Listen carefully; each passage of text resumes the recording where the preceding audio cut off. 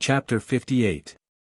Sunday night, sleep, sin, and old age, the dream, Llangollen figure, a literary purchase. The Sunday morning was a gloomy one. I attended service at church with my family. The service was in English, and the younger Mr. E. preached. The text I have forgotten, but I remember perfectly well that the sermon was scriptural and elegant. When we came out the rain was falling in torrents. Neither I nor my family went to church in the afternoon. I however attended the evening service, which is always in Welsh. The elder Mr. E. preached. Text, 2 Cor x 5. The sermon was an admirable one, admonitory, pathetic and highly eloquent.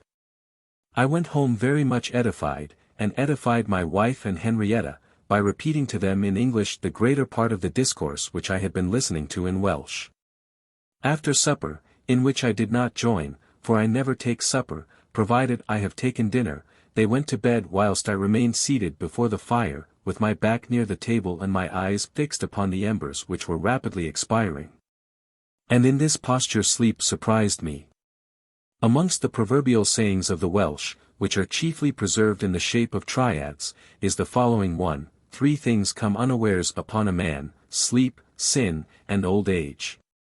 This saying holds sometimes good with respect to sleep and old age, but never with respect to sin. Sin does not come unawares upon a man. God is just, and would never punish a man, as he always does, for being overcome by sin if sin were able to take him unawares, and neither sleep nor old age always come unawares upon a man.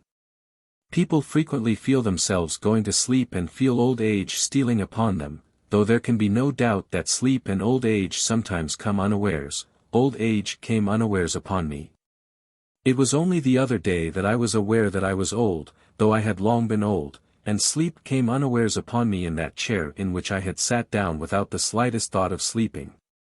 And there as I sat I had a dream. What did I dream about? The sermon, musing upon which I had been overcome by sleep? Not a bit. I dreamt about a widely different matter. Methought I was in Llangollen fair, in the place where the pigs were sold, in the midst of Welsh drovers, immense hogs and immense men whom I took to be the gents of Wolverhampton. What huge fellows they were! Almost as huge as the hogs for which they higgled, the generality of them dressed in brown sporting coats, drab breeches, yellow-topped boots, splashed all over with mud, and with low-crowned broad-brimmed hats. One enormous fellow particularly caught my notice. I guessed he must have weighed 11 score. He had a half-ruddy, half-tallowy face, brown hair, and rather thin whiskers. He was higgling with the proprietor of an immense hog, and as he higgled he wheezed as if he had a difficulty of respiration, and frequently wiped off, with a dirty white pocket handkerchief, drops of perspiration which stood upon his face. At last methought he bought the hog for £9, and had no sooner concluded his bargain than turning round to me, who was standing close by staring at him, he slapped me on the shoulder with a hand of immense weight, crying with a half-piping, half-wheezing voice, "Cwm, neighbour, Cwm, I and thou have often dealt. Gi me no a pund for my bargain, and it shall be all thy own."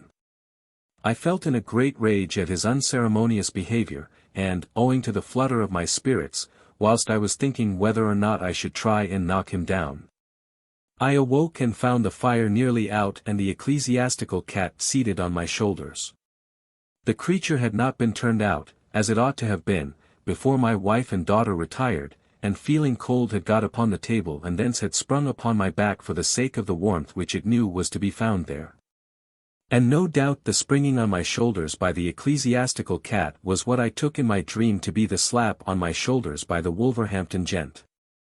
The day of the fair was dull and gloomy, an exact counterpart of the previous Saturday. Owing to some cause I did not go into the fair till past 1 o'clock, and then seeing neither immense hogs nor immense men I concluded that the gents of Wolverhampton had been there, and after purchasing the larger porkers had departed with their bargains to their native district. After sauntering about a little time I returned home. After dinner I went again into the fair along with my wife. The stock business had long been over, but I observed more stalls than in the morning, and a far greater throng, for the country people for miles round had poured into the little town. By a stall on which were some poor legs and shoulders of mutton I perceived the English butcher, whom the Welsh one had attempted to slaughter. I recognized him by a patch which he wore on his cheek. My wife and I went up and inquired how he was. He said that he still felt poorly, but that he hoped he should get round. I asked him if he remembered me, and received for answer that he remembered having seen me when the examination took place into his matter. I then inquired what had become of his antagonist and was told that he was in prison awaiting his trial. I gathered from him that he was a native of the South Down country and a shepherd by profession. That he had been engaged by the Squire of Porkington in Shropshire to look after his sheep, and that he had lived there a year or two, but becoming tired of his situation he had come to Llangollen, where he had married a Welshwoman and set up as a butcher. We told him that as he was our countryman we should be happy to deal with him sometimes. He, however, received the information with perfect apathy, never so much as saying, "Thank you." He was a tall Llangollen figure with a pair of large, lackluster staring eyes, and upon the whole appeared to be good for very little. Leaving him we went some way up the principal street. Presently my wife turned into a shop, and I observing a little bookstall went up to it and began to inspect the books. They were chiefly in Welsh. Seeing a kind of chapbook, which bore on its title page the name of Twm or Nant, I took it up. It was called Ylllwyn Selyn or the Holy Grove, and contained the life and one of the interludes of Tom o' the Dingle or Thomas Edwards. It purported to be the first of 4 numbers, each of which amongst other things was to contain one of his interludes. The price of the number was 1 shilling. I questioned the man of the stall about the other numbers, but found that this was the only one which he possessed. Eager, however, to read an interlude of the celebrated Tom, I purchased it and turned away from the stall. Scarcely had I done so when I saw a wild-looking woman with 2 wild children looking at me. The woman curtsied to me, and I thought I recognized the elder of the 2 Irish females whom I had seen in the tent on the green meadow near Chester. I was going to address her, but just then my wife called to me from the shop and I went to her, and when I returned to look for the woman she and her children had disappeared, and though I searched about for her I could not see her. For which I was sorry, as I wished very much to have some conversation with her about the ways of the Irish wanderers. I was thinking of going to look for her up Paddy's Dingle, but my wife meeting me, begged me to go home with her, as it was getting late. So I went home with my better half, bearing my late literary acquisition in my hand. That night I sat up very late reading the life of Twm or Nant, written by himself in choice Welsh, and his interlude which was styled Syphoeth a Thylody, or Riches and Poverty. The life I had read in my boyhood in an old Welsh magazine, and I now read it again with great zest, and no wonder, as it is probably the most remarkable autobiography ever penned. The interlude I had never seen before, nor indeed any of the dramatic pieces of Twm or Nant, though I had frequently wished to procure some of them, so I read the present one with great eagerness. Of the life I shall give some account and also some extracts from it, which will enable the reader to judge of Tom's personal character, and also an extract of the interlude, from which the reader may form a tolerably correct idea of the poetical powers of him whom his countrymen delight to call the Welsh Shakespeare. Chapter 59. History of Twm or Nant, Eagerness for Learning, the First Interlude, The Cruel Fighter, Raising Wood, The Luckless Hour, Turnpike Keeping, Death in the Snow, Tom's Great Feat, The Muse a Friend, Strength in Old Age. Resurrection of the Dead. I am the firstborn of my parents, says Thomas Edwards. They were poor people and very ignorant. I was brought into the world in a place called Lower Pen Parkell, on land which once belonged to the celebrated Iolo Gotch. My parents afterwards removed to the Nant or Dingle, near Llangollen, situated in a place called Cwm Pernant. The Nant was the middlemost of 3 homesteads, which are in the Cwm, and are called the Upper, Middle, and Lower Nant. And it so happened that in the Upper Nant there were people who had a boy of about the same age as myself, and forasmuch as they were better to do in the world than my parents, they having only 2 children whilst mine had 10. I was called Tom of the Dingle, whilst he was denominated Thomas Williams. After giving some anecdotes of his childhood he goes on thus: time passed on till I was about 8 years old, and then in the summer I was lucky enough to be sent to school for 3 weeks. And as soon as I had learned to spell and read a few words I conceived a mighty desire to learn to write. So I went in quest of elderberries to make me ink, and my first essay in writing was trying to copy on the sides of the leaves of books the letters of the words I read.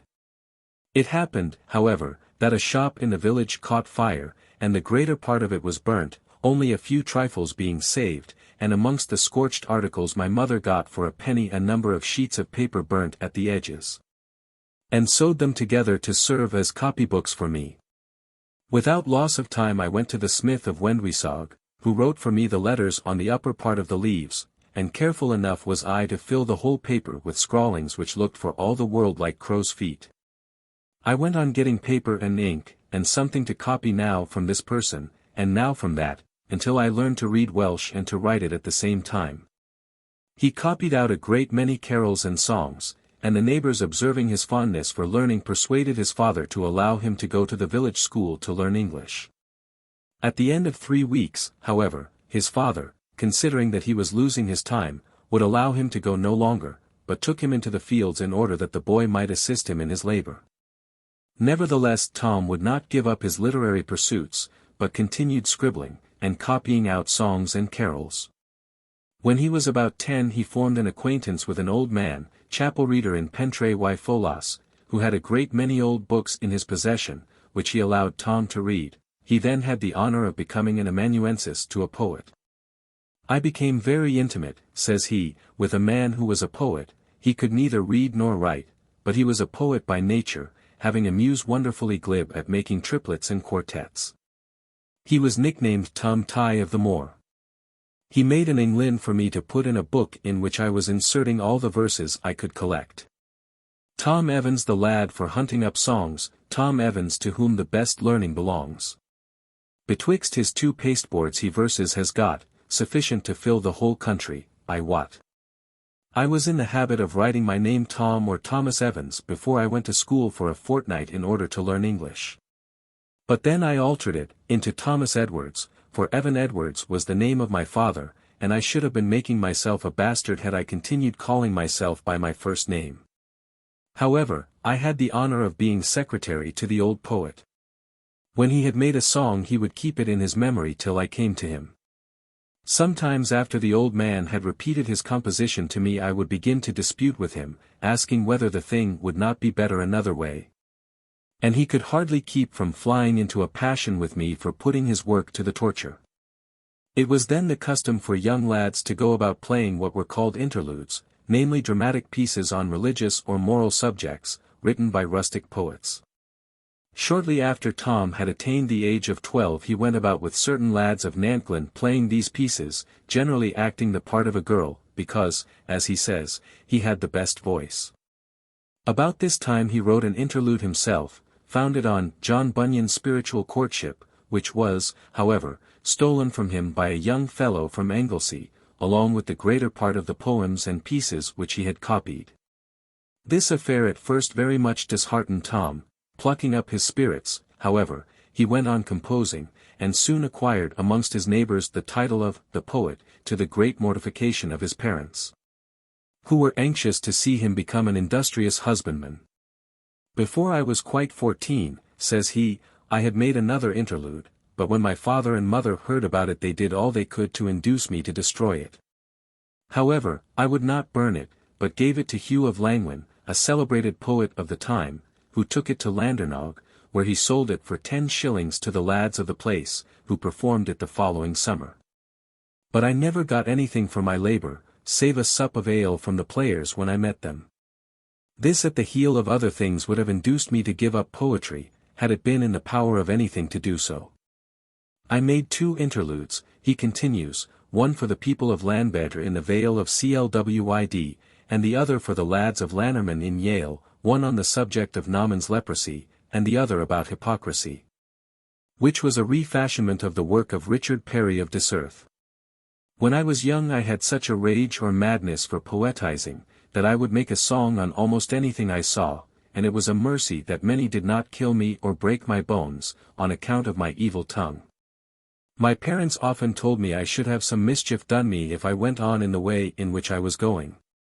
Once on a time being with some companions as bad as myself, I happened to use some very free language in a place where 3 lovers were with a young lass of my neighbourhood, who lived at a place called Tydfil, with whom they kept company. I said in discourse that they were the cocks of Tydfil. The girl heard me, and conceived a spite against me on account of my scurrilous language. She had a brother, who was a cruel fighter. He took the part of his sister, and determined to chastise me.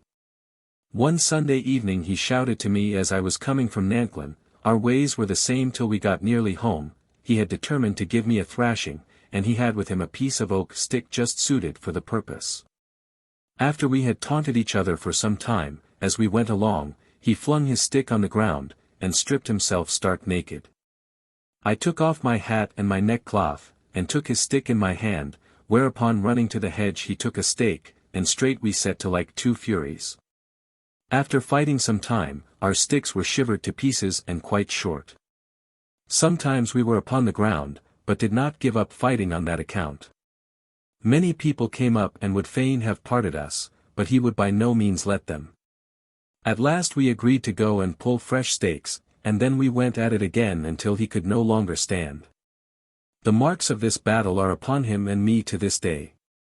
At last, covered with a gore of blood, he was dragged home by his neighbours. He was in a dreadful condition, and many thought he would die. On the morrow there came an alarm that he was dead, whereupon I escaped across the mountain to Pentre-y-Folos to the old man Cwm Ystwyth to read his old books.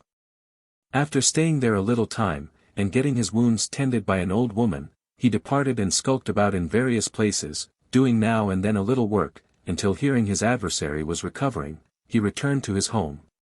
He went on writing and performing interludes till he fell in love with a young woman rather religiously inclined, whom he married in the year 1763, when he was in his 24th year. The young couple settled down on a little place near the town of Denbigh, called Llangollen. They kept 3 cows and 4 horses.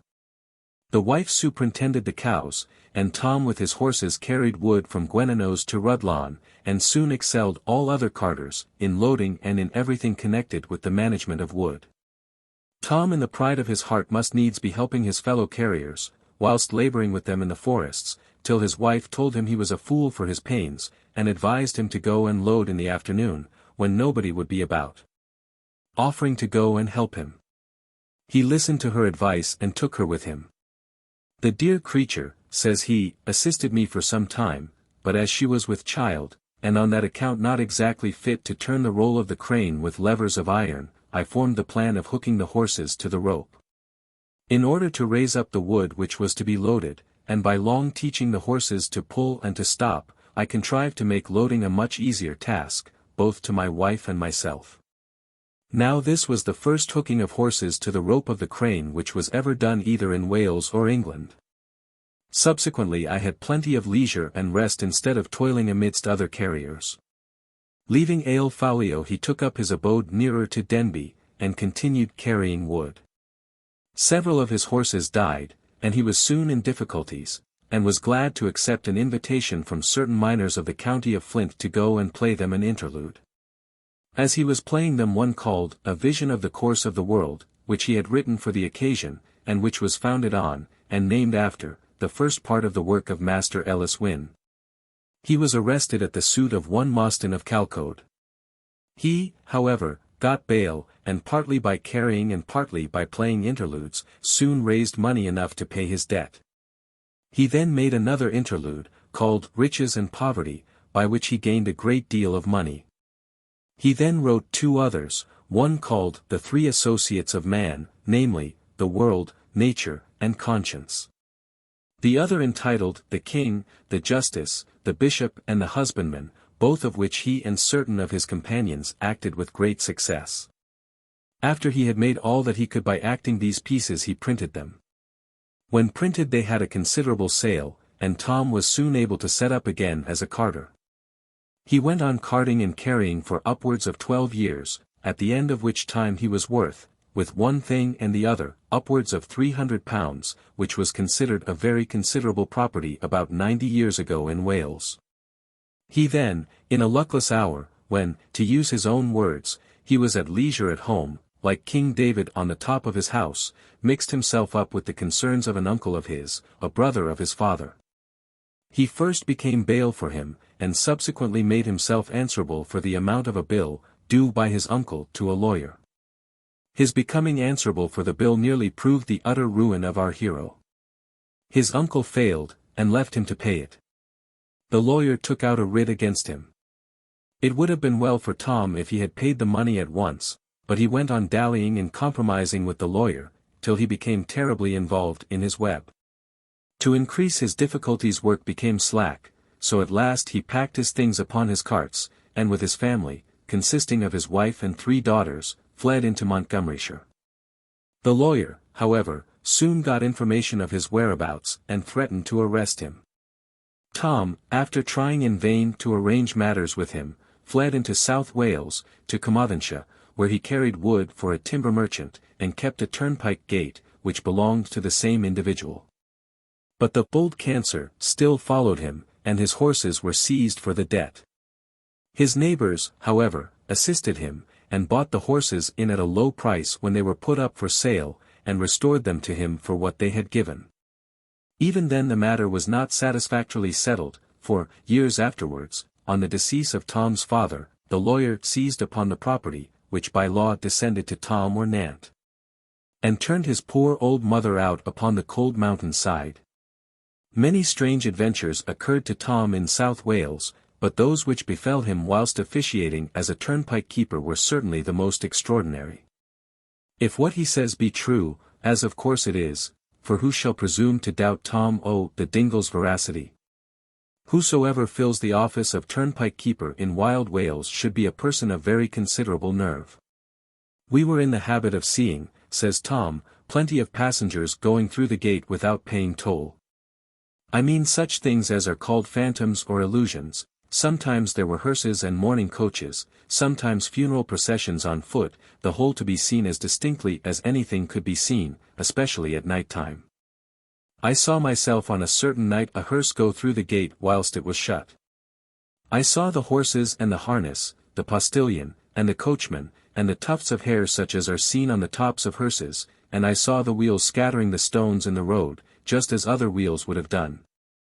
Then I saw a funeral of the same character, for all the world like a real funeral. There was the bier and the black drapery. I have seen more than one. If a young man was to be buried there would be a white sheet, or something that looked like one, and sometimes I have seen a flaring candle going past. Once a traveller passing through the gate called out to me, "Look! Yonder is a corpse candle coming through the fields beside the highway." So we paid attention to it as it moved, making apparently towards the church from the other side.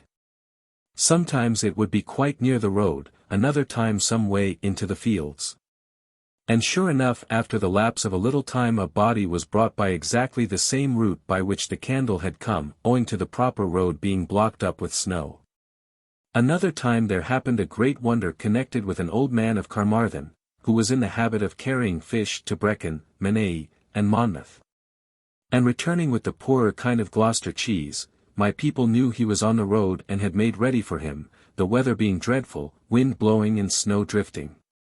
Well, in the middle of the night, my daughters heard the voice of the old man at the gate, and their mother called to them to open it quick, and invite the old man to come in to the fire.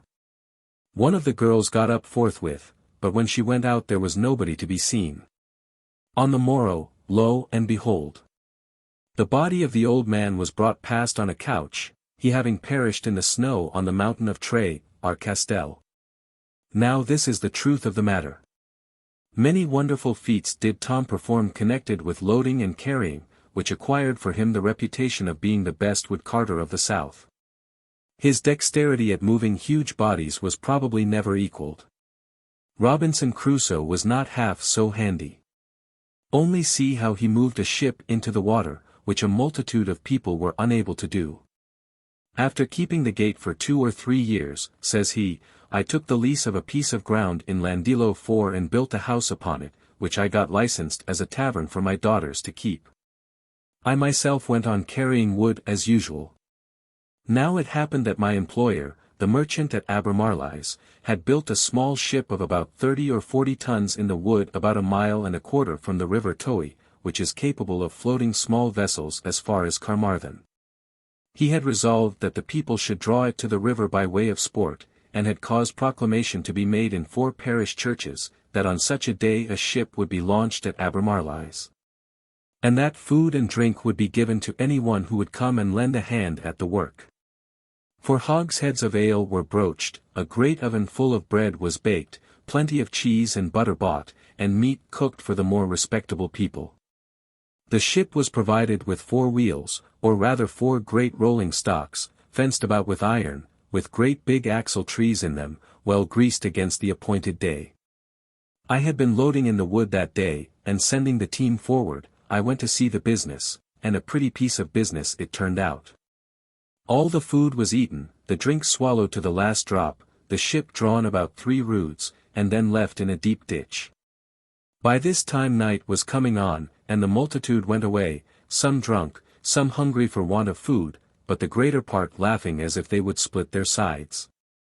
The merchant cried like a child, bitterly lamenting his folly, and told me that he should have to take the ship to pieces before he could ever get it out of the ditch.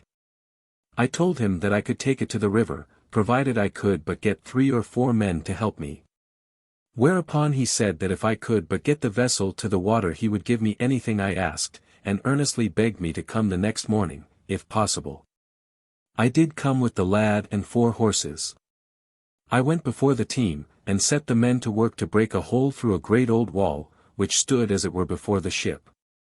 We then laid a piece of timber across the hole from which was a chain, to which the tackle, that is the rope and pulleys, was hooked. We then hooked one end of the rope to the ship, and set the horses to pull at the other.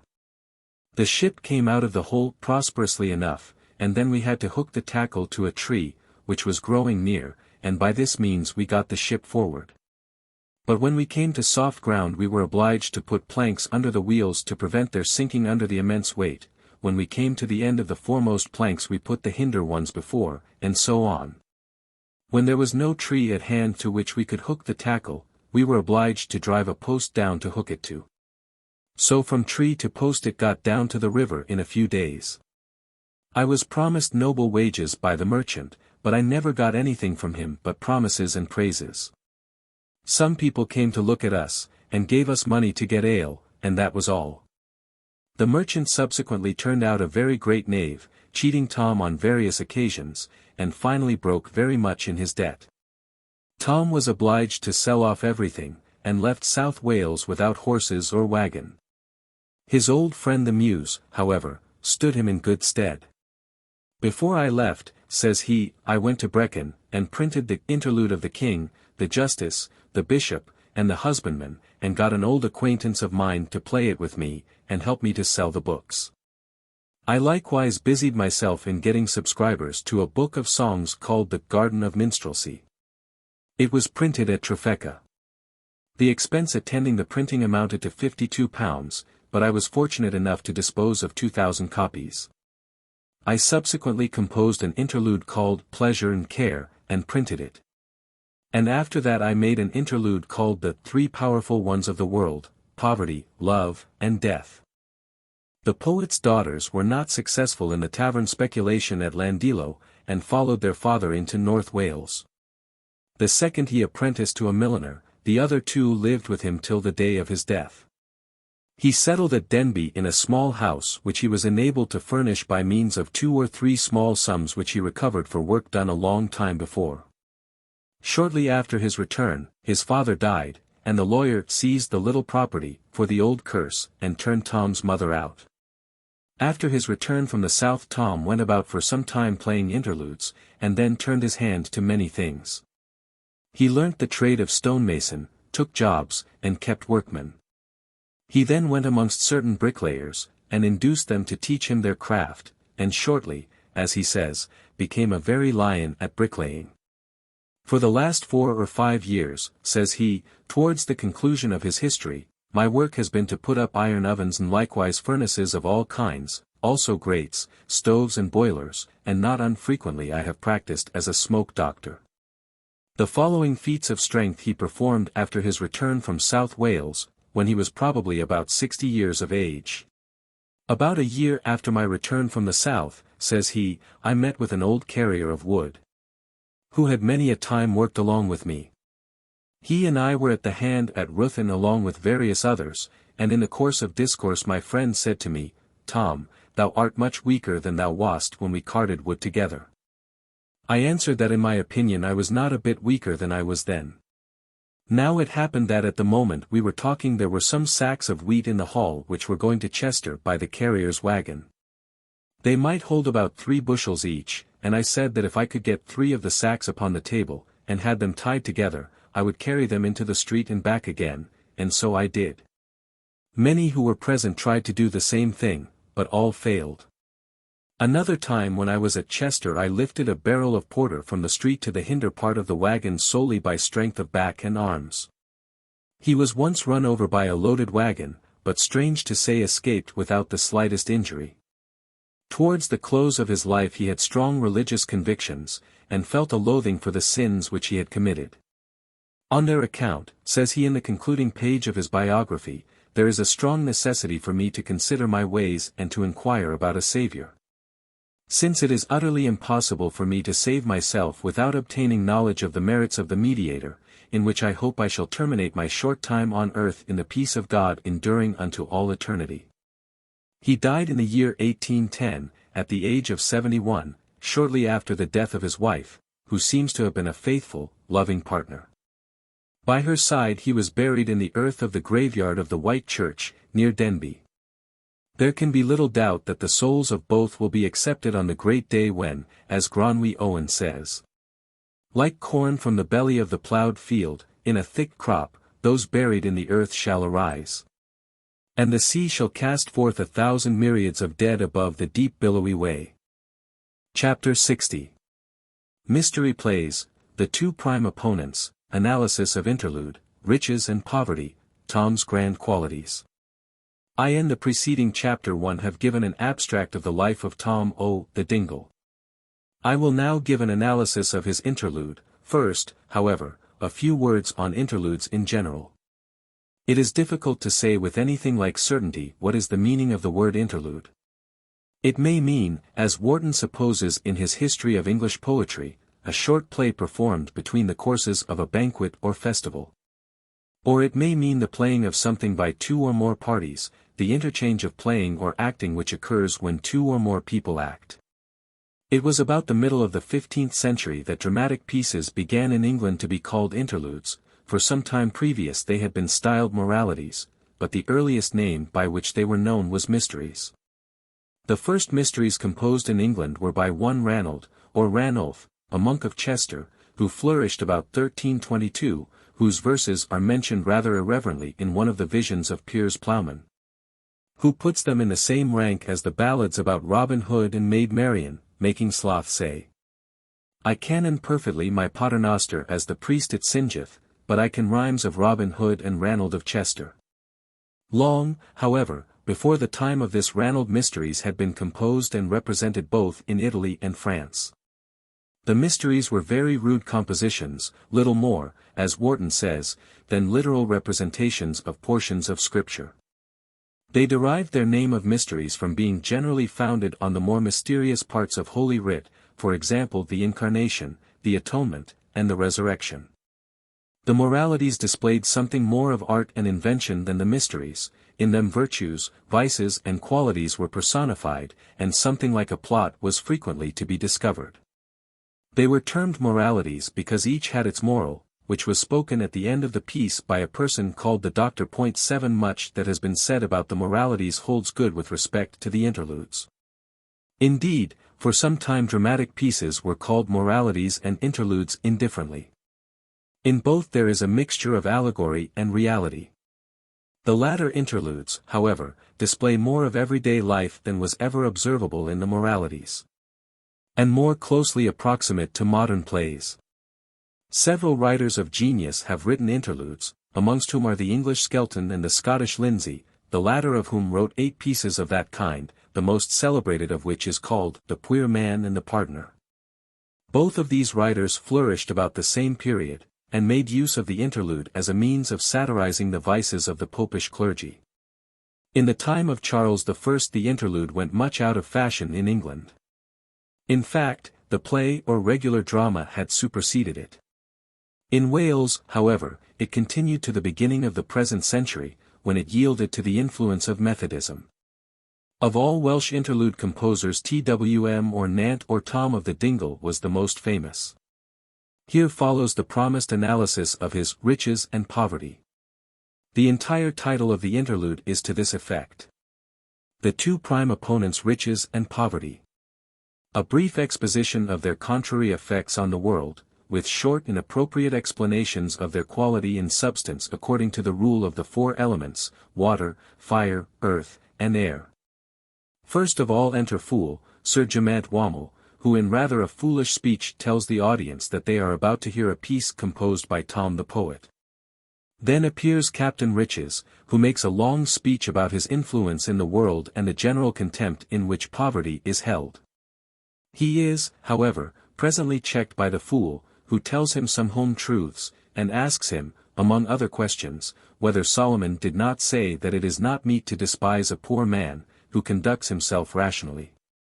Then appears Howl Tightbelly, the miser, who in capital verse, with very considerable glee and exultation, gives an account of his manifold rascalities. Then comes his wife, Esther Steady, home from the market, between whom and her husband there is a pithy dialogue. Captain Riches and Captain Poverty then meet, without rancor, however, and have a long discourse about the providence of God, whose agents they own themselves to be. Enter then an old worthless scoundrel called Diogen Trustin, or Luckless Lazybones, who is upon the parish, and who, in a very entertaining account of his life, confesses that he was never good for anything, but was a liar and an idler from his infancy. Enter again the miser along with poor Lowry, who asks the miser for meal and other articles, but gets nothing but threatening language. There is then a very edifying dialogue between Mr. Contemplation and Mr. Truth, who, when they retire, are succeeded on the stage by the miser and John the tavern keeper. The publican owes the miser money, and begs that he will be merciful to him. The miser, however, swears that he will be satisfied with nothing but bond and judgment on his effects. The publican very humbly says that he will go to a friend of his in order to get the bond made out. Almost instantly comes the fool who reads an inventory of the publican's effects. The miser then sings for very gladness, because everything in the world has hitherto gone well with him. Turning round, however, what is his horror and astonishment to behold Mr. Death, close by him. Death hauls the miser away, and then appears the fool to moralize and dismiss the audience. The appropriate explanations mentioned in the title are given in various songs which the various characters sing after describing themselves, or after dialogues with each other. The announcement that the whole exposition, etc., will be after the rule of the four elements, is rather startling. The dialogue, however, between Captain Riches and Captain Poverty shows that Tom was equal to his subject, and promised nothing that he could not perform. Enter Captain Poverty. O Riches, thy figure is charming and bright, and to speak in thy praise all the world doth delight, but I'm a poor fellow all tattered and torn, whom all the world treateth with insult and scorn. Riches. However mistaken the judgment may be of the world which is never from ignorance free, the parts we must play, which to us are assigned, according as God has enlightened our mind. Of elements four did our Master create the earth and all in it with skill the most great. Need I the world's four materials declare, are they not water, fire, earth, and air? Too wise was the mighty Creator to frame a world from one element, water or flame.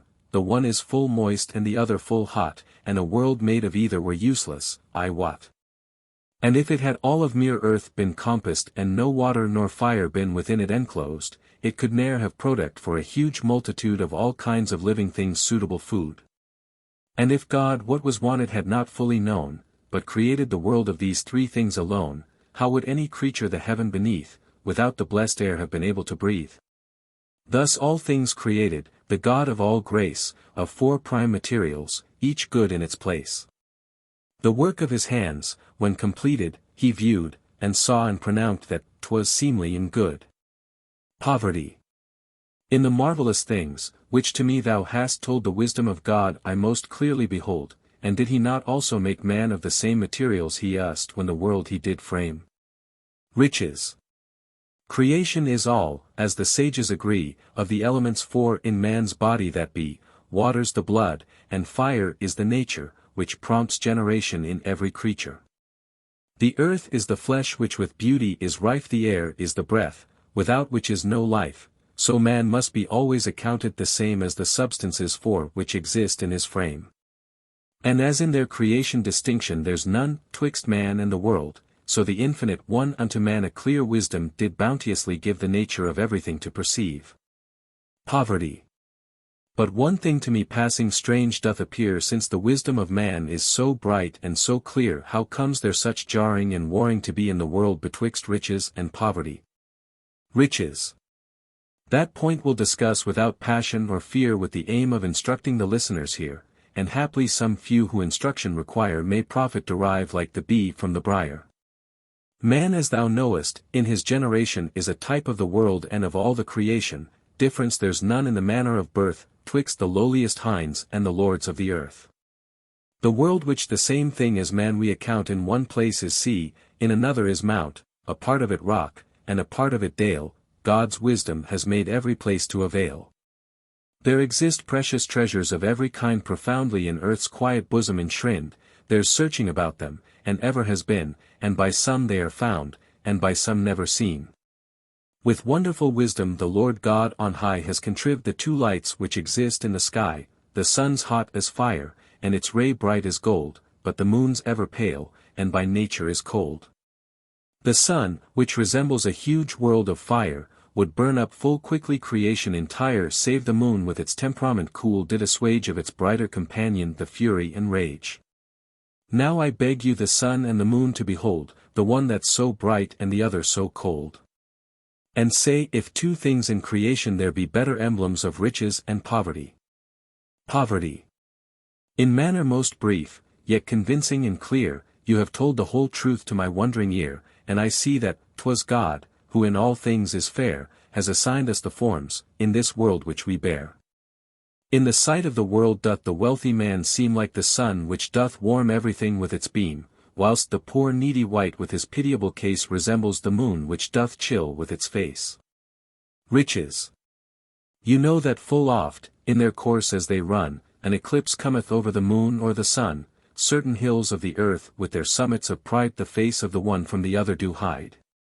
The sun doth uplift his magnificent head, and illumines the moon, which were otherwise dead, even as wealth from its station on high, giveth work and provision to poverty. Poverty. I know, and the thought mighty sorrow instills, the sins of the world are the terrible hills and eclipse which do cause, or a dread obscuration, to one or another in every vocation. Riches.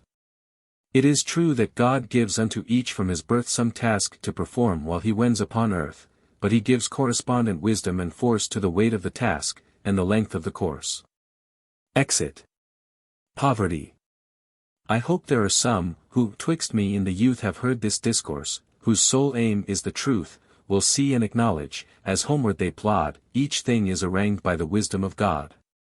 There can be no doubt that Tom was a poet, or he could never have treated the hackneyed subjects of riches and poverty in a manner so original and at the same time so masterly as he has done in the interlude above analyzed. I cannot, however, help thinking that he was greater as a man than a poet, and that his fame depends more on the cleverness, courage and energy, which it is evident by his biography that he possessed, than on his interludes.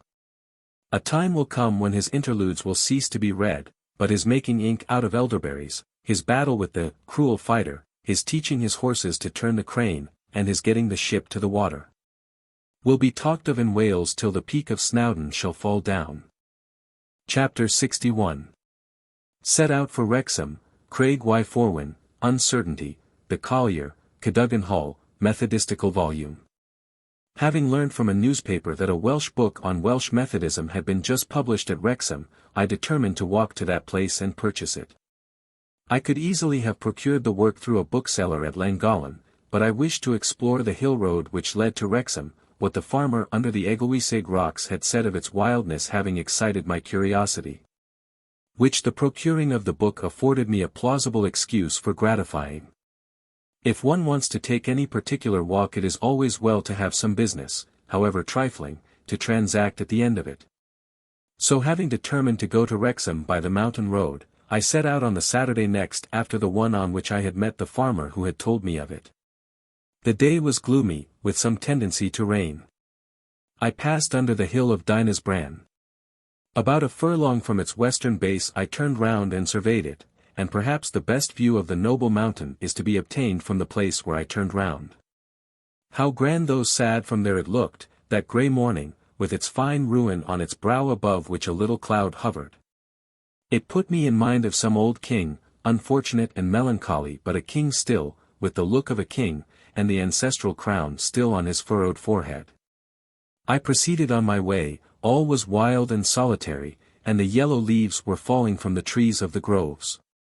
I passed by the farmyard, where I had held discourse with the farmer on the preceding Saturday, and soon entered the glen, the appearance of which had so much attracted my curiosity. A torrent, rushing down from the north, was on my right. It soon began to drizzle, and mist so filled the glen that I could only distinguish objects a short way before me, and on either side. I wandered on a considerable way, crossing the torrent several times by rustic bridges. I passed 2 lone farmhouses and at last saw another on my left hand. The mist had now cleared up, but it still slightly rained. The scenery was wild to a degree. A little way before me was a tremendous pass, near it an enormous crag of a strange form rising to the very heavens. The upper part of it of a dull white color. Seeing a respectable-looking man near the house, I went up to him. "Am I in the right way to Wrexham?" said I, addressing him in English. "You can get to Wrexham this way, sir," he replied. "Can you tell me the name of that crag?" said I, pointing to the large one. "That crag, sir, is called Craig y Forwyn." "The Maiden's Crag," said I. "Why is it called so?" "I do not know, sir. Some people say that it is called so because its head is like that of a woman, others because a young girl in love leaped from the top of it and was killed." "And what is the name of this house?" said I. "This house, sir, is called Plas Uchaf." "Is it called Plas Uchaf," said I, "because it is the highest house in the valley?" "It is, sir, it is the highest of 3 homesteads, the next below it is Plas Cannel, and the one below that Plas Isaf." "Middle place and lower place," said I. "It is very odd that I know in England 3 people who derive their names from places so situated. One is Houghton, another Middleton, and the third Lowdown, in modern English, Hightown, Middletown, and Lowtown. You appear to be a person of great intelligence, sir." "No, I am not, but I am rather fond of analyzing words, particularly the names of persons and places." "Is the road to Wrexham hard to find?" "Not very, sir, that is, in the daytime." "Do you live at Wrexham?" "No," I replied, "I am stopping at Llangollen." "But you won't return there tonight?" "Oh yes, I shall." "By this road?" "No, by the common road." "This is not a road to travel by night." "Nor is the common road, sir, for a respectable person on foot, that is, on a Saturday night. You will perhaps meet drunken colliers who may knock you down." "I will take my chance for that," said I, and bade him farewell. I entered the pass, passing under the strange-looking crag. After I had walked about half a mile the pass widened considerably and a little way further on debouched on some wild moory ground. Here the road became very indistinct. At length I stopped in a state of uncertainty. A well-defined path presented itself, leading to the east, whilst northward before me there seemed scarcely any path at all. After some hesitation I turned to the east by the well-defined path, and by so doing went wrong, as I soon found. I mounted the side of a brown hill covered with moss-like grass, and here and there heather. By the time I arrived at the top of the hill the sun shone out, and I saw Rywabon and Cefn Mar before me in the distance. "I am going wrong," said I should have kept on due north. However, I will not go back, but will steeplechase it across the country to Wrexham, which must be towards the northeast. So turning aside from the path, I dashed across the hills in that direction. Sometimes the heather was up to my knees, and sometimes I was up to the knees in quags. At length I came to a deep ravine which I descended. At the bottom was a quagmire, which, however, I contrived to cross by means of certain stepping stones, and came to a cart path up a heathery hill which I followed. I soon reached the top of the hill, and the path still continuing, I followed it till I saw some small grimy-looking huts, which I supposed were those of colliers. At the door of the first I saw a girl. I spoke to her in Welsh, and found she had little or none. I passed on, and seeing the door of a cabin open I looked in, and saw no adult person, but several grimy but chubby children. I spoke to them in English, and found they could only speak Welsh. Presently I observed a robust woman advancing towards me. She was barefooted and bore on her head an immense lump of coal. I spoke to her in Welsh, and found she could only speak English. Truly, said I to myself, I am on the borders. What a mixture of races and languages. The next person I met was a man in a collier's dress. He was a stout-built fellow of the middle age, with a coal-dusty surly countenance. I asked him in Welsh if I was in the right direction for Wrexham. He answered in a surly manner in English, that I was. I again spoke to him in Welsh, making some indifferent observation on the weather, and he answered in English yet more gruffly than before. For the third time I spoke to him in Welsh, whereupon looking at me with a grin of savage contempt, and showing a set of teeth like those of a mastiff, he said, How's this? Why you haven't a word of English? A pretty fellow you, with a long coat on your back and no English on your tongue, ain't you ashamed of yourself? Why, here am I in a short coat, yet I'd have you to know that I can speak English as well as Welsh, aye and a good deal better. All people are not equally clever, said I, still speaking Welsh. Clever, said he, clever. What is clever? Why can't you say clever? Why, I never saw such a low, illiterate fellow in my life. And with these words he turned away with every mark of disdain, and entered a cottage near at hand. Here I have had, said I to myself, as I proceeded on my way, to pay for the overpraise which I lately received. The farmer on the other side of the mountain called me a person of great intelligence, which I never pretended to be, and now this collier calls me a low, illiterate fellow, which I really don't think I am. There is certainly a nemesis mixed up with the affairs of this world. Every good thing which you get, beyond what is strictly your due, is sure to be required from you with a vengeance. A little overpraise by a great deal of underrating, a gleam of good fortune by a night of misery. I now saw Wrexham church at about the distance of 3 miles, and presently entered a lane which led gently down from the hills, which were the same heights I had seen on my right hand, some months previously, on my way from Wrexham to Rywabon. The scenery now became very pretty, hedgerows were on either side, a luxuriance of trees and plenty of green fields. I reached the bottom of the lane, beyond which I saw a strange-looking house upon a slope on the right hand. It was very large, ruinous, and seemingly deserted. A little beyond it was a farmhouse, connected with which was a long row of farming buildings along the roadside. Seeing a woman seated knitting at the door of a little cottage, I asked her in English the name of the old, ruinous house. Cadogan Hall, sir, she replied. And whom does it belong to? Said I. I don't know exactly, replied the woman, but Mr. Morris at the farm holds it, and stows his things in it. Can you tell me anything about it? Said I. Nothing farther, said the woman, than that it is said to be haunted, and to have been a barrack many years ago. Can you speak Welsh? Said I. No, said the woman, I are Welsh but have no Welsh language. Leaving the woman I put on my best speed and in about half an hour reached Wrexham. The first thing I did on my arrival was to go to the bookshop and purchase the Welsh Methodistic book. It cost me 7 shillings, and was a thick, bulky octavo with a cut-and-come-again expression about it, which was anything but disagreeable to me, for I hate your flimsy publications. The evening was now beginning to set in, and feeling somewhat hungry I hurried off to the Wednesday Arms through streets crowded with market people. On arriving at the inn I entered the grand room and ordered dinner. The waiters, observing me splashed with mud from head to foot, looked at me dubiously. Seeing, however, the respectable-looking volume which I bore in my hand, "None of your railroad stuff," they became more assured, and I presently heard one say to the other, "It's all right, that's Mr. So-and-so, the great Baptist preacher. He has been preaching amongst the hills, don't you see his Bible?" Seating myself at a table I inspected the volume.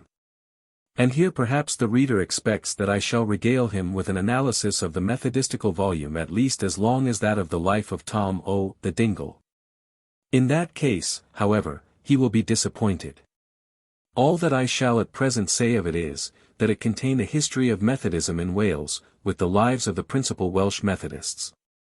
That it was fraught with curious and original matter, was written in a straightforward, methodical style, and that I have no doubt it will some day or other be extensively known and highly prized.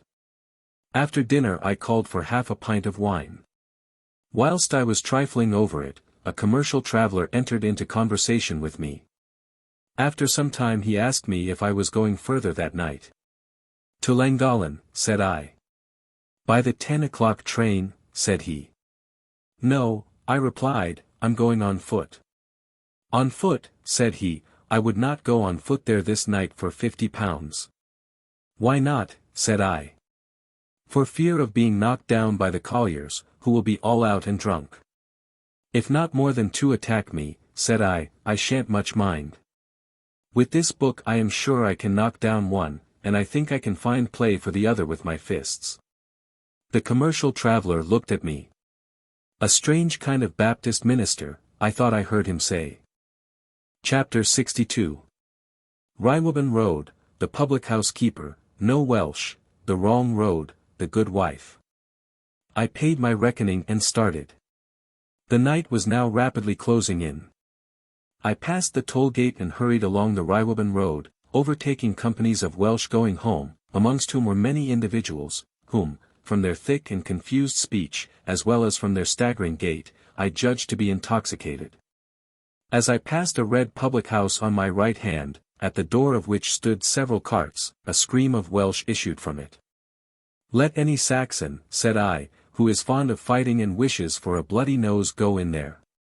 Coming to the small village about a mile from Rhywoban, I felt thirsty, and seeing a public-house, in which all seemed to be quiet, I went in. A thick-set man with a pipe in his mouth sat in the tap-room, and also a woman. "Where is the landlord?" said I. "I am the landlord," said the man, huskily. "What do you want?" "A pint of ale," said I. The man got up and with his pipe in his mouth went staggering out of the room. In about a minute he returned holding a mug in his hand, which he put down on a table before me, spilling no slight quantity of the liquor as he did so. I put down 3 pence on the table. He took the money up slowly piece by piece, looked at it and appeared to consider, then taking the pipe out of his mouth he dashed it to 7 pieces against the table, then staggered out of the room into the passage.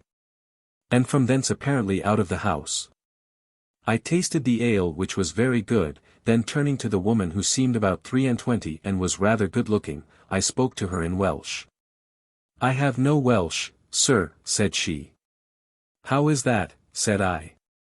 "This village is I think in the Welshery." "It is," said she, "but I am from Shropshire." "Are you the mistress of the house?" said I. "No," said she, "I am married to a collier." Then getting up she said, "I must go and see after my husband." "Won't you take a glass of ale first?" said I, offering to fill a glass which stood on the table. "No," said she, "I am the worst in the world for a glass of ale," and without saying anything more she departed. "I wonder whether your husband is anything like you with respect to a glass of ale," said I to myself. Then finishing my ale I got up and left the house, which when I departed appeared to be entirely deserted. It was now quite night, and it would have been pitchy dark but for the glare of forges. There was an immense glare to the southwest, which I conceived proceeded from those of Cefn Mar. It lighted up the southwestern sky. Then there were 2 other glares nearer to me, seemingly divided by a lump of something, perhaps a grove of trees. Walking very fast I soon overtook a man. I knew him at once by his staggering gait. "Ah, landlord," said I, "whither bound?" "To Rywoban," said he, huskily, "for a pint." "Is the ale so good at Rywoban," said I, "that you leave home for it?" "No," said he, rather shortly, "there's not a glass of good ale in Rywoban." "Then why do you go thither?" said I. "Because a pint of bad liquor abroad is better than a quart of good at home," said the landlord, reeling against the hedge. "There are many in a higher station than you who act upon that principle," thought I to myself as I passed on. I soon reached Rywoban. There was a prodigious noise in the public houses as I passed through it. "Colliers carousing," said I. "Well, I shall not go amongst them to preach temperance, though perhaps in strict duty I ought." At the end of the town, instead of taking the road on the left side of the church, I took that on the right. It was not till I had proceeded nearly a mile that I began to be apprehensive that I had mistaken the way. Hearing some people coming towards me on the road, I waited till they came up. They proved to be a man and a woman. On my inquiring whether I was right for Llangollen, the former told me that I was not, and in order to get there it was necessary that I should return to Rywoban. I instantly turned round. About halfway back I met a man who asked me in English where I was hurrying to. I said to Rywoban, in order to get to Llangollen. "Well, then," said he, "you need not return to Rywoban, yonder is a short cut across the fields," and he pointed to a gate. I thanked him, and said I would go by it. Before leaving him I asked to what place the road led which I had been following. "To Pentre Castren," he replied. I struck across the fields and should probably have tumbled half a dozen times over pails and the like, but for the light of the 7 furnaces before me which cast their red glow upon my path. I debouched upon the Llangollen road near to the tramway leading to the collieries. 2 enormous sheets of flame shot up high into the air from ovens, illumining 2 spectral chimneys as high as steeples, also smoky buildings, and grimy figures moving about. There was a clanging of engines, a noise of shovels and a falling of coals truly horrible. The glare was so great that I could distinctly see the minutest lines upon my hand. Advancing along the tramway I obtained a nearer view of the hellish buildings, the chimneys, and the demoniac figures. It was just such a scene as one of those described by Ellis Wynne in his vision of hell. Feeling my eyes scorching I turned away, and proceeded towards Llangollen, sometimes on the muddy road, sometimes on the dangerous causeway. For 3 miles at least I met nobody. Near Llangollen, as I was walking on the causeway, 3 men came swiftly towards me. I kept the hedge, which was my right, the 2 first brushed roughly past me, the third came full upon me and was tumbled into the road. There was a laugh from the 2 first and a loud curse from the last as he sprawled in the mire. I merely said, "No sticky," and passed on, and in about a quarter of an hour reached home, where I found my wife awaiting me alone, Henrietta having gone to bed being slightly indisposed. My wife received me with a cheerful smile. I looked at her and the good wife of the Triad came to my mind. She is modest, void of deceit, and obedient. Pure of conscience, gracious of tongue, and true to her husband. Her heart not proud, her manners affable, and her bosom full of compassion for the poor.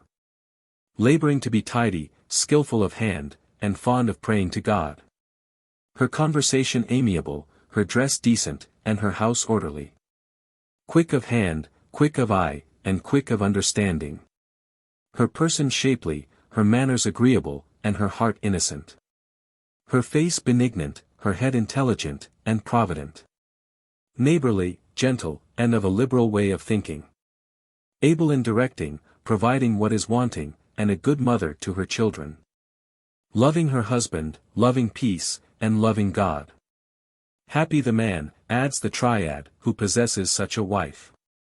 Very true, O Triad, always provided he is in some degree worthy of her, but many a man leaves an innocent wife at home for an impure Jezebel abroad, even as many a one prefers a pint of hog's wash abroad to a tankard of generous liquor at home. Chapter 63. Preparations for departure, Cat provided for, a pleasant party, last night at Llangollen. I was awakened early on the Sunday morning by the howling of wind. There was a considerable storm throughout the day, but unaccompanied by rain. I went to church both in the morning and the evening. The next day there was a great deal of rain. It was now the latter end of October. Winter was coming on, and my wife and daughter were anxious to return home. After some consultation it was agreed that they should depart for London, and that I should join them there after making a pedestrian tour in South Wales. I should have been loath to quit Wales without visiting the Deheubarth or southern region, a land differing widely, as I had heard, both in language and customs from Gwynedd or the northern, a land which had given birth to the illustrious of Cwm. And where the great Rice family had flourished, which very much distinguished itself in the Wars of the Roses, a member of which Rice ap Thomas placed Henry VII on the throne of Britain, a family of royal extraction. And which after the death of Roderick the Great for a long time enjoyed the sovereignty of the South. We set about making the necessary preparations for our respective journeys. Those for mine were soon made. I bought a small leather satchel with a lock and key, in which I placed a white linen shirt, a pair of worsted stockings, a razor, and a prayer book. Along with it I bought a leather strap with which to sling it over my shoulder. I got my boots new soled, my umbrella, which was rather dilapidated, mended, put 20 sovereigns into my purse, and then said I am all right for the Deheubarth. As my wife and daughter required much more time in making preparations for their journey than I for mine, and as I should only be in their way whilst they were employed, it was determined that I should depart on my expedition on Thursday, and that they should remain at Llangollen till the Saturday. We were at first in some perplexity with respect to the disposal of the ecclesiastical cat. It would of course not do to leave it in the garden to the tender mercies of the Calvinistic Methodists of the neighbourhood, more especially those of the flannel manufactory, and my wife and daughter could hardly carry it with them. At length we thought of applying to a young woman of sound church principles, who was lately married and lived over the water on the way to the railroad station, with whom we were slightly acquainted, to take charge of the animal. And she on the first intimation of our wish, willingly acceded to it. So with her poor puss was left along with a trifle for its milk money, and with her, as we subsequently learned, it continued in peace and comfort till one morning it sprang suddenly from the hearth into the air, gave a mew, and died. So much for the ecclesiastical cat. The morning of Tuesday was rather fine, and Mr. Ebenezer E. who had heard of our intended departure, came to invite us to spend the evening at the vicarage. His father had left Llangollen the day before for Chester, where he expected to be detained some days. I told him we should be most happy to come. He then asked me to take a walk. I agreed with pleasure, and we set out, intending to go to Llansilio at the western end of the valley and look at the church. The church was an ancient building. It had no spire, but had the little erection on its roof, so usual to Welsh churches, for holding a bell. In the churchyard is a tomb in which an old squire of the name of Jones was buried about the middle of the last century. There is a tradition about this squire and tomb to the following effect. After the squire's death there was a lawsuit about his property, in consequence of no will having been found. It was said that his will had been buried with him in the tomb, which after some time was opened, but with what success the tradition saith not. In the evening we went to the vicarage. Besides the family and ourselves there was Mr. R., and one or two more. We had a very pleasant party. And as most of those present wished to hear something connected with Spain, I talked much about that country, sang songs of Germania, and related in an abridged form Lope de Vega's ghost story, which is decidedly the best ghost story in the world. In the afternoon of Wednesday I went and took leave of certain friends in the town, amongst others of old Mr. Jones. On my telling him that I was about to leave Llangollen, he expressed considerable regret, but said that it was natural for me to wish to return to my native country.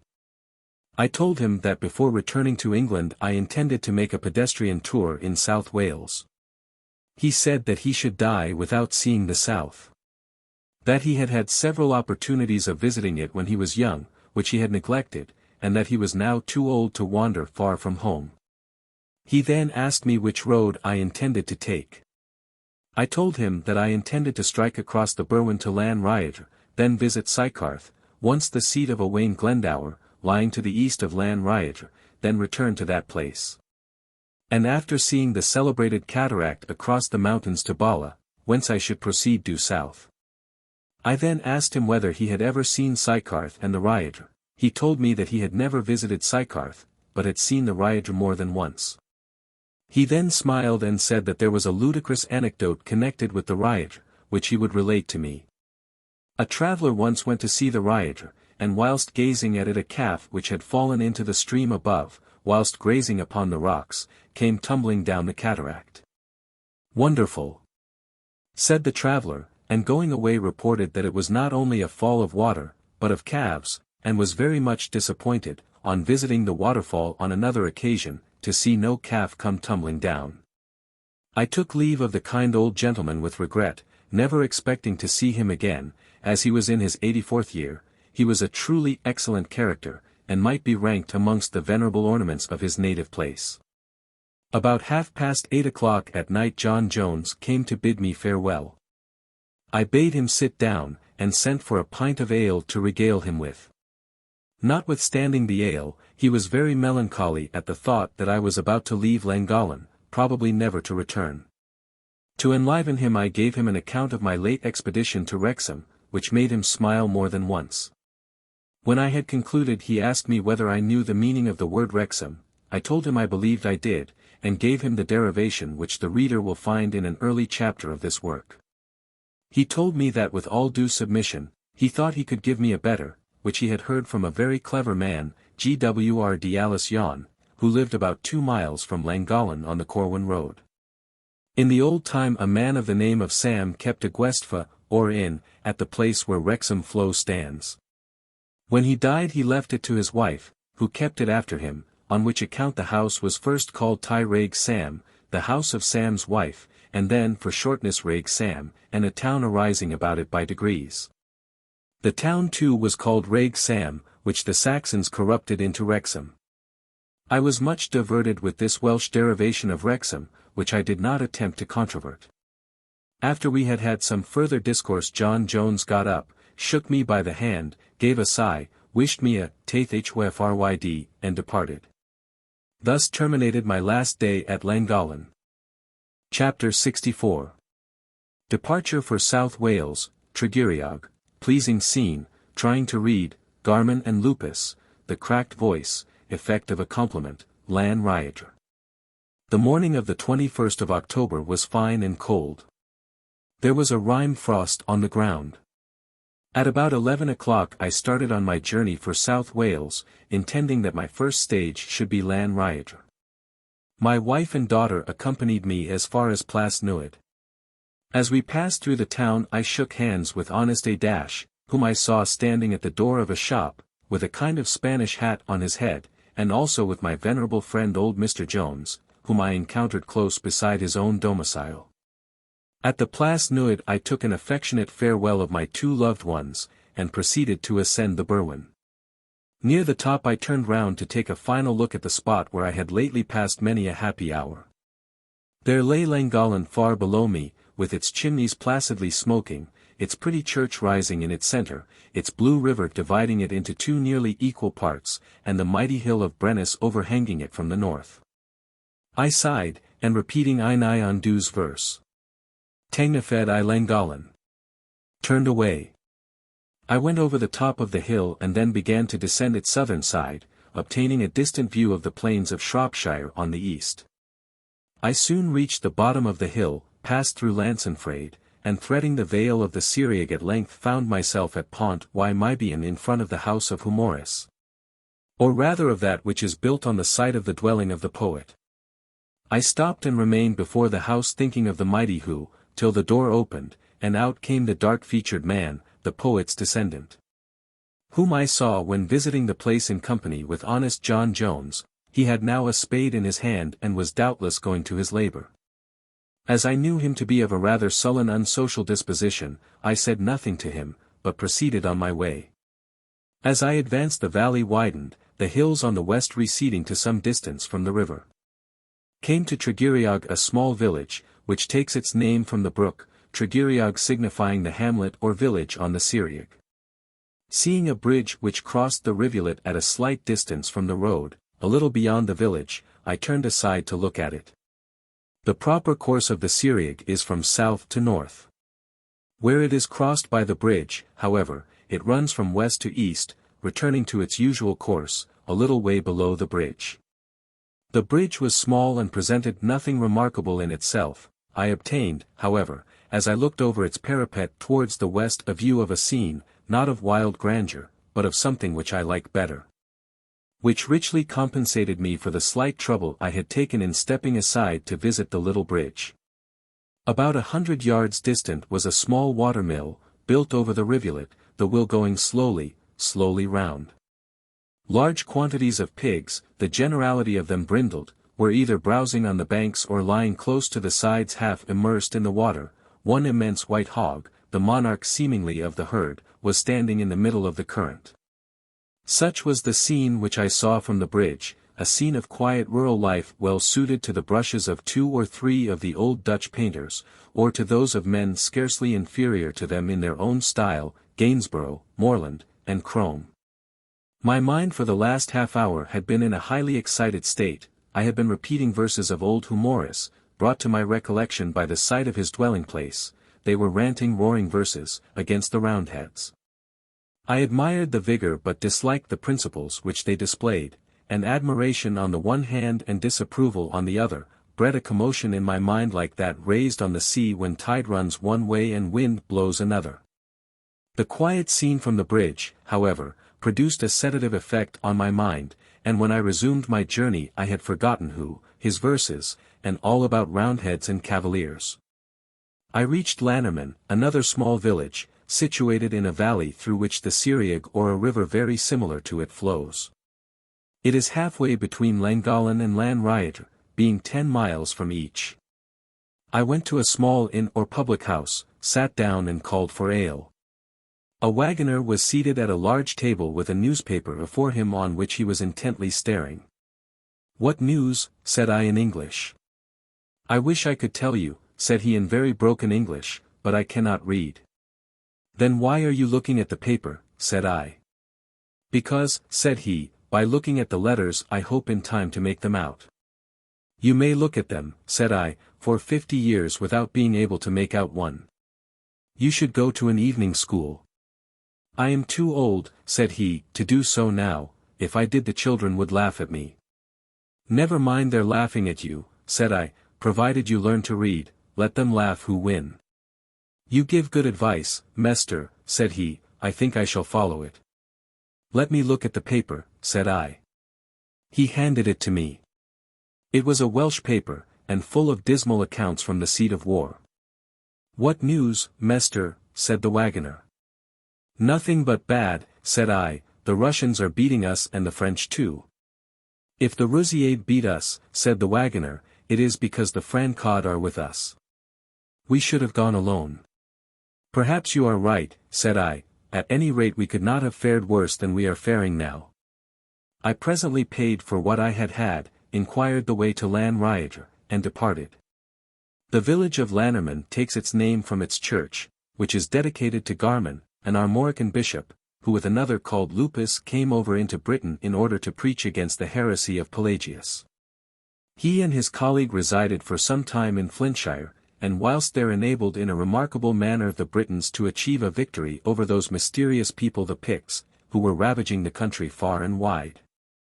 Hearing that the enemy were advancing towards Mold, the 2 bishops gathered together a number of the Britons, and placed them in ambush in a dark valley through which it was necessary for the Picts to pass in order to reach Mold, strictly enjoining them to remain quiet till all their enemies should have entered the valley and then do whatever they should see them, the 2 bishops, do. The Picts arrived, and when they were about halfway through the valley the 2 bishops stepped forward from a thicket and began crying aloud, "Alleluia." The Britons followed their example, and the wooded valley resounded with cries of "Alleluia! Alleluia!" The shouts and the unexpected appearance of thousands of men caused such terror to the Picts that they took to flight in the greatest confusion. Hundreds were trampled to death by their companions, and not a few were drowned in the river Allen 8 which runs through the valley. There are several churches dedicated to Garman in Wales, but whether there are any dedicated to Lupus I am unable to say. After leaving Llangollen I found myself amongst lumpy hills through which the road led in the direction of the south. Arriving where several roads met I followed one and became bewildered amidst hills and ravines. At last I saw a small house close by a nant or dingle, and turned towards it for the purpose of inquiring my way. On my knocking at the door a woman made her appearance, of whom I asked in Welsh whether I was in the road to Llanrhaeadr. She said that I was out of it, but that if I went towards the south I should see a path on my left which would bring me to it. I asked her how far it was to Llanrhaeadr. "For long miles," she replied. "And what is the name of the place where we are now?" said I. "Cae here, the long enclosure," said she. "Are you alone in the house?" said I. "Quite alone," said she. "But my husband and people will soon be home from the field, for it is getting dusk." "Have you any Saxon?" said I. "Not a word," said she, "have I of the Ystwyth Diethr, nor has my husband, nor any one of my people." I bade her farewell, and soon reached the road, which led south and north. As I was bound for the south I strode forward briskly in that direction. The road was between romantic hills. Heard Welsh songs proceeding from the hill fields on my right, and the murmur of a brook rushing down a deep nant on my left. I went on till I came to a collection of houses which an old woman, with a cracked voice and a small tin milk pail, whom I assisted in getting over a stile into the road, told me was called Penstrit, probably the head of the street. She spoke English, and on my asking her how she had learnt the English tongue, she told me that she had learnt it of her mother who was an English woman. She said that I was 2 miles from Llanrhaeadr, and that I must go straight forward. I did so till I reached a place where the road branched into two, one bearing somewhat to the left, and the other to the right. After standing a minute in perplexity I took the right-hand road, but soon guessed that I had taken the wrong one, as the road dwindled into a mere footpath. Hearing someone walking on the other side of the hedge I inquired in Welsh whether I was going right for Llanrhaeadr, and was answered by a voice in English, apparently that of a woman, that I was not, and that I must go back. I did so, and presently a woman came through a gate to me. "Are you the person," said I, "who just now answered me in English after I had spoken in Welsh?" "In truth I am," said she, with a half laugh. "And how came you to answer me in English after I had spoken to you in Welsh?" "Because," said she, "it was easy enough to know by your voice that you were an Englishman." "You speak English remarkably well," said I. "And so do you Welsh," said the woman. I had no idea that it was possible for any Englishman to speak Welsh half so well. "I wonder," thought I to myself, "what you would have answered if I had said that you speak English execrably." By her own account she could read both Welsh and English. She walked by my side to the turn, and then up the left-hand road, which she said was the way to Llanrhaeadr. Coming to a cottage she bade me good night and went in. The road was horribly miry. Presently, as I was staggering through a slough, just after I had passed a little cottage, I heard a cracked voice crying, "I suppose you lost your way." I recognized it as that of the old woman whom I had helped over the stile. She was now standing behind a little gate which opened into a garden before the cottage. The figure of a man was standing near her. I told her that she was quite right in her supposition. "Ah," said she, "you should have gone straight forward." "If I had gone straight forward," said I must have gone over a hedge, at the corner of a field which separated two roads. Instead of bidding me go straight forward you should have told me to follow the left-hand road." "Well," said she, "be sure you keep straight forward now." I asked her who the man was standing near her. "It is my husband," said she. "Has he much English?" said I. "None at all," said she, "for his mother was not English, like mine." I bade her good night and went forward. Presently I came to a meeting of roads, and to go straight forward it was necessary to pass through a quagmire. Remembering, however, the words of my friend the beldame I went straight forward, though in so doing I was sloughed up to the knees. In a little time I came to rapid descent, and at the bottom of it to a bridge. It was now very dark, only the corner of the moon was casting a faint light. After crossing the bridge I had 1 or 2 ascents and descents. At last I saw lights before me which proved to be those of Llangollen. I soon found myself in a dirty little street, and, inquiring for the inn, was kindly shown by a man to one which he said was the best, and which was called the Winstay Arms. Chapter 65. In at Llangollen, a low Englishman, inquiries, the cook, a precious couple. The inn seemed very large, but did not look very cheerful. No other guest than myself seemed to be in it, except in the kitchen, where I heard a fellow talking English and occasionally yelling an English song. The master and the mistress of the house were civil, and lighted me a fire in what was called the commercial room, and putting plenty of coals in the grate soon made the apartment warm and comfortable. I ordered dinner or rather supper, which in about half an hour was brought in by the woman. The supper whether good or bad I dispatched with the appetite of one who had walked 20 miles over hill and dale. Occasionally I heard a dreadful noise in the kitchen, and the woman told me that the fellow there was making himself exceedingly disagreeable, chiefly she believed because she had refused to let him sleep in the house. She said that he was a low fellow that went about the country with fish, and that he was the more ready to insult her as the master of the house was now gone out. I asked if he was an Englishman. Yes, said she, a low Englishman. Then he must be low indeed, said I. The low Englishman is the lowest of the low. After a little time I heard no more noise, and was told that the fellow was gone away.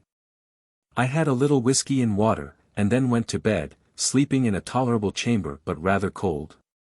There was much rain during the night and also wind, windows rattled, and I occasionally heard the noise of falling tiles.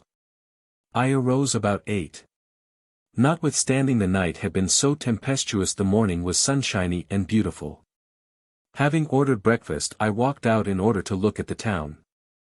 Llangollen is a small place, having nothing remarkable in it save an ancient church and a strange little antique market-house, standing on pillars. It is situated at the western end of an extensive valley and at the entrance of a glen.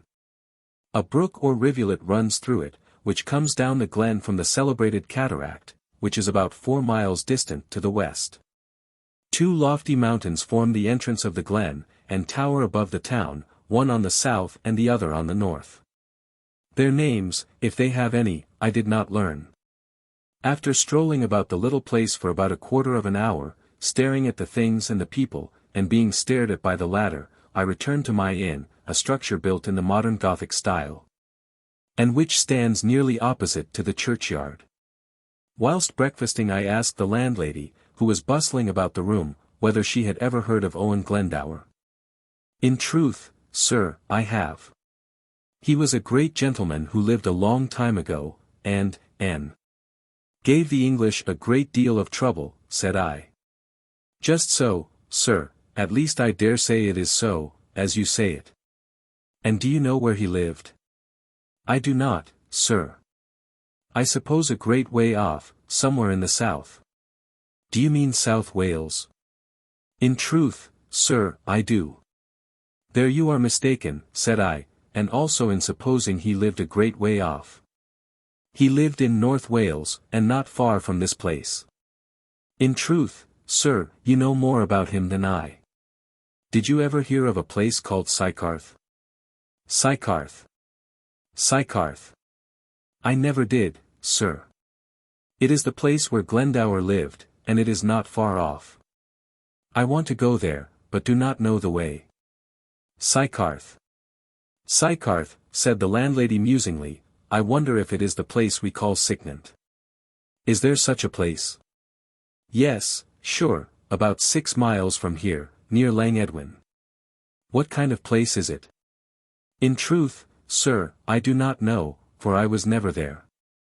My cook, however, in the kitchen, knows all about it, for she comes from there. Can I see her? Yes, sure, I will go at once and fetch her.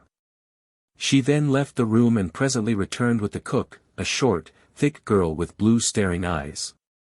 Here she is, sir, said the landlady, but she has no English. All the better, said I, so you come from a place called Sychnant. said I to the cook in Welsh.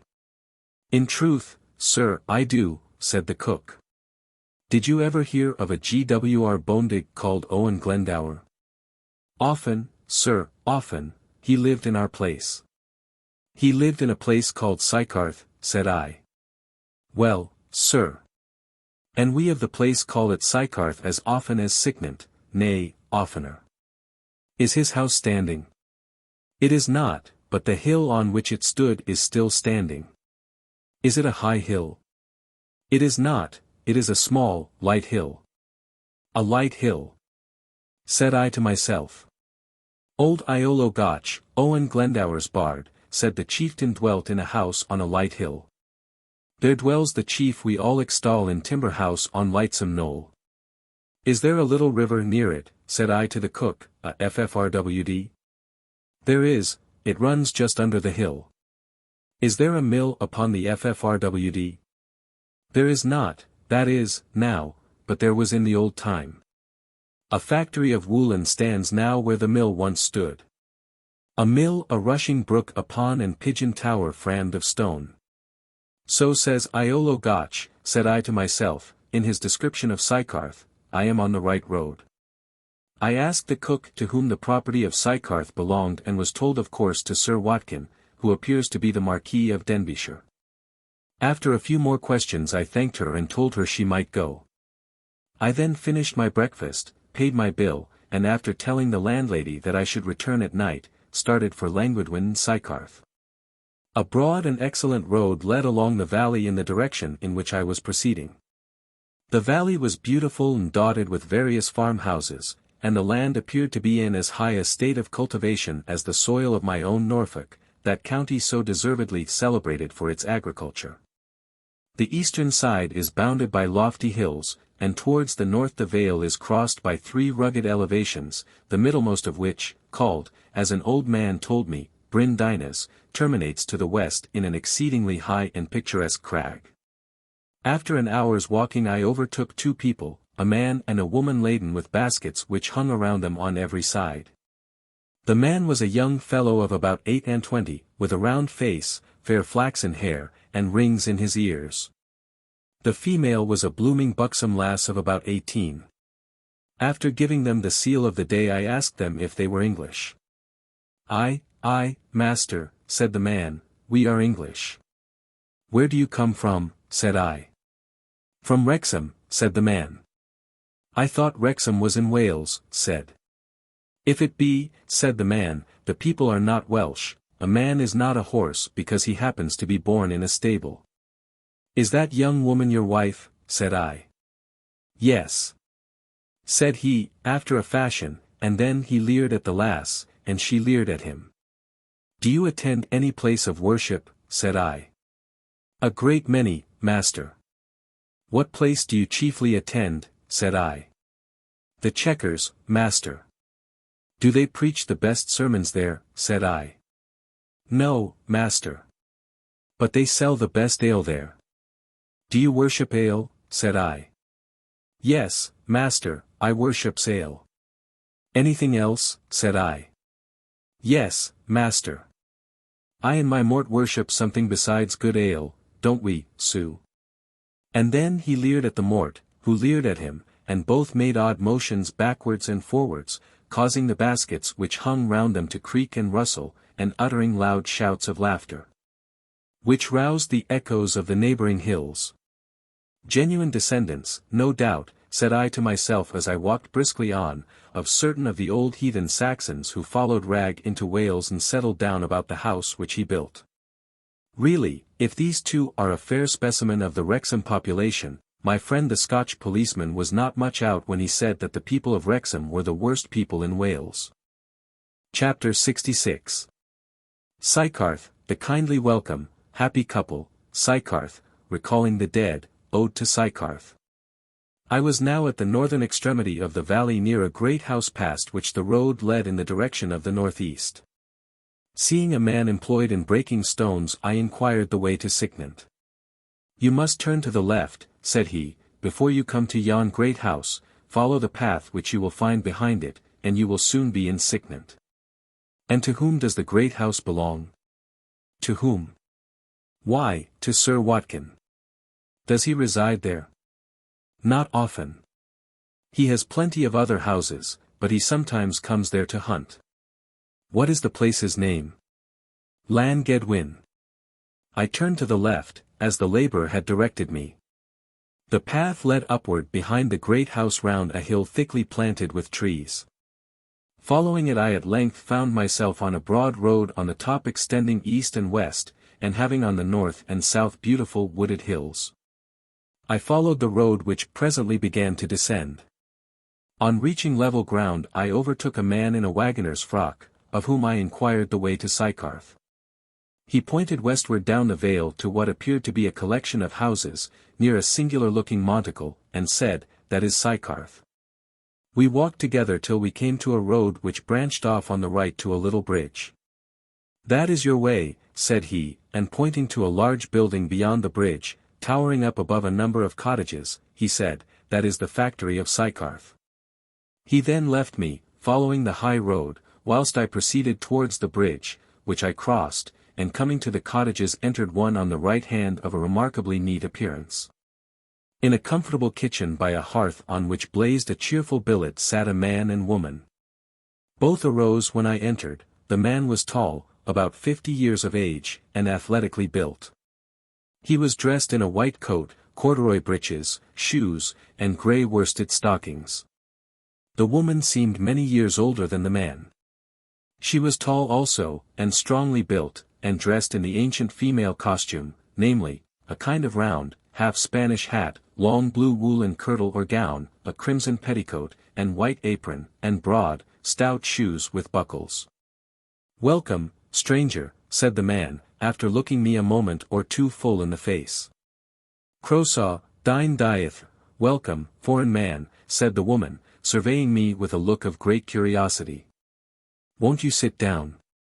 said the man, handing me a chair. I sat down, and the man and woman resumed their seats. "I suppose you come on business connected with the factory," said the man. "No," said I, "my business is connected with Owen Glendower." "With Owen Glendower?" said the man, staring. "Yes," said I came to see his place." "You will not see much of his house now," said the man, "it is down, only a few bricks remain." "But I shall see the place where his house stood," said I, "which is all I expected to see." "Yes, you can see that." "What does the dyn diether say?" said the woman in Welsh with an inquiring look. "That he is come to see the place of Owen Glendower." "Ah," said the woman with a smile. "Is that good lady your wife?" said I. "She is. She looks much older than yourself." "And no wonder.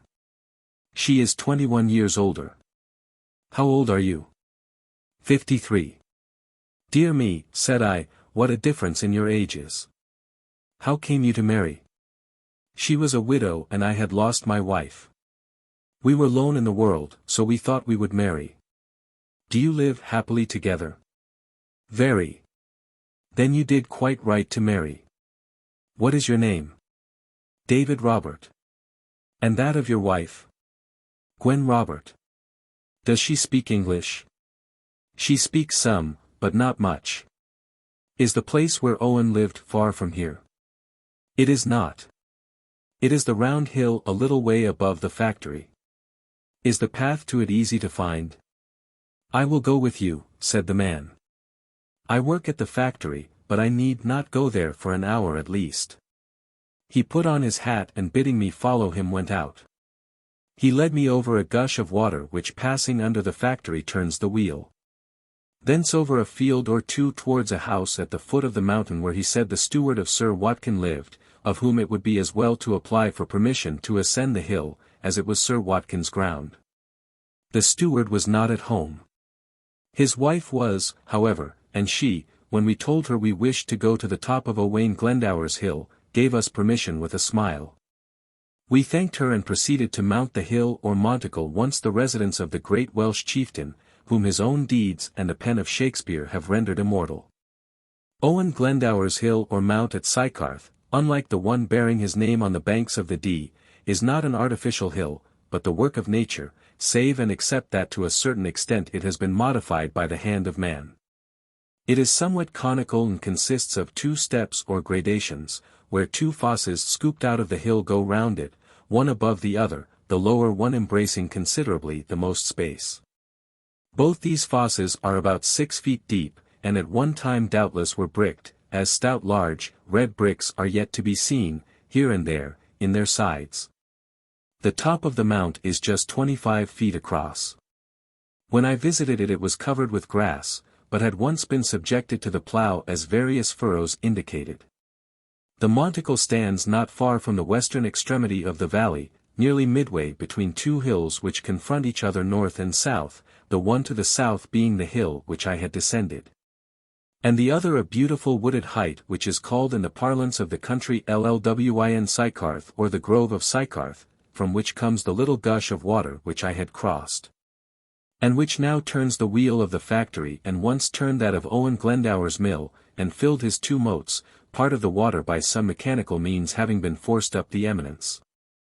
On the top of this hill or monticle in a timber house dwelt the great Welshman Owen Glendower, with his wife, a comely, kindly woman, and his progeny, consisting of stout boys and blooming girls, and there, though wonderfully cramped for want of room, he feasted bards who requited his hospitality with alliterative odes very difficult to compose, and which at the present day only a few bookworms understand.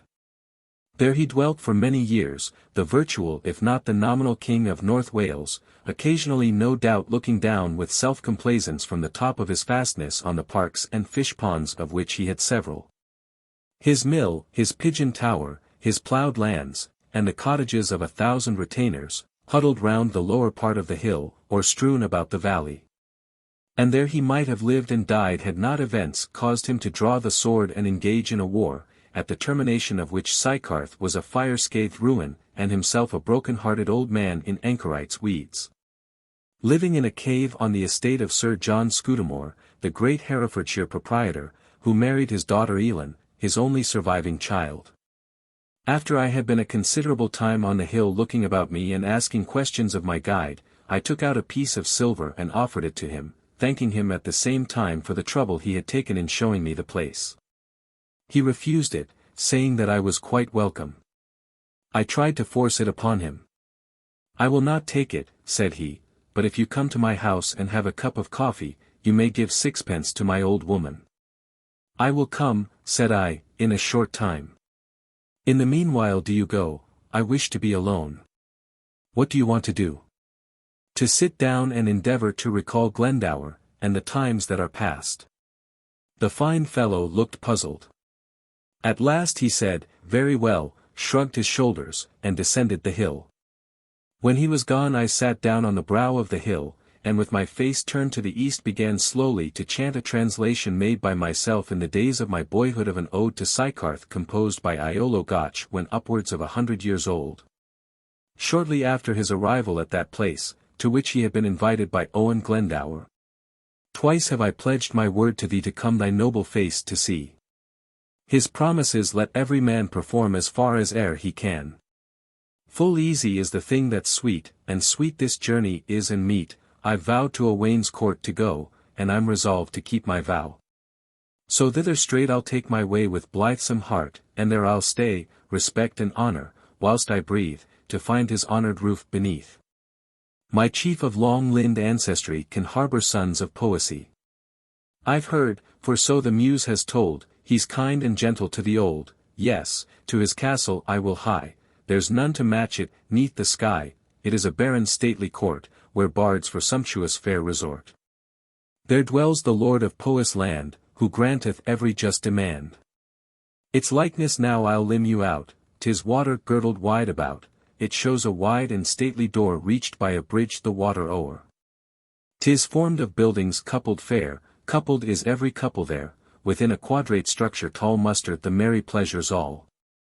Conjointly are the angles bound, no flaw in all the place is found. Structures in contact meet the eye upon the hillock's top on high, into each other fastened they the form of a hard knot display. There dwells the chief we all extol in timber house on lightsome knoll. Upon 4 wooden columns proud mounteth his mansion to the cloud, each columns thick and firmly bowed, and upon each a loft is placked, in these 4 lofts, which coupled stand, repose at night the minstrel band. For lofts they were in pristine state, but now partitioned form they 8. Tiled is the roof, on each housetop rise smoke-ejecting chimneys up. All of one form there are 9 halls each with 9 wardrobes in its walls with linen white as well supplied as fairest shops of famed Cheapside. Behold that church with cross upraised and with its windows neatly glazed. All houses are in this compassed, and orchards near it of the best, also a park where void of fear feed antlered herds of fallow deer. A warren wide my chief can boast, of goodly steeds a countless host. Meads where for hay the clover grows, cornfields which hedges trim enclose, a mill a rushing brook upon, and pigeon tower framed of stone. A fish pond deep and dark to see, to cast nets in when need there be, which never yet was known to lack a plenteous store of perch and jack. Of various plumage birds abound.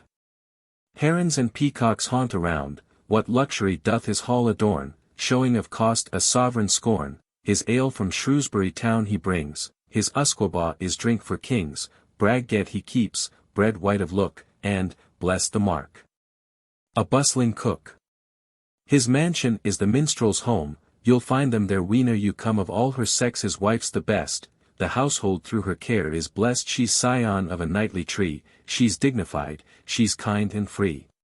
His bairns approach me, pair by pair, oh what a nest of chieftains fair. Here difficult it is to catch a sight of either bolt or latch, the porter's place here none will fill. Her largesse shall be lavished still, and ne'er shall thirst or hunger rude in Sycharth venture to intrude. A noble leader, Cambria's knight, the lake possesses, his by right, and midst that azure water placked, the castle, by each pleasure gracked. And when I had finished repeating these lines I said, how much more happy, innocent, and holy, I was in the days of my boyhood when I translate Iolo's ode than I am at the present time. Then covering my face with my hands I wept like a child. Chapter 67. Cup of coffee, Gwen, bluff old fellow, irabble rout, all from Wrexham. After a while I arose from my seat and descending the hill returned to the house of my honest friends, whom I found sitting by their fire as I had first seen them. Well, said the man, did you bring back Owen Glendower? Not only him, said I, but his house, family, and all relating to him. By what means, said the man. By means of a song made a long time ago, which described Sycharth as it was in his time, and his manner of living there. Presently Gwen, who had been preparing coffee in expectation of my return, poured out a cupful, which she presented to me, at the same time handing me some white sugar in a basin. I took the coffee, helped myself to some sugar, and returned her thanks in her own language. Ah, said the man, in Welsh, I see you are a Cymro. Gwen and I have been wondering whether you were Welsh or English. But I see you are one of ourselves. No, said I in the same language, I am an Englishman, born in a part of England the farthest of any from Wales. In fact, I am a Cairn Sais. And how came you to speak Welsh, said the man. I took it into my head to learn it when I was a boy, said I, Englishmen sometimes do strange things. So I have heard, said the man, but I never heard before of an Englishman learning Welsh. I proceeded to drink my coffee, and having finished it, and had a little more discourse I got up, and having given Gwen a piece of silver, which she received with a smile and a curtsy, I said I must now be going. Won't you take another cup? Said Gwen, you are welcome. No, thank you, said I have had enough. Where are you going, said the man in English. To Llangollen, said I, from which I came this morning. Which way did you come, said the man. By Llangollen, I replied, and over the hill. Is there another way? There is, said the man, by Llangollen. Llangollen, said I, is not that the place where Humoris is buried? It is, said the man. I will return by Llangollen, said I, and in passing through pay a visit to the tomb of the great poet. Is Llangollen far off? About half a mile, said the man. Go over the bridge, turn to the right, and you will be there presently. I shook the honest couple by the hand and bade them farewell. The man put on his hat and went with me a few yards from the door, and then proceeded towards the factory. I passed over the bridge, under which was a streamlet, which a little below the bridge received the brook which once turned Owen Glendower's corn mill. I soon reached Llangollen, a village or townlet, having some high hills at a short distance to the westward, which form part of the Berwyn. I entered the kitchen of an old-fashioned public-house, and sitting down by a table told the landlord, a red-nosed elderly man, who came bowing up to me, to bring me a pint of ale. The landlord bowed and departed. A bluff-looking old fellow, somewhat under the middle size, sat just opposite to me at the table. He was dressed in a white frieze coat, and had a small hat on his head set rather consequentially on one side. Before him on the table stood a jug of ale, between which and him lay a large crabstick. 3 or 4 other people stood or sat in different parts of the room. Presently the landlord returned with the ale. "I suppose you come on sessions business, sir," said he, as he placed it down before me. "Are the sessions being held here today?" said I. "They are," said the landlord, "and there is plenty of business. 2 bad cases of poaching, Sir Watkins' keepers are up at court and hope to convict." "I am not come on sessions business," said I am merely strolling a little about to see the country." "He is come from South Wales," said the old fellow in the frieze coat, to the landlord, "in order to see what kind of country the north is." "Well, at any rate he has seen a better country than his own." "How do you know that I come from South Wales?" said I. "By your English," said the old fellow, "anybody may know you are South Welsh by your English, it is so cursedly bad. But let's hear you speak a little Welsh. Then I shall be certain as to who you are." I did as he bade me, saying a few words in Welsh. "There's Welsh," said the old fellow, "who but a South Welshman would talk Welsh in that manner. It's nearly as bad as your English." I asked him if he had ever been in South Wales. "Yes," said he, "and a bad country I found it, just like the people." "If you take me for a South Welshman," said I, "you ought to speak civilly both of the South Welsh and their country." "I am merely paying tit for tat," said the old fellow. "When I was in South Wales your people laughed at my folks and country, so when I meet one of them here I serve him out as I was served out there." I made no reply to him, but addressing myself to the landlord inquired whether Morris was not buried in Llangollen churchyard. He replied in the affirmative. "I should like to see his tomb," said I. "Well, sir," said the landlord, "I shall be happy to show it to you whenever you please." Here again the old fellow put in his word. "You never had a Prydydd like Morris in South Wales," said he, "nor Twm or Nant either." "South Wales has produced good poets," said I. "No, it hasn't," said the old fellow, "it never produced one. If it had, you wouldn't have needed to come here to see the grave of a poet, you would have found one at home." As he said these words he got up, took his stick, and seemed about to depart. Just then in burst a rabble-rout of gamekeepers and river-watchers who had come from the petty sessions, and were in high glee, the 2 poachers whom the landlord had mentioned having been convicted and heavily fined. 2 or 3 of them were particularly boisterous, running against some of the guests who were sitting or standing in the kitchen, and pushing the landlord about, crying at the same time that they would stand by Sir Watkin to the last, and would never see him plundered. One of them, a fellow of about 30, in a hairy cap, black coat, dirty yellow breeches, and dirty white top boots, who was the most obstreperous of them all, at last came up to the old chap who disliked South Welshmen and tried to knock off his hat, swearing that he would stand by Sir Watkin.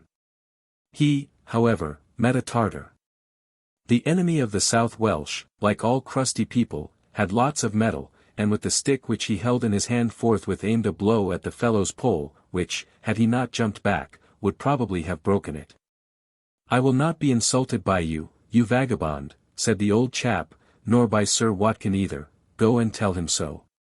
The fellow looked sheepish, and turning away proceeded to take liberties with other people less dangerous to meddle with than old Crabstick. He, however, soon desisted, and sat down evidently disconcerted. Were you ever worse treated in South Wales by the people there than you have been here by your own countrymen? Said I to the old fellow. My countryman, said he, this scamp is no countryman of mine, nor is one of the whole kit. They are all from Wrexham, a mixture of broken housekeepers and fellows too stupid to learn a trade, a set of scamps fit for nothing in the world but to swear bodily against honest men. They say they will stand up for Sir Watkin, and so they will, but only in a box in the court to give false evidence. They won't fight for him on the banks of the river. Countrymen of mine, indeed. They are no countrymen of mine. They are from Wrexham, where the people speak neither English nor Welsh, not even South Welsh as you do. Then giving a kind of flourish with his stick he departed. Chapter 68. Llangollen Church, Tomb of Humoris, Barbara and Richard, Welsh country clergymen, the swearing lad, Anglo-Saxon devils. Having discussed my ale I asked the landlord if he would show me the grave of Humoris.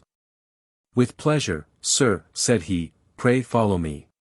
He led me to the churchyard, in which several enormous yew trees were standing, probably of an antiquity which reached as far back as the days of Henry VIII, when the yew bow was still the favourite weapon of the men of Britain. The church fronts the south, the portico being in that direction. The body of the sacred edifice is ancient, but the steeple which bears a gilded cock on its top is modern. The innkeeper led me directly up to the southern wall, then pointing to a broad discoloured slab, which lay on the ground just outside the wall, about midway between the portico and the oriel end, he said. Underneath this stone lies Humoris. Sir. Forthwith taking off my hat I went down on my knees and kissed the cold slab covering the cold remains of the mighty Hu, and then, still on my knees, proceeded to examine it attentively. It is covered over with letters 3 parts defaced. All I could make out of the inscription was the date of the poet's death, 1709. A great genius, a very great genius, sir, said the innkeeper, after I had got on my feet and put on my hat. He was indeed, said I. Are you acquainted with his poetry? Oh yes, said the innkeeper, and then repeated the 4 lines composed by the poet shortly before his death, which I had heard the intoxicated stonemason repeat in the public house of the Pandy. The day I went to visit the poet's residence with John Jones. Do you know any more of whose poetry? Said I. No, said the innkeeper. Those lines, however, I have known ever since I was a child and repeated them, more particularly of late since age has come upon me and I have felt that I cannot last long. It is very odd how few of the verses of great poets are in people's mouths. Not more than a dozen of Shakespeare's lines are in people's mouths, of those of Pope not more than half that number. Of Addison's poetry 2 or 3 lines may be in people's mouths, though I never heard one quoted, the only line which I ever heard quoted as Addison's not being his but Garth's. "'Tis best repenting in a coach and 6. Whilst of the verses of Humoris I never knew any one but myself, who am not a Welshman, who could repeat a line beyond the 4 which I have twice had occasion to mention, and which seem to be generally known in North if not in South Wales. From the flagstone I proceeded to the portico and gazed upon it intensely.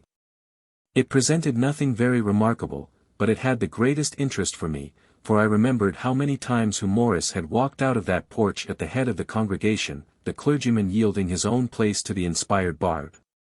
I would fain have entered the church, but the landlord had not the key, and told me that he imagined there would be some difficulty in procuring it. I was therefore obliged to content myself with peeping through a window into the interior, which had a solemn and venerable aspect. Within there, said I to myself, Humoris, the greatest songster of the 17th century, knelt every Sunday during the latter 30 years of his life, after walking from Pont-rhyd-y-groes across the bleak and savage Berwyn. Within there was married Barbara Wynne, the Rose of Maelai, to Richard Middleton, the handsome Cavalier of Maelor, and within there she lies buried. Even as the songster who lamented her untimely death in immortal verse lies buried out here in the graveyard. What interesting associations has this church for me, both outside and in, but all connected with who? For what should I have known of Barbara, the Rose, and gallant Richard but for the poem on their affectionate union and untimely separation, the dialogue between the living and the dead, composed by Humble Hu, the farmer's son of Pont-y-Meibion. After gazing through the window till my eyes watered, I turned to the innkeeper, and inquired the way to Llangollen. Having received from him the desired information, I thanked him for his civility, and set out on my return. Before I could get clear of the town, I suddenly encountered my friend Ardash, the clever lawyer and magistrate's clerk of Llangollen. "I little expected to see you here," said he. "Nor I you," I replied. "I came in my official capacity," said he. "The petty sessions have been held here today." "I know they have," I replied, "and that 2 poachers have been convicted. I came here on my way to South Wales to see the grave of Morris, who, as you know, is buried in the churchyard." "Have you seen the clergyman?" said Ardash. "No," I replied. "Then come with me," said he, "I am now going to call upon him. I know he will be rejoiced to make your acquaintance." He led me to the clergyman's house, which stood at the southwest end of the village within a garden fenced with an iron paling. We found the clergyman in a nice comfortable parlour or study, the sides of which were decorated with books. He was a sharp, clever-looking man, of about the middle age. On my being introduced to him, he was very glad to see me, as my friend R. told me he would be. He seemed to know all about me, even that I understood Welsh. We conversed on various subjects, on the power of the Welsh language, its mutable letters, on Morris, and likewise on ale, with an excellent glass of which he regaled me. I was much pleased with him, and thought him a capital specimen of the Welsh country clergyman. His name was Walter Jones. After staying about half an hour, I took leave of the good kind man, who wished me all kind of happiness, spiritual and temporal, and said that he should always be happy to see me at Llangollen. My friend R. walked with me a little way and then bade me farewell. It was now late in the afternoon, the sky was grey and gloomy, and a kind of half-wintry wind was blowing. In the forenoon I had travelled along the eastern side of the valley, which I will call that of Llangollen, directing my course to the north, but I was now on the western side of the valley, journeying towards the south. In about half an hour I found myself nearly parallel with the high crag which I had seen from a distance in the morning. It was now to the east of me. Its western front was very precipitous, but on its northern side it was cultivated nearly to the summit. As I stood looking at it from near the top of a gentle acclivity, a boy with a team, whom I had passed a little time before, came up. He was whipping his horses, who were straining up the ascent, and was swearing at them most frightfully in English.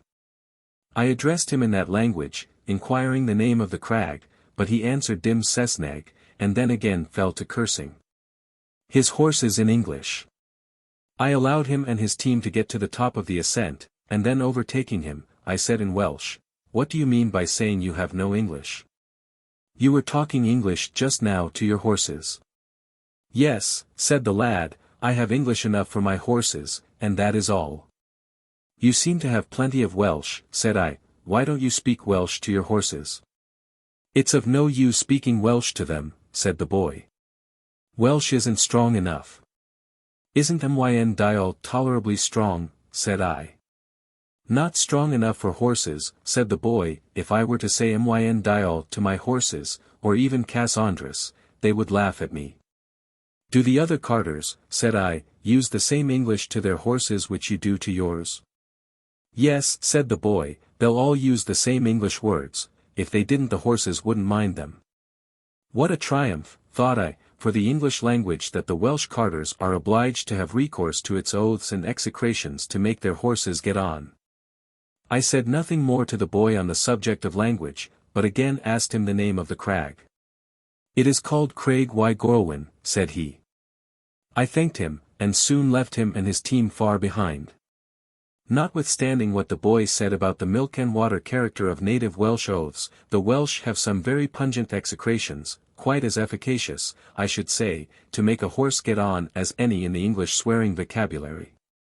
Some of their oaths are curious, being connected with heathen times and druidical mythology, for example that Cas Andres, mentioned by the boy, which means hateful enemy or horrible Andres.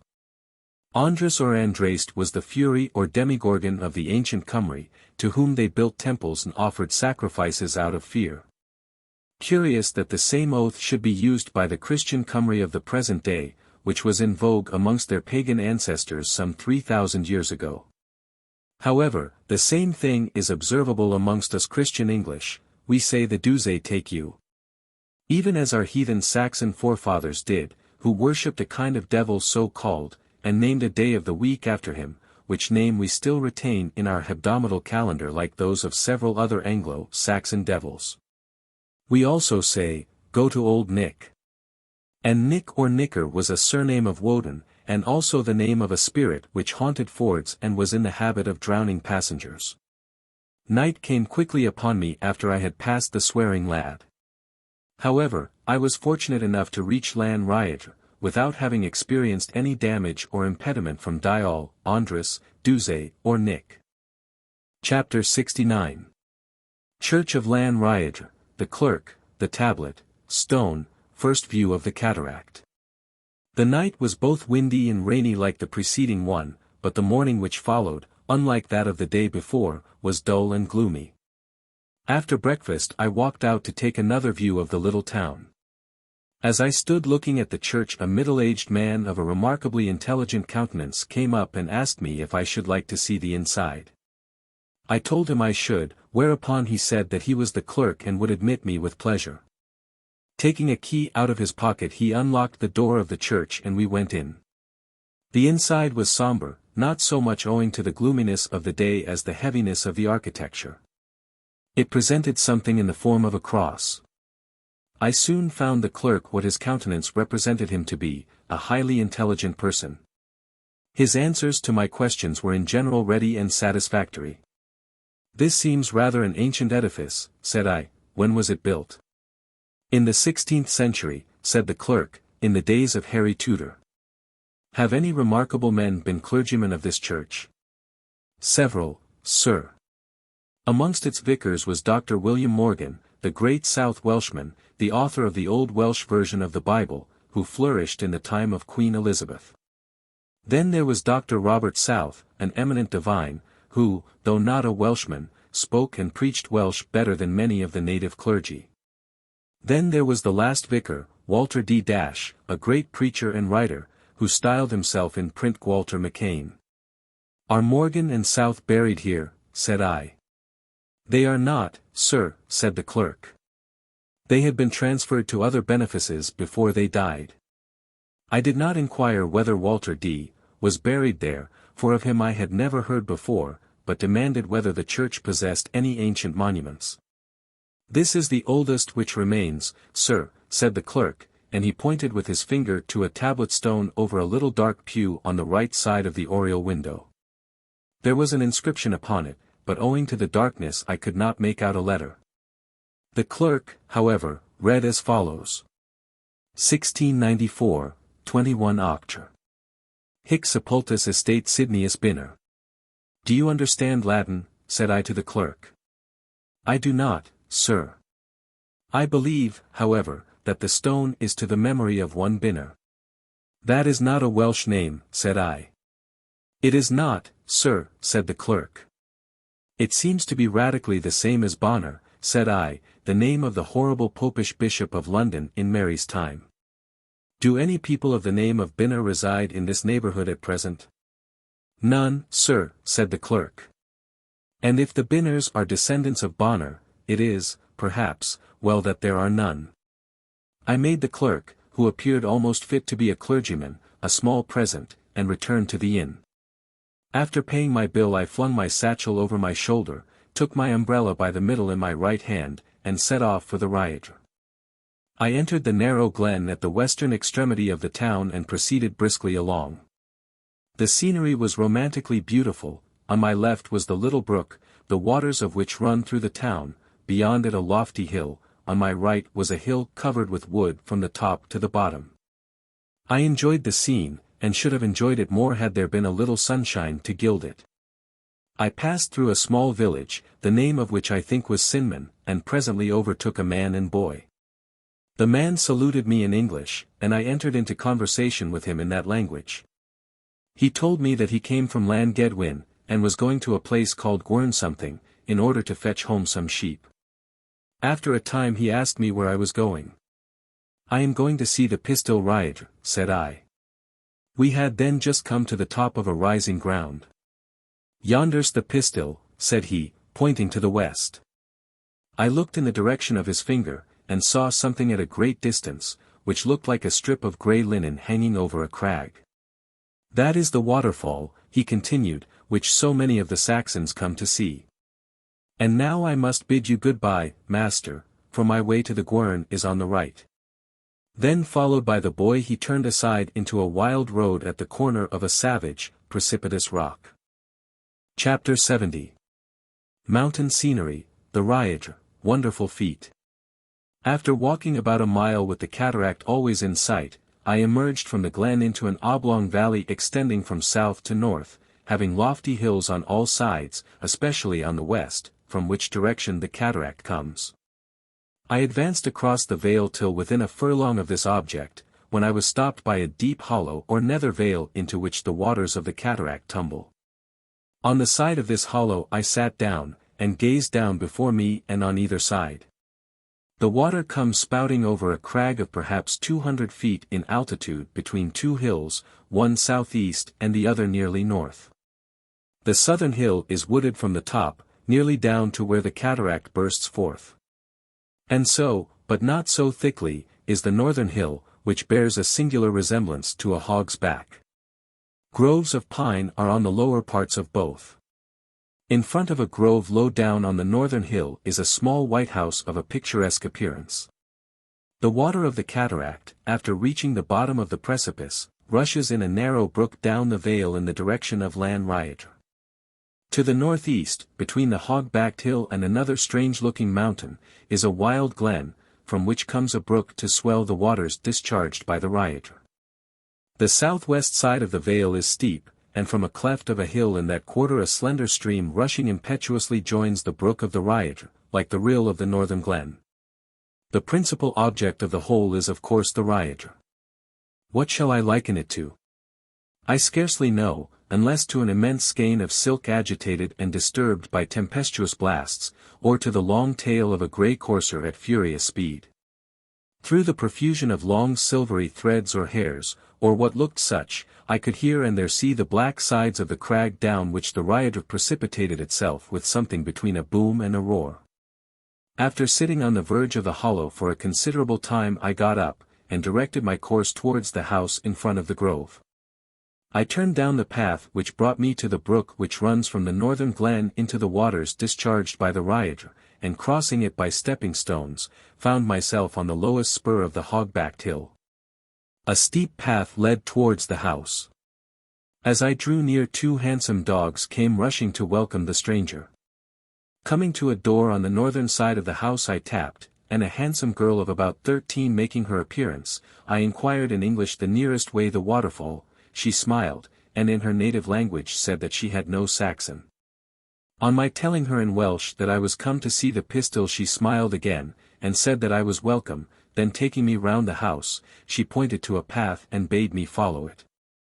I followed the path which led downward to a tiny bridge of planks, a little way below the fall. I advanced to the middle of the bridge, then turning to the west, looked at the wonderful object before me. There are many remarkable cataracts in Britain and the neighbouring isles, even the little Celtic Isle of Man has its remarkable waterfall. But this Rhaeadr, the Grand Cataract of North Wales, far exceeds them all in altitude and beauty, though it is inferior to several of them in the volume of its flood. I never saw water falling so gracefully, so much like thin beautiful threads, as here. Yet even this cataract has its blemish. What beautiful object has not something which more or less mars its loveliness? There is an ugly black bridge or semicircle of rock, about 2 feet in diameter and about 20 feet high, which rises some little way below it, and under which the water, after reaching the bottom, passes, which intercepts the sight, and prevents it from taking in the whole fall at once. This unsightly object has stood where it now stands since the day of creation, and will probably remain there to the day of judgment. It would be a desecration of nature to remove it by art, but no one could regret if nature in one of her floods were to sweep it away. As I was standing on the planks, a woman plainly but neatly dressed came from the house.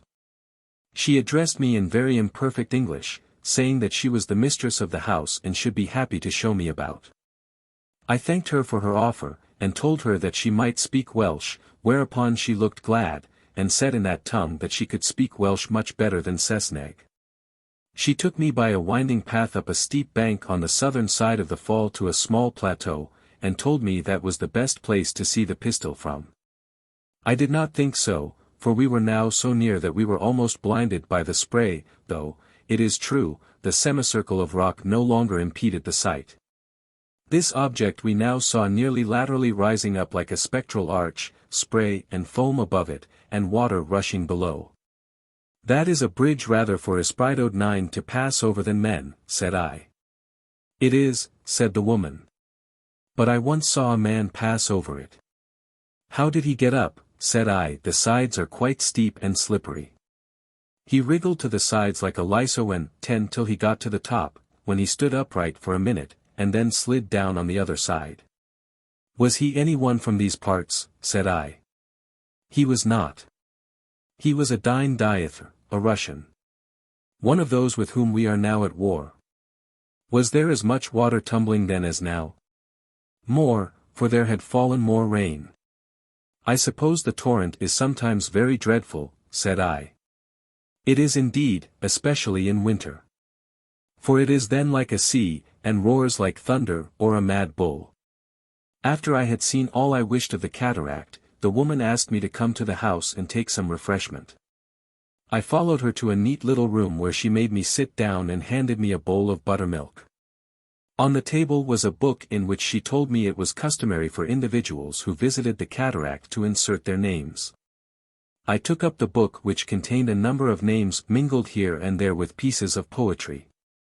Amongst these compositions was a Welsh Llangollen on the Rhydr, which, though incorrect in its prosody, I thought stirring and grand. I copied it, and subjoin it with a translation which I made on the spot.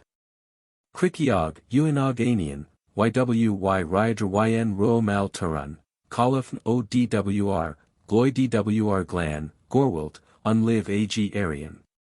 Foaming and frothing from mountainous height, roaring like thunder the Rhydr falls, though its silvery splendor the eye may delight, its fury the heart of the bravest appalls.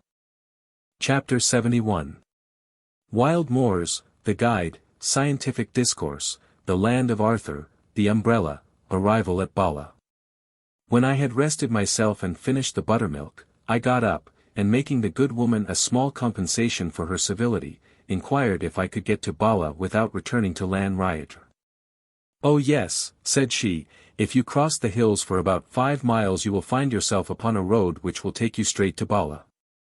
"Is there anyone here," said I, "who will guide me over the hills, provided I pay him for his trouble?" "Oh yes," said she, "I know one who will be happy to guide you whether you pay him or not." She went out and presently returned with a man about 35, stout and well-looking, and dressed in a waggoner's frock. "There," said she, "this is the man to show you over the hills, few know the paths better." I thanked her, and telling the man I was ready, bade him lead the way.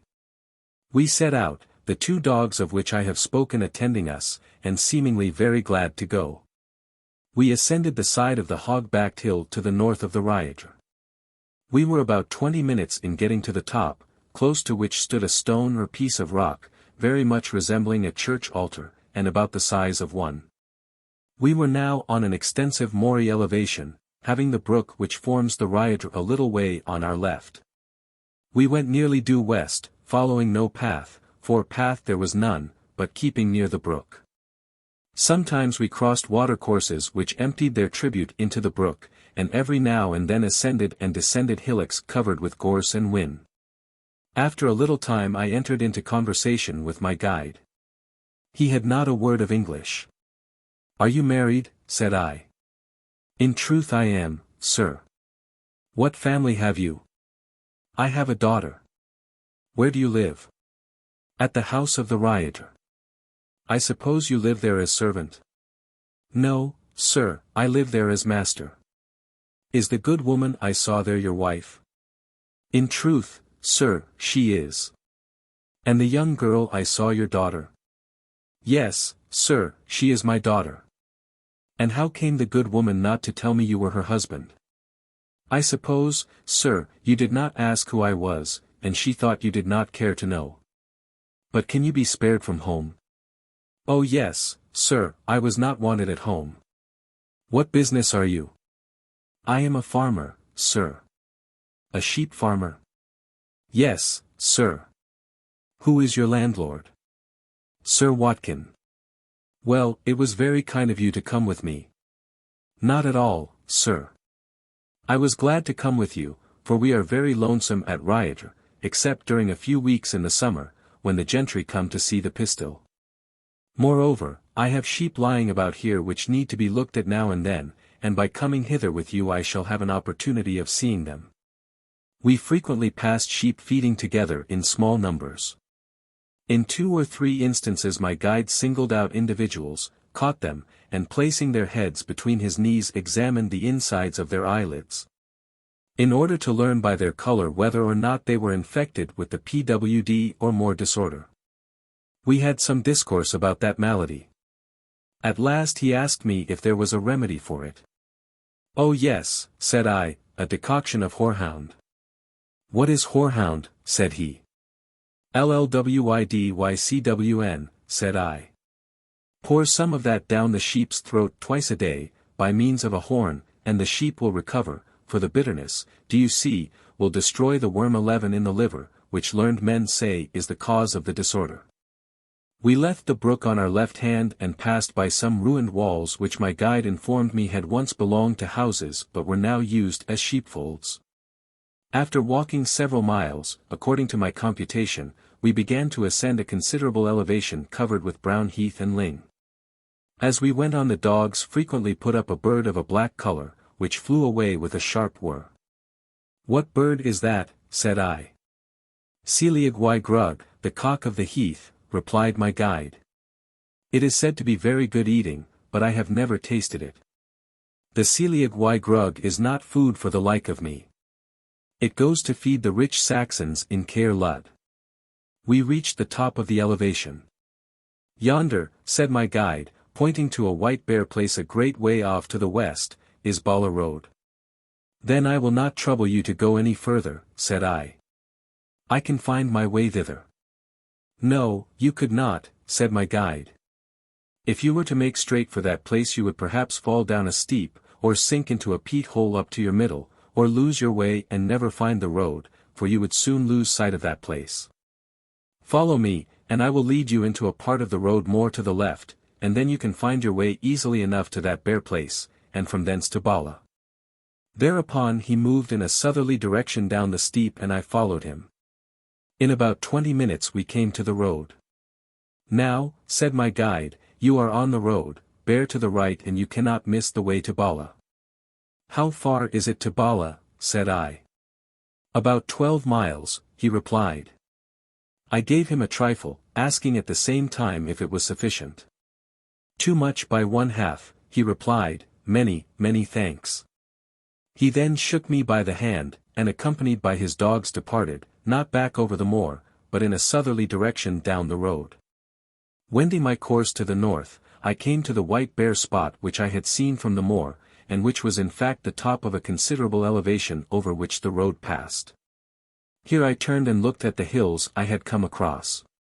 There they stood, darkly blue, a rain cloud, like ink, hanging over their summits. Oh, the wild hills of Wales, the land of old renown and of wonder, the land of Arthur and Merlin. The road now lay nearly due west. Rain came on, but it was at my back, so I expanded my umbrella, flung it over my shoulder and laughed. Oh, how a man laughs who has a good umbrella when he has the rain at his back, aye and over his head too, and at all times when it rains except when the rain is in his face, when the umbrella is not of much service.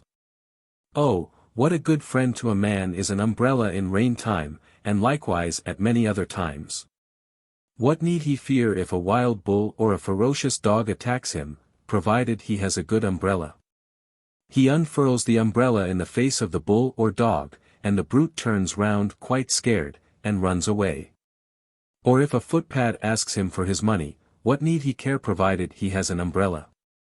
He threatens to dodge the ferule into the ruffian's eye, and the fellow starts back and says, "Lord, sir, I meant no harm. I never saw you before in all my life. I merely meant a little fun." Moreover, who doubts that you are a respectable character provided you have an umbrella? You go into a public house and call for a pot of beer, and the publican puts it down before you with one hand without holding out the other for the money, for he sees that you have an umbrella and consequently property. And what respectable man, when you overtake him on the way and speak to him, will refuse to hold conversation with you, provided you have an umbrella? No one. The respectable man sees you have an umbrella, and concludes that you do not intend to rob him, and with justice, for robbers never carry umbrellas. Oh, a tent, a shield, a lance, and a voucher for character is an umbrella. Amongst the very best friends of man must be reckoned an umbrella. Point 12. The way lay over dreary, moory hills. At last it began to descend, and I saw a valley below me with a narrow river running through it, to which wooded hills sloped down. Far to the west were blue mountains. The scene was beautiful but melancholy. The rain had passed away, but a gloomy almost November sky was above, and the mists of night were coming down apace. I crossed a bridge at the bottom of the valley and presently saw a road branching to the right. I paused, but after a little time went straight forward. Gloomy woods were on each side of me and night had come down. Fear came upon me that I was not on the right road, but I saw no house at which I could inquire, nor did I see a single individual for miles of whom I could ask. At last I heard the sound of hatchets in a dingle on my right, and catching a glimpse of a gate at the head of a path, which led down into it, I got over it. After descending some time I hallooed. The noise of the hatchets ceased. I hallooed again, and a voice cried in Welsh, "What do you want?" "To know the way to Bala," I replied. There was no answer, but presently I heard steps, and the figure of a man drew nigh, half undistinguishable in the darkness, and saluted me. I returned his salutation, and told him I wanted to know the way to Bala. He told me, and I found I had been going right. I thanked him and regained the road. I sped onward, and in about half an hour saw some houses, then a bridge, then a lake on my left, which I recognized as the Lake of Bala. I skirted the end of it, and came to a street cheerfully lighted up, and in a minute more was in the White Lion Inn. Chapter 72. Cheerful fire, immense man, Dr. Jones, recognition, a fast young man, excellent remarks, disappointment. I was conducted into the coffee room of the White Lion by a little freckled maid whom I saw at the bar, and whom I told that I was come to pass the night at the inn. The room presented an agreeable contrast to the gloomy, desolate places through which I had lately come. A good fire blazed in the grate, and there were 4 lights on the table. Lolling in a chair by one side of the fire was an individual at the sight of whom I almost started. He was an immense man, weighing I should say at least 18 stone, with brown hair, thinnish whiskers, half ruddy, half tallowy complexion, and dressed in a brown sporting coat, drab breeches, and yellow-topped boots, in every respect the exact image of the Wolverhampton gent or hog merchant who had appeared to me in my dream at Llangollen, whilst asleep before the fire. Yes, the very counterpart of that same gent looked this enormous fellow, save and except that he did not appear to be more than 7 or 8 and 20, whereas the hog merchant looked at least 50. Laying my satchel down I took a seat and ordered the maid to get some dinner for me, and then asked what had become of the waiter, Tom Jenkins. "He is not here at present, sir," said the freckled maid, "he is at his own house." "And why is he not here?" said I. "Because he is not wanted, sir, he only comes in summer when the house is full of people." And having said this the little freckled damsel left the room. "Rather a cool night, sir," said the enormous man after we had been alone together a few minutes. I again almost started, for he spoke with the same kind of half-piping, half-wheezing voice, with which methought the Wolverhampton gent had spoken to me in my dream. "Yes," said I, "it is rather cold out abroad, but I don't care as I am not going any farther tonight." That's not my case, said the stout man, I have got to go 10 miles, as far as Cerrig-Drudion, from which place I came this afternoon in a vehicle. Do you reside at Cerrig-Drudion? Said I. No, said the stout man, whose dialect I shall not attempt further to imitate, but I have been staying there some time, for happening to go there a month or 2 ago I was tempted to take up my quarters at the inn. A very nice inn it is, and the landlady a very agreeable woman, and her daughters very agreeable young ladies. Is this the first time you have been at Bala? Yes, the first time. I had heard a good deal about it, and wished to see it. So today, having the offer of a vehicle at a cheap rate, I came over with 2 or 3 other gents, amongst whom is Dr. Jones. Dear me, said I, is Dr. Jones in Bala? Yes, said the stout man. Do you know him? Oh yes, said I, and have a great respect for him, his like for politeness and general learning is scarcely to be found in Britain. Only think, said the stout man. Well, I never heard that of him before. Wishing to see my sleeping room before I got my dinner, now rose and was making for the door, when it opened, and in came Dr. Jones. He had a muffler round his neck, and walked rather slowly and disconsolately, leaning upon a cane.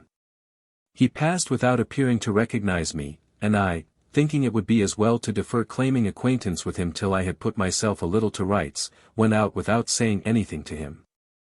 I was shown by the freckled maid to a nice sleeping apartment, where I stayed some time adjusting myself. On my return to the coffee room I found the doctor sitting near the fireplace. The stout man had left the room.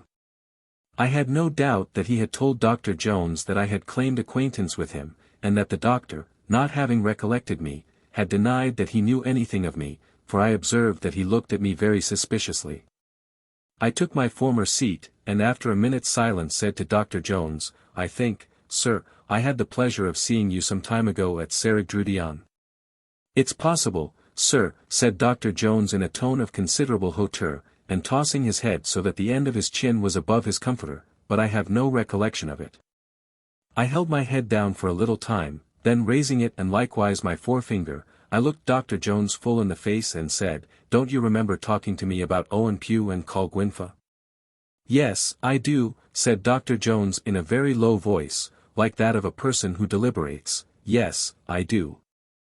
I remember you perfectly, sir, he added almost immediately in a tone of some animation. You are the gentleman with whom I had a very interesting conversation one evening last summer in the bar of the inn at Cerrig-Drudion. I regretted very much that our conversation was rather brief, but I was called away to attend to a case, a professional case, sir, of some delicacy, and I have since particularly regretted that I was unable to return that night. As it would have given me much pleasure to have been present at a dialogue, which I have been told by my friend the landlady, you held with a certain Italian who was staying at the house. Which was highly agreeable and instructive to herself and her daughter. Well, said I am rejoiced that fate has brought us together again. How have you been in health since I had the pleasure of seeing you? Rather indifferent, sir, rather indifferent. I have of late been afflicted with several ailments, the original cause of which, I believe, was a residence of several years in the Ystwyth-y-Corwen, the West India Islands, where I had the honor of serving Her Present Gracious Majesty's gracious uncle, George IV, in a medical capacity, sir. I have likewise been afflicted with lowness of spirits, sir. It was this same lowness of spirits which induced me to accept an invitation made by the individual lately in the room to accompany him in a vehicle with some other people to Bala. I shall always consider my coming as a fortunate circumstance, inasmuch as it has given me an opportunity of renewing my acquaintance with you. Pray, said I, may I take the liberty of asking who that individual is? Why, said Dr. Jones, he is what they call a Wolverhampton gent. A Wolverhampton gent, said I to myself, only think. Were you pleased to make any observation, sir, said the doctor. I was merely saying something to myself, said I. And in what line of business may he be? I suppose in the hog line. Oh no, said Dr. Jones. His father, it is true, is a hog merchant, but as for himself he follows no business. He is what is called a fast young man, and goes about here and there on the spree, as I think they term it, drawing, whenever he wants money, upon his father, who is in affluent circumstances. Some time ago he came to Cerrig-Drudion, and was so much pleased with the place, the landlady, and her daughters, that he has made it his headquarters ever since. Being frequently at the house, I formed an acquaintance with him, and have occasionally made one in his parties and excursions, though I can't say I derive much pleasure from his conversation, for he is a person of little or no literature. The son of a hog merchant, thought I to myself. Depend upon it, that immense fellow whom I saw in my dream purchased the big hog at Llangollen fair, and who wanted me to give him a pund for his bargain, was this gent's father. Oh, there is much more in dreams than is generally dreamt of by philosophy. Dr. Jones presently began to talk of Welsh literature, and we were busily engaged in discussing the subject when in walked the fast young man, causing the floor to quake beneath his ponderous tread. He looked rather surprised at seeing the doctor and me conversing, but Dr. Jones, turning to him, said, "Oh, I remember this gentleman perfectly." "Oh," said the fast young man, "very good." Then flinging himself down in a chair with a force that nearly broke it, and fixing his eyes upon me, said, "I think I remember the gentleman too. If I am not much mistaken, sir, you are one of our principal engineers at Wolverhampton." "Oh yes. I remember you now perfectly. The last time I saw you was at a public dinner given to you at Wolverhampton, and there you made a speech, and a capital speech it was." Just as I was about to reply, Dr. Jones commenced speaking Welsh, resuming the discourse on Welsh literature. Before, however, he had uttered a dozen words he was interrupted by the Wolverhampton gent, who exclaimed in a blubbering tone, "Oh Lord, you are surely not going to speak Welsh. If I had thought I was to be bothered with Welsh I wouldn't have asked you to come." "If I spoke Welsh, sir," said the doctor, "it was out of compliment to this gentleman, who is a proficient in the ancient language of my country. As, however, you dislike Welsh, I shall carry on the conversation with him in English, though peradventure you may not be more edified by it in that language than if it were held in Welsh." He then proceeded to make some very excellent remarks on the history of the Gwydir family, written by Sir John Wynne, to which the Wolverhampton gent listened with open mouth and staring eyes. My dinner now made its appearance, brought in by the little freckled maid. The cloth had been laid during my absence from the room. I had just begun to handle my knife and fork, Dr. Jones still continuing his observations on the history of the Gwydir family, when I heard a carriage drive up to the inn, and almost immediately after, 2 or 3 young fellows rollicked into the room. "Come, let's be off," said one of them to the Wolverhampton gent. "The carriage is ready." "I'm glad of it," said the fast young man, "for it's rather slow work here. Come, doctor. Are you going with us, or do you intend to stay here all night?" Thereupon the doctor got up, and coming towards me leaning on his cane, said, "Sir, it gives me infinite pleasure that I have met a second time a gentleman of so much literature. That we shall ever meet a third time I may wish but can scarcely hope, owing to certain ailments under which I suffer, brought on, sir, by a residence of many years in the Occidental Indies. However, at all events, I wish you health and happiness." He then shook me gently by the hand and departed with the Wolverhampton gent and his companions, the gent as he stumped out of the room saying, "Good night, sir. I hope it will not be long before I see you at another public dinner at Wolverhampton, and hear another speech from you as good as the last." In a minute or two I heard them drive off. Left to myself I began to discuss my dinner. Of the dinner I had nothing to complain, but the ale which accompanied it was very bad. This was the more mortifying, for, remembering the excellent ale I had drunk at Bala some months previously, I had, as I came along the gloomy roads the present evening, been promising myself a delicious treat on my arrival. "This is very bad ale," said I to the freckled maid, "very different from what I drank in the summer, when I was waited on by Tom Jenkins." "It is the same ale, sir," said the maid, "but the last in the cask. And we shan't have any more for 6 months, when he will come again to brew for the summer, but we have very good porter, sir, and first-rate Alsop." "Alsop's ale," said I, "will do for July and August, but scarcely for the end of October. However, bring me a pint, I prefer it at all times to porter. My dinner concluded, I trifled away my time till about 10 o'clock, and then went to bed. Chapter 73. Breakfast, the freckled maid, Llangollen, the landlady, Lowrch hen, conversions to the church. Awaking occasionally in the night I heard much storm and rain. The following morning it was gloomy and lowering. As it was Sunday I determined to pass the day at Bala, and accordingly took my prayer book out of my satchel, and also my single white shirt, which I put on. Having dressed myself I went to the coffee room and sat down to breakfast. What a breakfast! Pot of hare, ditto of trout, pot of prepared shrimps, dish of plain shrimps, tin of sardines, beautiful beefsteak, eggs, muffin, large loaf, and butter, not forgetting capital tea. There's a breakfast for you. As the little freckled maid was removing the breakfast things I asked her how old she was. 18, sir, last Candlemas, said the freckled maid. Are your parents alive? My mother is, sir, but my father is dead. What was your father? He was an Irishman, sir.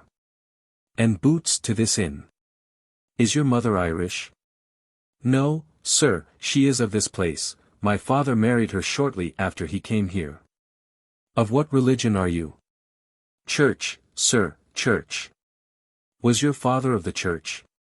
Not always, sir, he was once what is called a Catholic. He turned to the church after he came here. And there a great many Methodists in Bala? Plenty, sir, plenty. How came your father not to go over to the Methodists instead of the church? 'Cause he didn't like them, sir. He used to say they were a trumpery, cheating set, that they wouldn't swear, but would lie through a 3-inch board. I suppose your mother is a churchwoman? She is now, sir, but before she knew my father she was a Methodist. Of what religion is the master of the house? Church, sir, church, so is all the family. Who is the clergyman of the place? Mr. Pugh, sir. Is he a good preacher? Capital, sir. And so is each of his curates, he and they are converting the Methodists left and right. I should like to hear him. Well, sir. That you can do. My master, who is going to church presently, will be happy to accommodate you in his pew. I went to church with the landlord, a tall gentlemanly man of the name of Jones, oh that eternal name of Jones. Rain was falling fast, and we were glad to hold up our umbrellas. We did not go to the church at Bala, at which there was no service that morning, but to that of a little village close by, on the side of the lake, the living of which is incorporated with that of Bala. The church stands low down by the lake at the bottom of a little nook. Its name, which is Llangollen, is descriptive of its position, signifying the church above the lake. It is a long, low, ancient edifice, standing northeast by southwest. The village is just above it on a rising ground, behind which are lofty hills pleasantly dotted with groves, trees, and houses. The interior of the edifice has a somewhat dilapidated appearance. The service was in Welsh. The clergyman was about 40 years of age, and had a highly intelligent look. His voice was remarkably clear and distinct. He preached an excellent practical sermon, text, 14th chapter, 22nd verse of Luke, about sending out servants to invite people to the supper. After the sermon there was a gathering for the poor. As I returned to the inn I had a good deal of conversation with the landlord on religious subjects. He told me that the Church of England, which for a long time had been a downtrodden church in Wales, had of late begun to raise its head, and chiefly owing to the zeal and activity of its present ministers. That the former ministers of the church were good men, but had not energy enough to suit the times in which they lived. That the present ministers fought the Methodist preachers with their own weapons, namely, extemporary preaching, and beat them, winning shoals from their congregations. He seemed to think that the time was not far distant when the Anglican Church would be the popular as well as the established Church of Wales. Finding myself rather dull in the inn, I went out again, notwithstanding that it rained. I ascended the Tomon or mound which I had visited on a former occasion. Nothing could be more desolate and dreary than the scene around. The woods were stripped of their verdure and the hills were half shrouded in mist. How unlike was this scene to the smiling, glorious prospect which had greeted my eyes a few months before. The rain coming down with redoubled violence, I was soon glad to descend and regain the inn. Shortly before dinner I was visited by the landlady, a fine tall woman of about 50, with considerable remains of beauty in her countenance. She came to ask me if I was comfortable. I told her that it was my own fault if I was not. We were soon in very friendly discourse. I asked her maiden name. Owen, said she, laughing, which, after my present name of Jones, is the most common name in Wales. They were both one and the same originally, said I. Owen and Jones both mean John. She too was a staunch member of the Church of England, which she said was the only true church. She spoke in terms of high respect and admiration of her minister, and said that a new church was being built, the old one not being large enough to accommodate the numbers who thronged to hear him. I had a noble goose for dinner, to which I did ample justice. About 4 o'clock, the weather having cleared up, I took a stroll. It was a beautiful evening, though rain clouds still hovered about. I wandered to the northern end of Llangollen, which I had passed in the preceding evening. The wind was blowing from the south, and tiny waves were beating against the shore, which consisted of small brown pebbles. The lake has certainly not its name, which signifies Lake of Beauty, for nothing. It is a beautiful sheet of water, and beautifully situated. It is oblong and about 6 miles in length. On all sides, except to the north, it is bounded by hills. Those at the southern end are very lofty, the tallest of which is Arran, which lifts its head to the clouds like a huge loaf. As I wandered on the strand I thought of a certain British prince and poet, who in the very old time sought a refuge in the vicinity of the lake from the rage of the Saxons. His name was Llywelyn Hen, of whom I will now say a few words. Llywelyn Hen, or Llywelyn the Aged, was born about the commencement of the 6th and died about the middle of the 7th century, having attained to the prodigious age of 140 or 50 years. Which is perhaps the lot of about 40 individuals in the course of a millennium. If he was remarkable for his years he was no less so for the number of his misfortunes. He was one of the princes of the Cumbrian Britons, but Cumbria was invaded by the Saxons, and a scene of horrid war ensued. Llywelyn and his sons, of whom he had 24, put themselves at the head of their forces, and in conjunction with the other Cumbrian princes made a brave but fruitless opposition to the invaders. Most of his sons were slain, and he himself with the remainder sought shelter in Powys, in the hall of Cynddelyn, its prince. But the Saxon bills and bows found their way to Powys too. Cynddelyn was slain, and with him the last of the sons of Llywelyn, who, reft of his protector, retired to a hut by the side of the lake of Bala, where he lived the life of a recluse, and composed elegies on his sons and slaughtered friends. And on his old age, all of which abound with so much simplicity and pathos that the heart of him must be hard indeed who can read them unmoved. Whilst a prince he was revered for his wisdom and equity, and he is said in one of the historical triads to have been one of the 3 consulting warriors of Arthur. In the evening I attended service in the old church at Bala.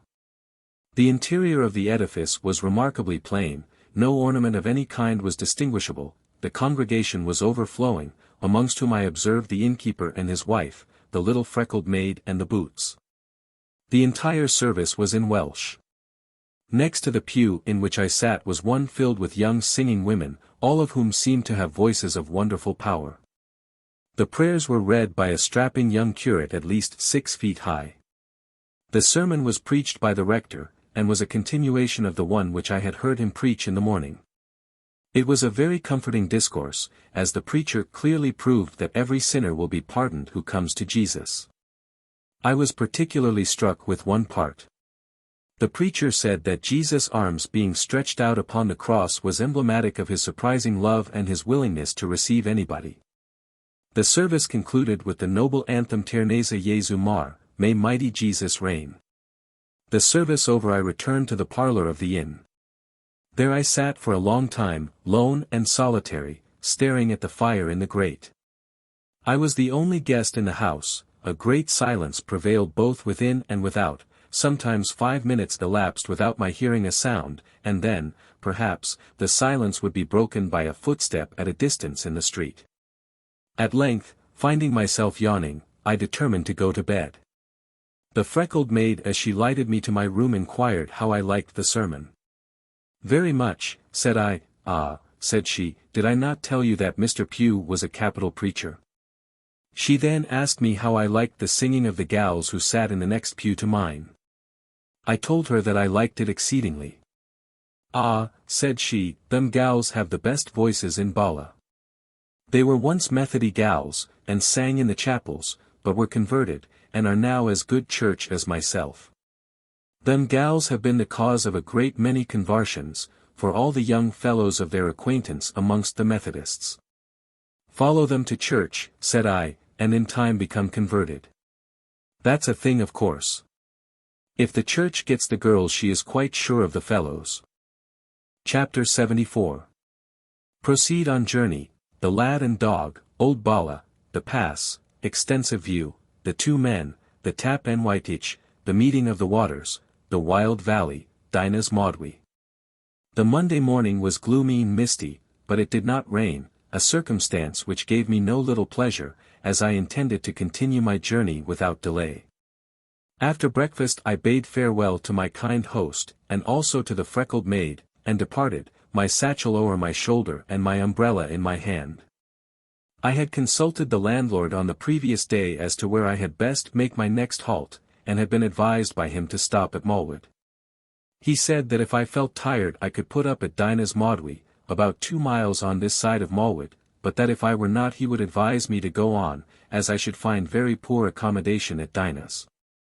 On my inquiring as to the nature of the road, he told me that the first part of it was tolerably good, lying along the eastern side of the lake, but that the greater part of it was very rough, over hills and mountains, belonging to the great chain of Arran, which constituted upon the whole the wildest part of all Wales. Passing by the northern end of the lake I turned to the south, and proceeded along a road a little way above the side of the lake. The day had now to a certain extent cleared up, and the lake was occasionally gilded by beams of bright sunshine. After walking a little way I overtook a lad dressed in a white greatcoat and attended by a tolerably large black dog. I addressed him in English, but finding that he did not understand me I began to talk to him in Welsh. "That's a fine dog," said I. "Lad." "Very fine, sir, and a good dog, though young he has been known to kill rats." Myself. "What is his name?" Lad. "His name is Toby, sir." Myself. "And what is your name?"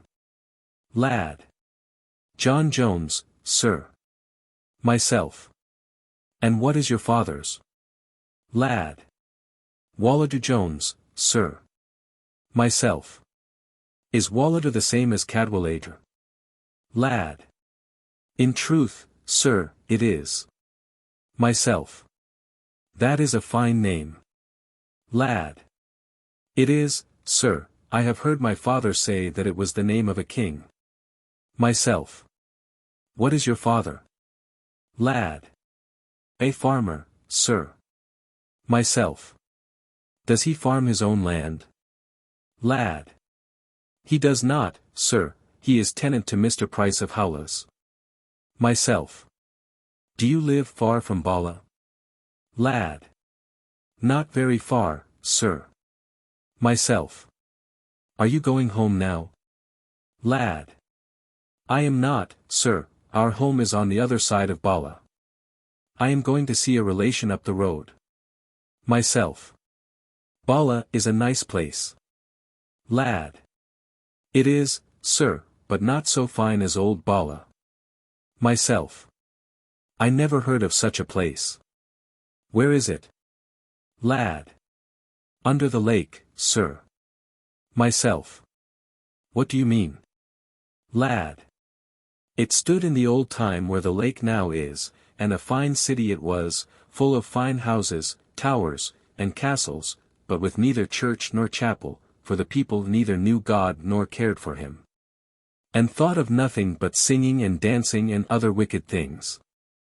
So God was angry with them, and one night, when they were all busy at singing and dancing and the like, God gave the word, and the city sank down into unknown, and the lake boiled up where it once stood. Myself. That was a long time ago. Lad. In truth, sir, it was. Myself. Before the days of King Cadwallader. Lad. I dare say it was, sir. I walked fast, but the lad was a shrewd walker, and though encumbered with his greatcoat contrived to keep tolerably up with me. The road went over hill and dale, but upon the whole more upward than downward. After proceeding about an hour and a half we left the lake, to the southern extremity of which we had nearly come, somewhat behind, and bore away to the southeast, gradually ascending. At length the lad, pointing to a small farmhouse on the side of a hill, told me he was bound thither, and presently bidding me farewell, turned aside up a footpath which led towards it. About a minute afterwards a small delicate furred creature with a white mark round its neck and with a little tail trailing on the ground ran swiftly across the road. It was a weasel or something of that genus. On observing it I was glad that the lad and the dog were gone, as between them they would probably have killed it. I hate to see poor wild animals persecuted and murdered, lose my appetite for dinner at hearing the screams of a hare pursued by greyhounds, and am silly enough to feel disgust and horror at the squeals of a rat in the fangs of a terrier. Which one of the sporting tribe once told me were the sweetest sounds in nature. I crossed a bridge over a deep gully which discharged its waters into a river in a valley on the right. Arun rose in great majesty on the farther side of this vale, its head partly shrouded in mist.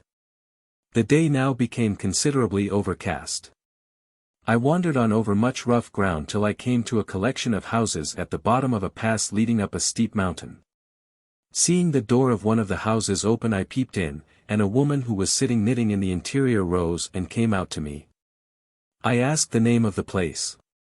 The name which she told me sounded something like Tai Capel Sar, the house of the chapel of the carpenter. I inquired the name of the river in the valley.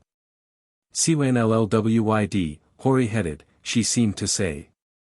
But here, as well as with respect to her first answer, I speak under correction, for her Welsh was what my old friends, the Spaniards, would call muy cerrado, that is, close or indistinct. She asked me if I was going up the Bwlch. I told her I was. Rather you than I, said she, looking up to the heavens, which had assumed a very dismal, not to say awful, appearance.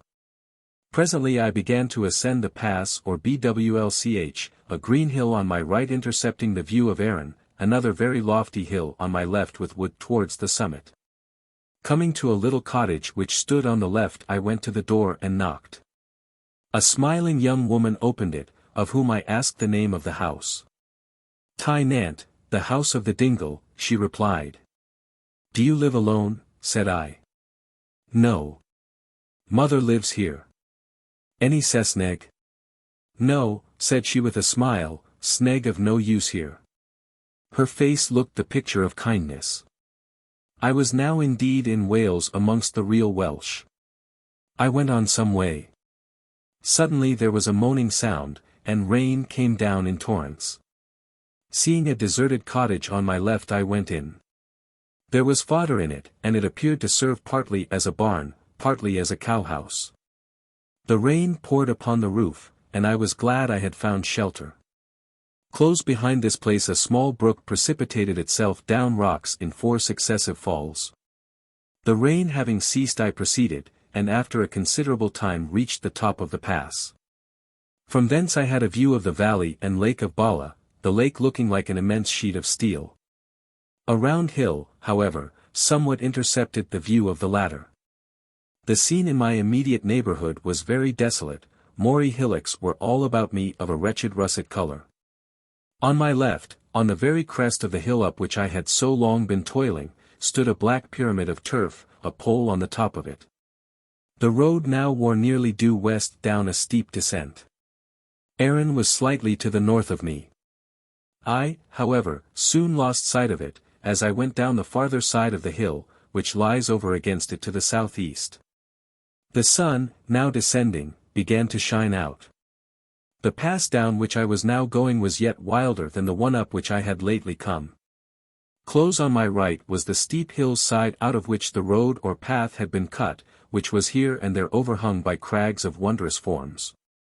On my left was a very deep glen, beyond which was a black, precipitous, rocky wall, from a chasm near the top of which tumbled with a rushing sound a slender brook, seemingly the commencement of a mountain stream, which hurried into a valley far below towards the west.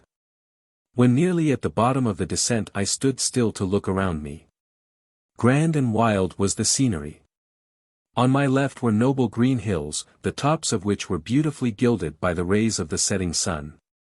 On my right a black, gloomy, narrow valley or glen showed itself, two enormous craggy hills of immense altitude, one to the west and the other to the east of the entrance, that to the east terminating in a peak. The background to the north was a wall of rocks forming a semicircle, something like a bent bow with the head downward. Behind this bow, just in the middle, rose the black loaf of Arran. A torrent tumbled from the lower part of the semicircle, and after running for some distance to the south turned to the west, the way I was going. Observing a house a little way within the gloomy vale I went towards it, in the hope of finding somebody in it who could give me information respecting this wild locality. As I drew near the door 2 tall men came forth, one about 60, and the other about half that age. The elder had a sharp, keen look, the younger a lumpy and a stupid one. They were dressed like farmers. On my saluting them in English the elder returned my salutation in that tongue, but in rather a gruff tone. The younger turned away his head and said nothing. "What is the name of this house?" said I, pointing to the building. "The name of it," said the old man, "is Timar." "Do you live in it?" said I. "Yes, I live in it." "What waterfall is that?" said I, pointing to the torrent tumbling down the crag at the farther end of the gloomy vale. "The fountain of the royal Dyfi." "Why do you call the Dyfi royal?" said I. "Because it is the king of the rivers in these parts." "Does the fountain come out of a rock?" "It does not, it comes out of a lake, a Llyn." "Where is the Llyn?" "Over that crag at the foot of Arran Vor." "Is it a large lake?" "It is not, it is small." "Deep?" "Very." "Strange things in it?" "I believe there are strange things in it." His English now became broken. "Crocodiles?" "I do not know what crocodiles be." "I think?" "Ah. No, I do not think there be a fink deer." "Who gadarn in de old time killed a fink deer and in all de lakes in Wales. He draw them out of the water with his a chain bannig his humpty oxen, and when he get dem out he burn der bodies on de fire, he good man for dat." "What do you call this alt?" said I, looking up to the high pinnacled hill on my right. "I call that Tap Ystwyth. Is not that the top nest of the eagles?" "I believe it is." "Ha! I see you understand Welsh." "A little," said I. "Are there eagles there now?" "No, no eagle now." "Gone like a vank?" "Yes, gone like a vank, but not so long. My father see eagle on Tap Ystwyth, but my father never see a vank in de Llyn." "How far to Dinah's?" "About 3 mile. "Any thieves about?" "No, no thieves here, but what come from England," and he looked at me with a strange, grim smile. "What is become of the red-haired robbers of Maudwy?" "Ah," said the old man, staring at me, "I see you are a Cymro. The red-haired thieves of Maudwy. I see you are from these parts. What's become of them?" "Oh, dead, hung. Lived long time ago, long before Eagle left Tap Ystwyth." He spoke true. The red-haired banditti of Maudwy were exterminated long before the conclusion of the 16th century, after having long been the terror not only of these wild regions but of the greater part of North Wales. They were called the red-haired banditti because certain leading individuals amongst them had red foxy hair. "Is that young man your son?" said I, after a little pause. "Yes, he my son." "Has he any English?" "No, he no English, but he plenty of Welsh, that is if he see reason." I spoke to the young man in Welsh, asking him if he had ever been up to the Cwm Ystwyth, but he made no answer. "He no care for your question," said the old man. "Ask him price of pig." I asked the young fellow the price of hogs, whereupon his face brightened up, and he not only answered my question, but told me that he had fat hog to sell. "Ha, ha," said the old man. "He plenty of Welsh now, for he see reason. To other question he no Welsh at all, no more than English, for he see no reason. What business he on Cwm Ystwyth with eagle? His business down below in sty with pig. Ah, he look lump, but he no fool. No more about pig than you or I, or any one, twixt here and Machynlleth. He now asked me where I came from, and on my telling him from Bala, his heart appeared to warm towards me, and saying that I must be tired, he asked me to step in and drink buttermilk, but I declined his offer with thanks. And bidding the two adieu, returned to the road. I hurried along and soon reached a valley which abounded with trees and grass. I crossed a bridge over a brook, not what the old man had called the Dyfi, but the stream whose source I had seen high up the Bwlch, and presently came to a place where the two waters joined. Just below the confluence on a fallen tree was seated a man decently dressed, his eyes were fixed on the rushing stream. I stopped and spoke to him. He had no English, but I found him a very sensible man. I talked to him about the source of the Dyfi. He said it was a disputed point which was the source. He himself was inclined to believe that it was the pistil up the Bwlch. I asked him of what religion he was. He said he was of the Church of England, which was the church of his father and his grandfather, and which he believed to be the only true church. I inquired if it flourished. He said it did, but that it was dreadfully persecuted by all classes of dissenters, who, though they were continually quarrelling with one another, agreed in one thing, namely, to persecute the church. I asked him if he ever read. He said he read a great deal, especially the works of Homerus, and that reading them had given him a love for the sights of nature. He added that his greatest delight was to come to the place where he then was of an evening, and look at the waters and hills. I asked him what trade he was. "The trade of Joseph," said he, smiling. "Sar." "Farewell, brother," said I. "I am not a carpenter, but like you I read the works of Homerus and am of the Church of England." I then shook him by the hand and departed.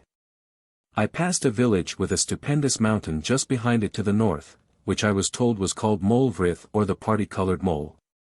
I was now drawing near to the western end of the valley. Scenery of the wildest and most picturesque description was rife and plentiful to a degree. Hills were here, hills were there, some tall and sharp, others huge and humpy, hills were on every side. Only a slight opening to the west seemed to present itself. "What a valley!" I exclaimed. But on passing through the opening I found myself in another, wilder and stranger, if possible. Full to the west was a long hill rising up like the roof of a barn, an enormous round hill on its northeast side, and on its southeast the tail of the range which I had long had on my left. There were trees and groves and running waters. But all in deep shadow, for night was now close at hand. "What is the name of this place?" I shouted to a man on horseback, who came dashing through a brook with a woman in a Welsh dress behind him. "Aber Saxon," said the man in a deep guttural voice, and lashing his horse disappeared rapidly in the night. "Aber I cried, springing half a yard into the air. "Why, that's the place where Ellis Wynne composed his immortal Sleeping Bard, the book which I translated in the blessed days of my youth. Oh, no wonder that the Sleeping Bard is a wild and wondrous work, seeing that it was composed amidst the wild and wonderful scenes which I here behold." I proceeded onwards up an ascent. After some time I came to a bridge across a stream, which a man told me was called Avon Gares. It runs into the Dyfi, coming down with a rushing sound from a wild vale to the northeast between the huge barn-like hill and Machynlleth. The barn-like hill I was informed was called Pen Dine. I soon reached Dinas Maudwy, which stands on the lower part of a high hill connected with the Pen Dine. Dinah's trough, at one time a place of considerable importance, if we may judge from its name, which signifies a fortified city, is at present little more than a collection of filthy huts. But though a dirty squalid place, I found it anything but silent and deserted. Fierce-looking, red-haired men, who seemed as if they might be descendants of the red-haired banditti of old, were staggering about, and sounds of drunken revelry echoed from the huts. I subsequently learned that Dinah's was the headquarters of miners, the neighborhood abounding with mines both of lead and stone. I was glad to leave it behind me. Mallwyd is to the south of Dinah's. The way to it is by a romantic gorge down which flows the Royal Dyfi. As I proceeded along this gorge, the moon rising above Mallwyd illumined my path. In about half an hour I found myself before the inn at Mallwyd. Chapter 75. Inn at Mallwyd, a Dialogue, the Cymro. I entered the inn, and seeing a comely-looking damsel at the bar, I told her that I was in need of supper and a bed. She conducted me into a neat sanded parlour, where a good fire was blazing, and asked me what I would have for supper. "Whatever you can most readily provide," said I am not particular. The maid retired, and taking off my hat, and disencumbering myself of my satchel, I sat down before the fire and fell into a doze, in which I dreamed of some of the wild scenes through which I had lately passed. I dozed and dozed till I was roused by the maid touching me on the shoulder and telling me that supper was ready. I got up and perceived that during my doze she had laid the cloth and put supper upon the table. It consisted of bacon and eggs. During supper I had some conversation with the maid. Myself. "Are you a native of this place?" Maid. "I am not, sir, I come from Dinah's." Myself. "Are your parents alive?" Maid. "My mother is alive, sir, but my father is dead." Myself. "Where does your mother live?" Maid. "At Dinah's, sir." Myself. "How does she support herself?" Maid. "By letting lodgings to miners, sir." Myself. "Are the miners quiet lodgers?" Maid. "Not always, sir. Sometimes they get up at night and fight with each other." Myself. "What does your mother do on those occasions?" Maid. "She draws the quilt over her head, and says her prayers, sir." Myself. "Why doesn't she get up and part them?" Maid. "Lest she should get a punch or a thwack for her trouble, sir." Myself. "Of what religion are the miners?" Maid. "They are Methodists, if they are anything, but they don't trouble their heads much about religion." Myself. "Of what religion are you?" Maid. "I am of the church, sir." Myself. "Did you always belong to the church?" Maid. "Not always. When I was at Dinah's I used to hear the preacher, but since I have been here I have listened to the clergyman." Myself. "Is the clergyman here a good man?" Maid. "A very good man indeed, sir. He lives close by. Shall I go and tell him you want to speak to him?" Myself. "Oh dear me, no. He can employ his time much more usefully than in waiting upon me." After supper I sat quiet for about an hour. Then ringing the bell, I inquired of the maid whether there was a newspaper in the house. She told me there was not, but that she thought she could procure me one. In a little time she brought me a newspaper, which she said she had borrowed at the parsonage. It was the Cymro, an excellent Welsh journal written in the interest of the church. In perusing its columns I passed a couple of hours very agreeably, and then went to bed. Chapter 76. Mallwyd and its church, sons of shoemakers, village inn, Doddings. The next day was the 31st of October, and was rather fine for the season. As I did not intend to journey farther this day than Machynlleth, a principal town in Montgomeryshire, distant only 12 miles, I did not start from Mallwyd till just before noon. Mallwyd is a small but pretty village. The church is a long edifice standing on a slight elevation on the left of the road. Its pulpit is illustrious from having for many years been occupied by one of the very celebrated men of Wales, namely Dr. John Davies, author of the great Welsh and Latin dictionary, an imperishable work. An immense yew tree grows in the churchyard, and partly overshadows the road with its branches. The parsonage stands about 100 yards to the south of the church, near a grove of firs. The village is overhung on the north by the mountains of the Arran Range, from which it is separated by the murmuring Dyfi. To the south for many miles the country is not mountainous, but presents a pleasant variety of hill and dale. After leaving the village a little way behind me, I turned round to take a last view of the wonderful region from which I had emerged on the previous evening. Forming the two sides of the pass down which comes the Royal River, stood the Dinas Mountain and Cefn Coch, the first on the left, and the other on the right. Behind, forming the background of the pass, appearing, though now some miles distant, almost in my proximity, stood Pen Dine. This hill has various names, but the one which I have noted here, and which signifies the head of a man, perhaps describes it best. From where I looked at it on that last day of October, it certainly looked like an enormous head, and put me in mind of the head of Mambrino, mentioned in the master work which commemorates the achievements of the Manchegan knight.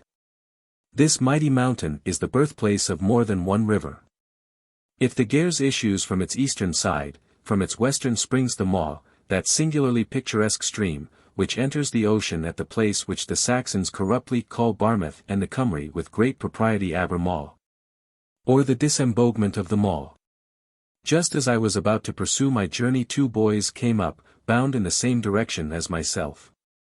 One was a large boy dressed in a waggoner's frock, the other was a little fellow in a brown coat and yellowish trousers. As we walked along together I entered into conversation with them. They came from Dinas Maudwy. The large boy told me that he was the son of a man who carted Mwyn or lead ore, and the little fellow that he was the son of a shoemaker. The latter was by far the cleverest, and no wonder, for the son of shoemakers are always clever, which assertion should anybody doubt I beg him to attend the examinations at Cambridge. At which he will find that in 3 cases out of 4 the senior wranglers are the sons of shoemakers. From this little chap I got a great deal of information about Pen Dine, every part of which he appeared to have traversed. He told me amongst other things that there was a castle upon it. Like a true son of a shoemaker, however, he was an arch rogue. Coming to a small house with a garden attached to it in which there were apple trees, he stopped, whilst I went on with the other boy, and after a minute or two came up running with a couple of apples in his hand. "Where did you get those apples?" said I hope you did not steal them. He made no reply, but bit one, then making a wry face he flung it away, and so he served the other. Presently afterwards, coming to a side lane, the future senior wrangler, for a senior wrangler he is destined to be, always provided he finds his way to Cambridge, darted down it like an arrow, and disappeared. I continued my way with the other lad, occasionally asking him questions about the mines of Maudwy. The information, however, which I obtained from him was next to nothing, for he appeared to be as heavy as the stuff which his father carted. At length we reached a village forming a kind of semicircle on a green which looked something like a small English common. To the east were beautiful green hills. To the west the valley with the river running through it, beyond which rose other green hills yet more beautiful than the eastern ones. I asked the lad the name of the place, but I could not catch what he said, for his answer was merely an indistinct mumble, and before I could question him again he left me, without a word of salutation, and trudged away across the green. Descending a hill I came to a bridge, under which ran a beautiful river, which came foaming down from a gully between 2 of the eastern hills. From a man whom I met I learned that the bridge was called Pont Cwm Ystwyth, and that the name of the village I had passed was Llangollen. The river carries an important tribute to the Dyfi, at least it did when I saw it, though perhaps in summer it is little more than a dry watercourse. Half an hour's walking brought me from this place to a small town or large village, with a church at the entrance and the usual yew tree in the churchyard. Seeing a kind of inn I entered it, and was shown by a lad waiter into a large kitchen, in which were several people. I had told him in Welsh that I wanted some ale, and as he opened the door he cried with a loud voice, "Cymro." As much as to say, mind what you say before this chap, for he understands Cymraeg. That word was enough. The people, who were talking fast and eagerly as I made my appearance, instantly became silent and stared at me with most suspicious looks. I sat down, and when my ale was brought I took a hearty draught, and observing that the company were still watching me suspiciously and maintaining the same suspicious silence, I determined to comport myself in a manner which should to a certain extent afford them ground for suspicion. I therefore slowly and deliberately drew my notebook out of my waistcoat pocket, unclasped it, took my pencil from the loops at the side of the book, and forthwith began to dot down observations upon the room and company, now looking to the left, now to the right, now aloft, now alow, now skewing at an object, now leering at an individual, my eyes half closed and my mouth drawn considerably aside. Here follow some of my dottings. A very comfortable kitchen with a chimney corner on the south side, immense great and brilliant fire, large kettle hanging over it by a chain attached to a transverse iron bar, a settle on the left-hand side of the fire, 7 fine large men near the fire, 2 upon the settle, 2 upon chairs, 1 in the chimney corner smoking a pipe, and 2 standing up, table near the settle with glasses, amongst which is that of myself, who sit nearly in the middle of the room a little way on the right-hand side of the fire. The floor is of slate, a fine brindled greyhound lies before it on the hearth, and a shepherd's dog wanders about, occasionally going to the door and scratching as if anxious to get out. The company are dressed mostly in the same fashion, brown coats, broad-brimmed hats, and yellowish corduroy breeches with gaiters. One who looks like a labouring man has a white smock and a white hat, patched trousers, and high-lows covered with gravel. One has a blue coat. There is a clock on the right-hand side of the kitchen. A warming pan hangs close by it on the projecting side of the chimney corner. On the same side is a large rack containing many plates and dishes of Staffordshire ware. Let me not forget a pair of fire irons which hang on the right-hand side of the chimney corner. I made a great many more dottings, which I shall not insert here. During the whole time I was dotting the most marvellous silence prevailed in the room, broken only by the occasional scratching of the dog against the inside of the door, the ticking of the clock, and the ruttling of the smoker's pipe in the chimney corner.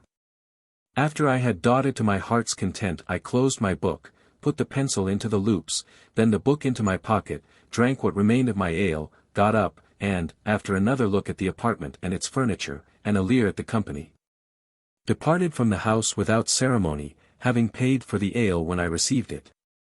After walking some 50 yards down the street I turned half round and beheld, as I knew I should, the whole company at the door staring after me. I leered sideways at them for about half a minute, but they stood my leer stoutly. Suddenly I was inspired by a thought. Turning round I confronted them, and pulling my notebook out of my pocket, and seizing my pencil, I fell to dotting vigorously. That was too much for them. As if struck by a panic, my quondam friends turned round and bolted into the house, the rustic-looking man with the smock frock and gravelled high-lows nearly falling down in his eagerness to get in. The name of the place where this adventure occurred was Semis. Chapter 77. The Deaf Man, Funeral Procession, The Lone Family, The Welsh and Their Secrets, The Vale of the Dyfi, The Bright Moon.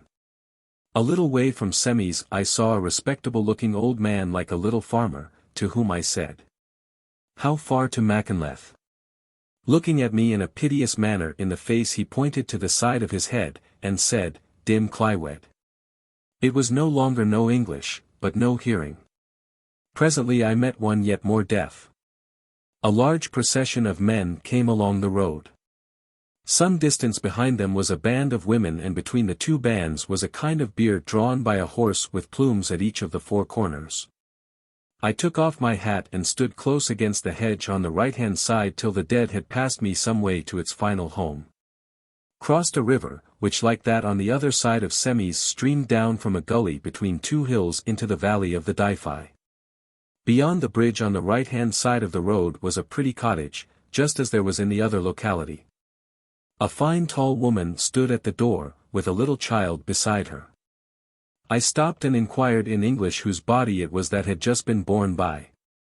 "That of a young man, sir, the son of a farmer, who lives a mile or so up the road. Myself. He seems to have plenty of friends. Woman. Oh yes, sir, the Welsh have plenty of friends both in life and death. Myself. And you Welsh, then? Woman. Oh no, sir, I am English, like yourself, as I suppose. Myself. Yes, I am English. What part of England do you come from? Woman. Shropshire, sir. Myself. Is that little child yours? Woman. Yes, sir, it is my husband's child and mine. Myself. I suppose your husband is Welsh. Woman. Oh no, sir, we are all English. Myself. And what is your husband? Woman. A little farmer, sir, he farms about 40 acres under Mrs. Dash. Myself. Well, are you comfortable here? Woman. Oh dear me, no, sir, we are anything but comfortable. Here we are 3 poor lone creatures in a strange land, without a soul to speak to but one another. Every day of our lives we wish we had never left Shropshire. Myself. Why don't you make friends amongst your neighbors? Woman. Oh, sir, the English cannot make friends amongst the Welsh. The Welsh won't neighbor with them, or have anything to do with them, except now and then in the way of business. Myself. I have occasionally found the Welsh very civil. Woman.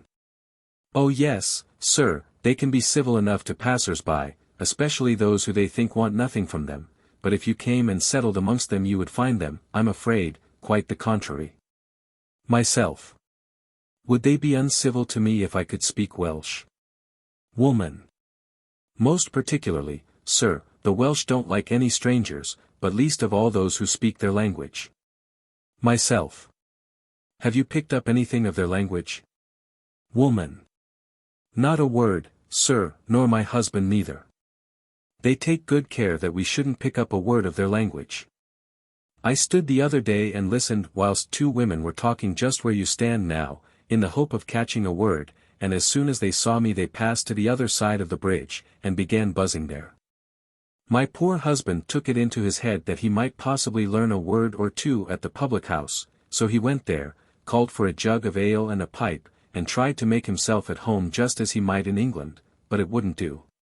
The company instantly left off talking to one another and stared at him, and before he could finish his pot and pipe took themselves off to a man, and then came the landlord, and asked him what he meant by frightening away his customers. So my poor husband came home as pale as a sheet, and sitting down in a chair said, Lord, have mercy upon me. Myself. Why are the Welsh afraid that strangers should pick up their language? Woman. Lest, perhaps, they should learn their secrets, sir. Myself. What secrets have they? Woman. The Lord above only knows, sir. Myself. Do you think they are hatching treason against Queen Victoria? Woman. Oh dear no, sir. Myself. Is there much murder going on amongst them? Woman. Nothing of the kind, sir. Myself. Cattle stealing? Woman. Oh no, sir. Myself. Pig stealing? Woman. No, sir. Myself. Duck or hen stealing? Woman. Haven't lost a duck or hen since I have been here, sir. Myself. Then what secrets can they possibly have? Woman. I don't know, sir. Perhaps none at all, or at most only a pack of small nonsense that nobody would give 3 farthings to know. However, it is quite certain they are as jealous of strangers hearing their discourse as if they were plotting gunpowder treason or something worse.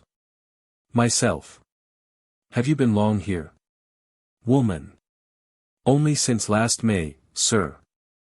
And we hope to get away by next, and return to our own country, where we shall have someone to speak to. Myself. Goodbye. Woman. Goodbye, sir, and thank you for your conversation, I haven't had such a treat of talk for many a weary day. The vale of the Dyfi became wider and more beautiful as I advanced. The river ran at the bottom amidst green and seemingly rich meadows. The hills on the farther side were cultivated a great way up, and various neat farmhouses were scattered here and there on their sides. At the foot of one of the most picturesque of these hills stood a large white village. I wished very much to know its name, but saw no one of whom I could inquire. I proceeded for about a mile, and then perceiving a man wheeling stones in a barrow for the repairing of the road, I thought I would inquire of him.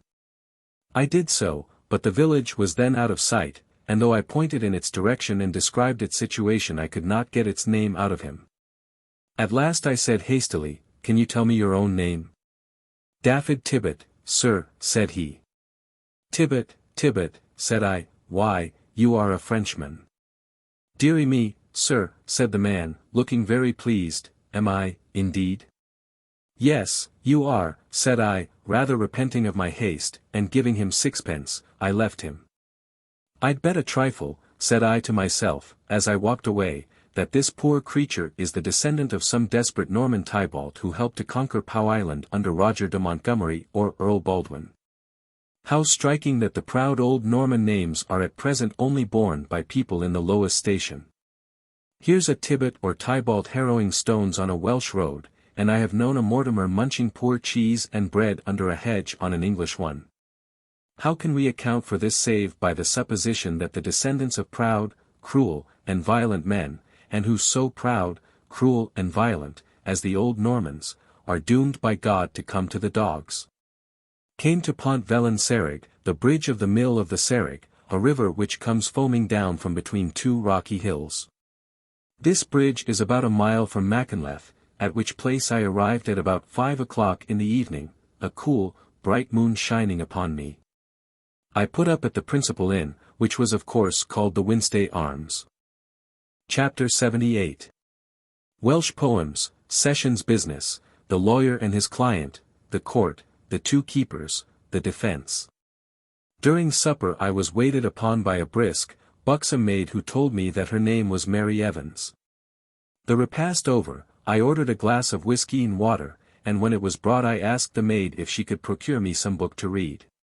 She said she was not aware of any book in the house which she could lay her hand on except one of her own, which if I pleased she would lend me. I begged her to do so. Whereupon she went out and presently returned with a very small volume, which she laid on the table and then retired. After taking a sip of my whisky and water I proceeded to examine it. It turned out to be a volume of Welsh poems entitled Blodau Glyn Dyfi, or Flowers of Glyn Dyfi, by one Lewis Meredith, whose poetical name is Lewis Glyn Dyfi. The author indites his preface from Semis, June, 1852. The best piece is called Dyffryn Dyfi, and is descriptive of the scenery of the vale through which the Dyfi runs. It commences thus. Hedicall Ddyffryn Tlws, peaceful, pretty vale. And contains many lines breathing a spirit of genuine poetry. The next day I did not get up till 9, having no journey before me, as I intended to pass that day at Machynlleth. When I went down to the parlour I found another guest there, breakfasting. He was a tall, burly, and clever-looking man of about 35. As we breakfasted together at the same table we entered into conversation. I learned from him that he was an attorney from a town at some distance, and was come over to Machynlleth to the petty sessions, to be held that day, in order to defend a person accused of spearing a salmon in the river. I asked him who his client was. "A farmer," said he, "a tenant of Lord V. who will probably preside over the bench which will try the affair." "Oh," said I, "a tenant spearing his landlord's fish, that's bad." "No," said he, "the fish which he speared, that is, which he is accused of spearing, did not belong to his landlord but to another person. He hires land of Lord V. but the fishing of the river which runs through that land belongs to Sir Watkin." "Oh, then," said I, "supposing he did spear the salmon I shan't break my heart if you get him off, do you think you shall?" "I don't know," said he. "There's the evidence of two keepers against him. One of whom I hope, however, to make appear a scoundrel, in whose oath the slightest confidence is not to be placed. I shouldn't wonder if I make my client appear a persecuted lamb. The worst is, that he has the character of being rather fond of fish, indeed of having speared more salmon than any other 6 individuals in the neighbourhood. I really should like to see him, said I. What kind of person is he? Some fine, desperate-looking fellow, I suppose. You will see him presently, said the lawyer. He is in the passage waiting till I call him in to take some instructions from him. And I think I had better do so now, for I have breakfasted, and time is wearing away. He then got up, took some papers out of a carpet bag, sat down, and after glancing at them for a minute or two, went to the door and called to somebody in Welsh to come in. Forthwith in came a small, mean, wizen-faced man of about 60, dressed in a black coat and hat, drab breeches and gaiters, and looking more like a decayed Methodist preacher than a spearer of imperial salmon. Well, said the attorney, this is my client, what do you think of him? He is rather a different person from what I had expected to see, said I, but let us mind what we say or we shall offend him. Not we, said the attorney. That is, unless we speak Welsh, for he understands not a word of any other language. Then sitting down at the further table he said to his client in Welsh, Now, Mr. So-and-so, have you learnt anything more about that first keeper? The client bent down, and placing both his hands upon the table began to whisper in Welsh to his professional adviser. Not wishing to hear any of their conversation, I finished my breakfast as soon as possible and left the room. Going into the inn-yard I had a great deal of learned discourse with an old ostler about the glanders and horses. From the inn-yard I went to my own private room and made some dottings in my notebook, and then went down again to the parlour, which I found unoccupied. After sitting some time before the fire I got up, and strolling out, presently came to a kind of marketplace, in the middle of which stood an old-fashioned looking edifice supported on pillars. Seeing a crowd standing round it I asked what was the matter, and was told that the magistrates were sitting in the town hall above, and that a grand poaching case was about to be tried. I may as well go and hear it, said I. Ascending a flight of steps I found myself in the Hall of Justice, in the presence of the magistrates and amidst a great many people, amongst whom I observed my friend the attorney and his client. The magistrates, upon the whole, were rather a fine body of men. Lord V. was in the chair, a highly intelligent-looking person, with fresh complexion, hooked nose, and dark hair. A policeman very civilly procured me a commodious seat. I had scarcely taken possession of it when the poaching case was brought forward. The first witness against the accused was a fellow dressed in a dirty snuff-colored suit, with a debauched look, and having much the appearance of a town shack. He deposed that he was a hired keeper, and went with another to watch the river at about 4 o'clock in the morning. That they placed themselves behind a bush, and that a little before daylight they saw the farmer drive some cattle across the river. He was attended by a dog. Suddenly they saw him put a spear upon a stick which he had in his hand, run back to the river, and plunging the spear in, after a struggle, pull out a salmon. That they then ran forward, and he himself asked the farmer what he was doing, whereupon the farmer flung the salmon and spear into the river and said that if he did not take himself off he would fling him in two. The attorney then got up and began to cross-question him. How long have you been a keeper? About a fortnight. What do you get a week? 10 shillings. Have you not lately been in London? I have. What induced you to go to London? The hope of bettering my condition. Were you not driven out of Machynlleth? I was not. Why did you leave London? Because I could get no work, and my wife did not like the place. Did you obtain possession of the salmon and the spear? I did not. Why didn't you?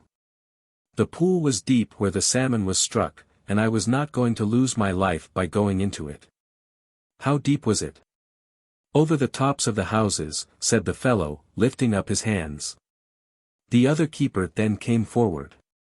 He was brother to the former, but had much more the appearance of a keeper, being rather a fine fellow, and dressed in a wholesome, well-worn suit of velveteen. He had no English, and what he said was translated by a sworn interpreter. He gave the same evidence as his brother about watching behind the bush, and seeing the farmer strike a salmon. When cross-questioned, however, he said that no words passed between the farmer and his brother, at least, that he heard. The evidence for the prosecution being given, my friend the attorney entered upon the defense. He said that he hoped the court were not going to convict his client, one of the most respectable farmers in the county, on the evidence of two such fellows as the keepers, one of whom was a well-known bad one, who for his evil deeds had been driven from Machynlleth to London, and from London back again to Machynlleth, and the other, who was his brother, a fellow not much better, and who, moreover, could not speak a word of English, the honest lawyer forgetting no doubt that his own client had just as little English as the keeper. He repeated that he hoped the court would not convict his respectable client on the evidence of these fellows, more especially as they flatly contradicted each other in one material point. One saying that words had passed between the farmer and himself, and the other that no words at all had passed, and were unable to corroborate their testimony by anything visible or tangible. If his client speared the salmon and then flung the salmon with the spear sticking in its body into the pool, why didn't they go into the pool and recover the spear and salmon? They might have done so with perfect safety, there being an old proverb, he need not repeat it, which would have secured them from drowning had the pool been not merely over the tops of the houses but over the tops of the steeples. But he would waive all the advantage which his client derived from the evil character of the witnesses, the discrepancy of their evidence, and their not producing the spear and salmon in court. He would rest the issue of the affair with confidence, on one argument, on one question, it was this. Would any man in his senses, and it was well known that his client was a very sensible man, spear a salmon not his own when he saw two keepers close at hand watching him, staring at him? Here the chairman observed that there was no proof that he saw them, that they were behind a bush. But my friend the attorney very properly, having the interest of his client and his own character for consistency in view, stuck to what he had said, and insisted that the farmer must have seen them. And he went on reiterating that he must have seen them, notwithstanding that several magistrates shook their heads. Just as he was about to sit down I moved up behind him and whispered, "Why don't you mention the dog? Wouldn't the dog have been likely to have scented the fellows out even if they had been behind the bush?" He looked at me for a moment and then said with a kind of sigh, "No, no. 20 dogs would be of no use here. It's no go, I shall leave the case as it is." The court was cleared for a time, and when the audience were again admitted Lord V. said that the bench found the prisoner guilty. That they had taken into consideration what his counsel had said in his defense, but that they could come to no other conclusion, more especially as the accused was known to have been frequently guilty of similar offences. They fined him £4, including costs. As the people were going out I said to the farmer in Welsh, "A bad affair this." "Drwg Jan, very bad indeed," he replied. "Did these fellows speak truth?" said I. "Nage, dim on Selwood, not they. Nothing but lies." "Dear me," said I to myself, "what an ill-treated individual." Chapter 79. Machynlleth, Remarkable Events, Ode to Glendower, Dafydd Gam, Lawden's Hatchet.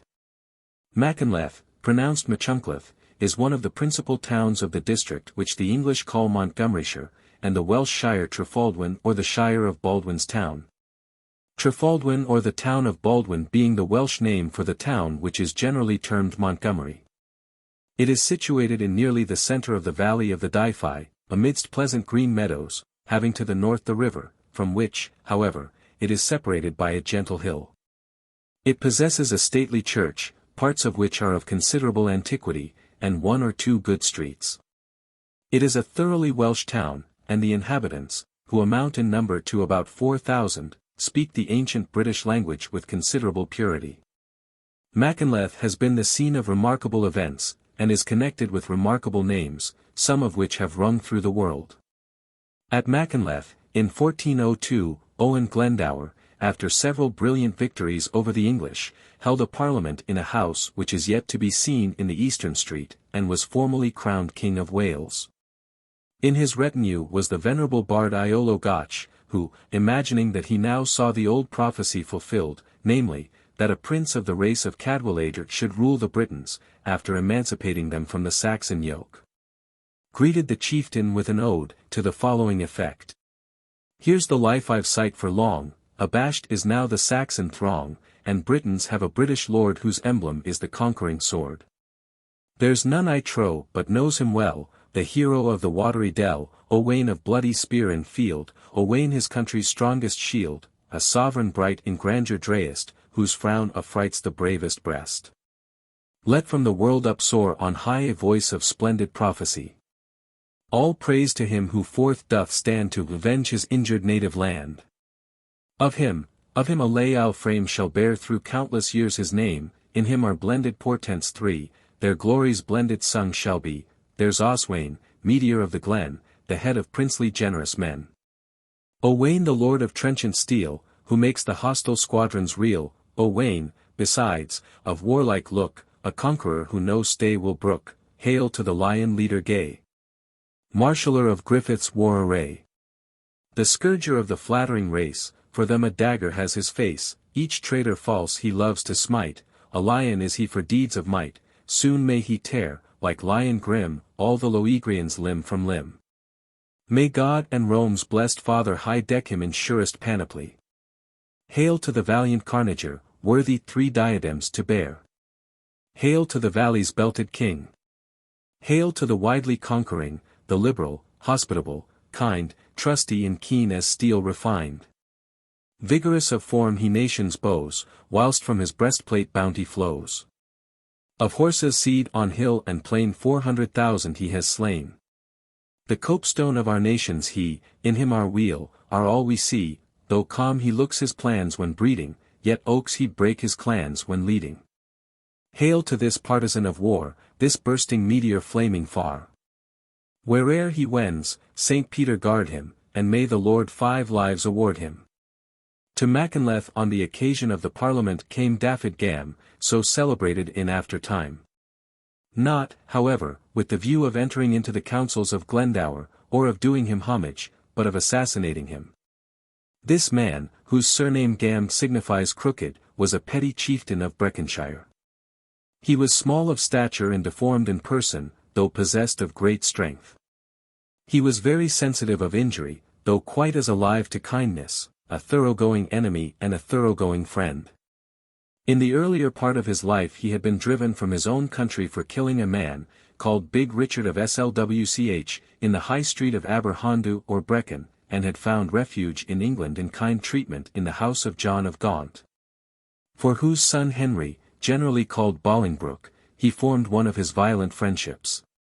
Bolingbroke, on becoming King Henry IV, not only restored the crooked little Welshman to his possessions, but gave him employments of great trust and profit in Herefordshire. The insurrection of Glendower against Henry was quite sufficient to kindle against him the deadly hatred of Dafydd, who swore, by the nails of God, that he would stab his countrymen for daring to rebel against his friend King Henry. The son of the man who had received him in his house and comforted him when his own countrymen were threatening his destruction. He therefore went to Machynlleth with the full intention of stabbing Glendower, perfectly indifferent as to what might subsequently be his own fate. Glendower, however, who had heard of his threat, caused him to be seized and conducted in chains to a prison which he had in the mountains of Sycharth. Shortly afterwards, passing through Breconshire with his host, he burnt Dafydd's house, a fair edifice called the Cernogwen, situated on a hillock near the river Hondu, to the ground. And seeing one of Gam's dependents gazing mournfully on the smouldering ruins he uttered the following taunting Englyn. Shouldst thou a little red man descry asking about his dwelling fair, tell him it under the bank doth lie. And its brow the mark of the cold doth bear.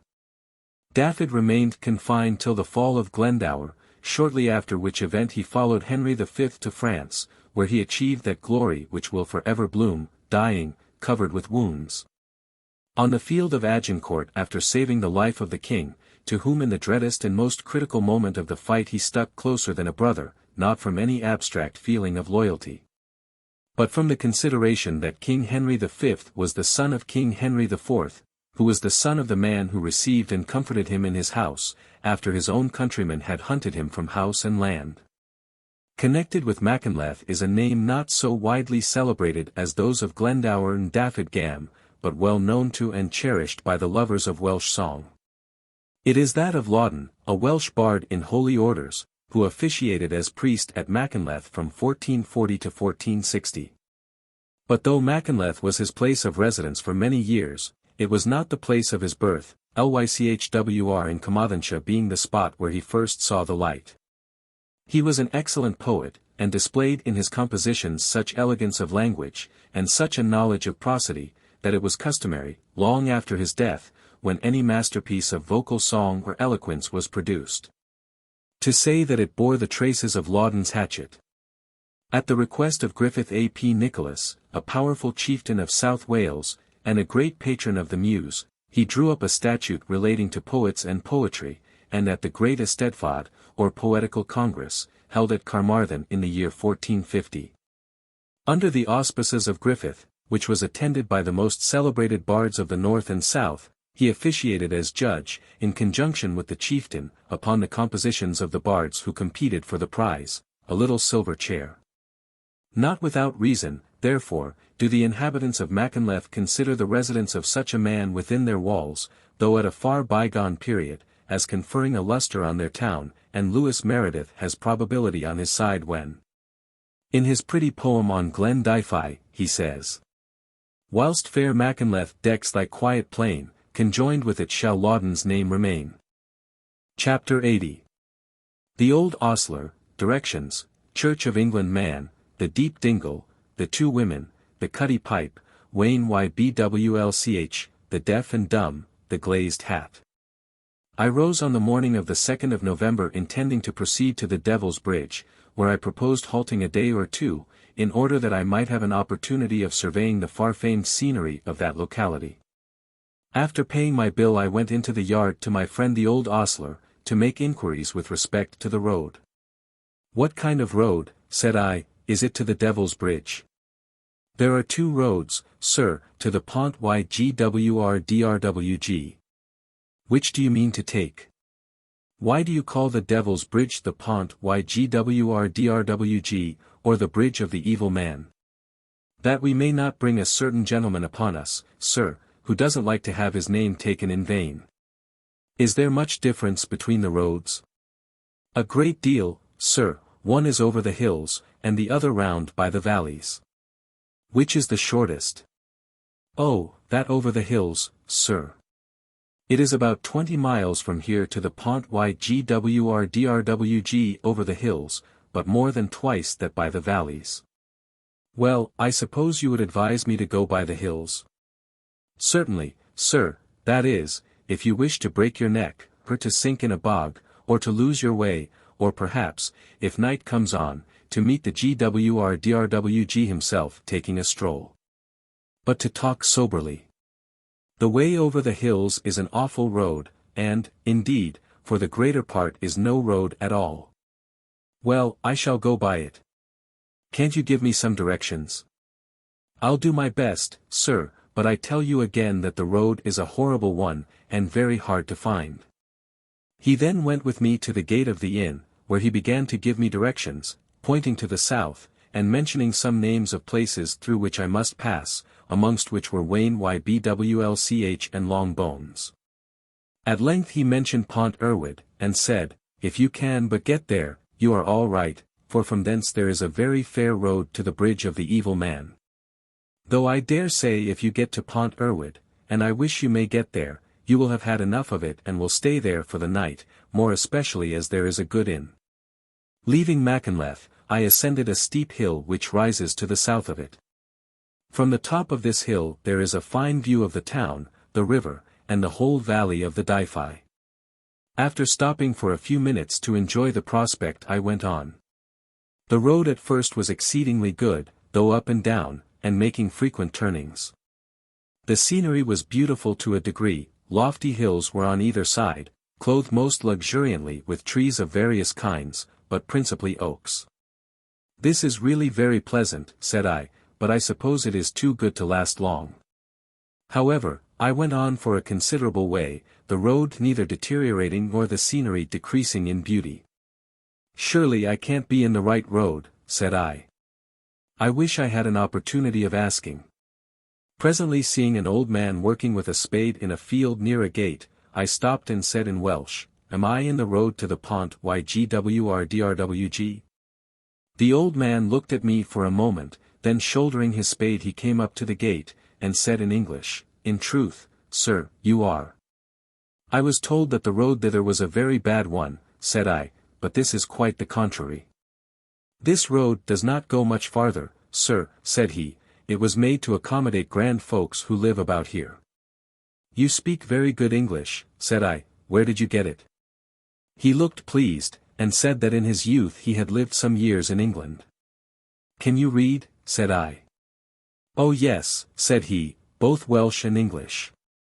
"What have you read in Welsh?" said I. "The Bible and Twm or Nant." "What pieces of Twm or Nant have you read?" "I have read 2 of his interludes and his life." "And which do you like best, his life or his interludes?" "Oh, I like his life best." "And what part of his life do you like best?" "Oh, I like that part best where he gets the ship into the water at Abermarleys." "You have a good judgment," said I, "his life is better than his interludes, and the best part of his life is where he describes his getting the ship into the water." "But do the Methodists about here in general read Twm or Nant?" "I don't know," said B. "I am no Methodist." "Do you belong to the church?" "I do." "And why do you belong to the church?" "Because I believe it is the best religion to get to heaven by." "I am much of your opinion," said I. "Are there many church people about here?" "Not many," said he, "but more than when I was young." "How old are you?" 69. "You are not very old," said I. "And I? I only want 1 year of fulfilling my proper time on earth." "You take things very easily," said I. "Not so very easily, sir. I have often my quakings and fears, but then I read my Bible, say my prayers, and find hope and comfort." "I really am very glad to have seen you," said I, "and now can you tell me the way to the bridge?" "Not exactly, sir, for I have never been there, but you must follow this road some way farther, and then bear away to the right along yon hill," and he pointed to a distant mountain. I thanked him, and proceeded on my way. I passed through a deep dingle, and shortly afterwards came to the termination of the road. Remembering, however, the directions of the old man, I bore away to the right, making for the distant mountain. My course lay now over very broken ground where there was no path, at least that I could perceive. I wandered on for some time. At length on turning round a bluff I saw a lad tending a small herd of bullocks. "Am I in the road," said I, "to the Pont-rhyd-y-groes? Nisgwn." "I don't know," said he sullenly. "I am a hired servant, and have only been here a little time." "Where's the house," said I, "where you serve?" But as he made no answer I left him. Some way farther on I saw a house on my left, a little way down the side of a deep dingle which was partly overhung with trees, and at the bottom of which a brook murmured. Descending a steep path, I knocked at the door. After a little time it was opened, and 2 women appeared, one behind the other. The first was about 60. She was very powerfully made, had stern grey eyes and harsh features, and was dressed in the ancient Welsh female fashion, having a kind of riding habit of blue and a high conical hat like that of the Tyrol. The other seemed about 20 years younger. She had dark features, was dressed like the other, but had no hat. I saluted the first in English, and asked her the way to the bridge, whereupon she uttered a deep guttural "ugh" and turned away her head, seemingly in abhorrence. I then spoke to her in Welsh, saying I was a foreign man, I did not say a Saxon, was bound to the Devil's Bridge, and wanted to know the way. The old woman surveyed me sternly for some time, then turned to the other and said something, and the 2 began to talk to each other, but in a low, buzzing tone, so that I could not distinguish a word. In about half a minute the eldest turned to me, and extending her arm and spreading out her 5 fingers wide, motioned to the side of the hill in the direction which I had been following. "If I go that way shall I get to the bridge of the evil man?" said I, but got no other answer than a furious grimace and violent agitations of the arm and fingers in the same direction. I turned away, and scarcely had I done so when the door was slammed to behind me with great force, and I heard two "ughs," one not quite so deep and abhorrent as the other, probably proceeding from the throat of the younger female. "Two regular Saxon-hating Welsh women," said I, philosophically. "Just of the same sort no doubt as those who played such pranks on the slain bodies of the English soldiers, after the victory achieved by Glendower over Mortimer on the Severn side." I proceeded in the direction indicated, winding round the side of the hill, the same mountain which the old man had pointed out to me some time before.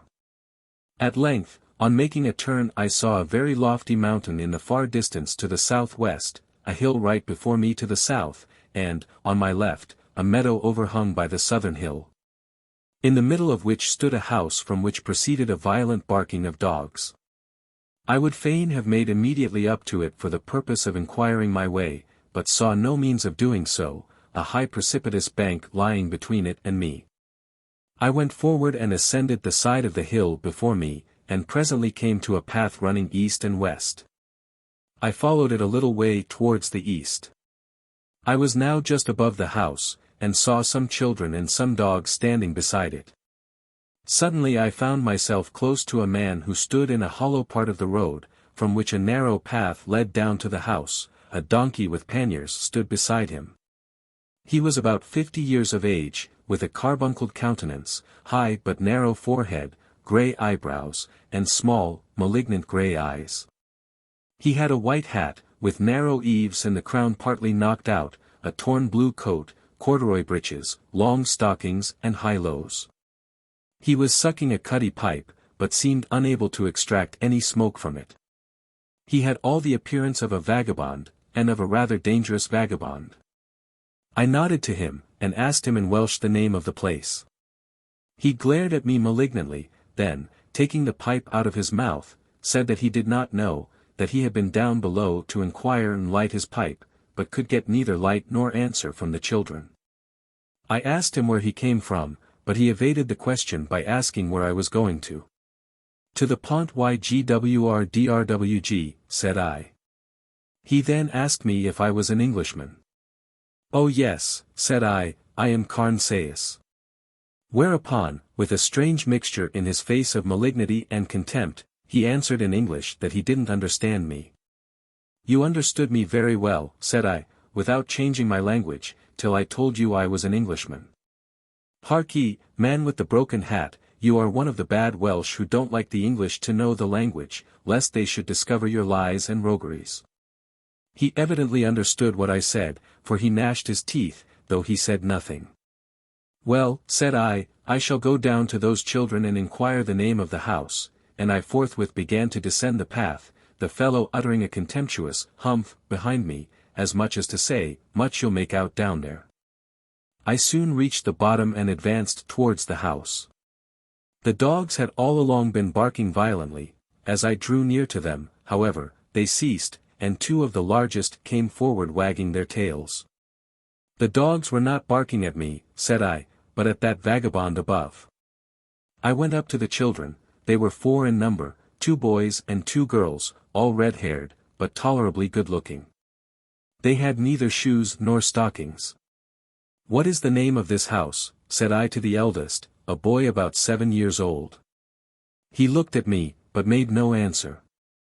I repeated my question, still there was no answer, but methought I heard a humph of triumph from the hill. "Don't crow quite yet, old chap," thought I to myself, and putting my hand into my pocket, I took out a penny, and offering it to the child said, "Now, small man, peth ynwenwyn." Instantly the boy's face became intelligent, and putting out a fat little hand, he took the Sainiog and said in an audible whisper, "Wain ybwlch." "I am all right," said I to myself. "That is one of the names of the places which the old ostler said I must go through." Then addressing myself to the child I said, "Where's your father and mother?" "Out on the hill," whispered the child. "What's your father?" "A shepherd." "Good," said I, "now can you tell me the way to the bridge of the evil man?" But the features became blank, the finger was put to the mouth, and the head was hung down. That question was evidently beyond the child's capacity. "Thank you," said I, and turning round I regained the path on the top of the bank. The fellow and his donkey were still there. "I had no difficulty," said I, "in obtaining information. The place's name is Ystwyth. But oes genic dim Cymraeg, you have no Welsh." Thereupon I proceeded along the path in the direction of the east. Forthwith the fellow said something to his animal, and both came following fast behind. I quickened my pace, but the fellow and his beast were close in my rear.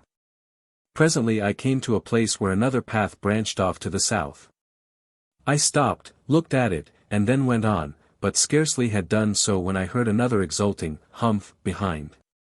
"I am going wrong," said I to myself. "That other path is the way to the Devil's Bridge, and the scamp knows it or he would not have grunted." Forthwith I faced round, and brushing past the fellow without a word turned into the other path and hurried along it. By a side glance which I cast I could see him staring after me. Presently, however, he uttered a sound very much like a Welsh curse, and, kicking his beast, proceeded on his way, and I saw no more of him.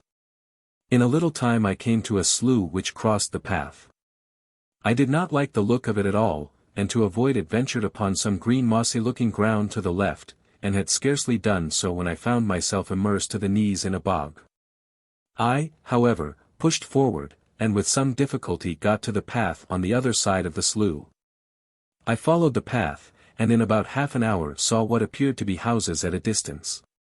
"God grant that I may be drawing near some inhabited place," said I. The path now grew very miry, and there were pools of water on either side. I moved along slowly. At length I came to a place where some men were busy in erecting a kind of building. I went up to the nearest and asked him the name of the place. He had a crowbar in his hand, was half naked, had a wry mouth and only one eye. He made me no answer, but mowed and gibbered at me. "For God's sake," said I, "don't do so, but tell me where I am." He still uttered no word, but mowed and gibbered yet more frightfully than before. As I stood staring at him another man came to me and said in broken English, "It is of no use speaking to him, sir, he is deaf and dumb." "I am glad he is no worse," said I, for I really thought he was possessed with the evil one. "My good person, can you tell me the name of this place?" "Ystwyth Hyrien, sir," said he. "Ystwyth Hyrien," said I to myself, Ystwyth means bones, and Hyrien means long. I am doubtless at the place which the old ostler called Long Bones. I shouldn't wonder if I get to the Devil's Bridge tonight after all. I then asked the man if he could tell me the way to the Bridge of the Evil Man, but he shook his head and said that he had never heard of such a place, adding, however, that he would go with me to one of the overseers, who could perhaps direct me. He then proceeded towards a row of buildings, which were, in fact, those objects which I had guessed to be houses in the distance. He led me to a corner house, at the door of which stood a middle-aged man, dressed in a grey coat, and saying to me, "This person is an overseer, returned to his labour." I went up to the man, and, saluting him in English, asked whether he could direct me to the Devil's Bridge, or rather to Pont-rhyd-y-groes. "It would be of no use directing you, sir," said he, "for with all the directions in the world it would be impossible for you to find the way. You would not have left these premises 5 minutes before you would be in a maze without knowing which way to turn. Where do you come from?" "From Machynlleth," I replied. "From Machynlleth," said he. "Well, I only wonder you ever got here, but it would be madness to go farther alone." "Well," said I, "can I obtain a guide?" "I really don't know," said he, "I am afraid all the men are engaged." As we were speaking a young man made his appearance at the door from the interior of the house. He was dressed in a brown short coat, had a glazed hat on his head, and had a pale but very intelligent countenance. "What is the matter?" said he to the other man. "This gentleman," replied the latter, "is going to Pont-rhyd-y-groes, and wants a guide." "Well," said the young man, "we must find him one. It will never do to let him go by himself." "If you can find me a guide," said I, I shall be happy to pay him for his trouble." "Oh, you can do as you please about that," said the young man. "But, pay or not, we would never suffer you to leave this place without a guide, and as much for our own sake as yours. For the directors of the company would never forgive us if they heard we had suffered a gentleman to leave these premises without a guide, more especially if you were lost, as it is 100 to 1 you would be if you went by yourself." "Pray," said I, "what company is this, the directors of which are so solicitous about the safety of strangers?" "The Betws-y Mining Company," said he, "the richest in all Wales. But pray walk in and sit down, for you must be tired." Chapter 81. The Mining Counting Room, Native of Aberystwyth, Story of a Bloodhound, The Young Girls, The Miner's Tale, Cwm Ystwyth, The Turfin. I followed the young man with the glazed hat into a room, the other man following behind me. He of the glazed hat made me sit down before a turf fire, apologizing for its smoking very much. The room seemed half counting room, half apartment. There was a wooden desk with a ledger upon it by the window, which looked to the west, and a camp bedstead extended from the southern wall nearly up to the desk. After I had sat for about a minute, the young man asked me if I would take any refreshment. I thanked him for his kind offer, which I declined, saying, however, that if he would obtain me a guide I should feel much obliged. He turned to the other man and told him to go and inquire whether there was anyone who would be willing to go. The other nodded, and forthwith went out. "You think, then," said I, "that I could not find the way by myself?" "I am sure of it," said he, "for even the people best acquainted with the country frequently lose their way. But I must tell you, that if we do find you a guide, it will probably be one who has no English." "Never mind," said I have enough Welsh to hold a common discourse." A fine girl about 14 now came in, and began bustling about. "Who is this young lady?" said I. "The daughter of a captain of a neighboring mine," said he. "She frequently comes here with messages, and is always ready to do a turn about the house, for she is very handy." "Has she any English?" said I. "Not a word," he replied. "The young people of these hills have no English, except they go abroad to learn it." "What hills are these?" said I. "Part of the Brynamman range," said he. "Dear me," said I, "am I near Brynamman?" "Not very far from it," said the young man, "and you will be nearer when you reach Pont-rhyd-y-groes." "Are you a native of these parts?" said I. "I am not," he replied. "I am a native of Aberystwyth, a place on the sea-coast about a dozen miles from here." "This seems to be a cold, bleak spot," said I. "Is it healthy?" "I have reason to say so," said he. "For I came here from Aberystwyth about 4 months ago very unwell, and am now perfectly recovered. I do not believe there is a healthier spot in all Wales." We had some further discourse. I mentioned to him the adventure which I had on the hill with the fellow with the donkey. The young man said that he had no doubt that he was some prowling thief. "The dogs of the shepherd's house," said I, "didn't seem to like him, and dogs generally know an evil customer. A long time ago I chanced to be in a posada, or inn, at Valladolid in Spain. One hot summer's afternoon I was seated in a corridor which ran round a large open court in the middle of the inn. A fine yellow, 3 parts grown bloodhound was lying on the ground beside me with whom I had been playing, a little time before. I was just about to fall asleep, when I heard a hem at the outward door of the posada, which was a long way below at the end of a passage which communicated with the court. Instantly the hound started upon his legs, and with a loud yell, and with eyes flashing fire, ran nearly round the corridor, down a flight of steps, and through the passage to the gate. There was then a dreadful noise, in which the cries of a human being and the yells of the hound were blended. I forthwith started up and ran down, followed by several other guests, who came rushing out of their chambers round the corridor. At the gate we saw a man on the ground and the hound trying to strangle him.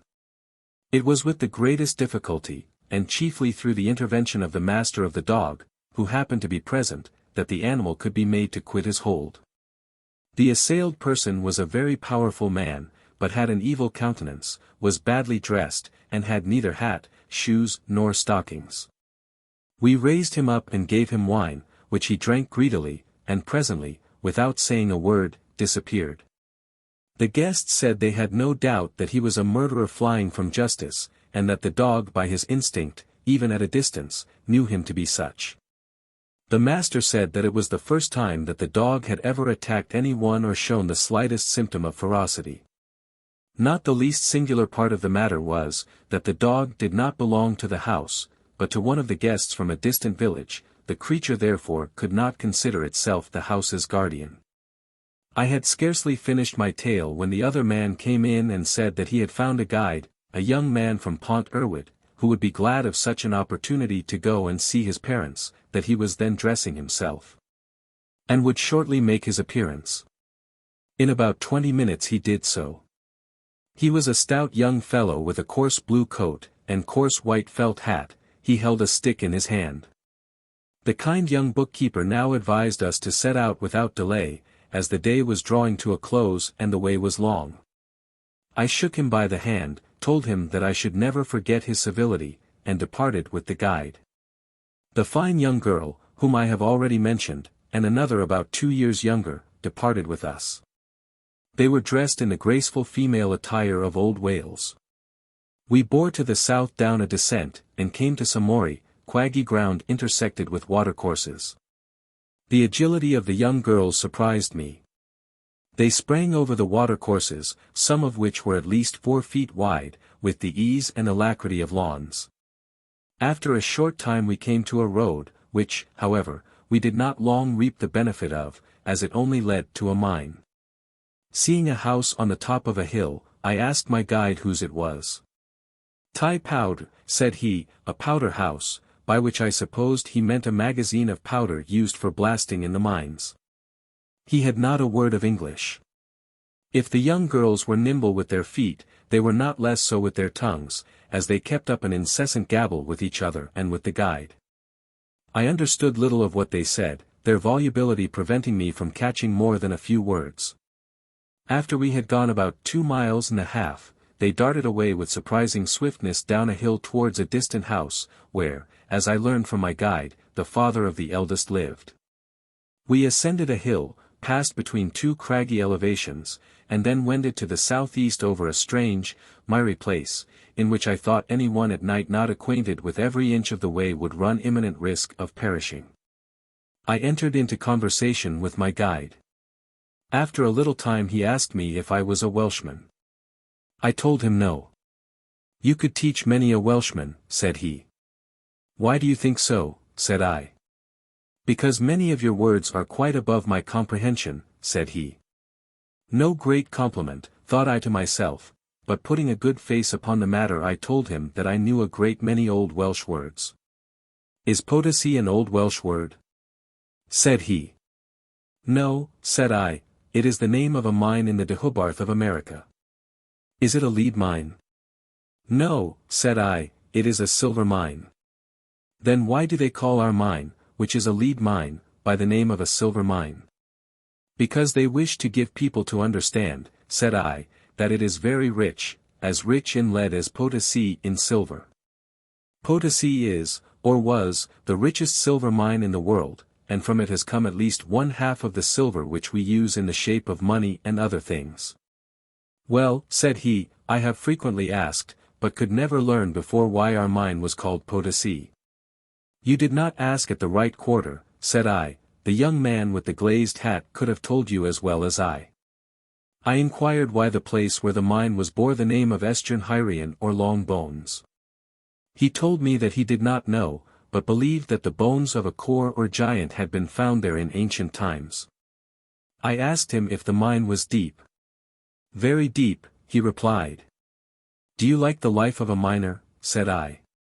"Very much," said he, "and should like it more, but for the noises of the hill." "Do you mean the powder blasts?" said I. "Oh no," said he, "I care nothing for them. I mean the noises made by the spirits of the hill in the mine. Sometimes they make such noises as frighten the poor fellow who works underground out of his senses. Once on a time I was working by myself very deep underground, in a little chamber to which a very deep shaft led. I had just taken up my light to survey my work, when all of a sudden I heard a dreadful rushing noise, as if an immense quantity of earth had come tumbling down. "Oh God," said I, and fell backwards, letting the light fall, which instantly went out. I thought the whole shaft had given way, and that I was buried alive. I lay for several hours half stupefied, thinking now and then what a dreadful thing it was to be buried alive. At length I thought I would get up, go to the mouth of the shaft, feel the mould, with which it was choked up, and then come back, lie down, and die. So I got up and tottered to the mouth of the shaft, put out my hand and felt nothing. All was clear. I went forward, and presently felt the ladder. Nothing had fallen, all was just the same as when I came down. I was dreadfully afraid that I should never be able to get up in the dark without breaking my neck.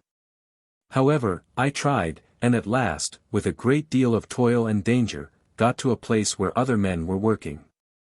The noise was caused by the spirits of the hill in the hope of driving the miner out of his senses.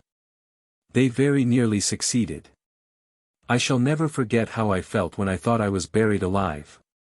If it were not for those noises in the hill, the life of a miner would be quite heaven below. We came to a cottage standing under a hillock, down the side of which tumbled a streamlet close by the northern side of the building. The door was open, and inside were 2 or 3 females and some children. "Have you any in Wyn?" said the lad, peeping in. "Oh yes," said a voice, "Digon. Digon." Presently a buxom, laughing girl brought out 2 dishes of buttermilk, one of which she handed to me and the other to the guide. I asked her the name of the place. "Cwm Ystwyth, the fair rivulet," said she. "Who lives here?" "A shepherd." "Have you any English?" "Negos," said she, bursting into a loud laugh. "What should we do with English here?"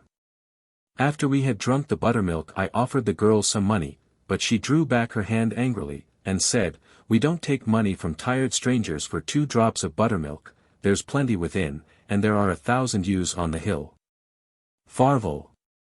Dear me, thought I to myself as I walked away, that I should once in my days have found shepherd life something as poets have represented it. I saw a mighty mountain at a considerable distance on the right, the same I believe which I had noted some hours before. I inquired of my guide whether it was Plynlimmon. "Oh no," said he, "that is Gavers, Plynlimmon is to the left." "Plynlimmon is a famed hill," said I suppose it is very high." "Yes," said he, "it is high, but it is not famed because it is high, but because the 3 grand rivers of the world issue from its breast, the Hafren, the Rheidol, and the Gwy. Night was now coming rapidly on, attended with a drizzling rain. I inquired if we were far from Pont-rhyd-y-groes. "About a mile," said my guide, "we shall soon be there." We quickened our pace. After a little time he asked me if I was going farther than Pont-rhyd-y-groes. "I am bound for the bridge of the evil man," said I, "but I dare say I shall stop at Pont-rhyd-y-groes tonight." "You will do right," said he. "It is only 3 miles from Pont-rhyd-y-groes to the bridge of the evil man, but I think we shall have a stormy night." "When I get to Pont-rhyd-y-groes," said I, "how far shall I be from South Wales?" "From South Wales," said he, "you are in South Wales now. You passed the Turfin of North Wales a quarter of an hour ago." The rain now fell fast and there was so thick a mist that I could only see a few yards before me. We descended into a valley, at the bottom of which I heard a river roaring. "That's the Rheidol," said my guide, "coming from Plynlimmon, swollen with rain." Without descending to the river, we turned aside up a hill, and, after passing by a few huts, came to a large house, which my guide told me was the inn of Pont-rhyd-y-groes. Chapter 82. Consequential landlord, cheek, darful gatherel, daffod nan more, sheep farms, wholesome advice, the old postman, the plant de bat, the robber's cavern. My guide went to a side door, and opening it without ceremony went in. I followed and found myself in a spacious and comfortable-looking kitchen. A large fire blazed in a huge grate, on one side of which was a settle. Plenty of culinary utensils, both pewter and copper, hung around on the walls, and several goodly rows of hams and sides of bacon were suspended from the roof. There were several people present, some on the settle and others on chairs in the vicinity of the fire. As I advanced, a man arose from a chair and came towards me. He was about 35 years of age, well and strongly made, with a fresh complexion, a hawk nose, and a keen grey eye. He wore top boots and breeches, a half-jockey coat, and had a round cap made of the skin of some animal on his head. "Servant, sir," said he in rather a sharp tone, and surveying me with something of a supercilious air. "Your most obedient humble servant," said I presume you are the landlord of this house." "Landlord," said he, "landlord. It is true I receive guests sometimes into my house, but I do so solely with the view of accommodating them. I do not depend upon innkeeping for a livelihood. I hire the principal part of the land in this neighborhood." "If that be the case," said I had better continue my way to the Devil's Bridge. I am not at all tired, and I believe it is not very far distant." "Oh, as you are here," said the farmer landlord, "I hope you will stay. I should be very sorry if any gentleman should leave my house at night after coming with an intention of staying, more especially in a night like this. Martha," said he, turning to a female between 30 and 40, who I subsequently learned was the mistress, "prepare the parlour instantly for this gentleman, and don't fail to make up a good fire." Martha forthwith hurried away, attended by a much younger female. "Till your room is prepared, sir," said he, "perhaps you will have no objection to sit down before our fire?" "Not the least," said I. "Nothing gives me greater pleasure than to sit before a kitchen fire. First of all, however, I must settle with my guide, and likewise see that he has something to eat and drink." "Shall I interpret for you?" said the landlord. "The lad has not a word of English, I know him well." "I have not been under his guidance for the last 3 hours," said I, "without knowing that he cannot speak English, but I want no interpreter." "You do not mean to say, sir," said the landlord, with a surprised and dissatisfied air, "that you understand Welsh?" I made no answer, but turning to the guide thanked him for his kindness, and giving him some money asked him if it was enough. "More than enough, sir," said the lad, "I did not expect half as much. Farewell." He was then about to depart, but I prevented him, saying, "You must not go till you have eaten and drunk." "What will you have?" "Merely a cup of ale, sir," said the lad. "That won't do," said I, "you shall have bread and cheese and as much ale as you can drink." "Pray," said I to the landlord, "let this young man have some bread and cheese and a large quart of ale." The landlord looked at me for a moment, then turning to the lad he said, "What do you think of that, Sean? It is some time since you had a quart of ale to your own cheek." "Cheek," said I, "cheek. Is that a Welsh word? Surely it is an importation from the English, and not a very genteel one." "Oh come, sir," said the landlord, "we can dispense with your criticisms. A pretty thing indeed for you, on the strength of knowing half a dozen words of Welsh, to set up for a Welsh critic in the house of a person who knows the ancient British language perfectly." "Dear me," said I, "how fortunate I am. A person thoroughly versed in the ancient British language is what I have long wished to see. Pray, what is the meaning of Darfel Gatherel?" "Oh sir," said the landlord, "you must answer that question yourself. I don't pretend to understand gibberish." "Darfel Gatherel," said I, "is not gibberish. It was the name of the great wooden image at Tydfil, or St. David's, in Pembrokeshire, to which thousands of pilgrims in the days of Popery used to repair for the purpose of adoring it, and which at the time of the Reformation was sent up to London as a curiosity, where it eventually served as firewood to burn the monk Forrest upon, who was sentenced to the stake by Henry VIII for denying his supremacy. What I want to know is, the meaning of the name, which I could never get explained, but which you who know the ancient British language perfectly can doubtless interpret." "Oh, sir," said the landlord, "when I said I knew the British language perfectly, I perhaps went too far. There are, of course, some obsolete terms in the British tongue, which I don't understand. Dar, what is it? Darmod Cotterel amongst the rest, but to a general knowledge of the Welsh language I think I may lay some pretensions. Were I not well acquainted with it, I should not have carried off the prize at various Eisteddfodau, as I have done. I am a poet, sir, a Prydydd.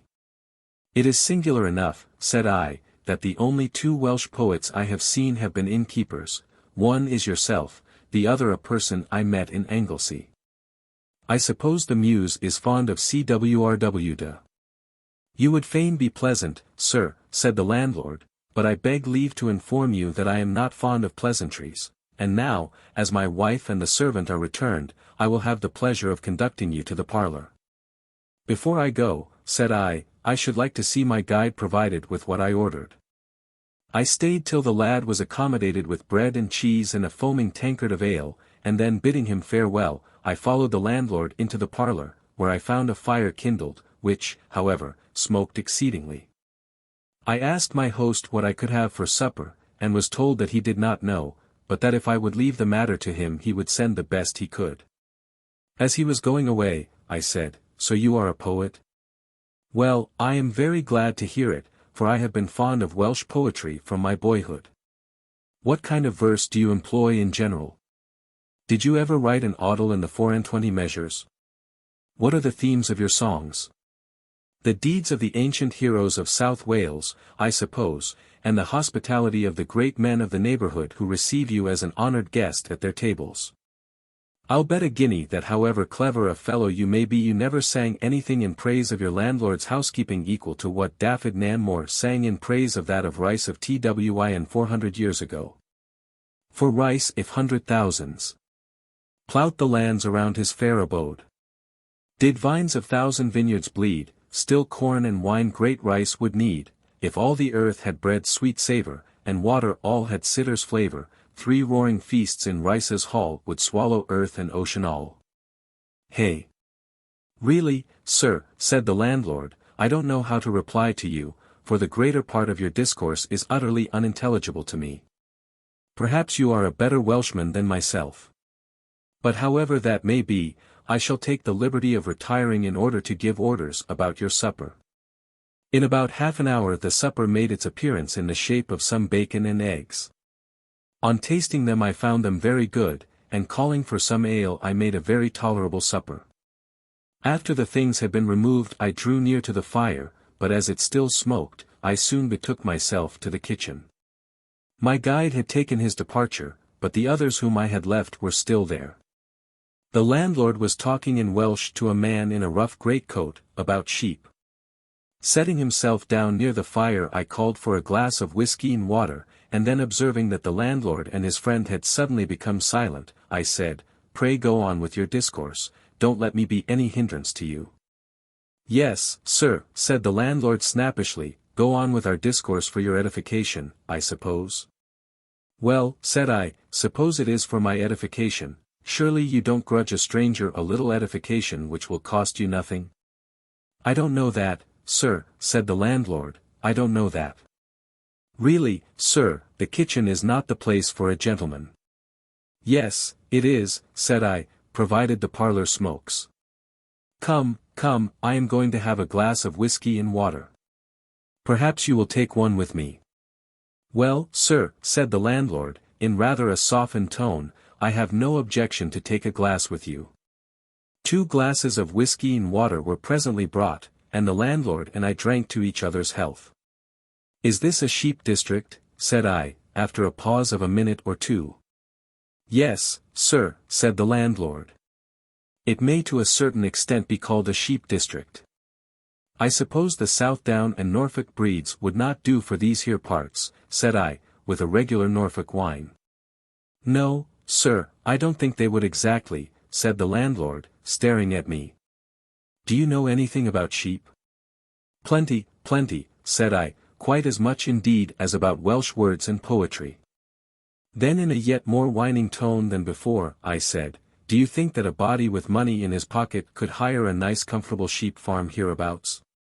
"Oh, sir," said the landlord in a furious tone, "you have come to look out for a farm, I see, and to outbid us poor Welshmen. It is on that account you have studied Welsh, but, sir, I would have you know."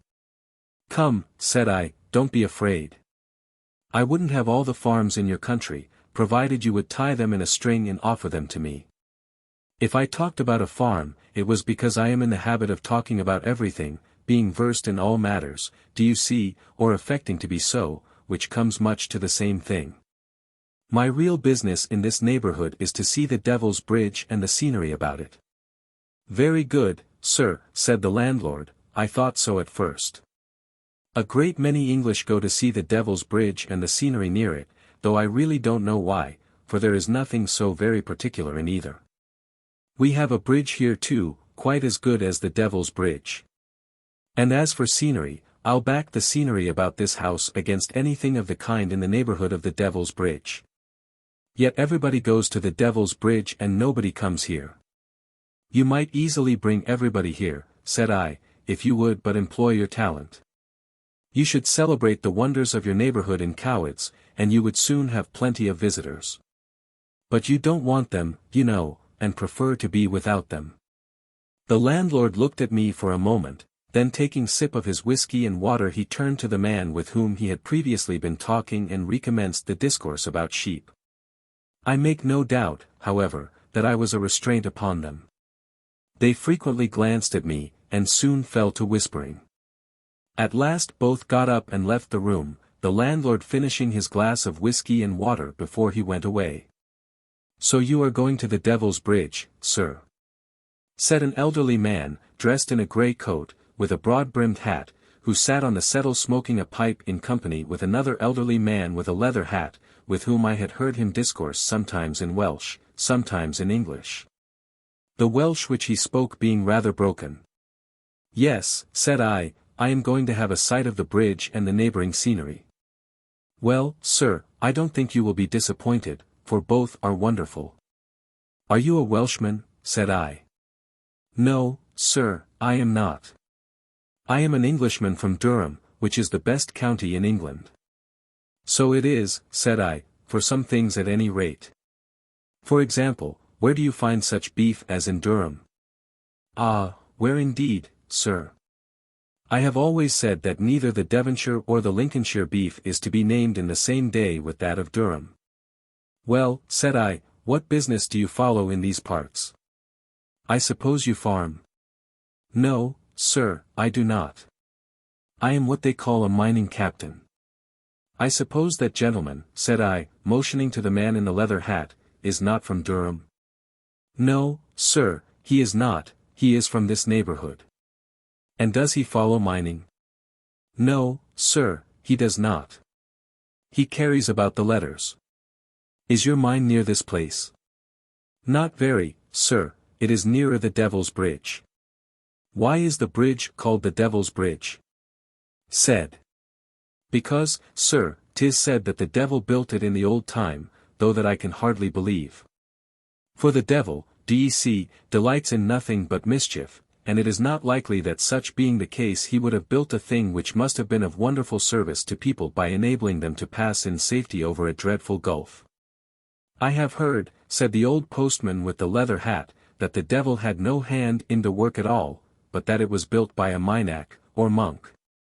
On which account the river over which the bridge is built is called a Fon y Minac, that is the monk's river. Did you ever hear, said I, of 3 creatures who lived a long time ago near the Devil's Bridge, called the Plant de Bat? Ah, master, said the old postman, I do see that you have been in these parts before. Had you not, you would not know of the Plant de Bat. No, said I have never been here before, but I heard of them when I was a boy, from a Cymro who taught me Welsh, and had lived for some time in these parts. Well, what do they say here about the Plant de Bat? For he who mentioned them to me could give me no further information about them than that they were horrid creatures who lived in a cave near the Devil's Bridge several 100 years ago. Well, master, said the old postman, thrusting his forefinger twice or thrice into the bowl of his pipe, I will tell you what they says here about the Plant de Bat. In the old time, 200-300 years ago, a man lived somewhere about here called Bat or Bartholomew. This man had 3 children, 2 boys and 1 girl, who, because their father's name was Bat, were generally called Plant de Bat, or Bat's children. Very wicked children they were from their cradle, giving their father and mother much trouble and uneasiness, no good in any one of them, neither in the boys nor the girl. Now the boys, once when they were rambling idly about, lighted by chance upon a cave near the Devil's Bridge. Very strange cave it was, with just one little hole at top to go in by. So the boys said to one another, "Nice cave this for thief to live in. Suppose we come here when we are a little more big and turn thief ourselves." Well, they waited till they were a little more big, and then leaving their father's house they came to the cave and turned thief, lying snug there all day and going out at night to rob upon the roads. Well, there was soon much talk in the country about the robberies which were being committed, and people often went out in search of the thieves, but all in vain. And no wonder, for they were in a cave very hard to light upon, having, as I said before, merely one little hole at top to go in by. So, Bat's boys went on swimmingly for a long time, lying snug in cave by day and going out at night to rob, letting no one know where they were but their sister, who was as bad as themselves, and used to come to them and bring them food and stay with them for weeks, and sometimes go out and rob with them. But as the pitcher which goes often to the well comes home broke at last, so it happened with Bat's children. After robbing people upon the roads by night many a long year and never being found out, they at last met one great gentleman upon the roads by night and not only robbed, but killed him, leaving his body all cut and gashed near to Devil's Bridge. That job was the ruin of Plant the Bat, for the great gentleman's friends gathered together and hunted after his murderers with dogs, and at length came to the cave, and going in, found it stocked with riches. And the Plant the Bat sitting upon the riches, not only the boys but the girl also. So they took out the riches and the Plant the Bat, and the riches they did give to churches and spyttys, and the Plant the Bat they did execute, hanging the boys and burning the girl. That, master, is what they says in these parts about the Plant the Bat. Thank you, said I. Is the cave yet to be seen? Oh yes. It is yet to be seen, or part of it, for it is not now what it was, having been partly flung open to hinder other thieves from nestling in it. It is on the bank of the river Minack, just before it joins the Rydal. Many gentlefolk in the summer go to see the Plant the Bat's cave. Are you sure, said I, that Plant the Bat means Bat's children? I am not sure, master, I merely says what I have heard other people say. I believe some says that it means the wicked children, or the devil's children. And now, master, we may as well have done with them, for should you question me through the whole night, I could tell you nothing more about the Plant the Bat. After a little further discourse, chiefly about sheep and the weather, I retired to the parlour, where the fire was now burning brightly. Seating myself before it, I remained for a considerable time staring at the embers and thinking over the events of the day. At length I rang the bell and begged to be shown to my chamber, where I soon sank to sleep, lulled by the pattering of rain against the window and the sound of a neighbouring cascade. Chapter 83. Wild Scenery, Awful Chasm, John Greaves, Durham County, Queen Philippa, the two Aldens, Welsh Wife, the Noblest Business, the Welsh and the Salve, the Lad John. A rainy and boisterous night was succeeded by a bright and beautiful morning. I arose and having ordered breakfast went forth to see what kind of country I had got into. I found myself amongst wild, strange-looking hills, not, however, of any particular height. The house, which seemed to front the east, stood on the side of a hill, on a wide platform abutting on a deep and awful chasm, at the bottom of which chafed and foamed the Rydal.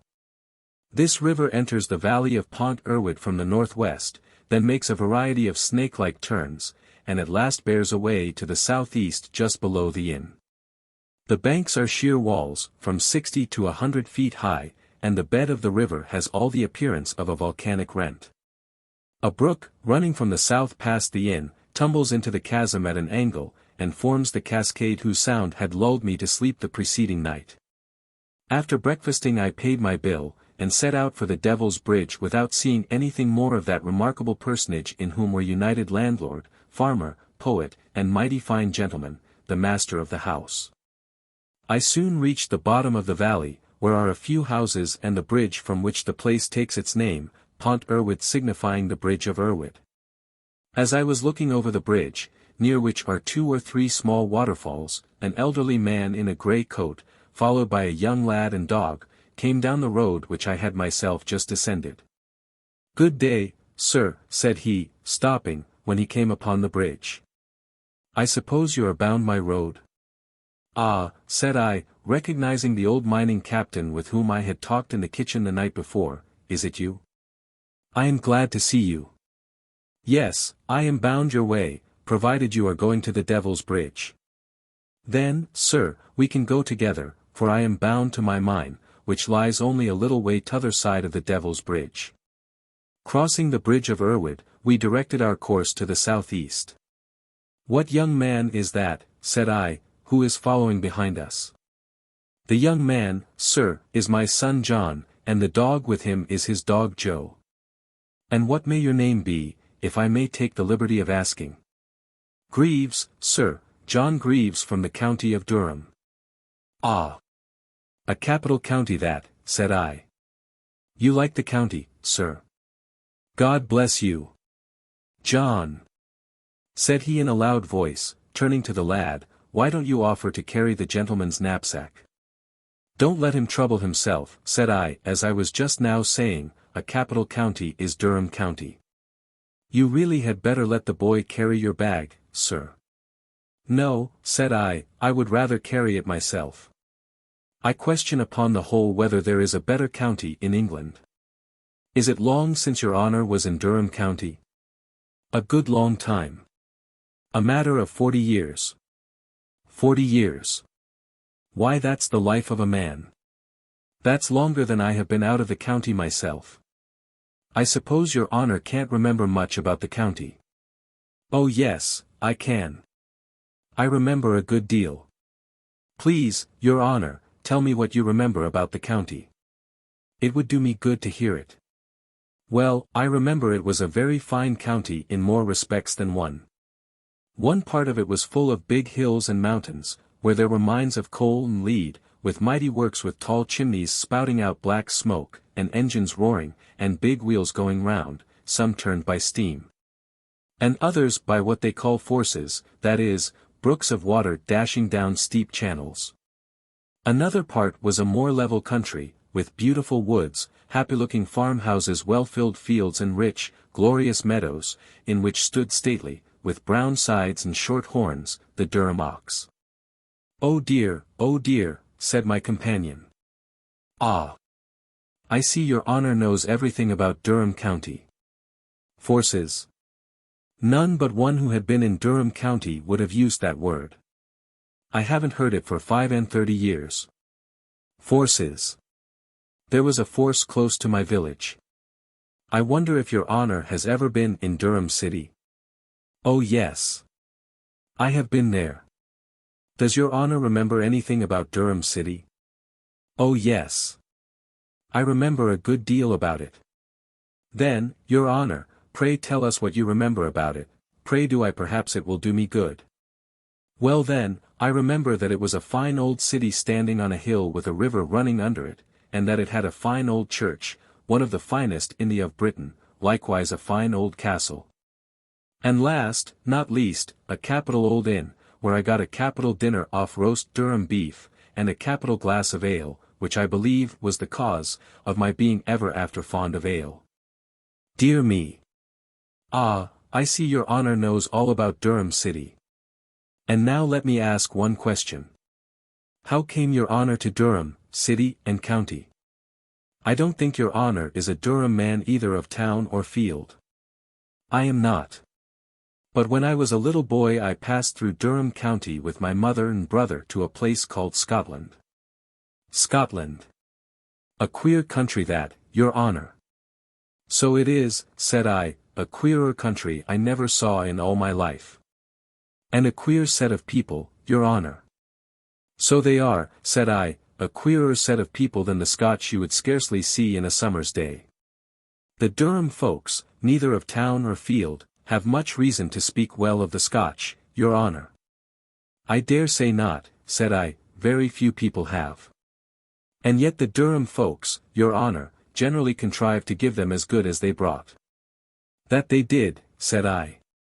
A pretty licking the Durham folks once gave the Scots under the walls of Durham city, after the scamps had been plundering the country for 3 weeks, a precious licking they gave them, slaying I don't know how many thousands. And taking their king prisoner. So they did, your honour, and under the command of a woman too. Very true, said I, Queen Philippa. Just so, your honour. The idea that your honour should know so much about Durham, both field and town. Well, said I, since I have told you so much about Durham, perhaps you will tell me something about yourself. How did you come here? I had better begin from the beginning, your honour. I was born in Durham County close beside the great force, which no doubt your honour has seen. My father was a farmer, and had a bit of a share in a mining concern. I was brought up from my childhood both to farming and mining work, but most to mining, because, do you see, I took most pleasure in it, being the more noble business of the two. Shortly after I had come to man's estate my father died, leaving me a decent little property, whereupon I forsook farming altogether and gave myself up, body, soul, and capital, to mining, which at last I thoroughly understand in all its branches. Well, your honour, about 35 years ago, that was when I was about 28, a cry went through the north country that a great deal of money might be made by opening whales, that is, by mining in whales in the proper fashion. Which means the north country fashion, for there is no other fashion of mining good for much. There had long been mines in Wales, but they had always been worked in a poor, weak, languid manner, very different from that of the north country. So a company was formed, at the head of which were the Aldens, George and Thomas, for opening whales, and they purchased certain mines in these districts which they knew to be productive, and which might be made yet more so. And settling down here called themselves the Rydal United.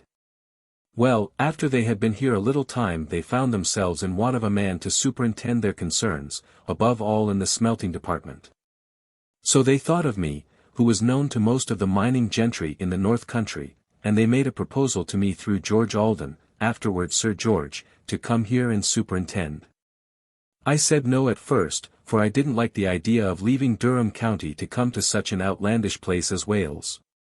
Howsomever, I at last allowed myself to be overpersuaded by George Alden, afterwards Sir George, and here I came with my wife and family, for I must tell your honour I had married a respectable young woman of Durham County, by whom I had 2 little ones. Here I came and did my best for the service of the Rydal United.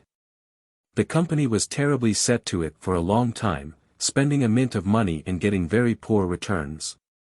To my certain knowledge, the 2 Aldens, George and Tom, spent between them £30,000. The company, however, persevered, chiefly at the instigation of the Aldens, who were in the habit of saying, never say die. And at last got the better of all their difficulties and rolled in riches, and had the credit of being the first company that ever opened Wales, which they richly deserved, for I will uphold it that the Rydal United, particularly the Aldens, George and Thomas, were the first people who really opened Wales. In their service I have been for 35 years, and dare say shall continue so till I die. I have been tolerably comfortable, your honour, though I have had my griefs, the bitterest of which was the death of my wife, which happened about 8 years after I came to this country. I thought I should have gone wild at first, your honour. Having, however, always plenty to do, I at last got the better of my affliction. I continued single till my English family grew up and left me, when, feeling myself rather lonely, I married a decent young Welsh woman, by whom I had 1 son, the lad John, who is following behind with his dog Joe. And now your honour knows the whole story of John Greaves, miner from the county of Durham. And a most entertaining and instructive history it is, said I. You have not told me, however, how you contrived to pick up Welsh. I heard you speaking it last night with the postman. Why, through my Welsh wife, your honour. Without her I don't think I should ever have picked up the Welsh manner of discoursing. She is a good kind of woman, my Welsh wife, though. The loss of your Durham wife must have been a great grief to you, said I. It was the bitterest grief, your honour, as I said before, that I ever had. My next worst I think was the death of a dear friend. Who was that, said I. Who was it, your honour? Why, the Duke of Newcastle. Dear me! Said I, how came you to know him? Why, your honour, he lived at a place not far from here, called Hafod, and so. Hafod, said I have often heard of Hafod and its library, but I thought it belonged to an old Welsh family called Johns. Well, so it did, your honour, but the family died away, and the estate was put up for sale, and purchased by the Duke, who built a fine house upon it, which he made his chief place of residence, the old family house, I must tell your honour. In which the library had been destroyed by fire. Well, he hadn't been long settled there before he found me out and took wonderfully to me, discoursing with me and consulting me about his farming and improvements.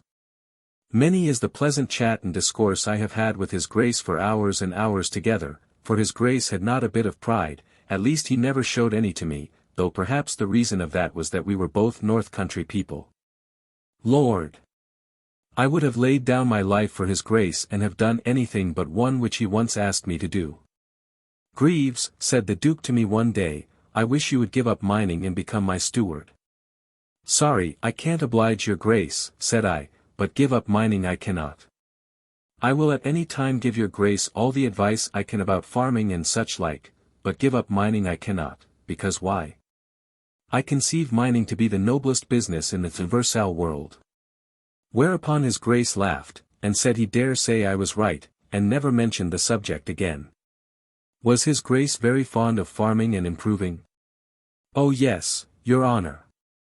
Like all the great gentry, especially the North Country gentry, his Grace was wonderfully fond of farming and improving. And a wonderful deal of good he did, reclaiming thousands of acres of land which was before good for nothing, and building capital farmhouses and offices for his tenants.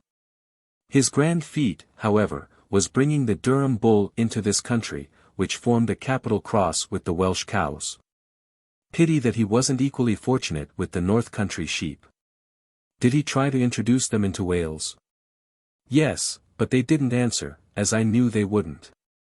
Says I to the Duke, it won't do, your Grace, to bring the North Country sheep here, because why? The hills are too wet and cold for their constitutions. But his Grace, who had sometimes a will of his own, persisted and brought the North Country sheep to these parts, and it turned out as I said, the sheep caught the disease, and the wool parted in. But, said I, you should have told him about the salve made of bran, butter and oil. You should have done that. Well, so I did, your honour. I told him about the salve, and the Duke listened to me, and the salve was made by these very hands, but when it was made, what do you think? The foolish Welsh wouldn't put it on, saying that it was against their laws and statutes and religion to use it, and talked about devil's salves and the witch of Endor, and the sin against the Holy Ghost, and such like nonsense. So to prevent a regular rebellion, the Duke gave up the salve, and the poor sheep pined away and died, till at last there was not one left. Who holds the estate at present? Said I. Why, a great gentleman from Lancashire, your honour, who bought it when the Duke died. But he doesn't take the same pleasure in it which the Duke did, nor spends so much money about it, the consequence being that everything looks very different from what it looked in the Duke's time. The inn at the Devil's Bridge and the grounds look very different from what they looked in the Duke's time, for you must know that the inn and the grounds form part of the Hafod estate, and are hired from the proprietor. By this time we had arrived at a small village, with a toll bar and a small church or chapel at some little distance from the road, which here made a turn nearly full south. The road was very good, but the country was wild and rugged. There was a deep vale on the right, at the bottom of which rolled the Rydal in its cleft, rising beyond which were steep, naked hills. This village, said my companion, is called Ystwyth. Down on the right, past the church, is a strange bridge across the Rydal, which runs there through a horrid kind of a place. The bridge is called Pont-rhyd-y-groes, or the Parson's Bridge, because in the old time the clergyman passed over it every Sunday to do duty in the church here. Why is this place called Ystwyth? Said I, which means the hospital of the first boundary. Is there a hospital of the second boundary near here? I can't say anything about boundaries, your honour. All I know is, that there is another Spytty farther on beyond Hafod called Ystwyth, or the Spytty upon the Ystwyth. But to return to the matter of the Minister's Bridge, would counsel your honour to go and see that bridge before you leave these parts. A vast number of gentry go to see it in the summer time. It was the bridge which the landlord was mentioning last night, though it scarcely belongs to his district, being quite as near the Devil's Bridge Inn as it is to his own, your honour. We went on discoursing for about half a mile farther, when, stopping by a road which branched off to the hills on the left, my companion said, "I must now wish your honour good day, being obliged to go a little way up here to a mining work on a small bit of business.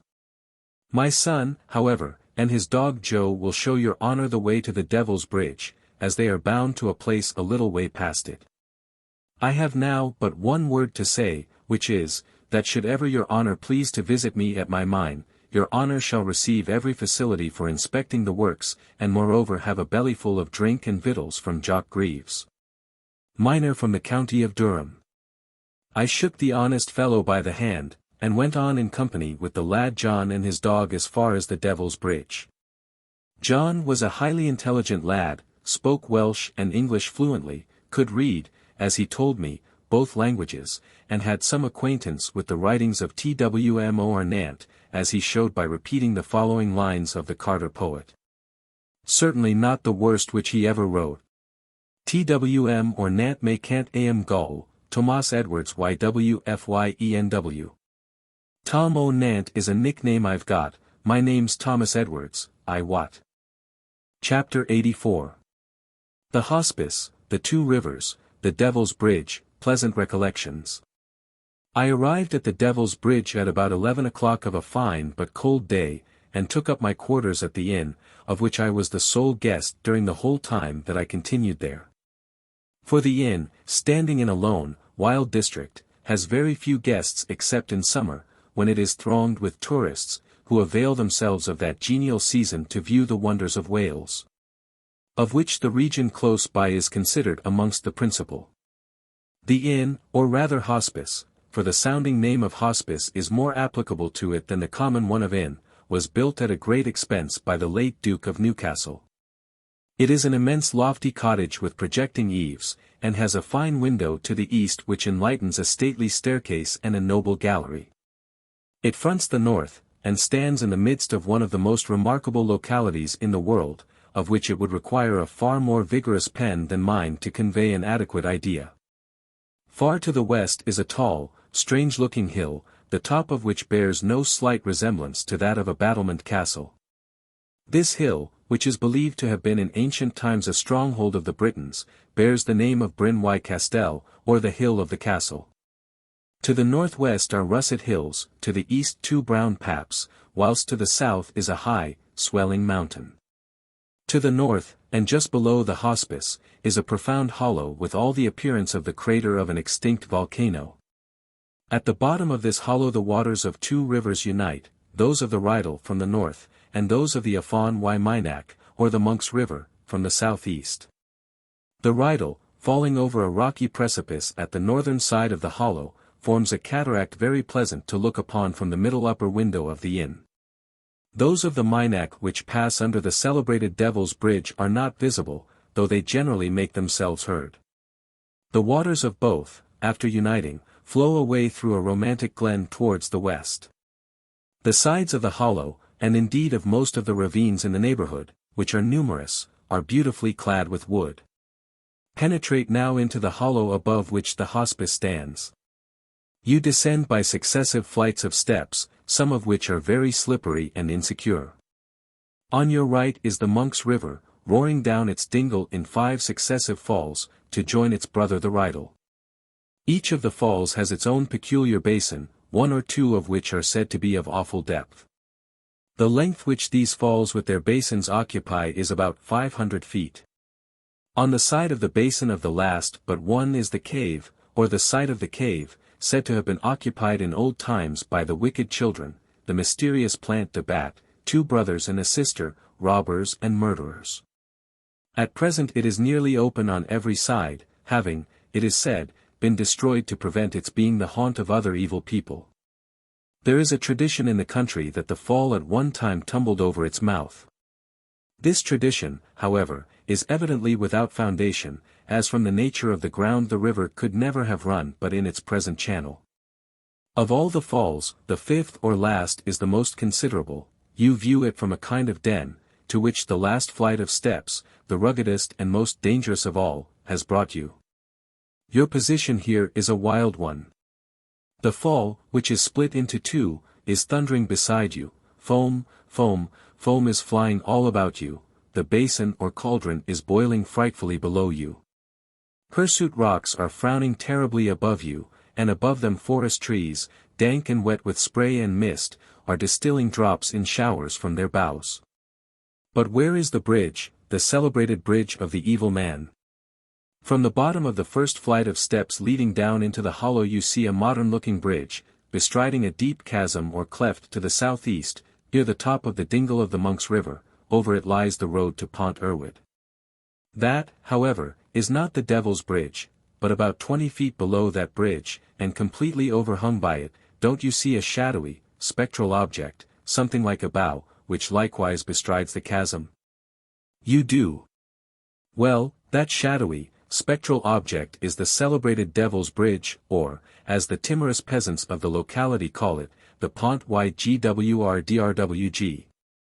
It is now merely preserved as an object of curiosity, the bridge above being alone used for transit, and is quite inaccessible except to birds and the climbing wicked boys of the neighborhood, who sometimes at the risk of their lives contrive to get upon it from the frightfully steep northern bank, and snatch a fearful joy, as, whilst lying on their bellies, they poke their heads over its sides worn by age, without parapet to prevent them from falling into the horrid gulf below.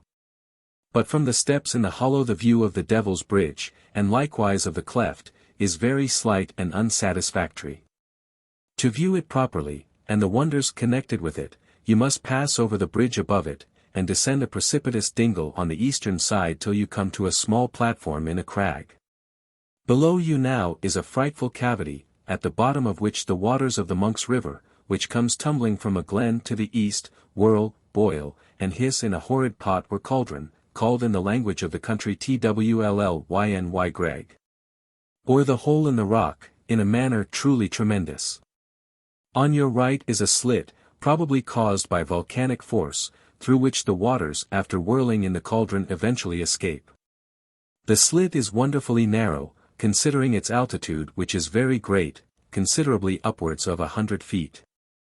Nearly above you, crossing the slit, which is partially wrapped in darkness, is the far-famed bridge, the Bridge of the Evil Man, a work which, though crumbling and darkly grey, does much honour to the hand which built it, whether it was the hand of Satan or of a monkish architect. For the arch is chaste and beautiful, far superior in every respect, except in safety and utility, to the one above it, which from this place you have not the mortification of seeing. Gaze on these objects, namely, the horrid seething pot or cauldron, the gloomy volcanic slit, and the spectral, shadowy Devil's Bridge for about 3 minutes, allowing a minute to each, then scramble up the bank and repair to your inn. And have no more sightseeing that day, for you have seen enough. And if pleasant recollections do not haunt you through life of the noble falls and the beautiful wooded dingles to the west of the Bridge of the Evil One, and awful and mysterious ones of the Monk's boiling cauldron, the long, savage, shadowy cleft, and the grey, crumbling, spectral bridge, I say boldly that you must be a very unpoetical person indeed. Chapter 85. Dinner at the hospice, evening gossip, a day of rain, a scanty flock, the bridge of the minister, legs in danger. I dined in a parlour of the inn commanding an excellent view of the hollow and the Rydal Fall. Shortly after I had dined, a fierce storm of rain and wind came on. It lasted for an hour, and then everything again became calm. Just before evening was closing in I took a stroll to a village which stands a little way to the west of the inn. It consists only of a few ruinous edifices, and is chiefly inhabited by miners and their families. I saw no men, but plenty of women and children. Seeing a knot of women and girls chatting I went up and addressed them. Some of the girls were very good looking, none of the party had any English, all of them were very civil. I first talked to them about religion, and found that, without a single exception, they were Calvinistic Methodists. I next talked to them about the plant de bat.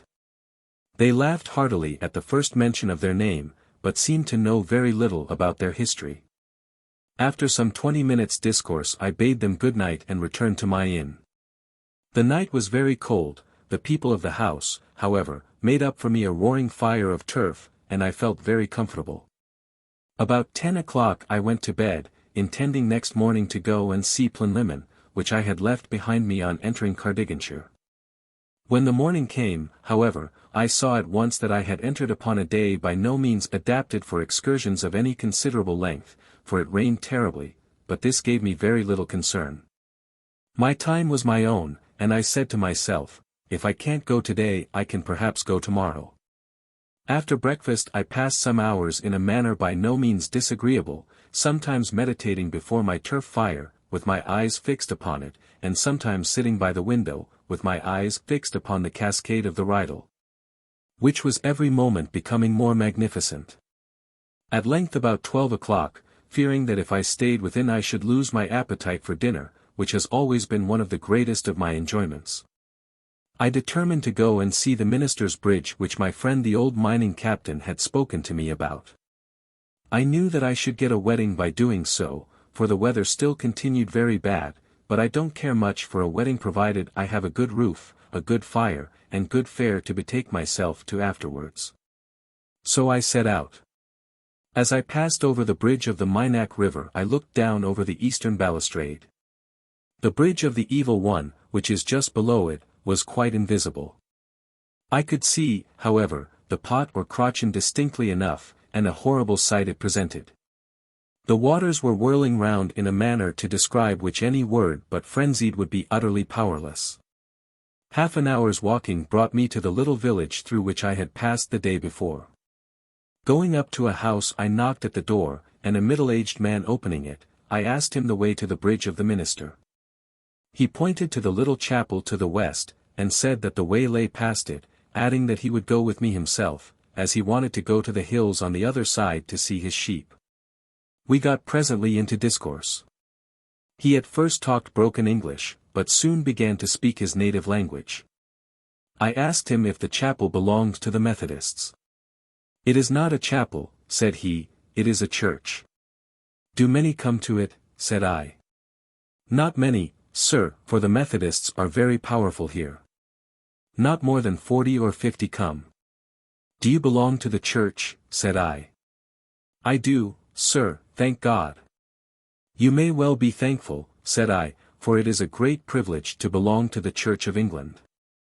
"It is so, sir," said the man, "though few, alas, think so."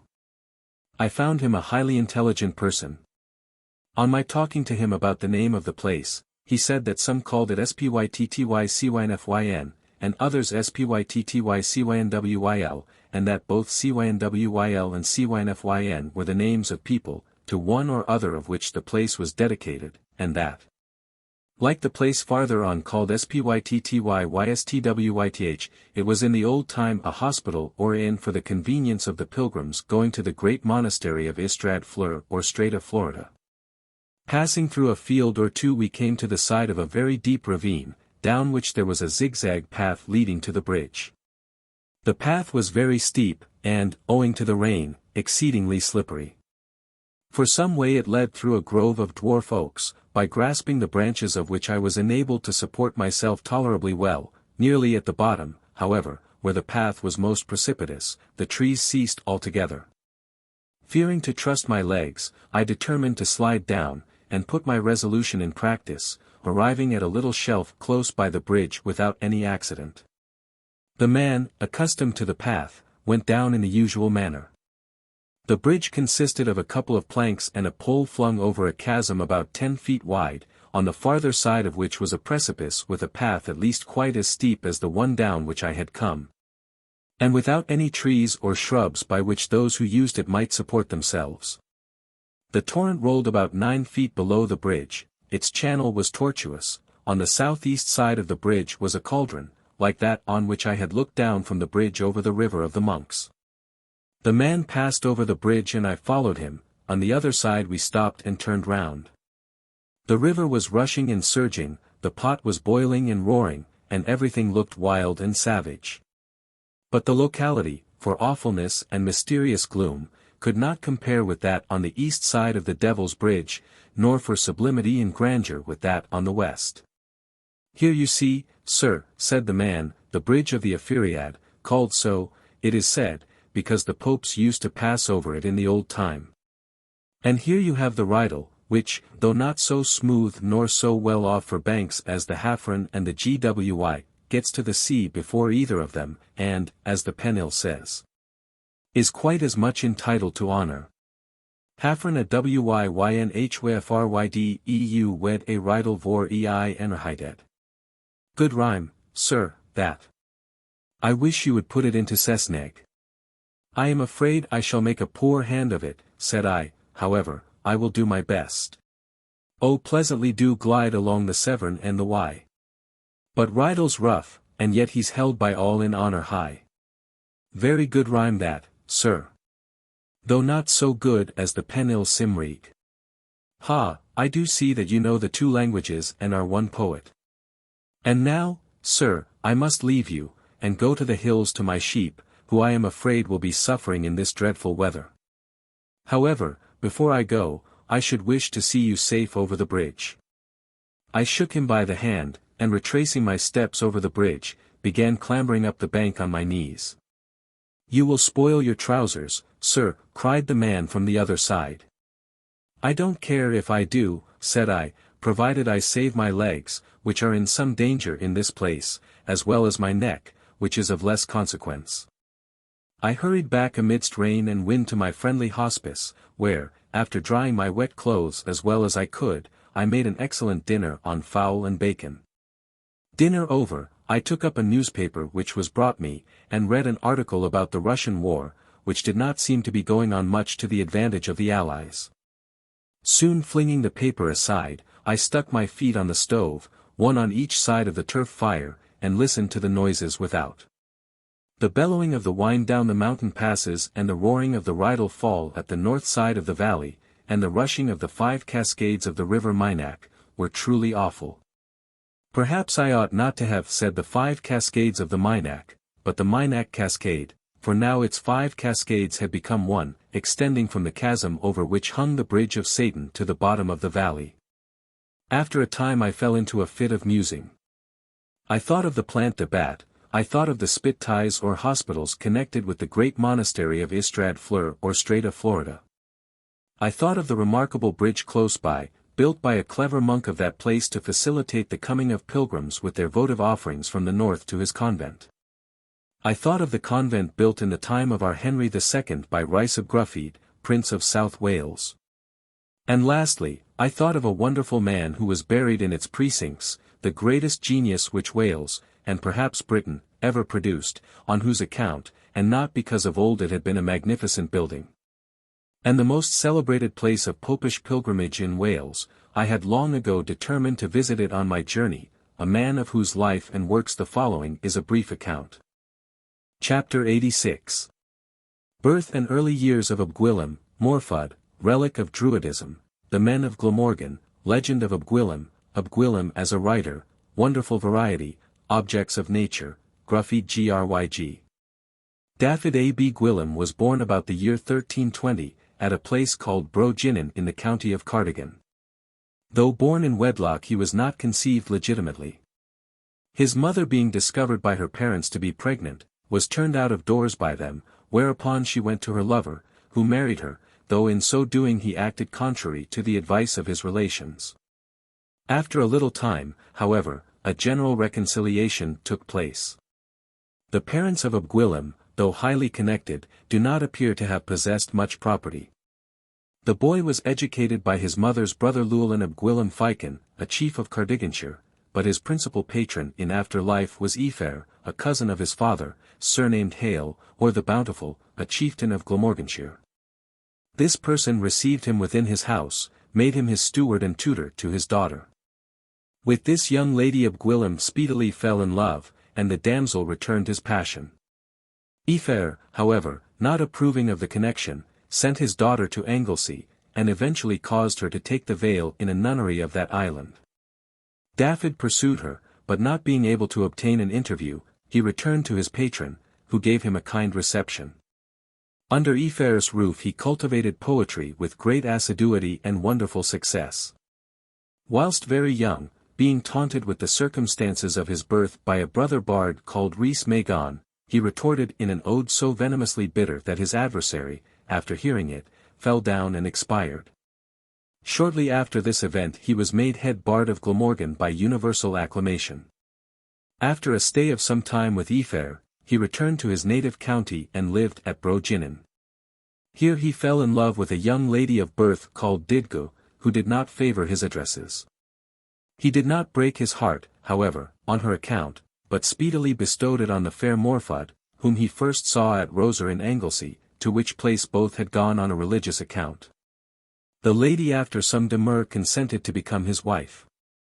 Her parents refusing to sanction the union, their hands were joined beneath the greenwood tree by one Madog Benfras, a bard, and a great friend of Abgwilym.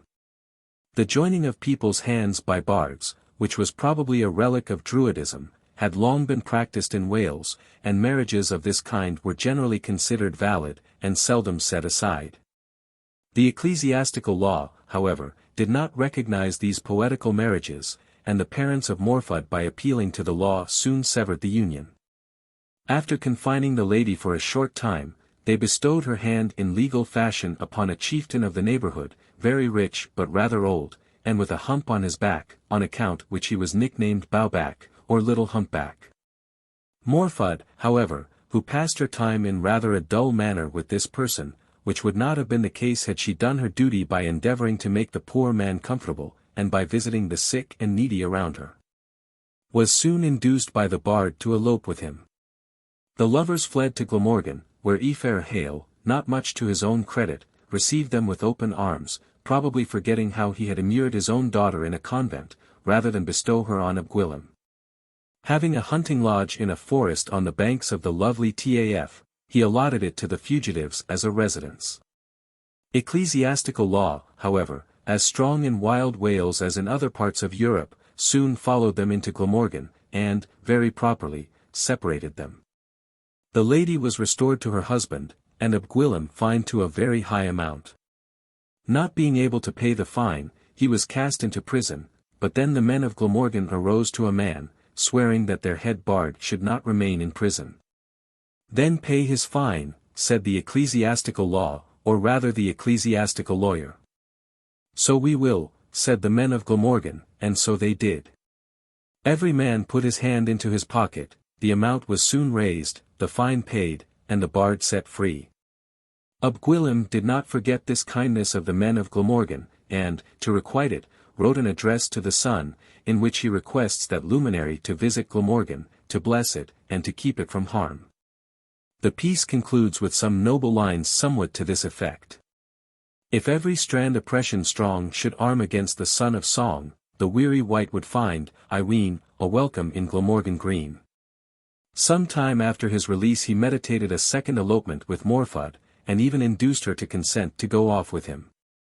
A friend, to whom he disclosed what he was thinking of doing, asking him whether he would venture a second time to take such a step, I will, said the bard, in the name of God and the men of Glamorgan. No second elopement, however, took place, the bard probably thinking, as has been well observed, that neither God nor the men of Glamorgan would help him a second time out of such an affair. He did not attain to any advanced age, but died when about 60, some 20 years before the rising of Glendower. Some time before his death his mind fortunately took a decidedly religious turn. He is said to have been eminently handsome in his youth, tall, slender, with yellow hair falling in ringlets down his shoulders. He is likewise said to have been a great libertine. The following story is told of him. In a certain neighborhood he had a great many mistresses, some married and others not. Once upon a time, in the month of June he made a secret appointment with each of his lady loves, the place and hour of meeting being the same for all. Each was to meet him at the same hour beneath a mighty oak which stood in the midst of a forest glade. Some time before the appointed hour he went, and climbing up the oak, hid himself amidst the dense foliage of its boughs. When the hour arrived he observed all the nymphs tripping to the place of appointment, all came, to the number of 24, not one stayed away. For some time they remained beneath the oak staring at each other. At length an explanation ensued, and it appeared that they had all come to meet Abgwilym. "Oh, the treacherous monster," cried they with one accord, "only let him show himself and we will tear him to pieces." "Will you?" said Abgwilym from the oak, "here I am, let her who has been most wanton with me make the first attack upon me." The females remained for some time speechless. All of a sudden, however, their anger kindled, not against the bard, but against each other. From harsh and taunting words they soon came to actions. Hair was torn off, faces were scratched, blood flowed from cheek and nose. Whilst the tumult was at its fiercest Abgwilym slipped away. The writer merely repeats this story, and he repeats it as concisely as possible, in order to have an opportunity of saying that he does not believe one particle of it. If he believed it, he would forthwith burn the most cherished volume of the small collection of books from which he derives delight and recreation, namely, that which contains the songs of Abgwilym. For he would have nothing in his possession belonging to such a heartless scoundrel as Abgwilym must have been had he got up the scene above described. Any common man who would expose to each other in the world a number of hapless, trusting females who had favored him with their affections, and from the top of a tree would feast his eyes upon their agonies of shame and rage, would deserve to be emasculated. Had Abgwilym been so dead to every feeling of gratitude and honor as to play the part which the story makes him play, he would have deserved not only to be emasculated, but to be scourged with harp-strings in every market town in Wales, and to be dismissed from the service of the Muse. But the writer repeats that he does not believe one tittle of the story, though Abgwilym's biographer, the learned and celebrated William Owen, not only seems to believe it, but rather chuckles over it. It is the opinion of the writer that the story is of Italian origin, and that it formed part of one of the many rascally novels brought over to England after the marriage of Lionel, Duke of Clarence, the third son of Edward III, with Violante, daughter of Galeazzo, Duke of Milan. Dafydd Abgwilym has been in general considered as a songster who never employed his muse on any subject save that of love, and there can be no doubt that by far the greater number of his pieces are devoted more or less to the subject of love. But to consider him merely in the light of an amatory poet would be wrong. He has written poems of wonderful power on almost every conceivable subject. Abgwilym has been styled the Welsh Ovid, and with great justice, but not merely because like the Roman he wrote admirably on love. The Roman was not merely an amatory poet. Let the shade of Pythagoras say whether the poet who embodied in immortal verse the oldest, the most wonderful, and at the same time the most humane, of all philosophy was a mere amatory poet. Let the shade of blind Homer be called up to say whether the bard who composed the tremendous line, "Surgit ad hos clippii dominus septemplicis Ajax," equal to any save one of his own, was a mere amatory songster. Yet, diversified as the genius of the Roman was, there is no species of poetry in which he shone in which the Welshman may not be said to display equal merit. Abgwilym, then, has been fairly styled the Welsh Ovid. But he was something more, and here let there be no sneers about Welsh. The Welsh are equal in genius, intellect and learning to any people under the sun, and speak a language older than Greek, and which is one of the immediate parents of the Greek. He was something more than the Welsh Ovid, he was the Welsh Horace, and wrote light, agreeable, sportive pieces, equal to any things of the kind composed by Horace in his best moods. But he was something more, he was the Welsh Martial, and wrote pieces equal in pungency to those of the great Roman epigrammatist, perhaps more than equal, for we never heard that any of Martial's epigrams killed anybody. Whereas Abgwilym's piece of vituperation on Rhys Magon, "Pity that poets should be so virulent," caused the Welshman to fall down dead. But he was yet something more, he could, if he pleased, be a Tertius, he was no fighter, where was there ever a poet that was? But he wrote an ode on a sword, the only warlike piece that he ever wrote, the best poem on the subject ever written in any language. Finally, he was something more, he was what not one of the great Latin poets was, a Christian. That is, in his latter days, when he began to feel the vanity of all human pursuits, when his nerves began to be unstrung, his hair to fall off, and his teeth to drop out. And he then composed sacred pieces entitling him to rank with, we were going to say Cadman. Had we done so we should have done wrong. No uninspired poet ever handled sacred subjects like the grand Saxon skald, but which entitle him to be called a great religious poet, inferior to none but the protégé of Hilda. Before ceasing to speak of Abgwilym, it will be necessary to state that his amatory pieces, which constitute more than one half of his productions, must be divided into two classes, the purely amatory and those only partly devoted to love. His poems to Didgu and the daughter of Ephraim Hale are productions very different from those addressed to Morfudd. There can be no doubt that he had a sincere affection for the two first. There is no levity in the cowards which he addressed to them, and he seldom introduces any other objects than those of his love. But in his cowards addressed to Morfudd is there no levity? Is Morfudd ever prominent? His cowards to that woman abound with humorous levity, and for the most part have far less to do with her than with natural objects, the snow, the mist, the trees of the forest, the birds of the air, and the fishes of the stream. His first piece to Morfudd is full of levity quite inconsistent with true love. It states how, after seeing her for the first time at Roser in Anglesey, and falling in love with her, he sends her a present of wine by the hands of a servant, which present she refuses, casting the wine contemptuously over the head of the valet. This commencement promises little in the way of true passion, so that we are not disappointed when we read a little farther on that the bard is dead and buried, all on account of love. And that Morfudd makes a pilgrimage to Machynlleth to seek for pardon for killing him, nor when we find him begging the popish image to convey a message to her. Then presently we almost lose sight of Morfudd amidst birds, animals and trees, and we are not sorry that we do. For though Abgwilym is mighty in humour, great in describing the emotions of love and the beauties of the lovely, he is greatest of all in describing objects of nature. Indeed in describing them he has no equal, and the writer has no hesitation in saying that in many of his cowards in which he describes various objects of nature, by which he sends messages to Morfudd, he shows himself a far greater poet than Ovid appears in any one of his metamorphoses. There are many poets who attempt to describe natural objects without being intimately acquainted with them, but Abgwilym was not one of these. No one was better acquainted with nature. He was a stroller, and there is every probability that during the greater part of the summer he had no other roof than the foliage, and that the voices of birds and animals were more familiar to his ears than was the voice of man. During the summer months, indeed, in the early part of his life, he was, if we may credit him, generally lying perdu in the woodland or mountain recesses near the habitation of his mistress, before or after her marriage, awaiting her secret visits. Made whenever she could escape the vigilance of her parents, or the watchful of her husband, and during her absence he had nothing better to do than to observe objects of nature and describe them. His Ode to the Fox, one of the most admirable of his pieces, was composed on one of these occasions. Want of space prevents the writer from saying as much as he could wish about the genius of this wonderful man, the greatest of his country's songsters.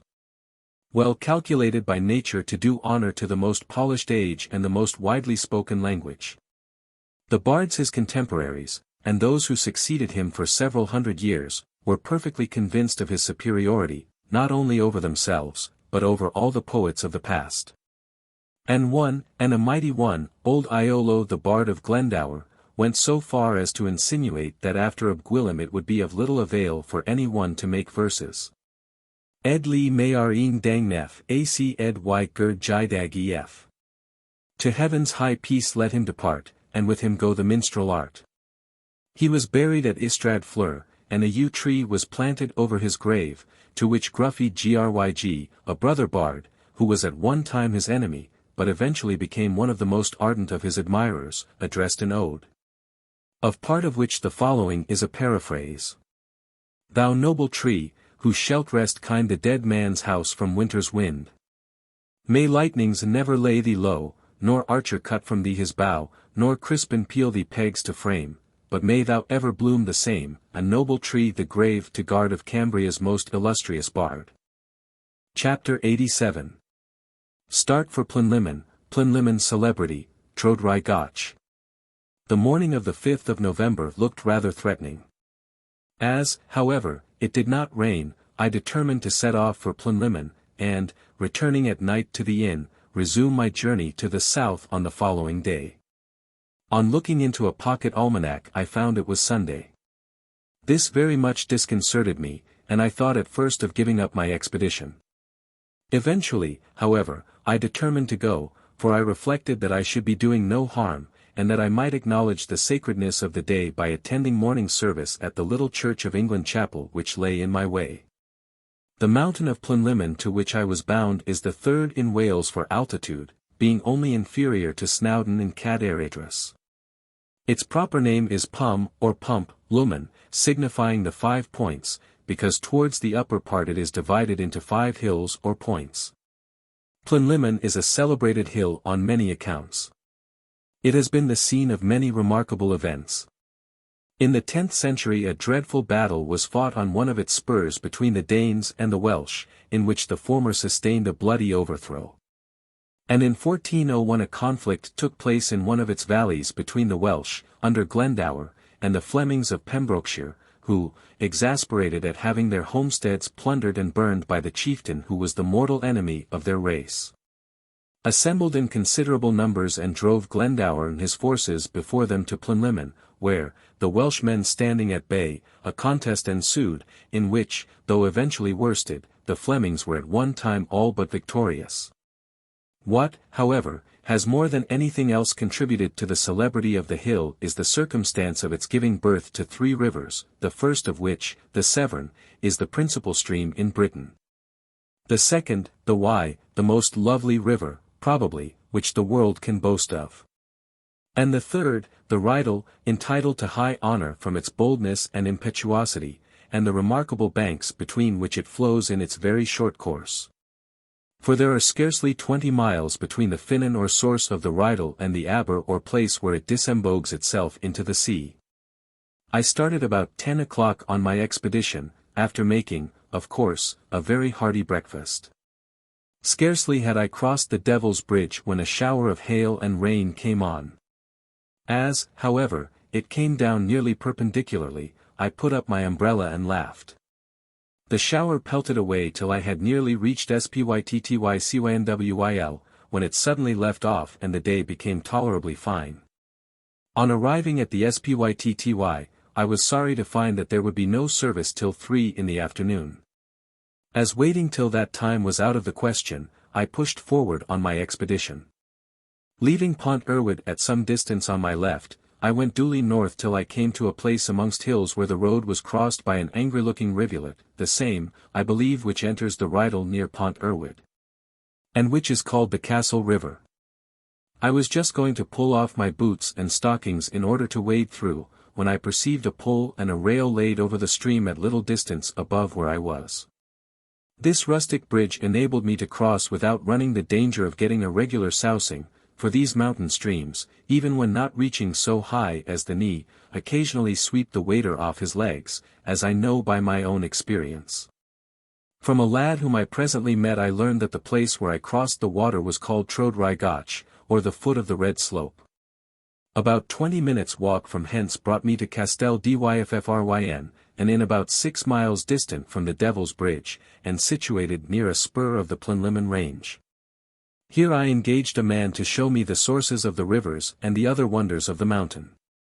He was a tall, athletic fellow, dressed in brown coat, round buff hat, corduroy trousers, linen leggings and high-lows, and, though a Cymro, had much more the appearance of a native of Tipperary than a Welshman.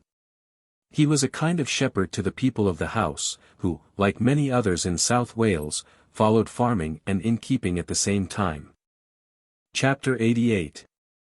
The Guide, the Great Plynlimmon, a Dangerous Path, Source of the Rydal, Source of the Severn, Pannilion, Old Times and New, the Corpse Candle, Supper. Leaving the inn, my guide and myself began to ascend a steep hill just behind it. When we were about halfway up I asked my companion, who spoke very fair English, why the place was called the castle. Because, sir, said he, there was a castle here in the old time. Whereabouts was it? Said I. Yonder, said the man, standing still and pointing to the right. Don't you see yonder brown spot in the valley? There the castle stood. But are there no remains of it? Said I can see nothing but a brown spot. There are none, sir, but there a castle once stood, and from it the place we came from had its name, and likewise the river that runs down to Pont-rhyd-y-groes. And who lived there? Said I. I don't know, sir, said the man, but I suppose they were grand people, or they would not have lived in a castle. After ascending the hill and passing over its top, we went down its western side and soon came to a black, frightful bog between two hills. Beyond the bog and at some distance to the west of the two hills rose a brown mountain, not abruptly, but gradually, and looking more like what the Welsh call a rye, or slope, than mynydd, or mountain. That, sir, said my guide, is the Grand Plynlimmon. It does not look much of a hill, said I. We are on very high ground, sir, or it would look much higher. I question, upon the whole, whether there is a higher hill in the world. God bless Plynlimmon Mar, said he, looking with reverence towards the hill. I am sure I have a right to say so, for many is the good crown I have got by showing gentlefolks like yourself to the top of him. You talk of Plynlimmon Mar, or the great Plynlimmon, said I, where are the small ones? Yonder they are, said the guide, pointing to two hills towards the north. One is Plynlimmon Canol, and the other Plynlimmon Bach, the middle and the small Plynlimmon. Plynlimmon, said I, means 5 summits. You have pointed out only 3, now, where are the other 2? Those 2 hills which we have just passed make up the 5. However, I will tell your worship that there is a 6th summit. Don't you see that small hill connected with the big Plynlimmon, on the right? I see it very clearly, said I. Well, your worship, that's called Bryn-y-Low, the hill of the calf, or the calf Plynlimmon, which makes the 6th summit. Very good, said I, and perfectly satisfactory. Now let us ascend the big Plynlimmon. In about a quarter of an hour we reached the summit of the hill, where stood a large cairn or heap of stones. I got upon the top and looked around me. A mountainous wilderness extended on every side, a waste of russet-colored hills, with here and there a black, craggy summit. No signs of life or cultivation were to be discovered, and the eye might search in vain for a grove or even a single tree. The scene would have been cheerless in the extreme had not a bright sun lighted up the landscape. This does not seem to be a country of much society, said I to my guide. It is not, sir. The nearest house is the inn we came from, which is now 3 miles behind us. Straight before you there is not one for at least 10, and on either side it is an anealach to a vast distance. Plynlimmon is not a sociable country, sir, nothing to be found in it, but here and there a few sheep or a shepherd. Now, said I, descending from the cairn, we will proceed to the sources of the rivers. The Finnan of the Rydal is not far off, said the guide, it is just below the hill. We descended the western side of the hill for some way. At length, coming to a very craggy and precipitous place, my guide stopped, and pointing with his finger into the valley below, said, There, sir, if you look down you can see the source of the Rydal.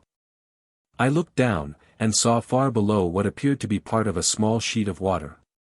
And that is the source of the Rydal, said I. Yes, sir, said my guide, that is the Finnan of the Rydal. Well, said I, is there no getting to it? Oh yes. But the path, sir, as you see, is rather steep and dangerous. Never mind, said I, let us try it. Isn't seeing the fountain sufficient for you, sir? By no means, said I. It is not only necessary for me to see the sources of the rivers, but to drink of them, in order that in after times I may be able to harangue about them with a tone of confidence and authority. Then follow me, sir. But please to take care, for this path is more fit for sheep or shepherds than gentlefolk. And a truly bad path I found it, so bad indeed that before I had descended 20 yards I almost repented having ventured. I had a capital guide, however, who went before and told me where to plant my steps. There was one particularly bad part, being little better than a sheer precipice. But even here I got down in safety with the assistance of my guide, and a minute afterwards found myself at the source of the Rydal. The source of the Rydal is a small beautiful lake, about 1/4 mile in length. It is overhung on the east and north by frightful crags, from which it is fed by a number of small rills. The water is of the deepest blue, and of very considerable depth. The banks, except to the north and east, slope gently down, and are clad with soft and beautiful moss. The river, of which it is the head, emerges at the southwestern side, and brawls away in the shape of a considerable brook, amidst moss, and rushes down a wild glen tending to the south. To the west the prospect is bounded, at a slight distance, by high, swelling ground. If few rivers have a more wild and wondrous channel than the Rydal, fewer still have a more beautiful and romantic source. After kneeling down and drinking freely of the lake I said, "Now, where are we to go to next?" "The nearest finnan to that of the Rydal, sir, is the finnan of the Severn." "Very well," said I. "Let us now go and see the finnan of the Severn." I followed my guide over a hill to the northwest into a valley, at the farther end of which I saw a brook streaming apparently to the south, where was an outlet. "That brook," said the guide, "is the young Severn." The brook came from round the side of a very lofty rock, singularly variegated, black and white, the northern summit presenting something of the appearance of the head of a horse. Passing round this crag we came to a fountain surrounded with rushes, out of which the brook, now exceedingly small, came murmuring. "The crag above," said my guide, "is called Cwm Ystwyth, or the Rock of the Horse, and this spring at its foot is generally called the Finnan of the Hafren. However, drink not of it, master, for the Finnan of the Hafren is higher up the Nant. Follow me, and I will presently show you the real Finnan of the Hafren." I followed him up a narrow and very steep dingle. Presently we came to some beautiful little pools of water in the turf, which was here remarkably green. "These are very pretty pools, ain't they, master?" said my companion. Now, if I was a false guide I might bid you stoop and drink, saying that these were the sources of the Severn. But I am a true Cyfarwit, and therefore tell you not to drink, for these pools are not the sources of the Hafren, no more than the spring below. The Finnan of the Severn is higher up the Nant. Don't fret, however, but follow me, and we shall be there in a minute. So I did as he bade me, following him without fretting higher up the Nant. Just at the top he halted and said, "Now, master, I have conducted you to the source of the Severn. I have considered the matter deeply, and have come to the conclusion that here, and here only, is the true source.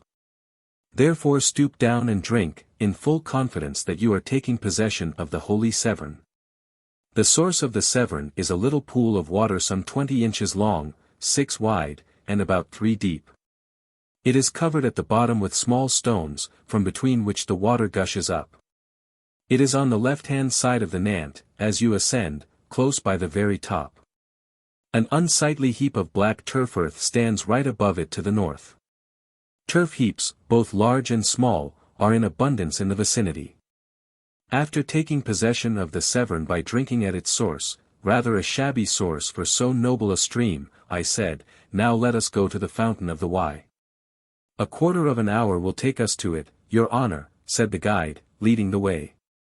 The source of the Wye, which is a little pool, not much larger than that which constitutes the fountain of the Severn, stands near the top of a grassy hill which forms part of the great Brynamman.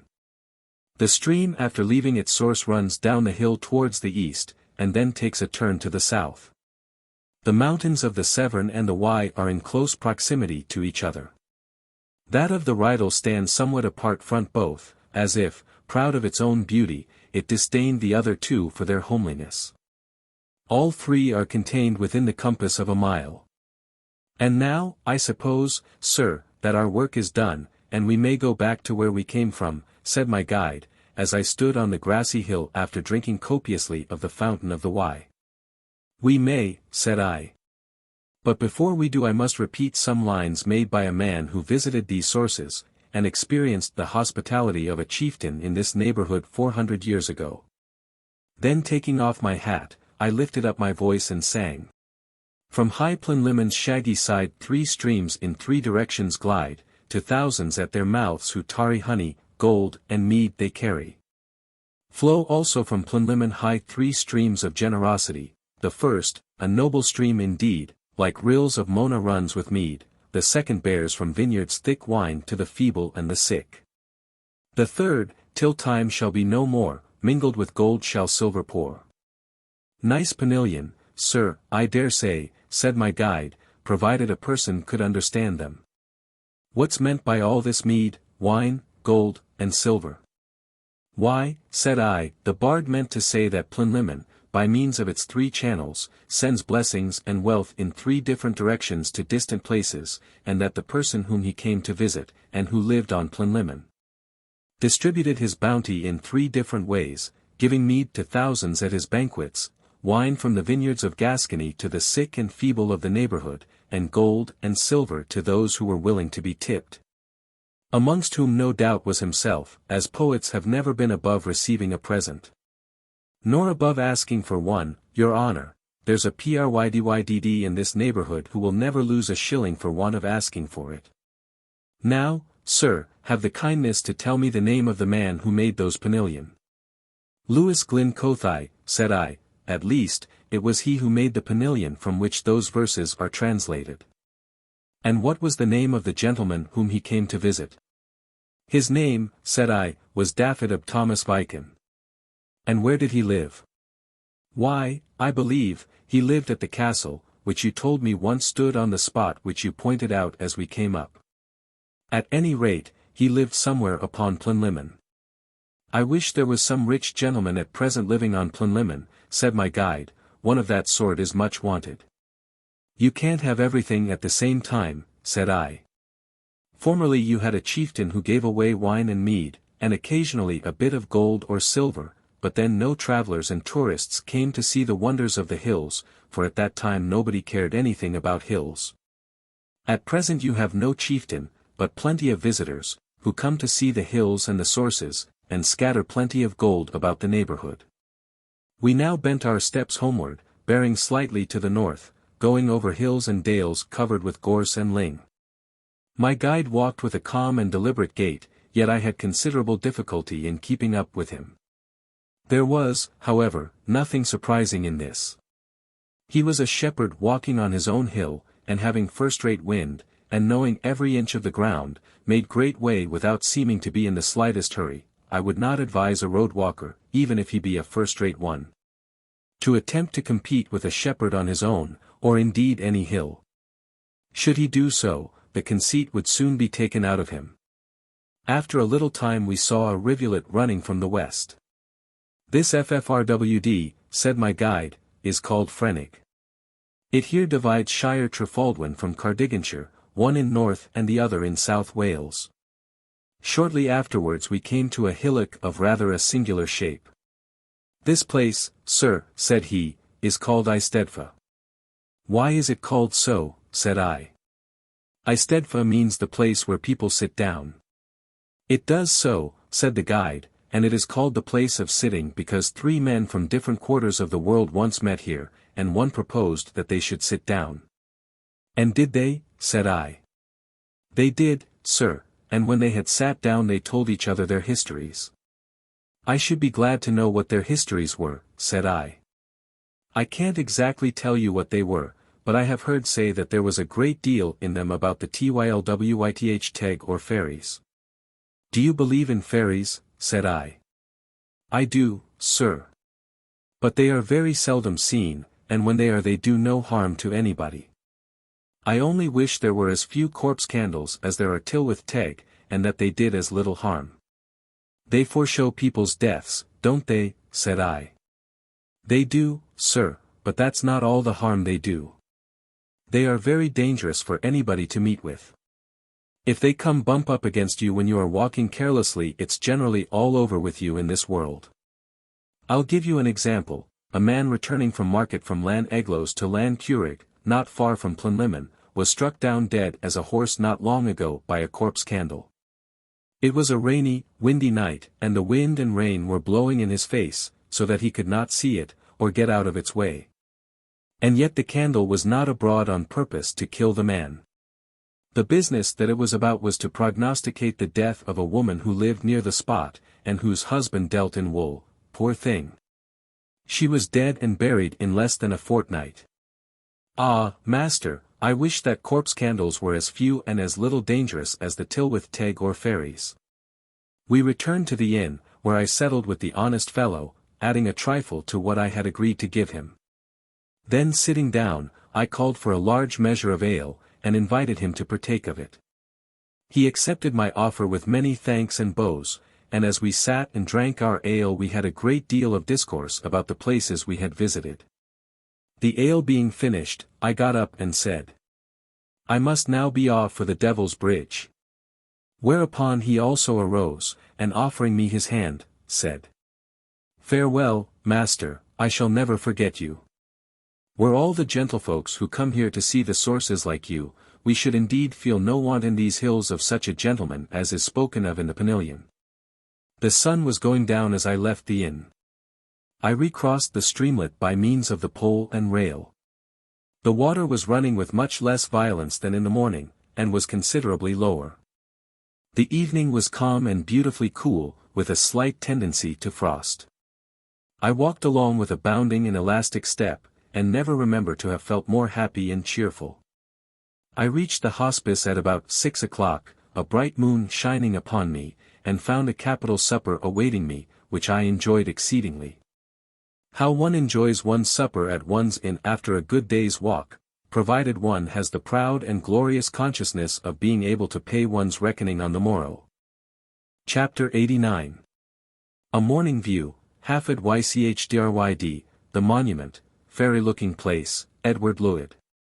The morning of the 6th was bright and glorious. As I looked from the window of the upper sitting room of the hospice, the scene which presented itself was wild and beautiful to a degree. The oak-covered tops of the volcanic crater were gilded with the brightest sunshine, whilst the eastern sides remained in dark shade and the gap or narrow entrance to the north in shadow yet darker. In the midst of which shone the silver of the Rheidol cataract. Should I live 100 years I shall never forget the wild fantastic beauty of that morning scene. I left the friendly hospice at about 9 o'clock to pursue my southern journey. By this time the morning had lost much of its beauty, and the dull grey sky characteristic of November began to prevail. The way lay up a hill to the southeast, on my left was a glen down which the river of the Monk rolled with noise and foam. The country soon became naked and dreary, and continued so for some miles. At length, coming to the top of a hill, I saw a park before me, through which the road led after passing under a stately gateway. I had reached the confines of the domain of Hafod. Hafod Ystwyth, or the summer mansion of Uchtred, has from time immemorial been the name of a dwelling on the side of a hill above the Ystwyth, looking to the east. At first it was a summer bothy or hunting lodge to Welsh chieftains, but subsequently expanded to the roomy, comfortable dwelling of Welsh squires, where hospitality was much practiced and bards and harpers liberally encouraged. Whilst belonging to an ancient family of the name of Johns, several members of which made no inconsiderable figure in literature, it was celebrated, far and wide, for its library, in which was to be found, amongst other treasures, a large collection of Welsh manuscripts on various subjects, history, medicine, poetry and romance. The house, however, and the library were both destroyed in a dreadful fire which broke out. This fire is generally called the Great Fire of Hafod, and some of those who witnessed it have been heard to say that its violence was so great that burning rafters mixed with flaming books were hurled high above the summits of the hills. The loss of the house was a matter of triviality compared with that of the library. The house was soon rebuilt and probably, phoenix-like, looked all the better for having been burnt, but the library could never be restored.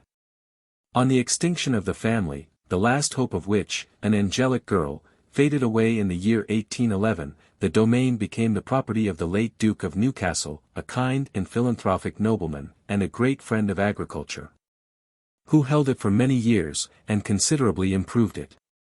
After his decease it was purchased by the head of an ancient Lancashire family, who used the modern house as a summer residence, as the Welsh chieftains had used the wooden bothy of old. I went to a kind of lodge, where I had been told that I should find somebody who would admit me to the church, which stood within the grounds and contained a monument which I was very desirous of seeing. Partly from its being considered one of the masterpieces of the great chantry, and partly because it was a memorial to the lovely child, the last scion of the old family who had possessed the domain. A good-looking young woman, the only person whom I saw, on my telling my errand, forthwith took a key and conducted me to the church. The church was a neat edifice with rather a modern look.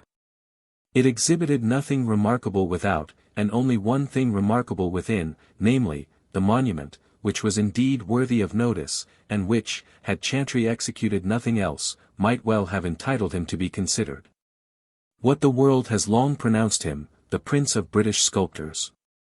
This monument, which is of the purest marble, is placed on the eastern side of the church, below a window of stained glass, and represents a truly affecting scene. A lady and gentleman are standing over a dying girl of angelic beauty, who is extended on a couch, and from whose hand a volume, the Book of Life, is falling. The lady is weeping. Beneath is the following inscription: To the memory of Mary, the only child of Thomas and Jane Johns, who died in 1811 after a few days' sickness. This monument is dedicated by her parents. An inscription worthy, by its simplicity and pathos, to stand below such a monument. After presenting a trifle to the woman, who, to my great surprise, could not speak a word of English, I left the church and descended the side of the hill, near the top of which it stands. The scenery was exceedingly beautiful. Below me was a bright green valley, at the bottom of which the Ystwyth ran brawling, now hid amongst groves, now showing a long stretch of water. Beyond the river to the east was a noble mountain, richly wooded. The Ystwyth, after a circuitous course, joins the Rheidol near the strand of the Irish Channel, which the united rivers enter at a place called Aber Ystwyth, where stands a lovely town of the same name, which sprang up under the protection of a baronial castle, still proud and commanding even in its ruins, built by Strongbow, the conqueror of the great Western Isle. Near the lower part of the valley the road tended to the south, up and down through woods and bowers, the scenery still ever increasing in beauty. At length, after passing through a gate and turning round a sharp corner, I suddenly beheld Hafod on my right hand, to the west at a little distance above me, on a rising ground, with a noble range of mountains behind it. A truly fairy place it looked, beautiful but fantastic, in the building of which three styles of architecture seemed to have been employed. At the southern end was a Gothic tower, at the northern an Indian pagoda. The middle part had much the appearance of a Grecian villa. The walls were of resplendent whiteness, and the windows, which were numerous, shone with beautiful gilding. Such was modern Hafod, a strange contrast, no doubt, to the hunting lodge of old. After gazing at this house of eccentric taste for about a quarter of an hour, sometimes with admiration, sometimes with a strong disposition to laugh, I followed the road, which led past the house in nearly a southerly direction. Presently the valley became more narrow, and continued narrowing till there was little more room than was required for the road and the river, which ran deep below it on the left-hand side. Presently I came to a gate, the boundary in the direction in which I was going of the Hafod domain. Here, when about to leave Hafod, I shall devote a few lines to a remarkable man whose name should be ever associated with the place. Edward Llwyd was born in the vicinity of Hafod about the period of the Restoration. His father was a clergyman, who after giving him an excellent education at home sent him to Oxford, at which seat of learning he obtained an honourable degree, officiated for several years as tutor, and was eventually made custodiary of the Ashmolean Museum. From his early youth he devoted himself with indefatigable zeal to the acquisition of learning. He was fond of natural history and British antiquities, but his favourite pursuit, and that in which he principally distinguished himself, was the study of the Celtic dialects. And it is but doing justice to his memory to say, that he was not only the best Celtic scholar of his time, but that no one has arisen since worthy to be considered his equal in Celtic erudition. Partly at the expense of the university, partly at that of various powerful individuals who patronized him, he travelled through Ireland, the Western Highlands, Wales, Cornwall and Armorica, for the purpose of collecting Celtic manuscripts. He was particularly successful in Ireland and Wales. Several of the most precious Irish manuscripts in Oxford, and also in the Chandos Library, were of Llewellyn's collection, and to him the old hall at Hafod was chiefly indebted for its treasures of ancient British literature. Shortly after returning to Oxford from his Celtic wanderings he sat down to the composition of a grand work in 3 parts, under the title of Archaeologia Britannica, which he had long projected. The first was to be devoted to the Celtic dialects, the second to British antiquities, and the third to the natural history of the British Isles.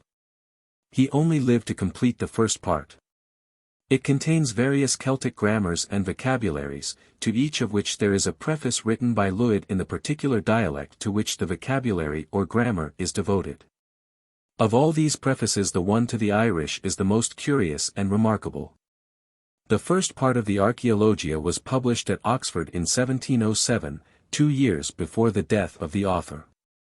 Of his correspondence, which was very extensive, several letters have been published, all of them relating to philology, antiquities, and natural history. Chapter 90.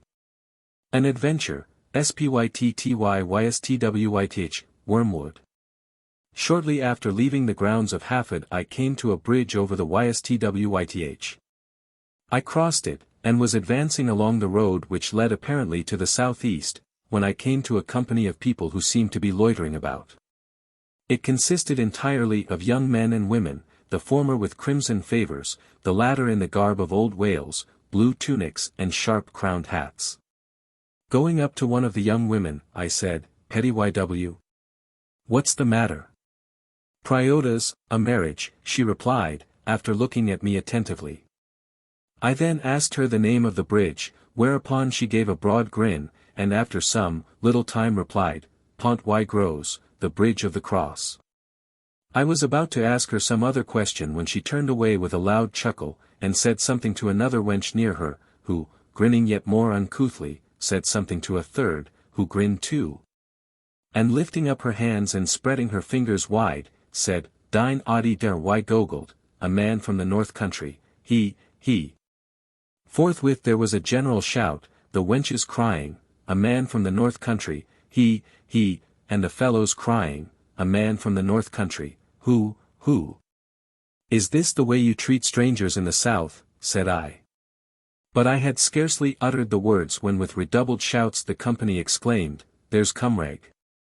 There's pretty Cymraeg! Go back, David, to Caerphilly. That Cymraeg won't pass here." Finding they disliked my Welsh I had recourse to my own language. "Really," said I in English, "such conduct is unaccountable."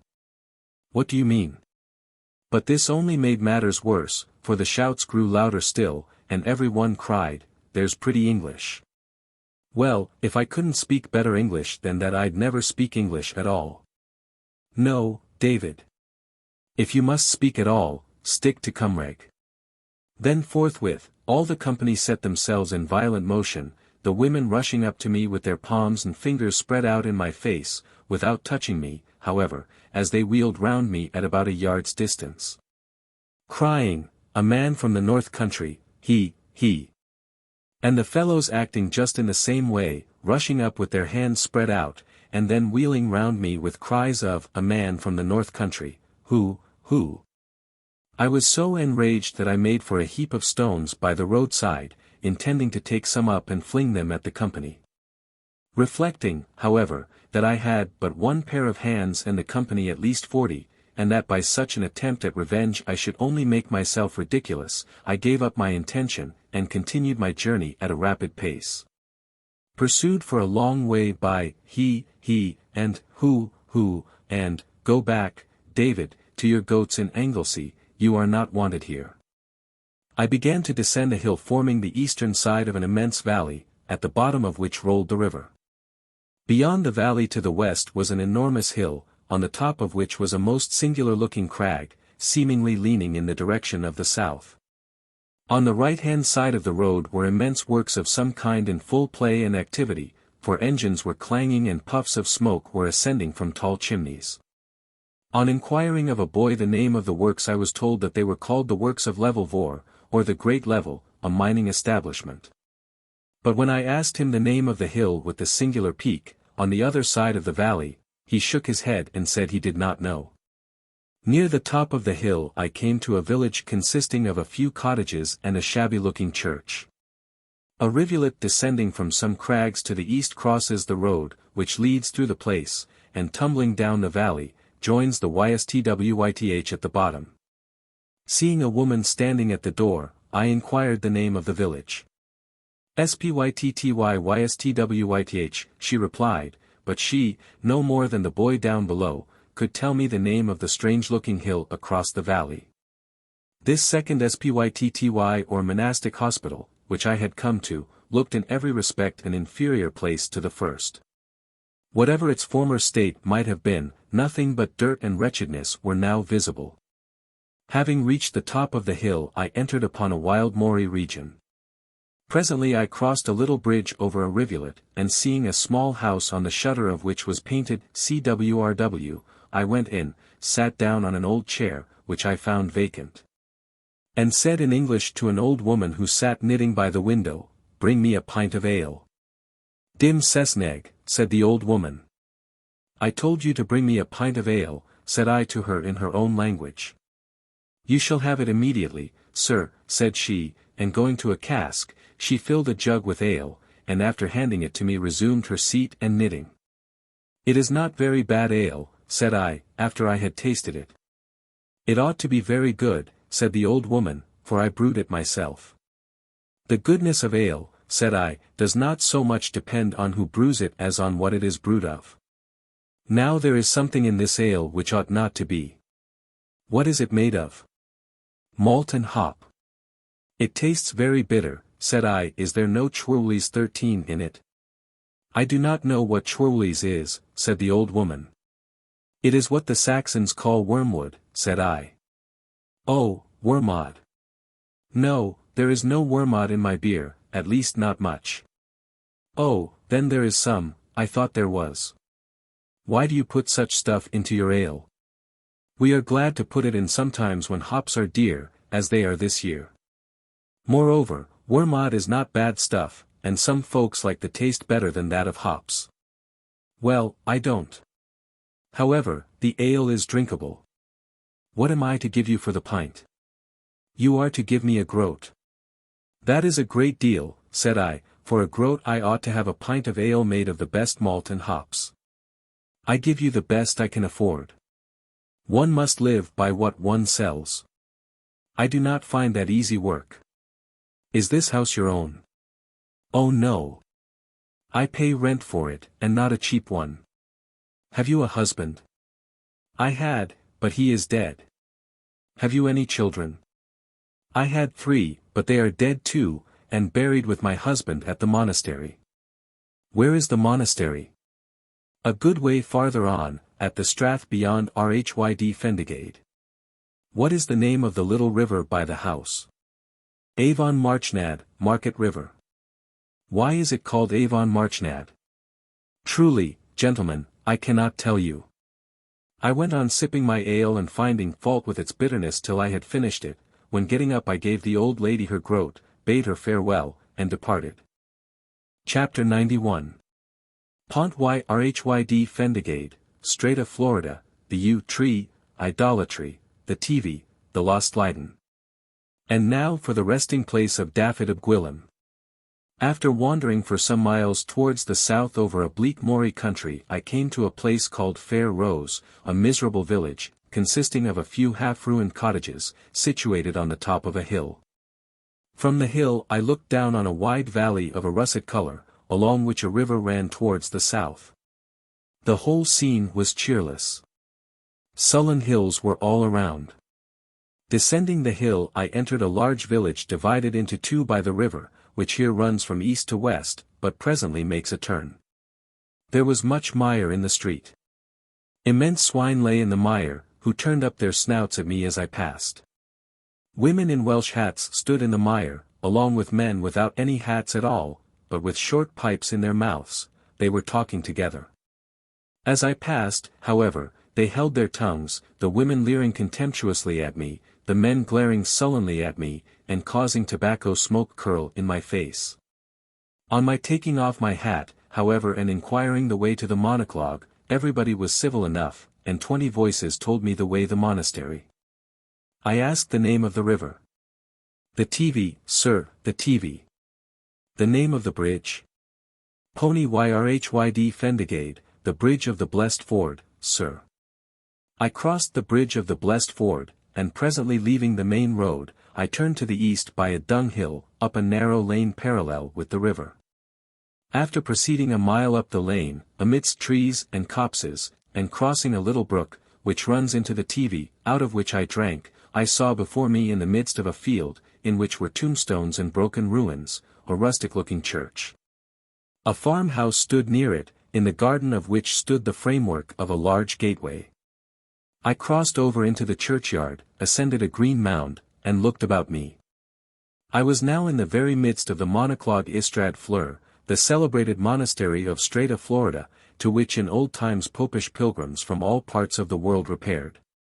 The scene was solemn and impressive. On the north side of the river a large bulky hill looked down upon the ruins and the church, and on the south side, some way behind the farmhouse, was another which did the same.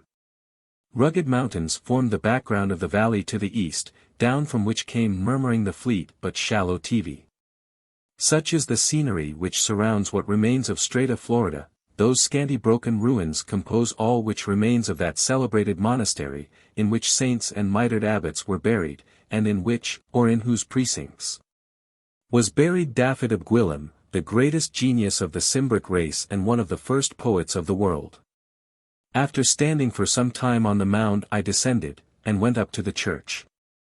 I found the door fastened, but obtained through a window a tolerable view of the interior, which presented an appearance of the greatest simplicity. I then strolled about the churchyard looking at the tombstones, which were humble enough and for the most part modern. I would give something, said I, to know whereabouts in this neighborhood Ap Gwilym lies. That, however, is a secret that no one can reveal to me. At length I came to a yew tree which stood just by the northern wall, which is at a slight distance from the Tydfil. It was one of 2 trees, both of the same species, which stood in the churchyard, and appeared to be the oldest of the 2. Who knows, said I, but this is the tree that was planted over Ap Gwilym's grave, and to which Gruffydd Grygg wrote an ode. I looked at it attentively, and thought that there was just a possibility of its being the identical tree. If it was, however, the benison of Gruffydd Grygg had not had exactly the effect which he intended, for either lightning or the force of wind had split 10 off a considerable part of the head and trunk. So that though one part of it looked strong and blooming, the other was white and spectral. Nevertheless, relying on the possibility of its being the sacred tree, I behaved just as I should have done had I been quite certain of the fact. Taking off my hat I knelt down and kissed its root, repeating lines from Gruffydd Grygg, with which I blended some of my own in order to accommodate what I said to present circumstances. O tree of yew, which here I spy, by Ystrad Fleur's blessed monastery, beneath thee lies, by cold death bound, the tongue for sweetness once renowned. Better for thee thy boughs to wave, though scathed, above Ap Gwilym's grave, than stand in pristine glory drayest where some ignobler bard doth rest. I'd rather hear a taunting rhyme from one who'll live through endless time, than hear my praises chanted loud by poets of the vulgar crowd. I had left the churchyard, and was standing near a kind of garden, at some little distance from the farmhouse, gazing about me and meditating, when a man came up attended by a large dog. He had rather a youthful look, was of the middle size, and dark complexioned. He was respectably dressed, except that upon his head he wore a common hairy cap. Good evening, said I to him in Welsh. Good evening, gentlemen, said he in the same language. Have you much English, said I. Very little, I can only speak a few words. Are you the farmer? Yes. I farm the greater part of the strath. I suppose the land is very good here. Why do you suppose so? Because the monks built their house here in the old time, and the monks never built their houses except on good land. Well, I must say the land is good, indeed I do not think there is any so good in Shire Aberteifi. I suppose you are surprised to see me here. I came to see the old monoclog. Yes, gentlemen, I saw you looking about it. Am I welcome to see it? Crow saw. Gwr Bondig, Crow saw. Many, many welcomes to you, gentlemen. Do many people come to see the monastery? Farmer. Yes. Many gentlefolks come to see it in the summer time. Myself. It is a poor place now. Farmer. Very poor, I wonder any gentlefolks come to look at it. Myself. It was a wonderful place once, you merely see the ruins of it now. It was pulled down at the Reformation. Farmer. Why was it pulled down then? Myself. Because it was a house of idolatry to which people used to resort by hundreds to worship images. Had you lived at that time you would have seen people down on their knees before stocks and stones, worshipping them, kissing them, and repeating penillion to them. Farmer. What fools! How thankful I am that I live in wiser days. If such things were going on in the old monoclog it was high time to pull it down. Myself. What kind of a rent do you pay for your land? Farmer. Oh, rather a stiffish one. Myself. £2 an acre. Farmer. £2 an acre.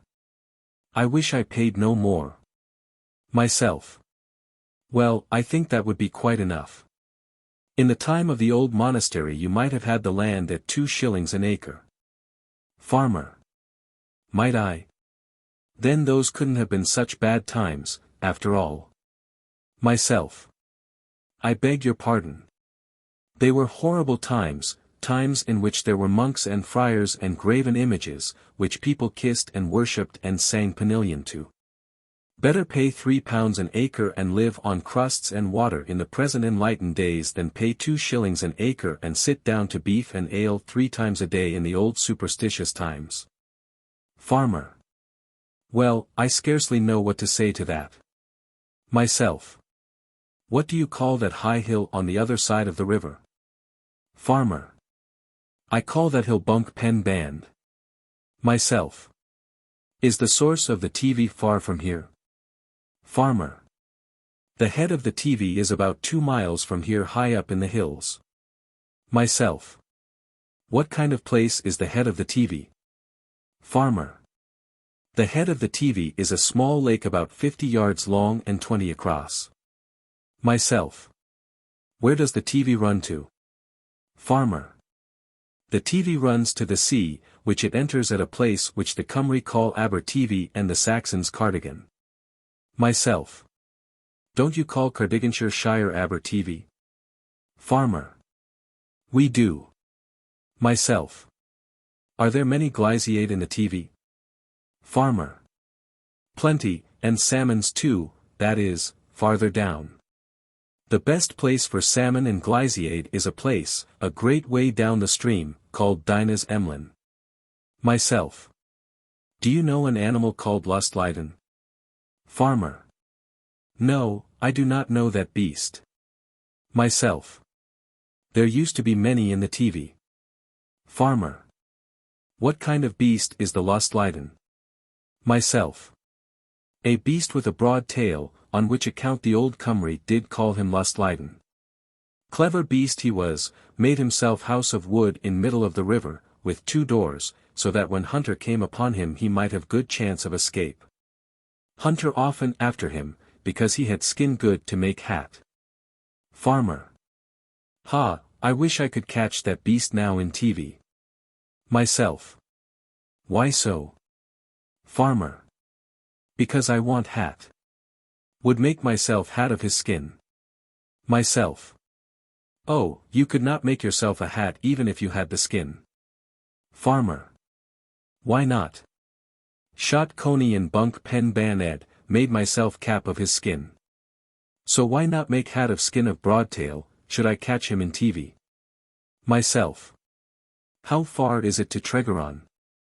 Farmer. 'Tis 10 miles from here, and 8 from the Rhyd Fendigade. Myself. Must I go back to Rhyd-y-Fendigade to get to Tregaron? Farmer. You must. Myself. Then I must be going, for the night is coming down. Farewell. Farmer. Farvel, Saxon gentleman. Chapter 92. Nocturnal Journey, Maes y Lynn, the Figure, Earl of Leicester, Twm Shone Caddy, the Farmer and Bull, Tom and the Farmer, the Cave, the Threat, Tom at Justice, the Big Wigs, Tregaron. It was dusk by the time I had regained the high road by the village of the Rhyd-y-Fendigade. As I was yet 8 miles from Tregaron, the place where I intended to pass the night, I put on my best pace. In a little time I reached a bridge over a stream which seemed to carry a considerable tribute to the TV. "What is the name of this bridge?" said I to a man riding in a cart, whom I met almost immediately after I had crossed the bridge. "Pont-rhyd-y-groes," methought he said, but as his voice was husky and indistinct, very much like that of a person somewhat the worse for liquor, I am by no means positive. It was now very dusk, and by the time I had advanced about a mile farther dark night settled down, which compelled me to abate my pace a little, more especially as the road was by no means first-rate. I had come, to the best of my computation, about 4 miles from the Rhyd-y-Fendigade when the moon began partly to show itself, and presently by its glimmer I saw some little way off on my right hand what appeared to be a large sheet of water. I went on, and in about a minute saw 2 or 3 houses on the left, which stood nearly opposite to the object which I had deemed to be water, and which now appeared to be about 50 yards distant in a field which was separated from the road by a slight hedge. Going up to the principal house I knocked, and a woman making her appearance at the door, I said, "I beg pardon for troubling you, but I wish to know the name of this place." "Maes y Lynn, the field of the lake," said the woman. "And what is the name of the lake?" said I. "I do not know," said she, "but the place where it stands is called Maes Lyn, as I said before." "Is the lake deep?" said I. "Very deep," said she. "How deep?" said I. "Over the tops of the houses," she replied. "Any fish in the lake?" "Oh yes. Plenty." "What fish?" "Oh, there are lysowen, and the fish we call esketten." "Eels and tench," said I. "Anything else?" "I do not know," said the woman. "Folks say that there used to be queer beast in the lake, water cow used to come out at night and eat people's clover in the fields." "Pooh," said I, "that was merely some person's cow or horse, turned out at night to fill its belly at other folks' expense." "Perhaps so," said the woman. "Have you any more questions to ask?" "Only one," said I. "How far is it to Tregaron?" "About 3 miles, are you going there?" "Yes, I am going to Tregaron." "Pity that you did not come a little time ago," said the woman, "you might then have had pleasant company on your way." Pleasant Man stopped here to light his pipe. "He too going to Tregaron?" "It doesn't matter," said I am never happier than when keeping my own company." Bidding the woman good night, I went on. The moon now shone tolerably bright, so that I could see my way, and I sped on at a great rate. I had proceeded nearly half a mile, when I thought I heard steps in advance, and presently saw a figure at some little distance before me. The individual, probably hearing the noise of my approach, soon turned round and stood still. As I drew near I distinguished a stout burly figure of a man, seemingly about 60, with a short pipe in his mouth. "Ah, is it you?" said the figure, in English, taking the pipe out of his mouth. "Good evening, I am glad to see you." Then shaking some burning embers out of his pipe, he put it into his pocket, and trudged on beside me. "Why are you glad to see me?" said I, slackening my pace. "I am a stranger to you, at any rate, you are to me." "Always glad to see English gentlemen," said the figure, "always glad to see him." "How do you know that I am an English gentleman?" said I. "Oh, I know Englishmen at first sight, no one like him in the whole world." "Have you seen many English gentlemen?" said I. "Oh yes, have seen plenty when I have been up in London." "Have you been much in London?" "Oh yes, when I was a drover was up in London every month." And were you much in the society of English gentlemen when you were there? Oh yes, a great deal. Whereabouts in London did you chiefly meet them? Whereabouts? Oh, in Smithfield. Dear me, said I.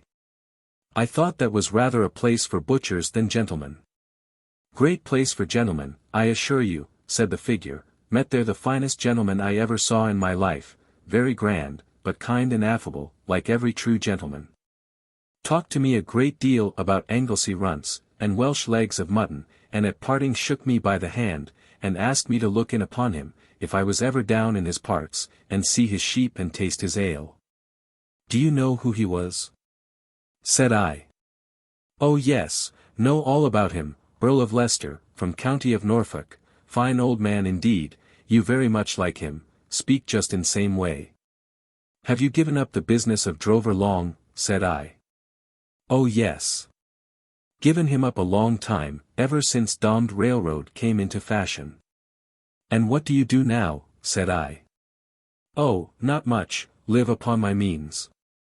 Picked up a little property, a few sticks, just enough for old Crow to build him nest with, sometimes, however, undertake a little job for neighboring people and get a little money.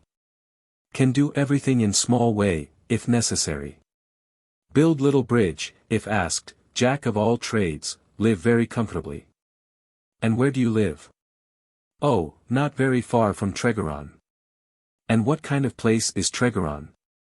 Oh, very good place, not quite so big as London but very good place. What is it famed for? Said I. Oh, famed for very good ham, best ham at Tregaron in all Shire Cardigan. Famed for anything else? Oh yes. Famed for great man, clever thief, Cwm Ystwyth, who was born there. Dear me, said I. When did he live? Oh, long time ago, more than 200 years. And what became of him? Said I, was he hung? Hung, no. Only stupid thief hung.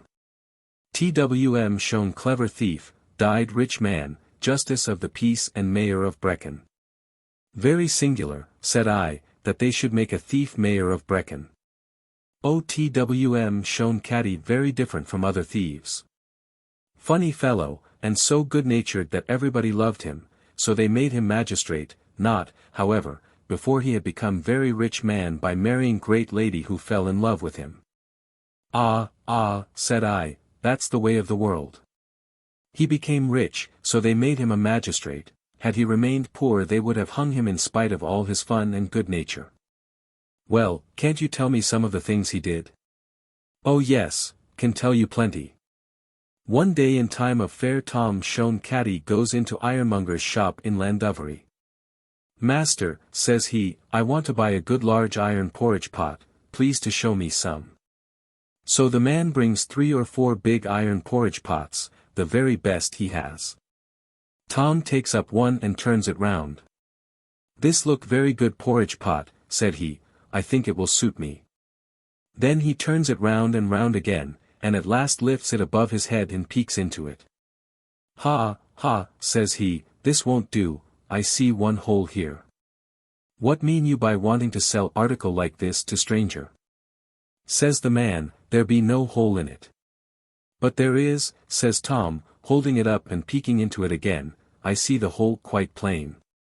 Take it and look into it yourself.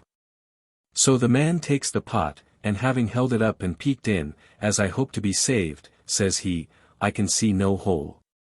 Says Tom, good man, if you put your head in, you will find that there is a hole. So the man tries to put in his head, but having some difficulty, Tom lends him a helping hand by jamming the pot quite down over the man's face, then whisking up the other pots. Tom leaves the shop, saying as he goes, friend, I suppose you now see there is a hole in the pot, otherwise how could you have got your head inside? Very good, said I, can you tell us something more about Twm Ystwyth? Oh yes, can tell you plenty about him. The farmer at Newton, just 1 mile beyond the bridge at Brecon, had one very fine bull, but with a very short tail. Says Tom to himself, by God's nails and blood, I will steal the farmer's bull, and then sell it to him for other bull in open marketplace. Then Tom makes one fine tale, just for all the world such a tale as the bull ought to have had, then goes by night to the farmer's stall at Newton, steals away the bull. And then sticks to the bull's short stump the fine bull's tail which he himself had made. The next market day he takes the bull to the marketplace at Brecon, and calls out, "Very fine bull this, who will buy my fine bull?" Quoth the farmer who stood nigh at hand, "That very much like my bull, which thief stole t'other night. I think I can swear to him." Says Tom, "What do you mean?" "This bull is not your bull, but mine." Says the farmer, "I could swear that this is my bull but for the tail. The tail of my bull was short, but the tail of this is long. I would fain know whether the tail of this be real tail or not." "You would?" says Tom, "well, so you shall." Thereupon he whips out big knife and cuts off the bull's tail, some little way above where the false tail was joined on. "Ha, ha," said Tom, as the bull's stump of tail bled, and the bit of tail bled too to which the false tail was stuck, and the bull kicked and bellowed. "What say you now? Is it a true tale or no?" "By my faith," says the farmer, "I see that the tale is a true tale, and that the bull is not mine. I beg pardon for thinking that he was." "Begging pardon," says Tom, "is all very well, but will you buy the bull?" "No," said the farmer. "I should be loath to buy a bull with tail cut off close to the rump." "Ha," says Tom, "who made me cut off the tail but yourself? Did you not force me to do so in order to clear my character? Now as you made me cut off my bull's tail, I will make you buy my bull without his tail." "Yes, yes," cried the mob, "as he forced you to cut off the tail, do you now force him to buy the bull without the tail?" Says the farmer, "What do you ask for the bull?" Says Tom, "I ask for him £10. Says the farmer, "I will give you 8. "No," says Tom, "you shall give me 10, or I will have you up before the justice." "That is right," cried the mob. "If he won't pay you £10, have him up before the justice." Thereupon the farmer, becoming frightened, pulled out the £10 and gave it for his own bull to Tom Shone Caddy, who wished him joy of his bargain. As the farmer was driving the bull away he said to Tom, "Won't you give me the tail?" "No," said Tom, "I shall keep it against the time I steal another bull with a short tail," and thereupon he runs off. "A clever fellow," said I. Though it was rather cruel in him to cut off the poor bull's tail. Now, perhaps, you will tell me how he came to marry the rich lady? "Oh yes, I will tell you. One day as he was wandering about, dressed quite like a gentleman, he heard a cry, and found one very fine lady in the hands of one highwayman, who would have robbed and murdered her. Tom kills the highwayman and conducts the lady home to her house and her husband, for she was a married lady. Out of gratitude to Tom for the service he has done, the gentleman and lady invite him to stay with them.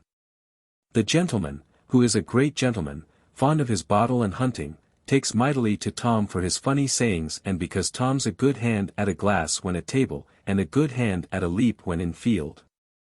The lady also takes very much to Tom, because he one dommed handsome fellow, with plenty of wit and what they call poetry, for Tom, amongst other things, was no bad boat, and could treat a lady to pinion about her face and her ankle, and the tip of her ear.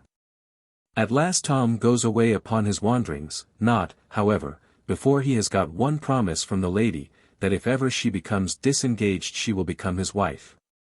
Well, after some time, the lady's husband dies and leaves her all his property, so that all of a sudden she finds herself one great independent lady, mistress of the whole of Strathfeen. One fair and pleasant valley far away there over the eastern hills, by the Towy, on the borders of Shire Car. Tom, as soon as he hears the news of all this, sets off for Strathfeen and asks the lady to perform her word.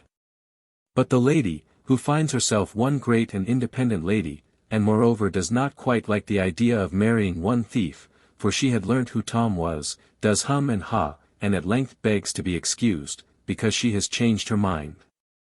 Tom begs and entreats, but quite in vain, till at last she tells him to go away and not trouble her any more. Tom goes away, but does not yet lose hope. He takes up his quarters in one strange little cave, nearly at the top of one wild hill, very much like Sugar Loaf, which does rise above the Towy, just within Shire Car. I have seen the cave myself, which is still called Ystwyth Twm Sion Caddy. Very queer cave it is, in strange situation, steep rock just above it, Towy River roaring below.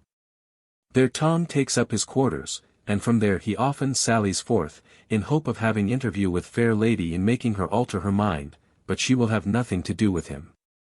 And at last shuts herself up in her house and will not go out. Well, Tom nearly loses all hope. He, however, determines to make one last effort. So one morning he goes to the house and stands before the door, entreating with one loud and lamentable voice that the lady will see him once more, because he is come to bid her one eternal farewell, being about to set off for the wars in the kingdom of France. Well, the lady who hears all he says relents one little, and showing herself at the window, before which are very strong iron bars, she says, "Here I am. Whatever you have to say it quickly and go your way." Says Tom, "I am come to bid you one eternal farewell, and have but one last slight request to make, which is that you vouchsafe to stretch out of the window your lily-white hand, that I may impress one last burning kiss of love on the same." Well, the lady hesitates one little time. At last, having one woman's heart, she thinks she may grant him this last little request, and stretching her hand through the bars, she says, "Well, there's my hand, kiss it once and begone." Forthwith Tom, seizing her wrist with his left hand, says, "I have got you now, and will never let you go till you swear to become my wife."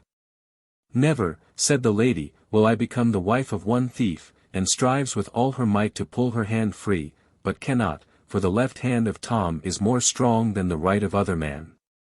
Thereupon Tom with his right hand draws forth his sword, and with one dreadful shout does exclaim, "Now will you swear to become my wife, for if you don't, by God's blood and nails, I will this moment smite off your hand with this sword." Then the lady being very much frightened, and having one sneaking kindness for Tom, who though he looked very fierce looked also very handsome, said, "Well, well. A promise is a promise. I promise to become your wife, and so I will. I swear I will, by all I hold holy I swear, so let go my hand, which you have almost pulled off, and come in and welcome." So Tom lets go her hand, and the lady opens her door, and before night they were married, and in less than 1 month Tom, being now very rich and lord of Ystrad Fene, was made justice of the peace and chairman at quarter session. And what kind of justice of the peace did Tom make? Ow, the very best justice of the peace that there ever was. He made the old saying good, "You must get one thief to catch one thief."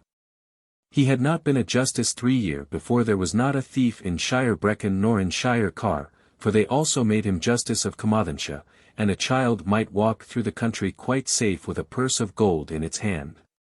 He said that as he himself could not have a finger in the pie, he would take care nobody else should.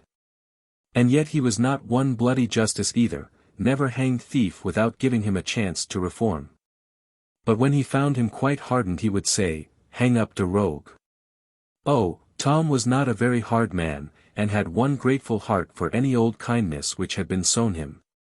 One day as Tom sat on the bench with other big wigs, Tom the biggest wig of the lot, a man was brought up charged with stealing one bullock. Tom no sooner cast eye on the man than he remembered him quite well. Many years before Tom had stole a pair of oxen, which he wished to get through the town of Brecon, but did not dare to drive them through, for at that very time there was one warrant out against Tom at Brecon for something he had done. So Tom stands with his oxen on the road, scratching his head and not knowing what to do. At length there comes a man along the road, making towards Brecon, to whom Tom says, "Honest man, I want these 2 oxen to be driven to such and such a public house 2 miles beyond Brecon. I would drive them myself, only I have business to do elsewhere of more importance. Now if you will drive them for me there and wait till I come, which will not be long, I will give you a groat." Says the man, "I will drive them there for nothing, for as my way lies past that same public house I can easily afford to do so." So Tom leaves the oxen with the man, and by rough and roundabout road makes for the public house, beyond Brecon, where he finds the man waiting with the oxen, who hands them over to him and goes on his way.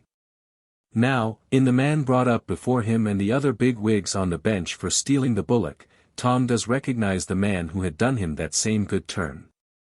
Well, the evidence was heard against the man, and it soon appeared quite clear that the man did really steal the bullock. Says the other big wigs to Tom, the fact has been proved quite clear.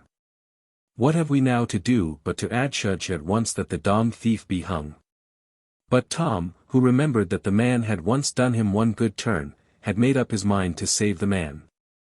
So says he to the other big wigs, "My very worthy esteemed friends and coat-shooters, I do perfectly agree with you that the fact has been proved clear enough, but with respect to the man, I should be very much grieved should he be hung for this one fact, for I did know him long time ago, and did find him to be one dommed honest man in one transaction which I had with him.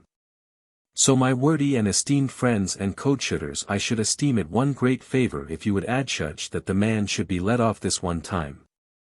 If, however, you deem it inexpedient to let the man off, then of course the man must be hung, for I shall not presume to set my opinions and judgments against your opinions and judgments, which are far better than my own." Then the other big wigs did look very big and solemn, and did shake their heads and did whisper to one another that they were afraid the matter could not be done. At last, however, they did come to the conclusion that as Tom had said that he had known the fellow once to be one dommed honest man, and as they had a great regard for Tom, who was one dommed good magistrate and highly respectable gentleman with whom they were going to dine the next day, for Tom I must tell you was in the habit of giving the very best dinners in all Shire Brecon, it might not be incompatible with the performance of their duty to let the man off this one time. Seeing as how the poor fellow had probably merely made one slight little mistake. Well, to make the matter short, the man was let off with only a slight reprimand, and left the court. Scarcely, however, had he gone 20 yards, when Tom was after him, and tapping him on the shoulder said, "Honest friend, a word with you." Then the man turning round Tom said, "Do you know me, pray?" "I think I do, your honour," said the man. "I think your honour was one of the big wigs, who were just now so kind as to let me off." "I was so," said Tom. "And it is well for you that I was the biggest of these big wigs before whom you stood placed, otherwise to a certainty you would have been hung up on high. But did you ever see me before this affair?" "No, your honour," said the man, "I don't remember ever to have seen your honour before." Says Tom, "Don't you remember one long time ago driving a pair of oxen through Brecon for a man who stood scratching his head on the road?" "Oh yes," says the man, "I do remember that well enough." "Well," said Tom, "I was that man. I had stolen that pair of oxen, and I dared not drive them through Brecon. You drove them for me. And for doing me that good turn I have this day saved your life. I was thief then but am now big wig. I am Twm shown caddy. Now look'ee. I have saved your life this one time, but I can never save it again. Should you ever be brought up before me again, though but for stealing one kid, I will hang you as high as ever Haman was hung. One word more, here are 5 pieces of gold. Take them, employ them well, and reform as I have done, and perhaps in time you may become one big wig, like myself." Well, the man took the money, and laid it out to the best advantage, and became at last so highly respectable a character that they made him a constable. And now, my gentlemen, we are close upon Tregaron. After descending a hill we came to what looked a small suburb, and presently crossed a bridge over the stream, the waters of which sparkled merrily in the beams of the moon which was now shining bright over some lofty hills to the southeast. Beyond the bridge was a small marketplace, on the right-hand side of which stood an ancient-looking church. The place upon the whole put me very much in mind of an Andalusian village overhung by its sierra. "Where is the inn?" said I to my companion. "Yonder it be," said he pointing to a large house at the farther end of the marketplace. "Very good in that, Talbot Arms, where they are always glad to see English gentlemen's." Then touching his hat, and politely waving his hand, he turned on one side, and I saw him no more. Chapter 93. Tregaron Church, the minister, good morning, Tom Shonts disguises, Tom and the lady, Cwm and Catty. I experienced very good entertainment at the Tregaron Inn, had an excellent supper and a very comfortable bed. I arose at about 8 in the morning. The day was dull and misty. After breakfast, according to my usual fashion, I took a stroll to see about. The town, which is very small, stands in a valley, near some wild hills called the Berwyn, like the range to the south of Llangollen. The stream, which runs through it and which falls into the Teifi at a little distance from the town, is called the Brynamman, probably because it descends from the Berwyn hills. These southern Berwyns form a very extensive mountain region, extending into Brecon and Carmarthenshire, and contain within them, as I long subsequently found, some of the wildest solitudes and most romantic scenery in Wales. High up amidst them, at about 5 miles from Tregaron, is a deep, broad lake which constitutes the source of the Towey, a very beautiful stream, which after many turnings and receiving the waters of numerous small streams discharges itself into Caernarfon Bay. I did not fail to pay a visit to Tregaron Church. It is an antique building with a stone tower. The door being open, as the door of a church always should be, I entered, and was kindly shown by the clerk, whom I met in the aisle, all about the sacred edifice. There was not much to be seen. Amongst the monuments was a stone tablet to John Herbert, who died 1690. The clerk told me that the name of the clergyman of Tregaron was Hughes. He said that he was an excellent, charitable man, who preached the gospel, and gave himself great trouble in educating the children of the poor. He certainly seemed to have succeeded in teaching them good manners. As I was leaving the church, I met a number of little boys belonging to the church school. No sooner did they see me than they drew themselves up it, or rank on one side. And as I passed took off their caps and simultaneously shouted, "Good morning." And now something with respect to the celebrated hero of Tregaron, Tom Catty, concerning whom I picked up a good deal during my short stay there, and of whom I subsequently read something in printed books. 14. According to the tradition of the country, he was the illegitimate son of Sir John Wynn of Gwydir, by one Catherine Jones of Tregaron, and was born at a place called Finan Lydiard, close by Tregaron, towards the conclusion of the 16th century. He was baptized by the name of Thomas Jones, but was generally called Tom Catty, that is Tom Jones, son of Catty or Catherine. His mother, who was a person of some little education, brought him up, and taught him to read and write. His life, till his 18th year, was much like other peasant boys. He kept crows, drove bullocks, and learned to plough and harrow, but always showed a disposition to roguery and mischief. Between 18 and 19, in order to free himself and his mother from poverty which they had long endured, he adopted the profession of a thief, and soon became celebrated through the whole of Wales for the cleverness and adroitness which he exercised in his calling. Qualities in which he appears to have trusted much more than in strength and daring, though well endowed with both. His disguises were innumerable, and all impenetrable. Sometimes he would appear as an ancient crone, sometimes as a begging cripple, sometimes as a broken soldier.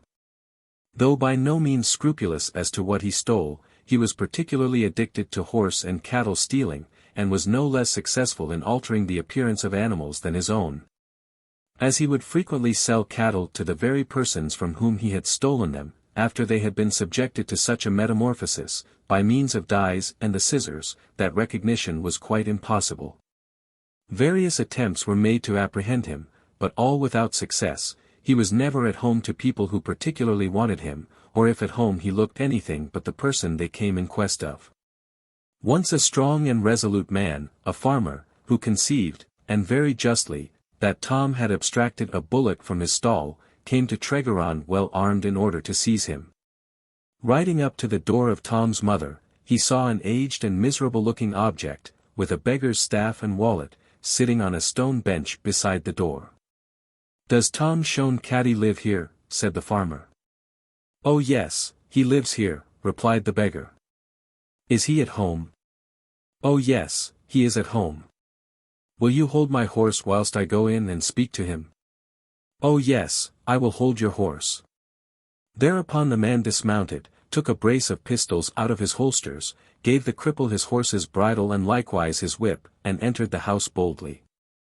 No sooner was he inside than the beggar, or rather Tom Shone Caddy, for it was he, jumped on the horse's back, and rode away to the farmer's house which was some 10 miles distant, altering his dress and appearance as he rode along, having various articles of disguise in his wallet. Arriving at the house he told the farmer's wife that her husband was in the greatest trouble, and wanted £50, which she was to send by him, and that he came mounted on her husband's horse, and brought his whip, that she might know he was authorized to receive the money. The wife, seeing the horse and the whip, delivered the money to Tom without hesitation, who forthwith made the best of his way to London, where he sold the horse, and made himself merry with the price, and with what he got from the farmer's wife, not returning to Wales for several months. Though Tom was known by everybody to be a thief, he appears to have lived on very good terms with the generality of his neighbours, both rich and poor. The poor he conciliated by being very free of the money which he acquired by theft and robbery, and with the rich he ingratiated himself by humorous jesting, at which he was a proficient, and by being able to sing a good song. At length, being an extremely good-looking young fellow, he induced a wealthy lady to promise to marry him. This lady is represented by some as a widow, and by others as a virgin heiress.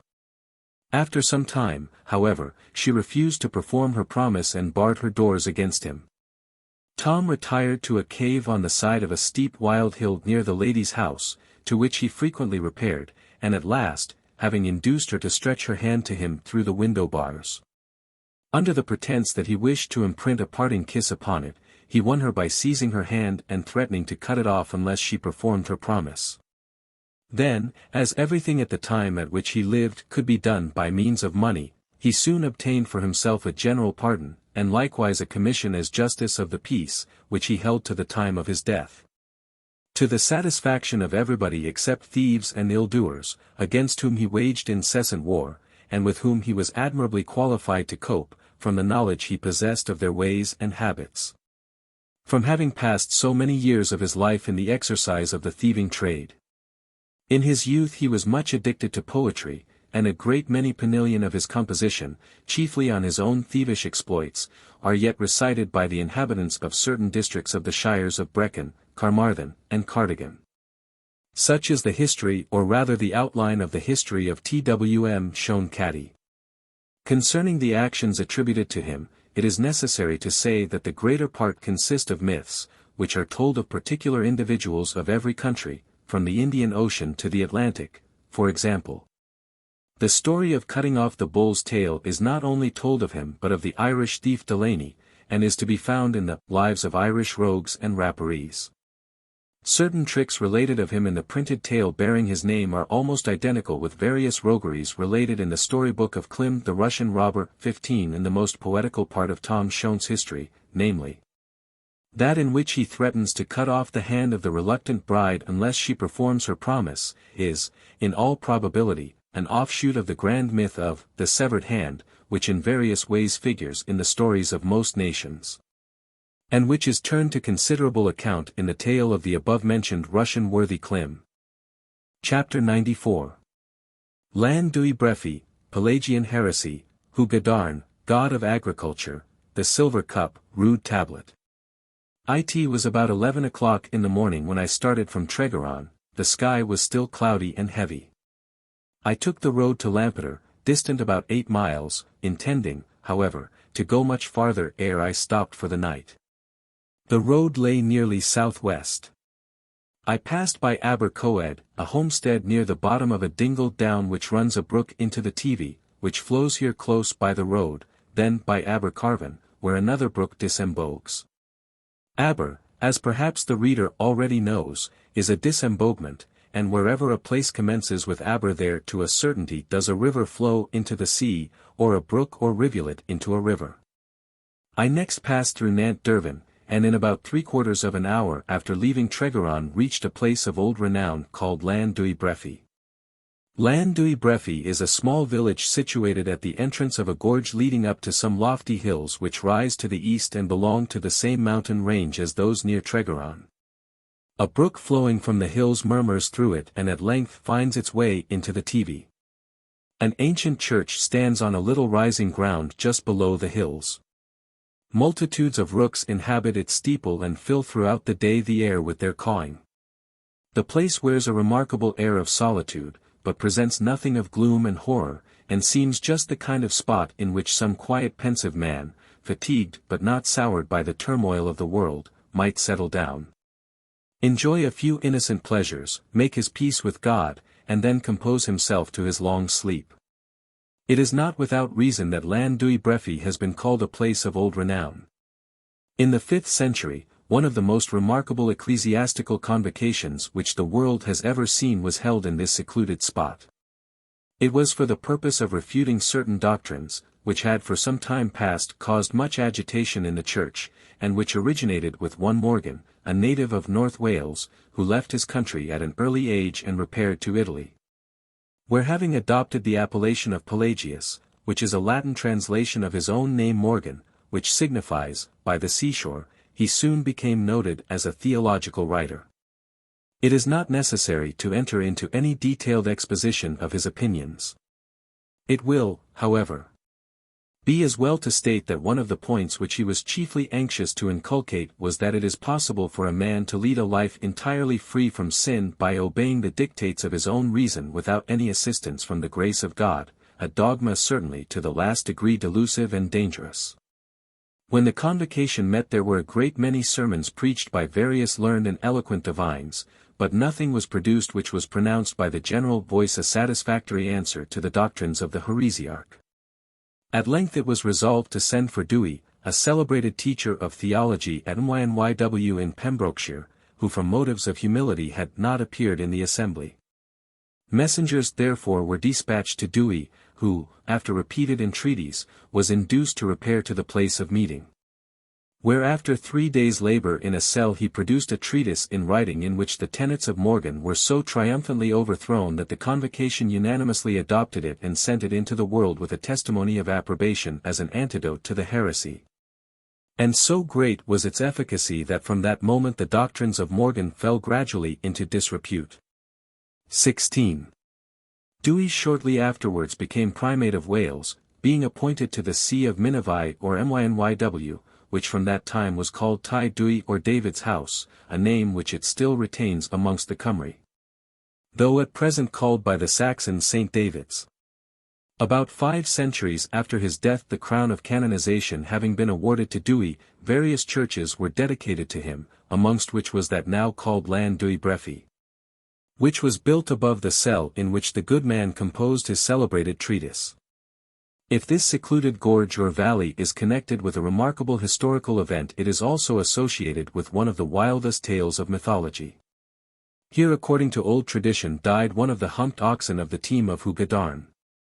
Distracted at having lost its comrade, which perished from the dreadful efforts which it made along with the others in drawing the afanc hen or old crocodile from the lake of lakes, it fled away from its master, and wandered about, till coming to the glen now called that of Llan-dwy-Brefi, it fell down and perished after excessive bellowing, from which noise the place probably derived its name of Brefi, for bref in Cumbric signifies a mighty bellowing or lowing. Horns of enormous size, said to have belonged to this humped ox or bison, were for many ages preserved in the church. Many will exclaim, who was Hugadarn?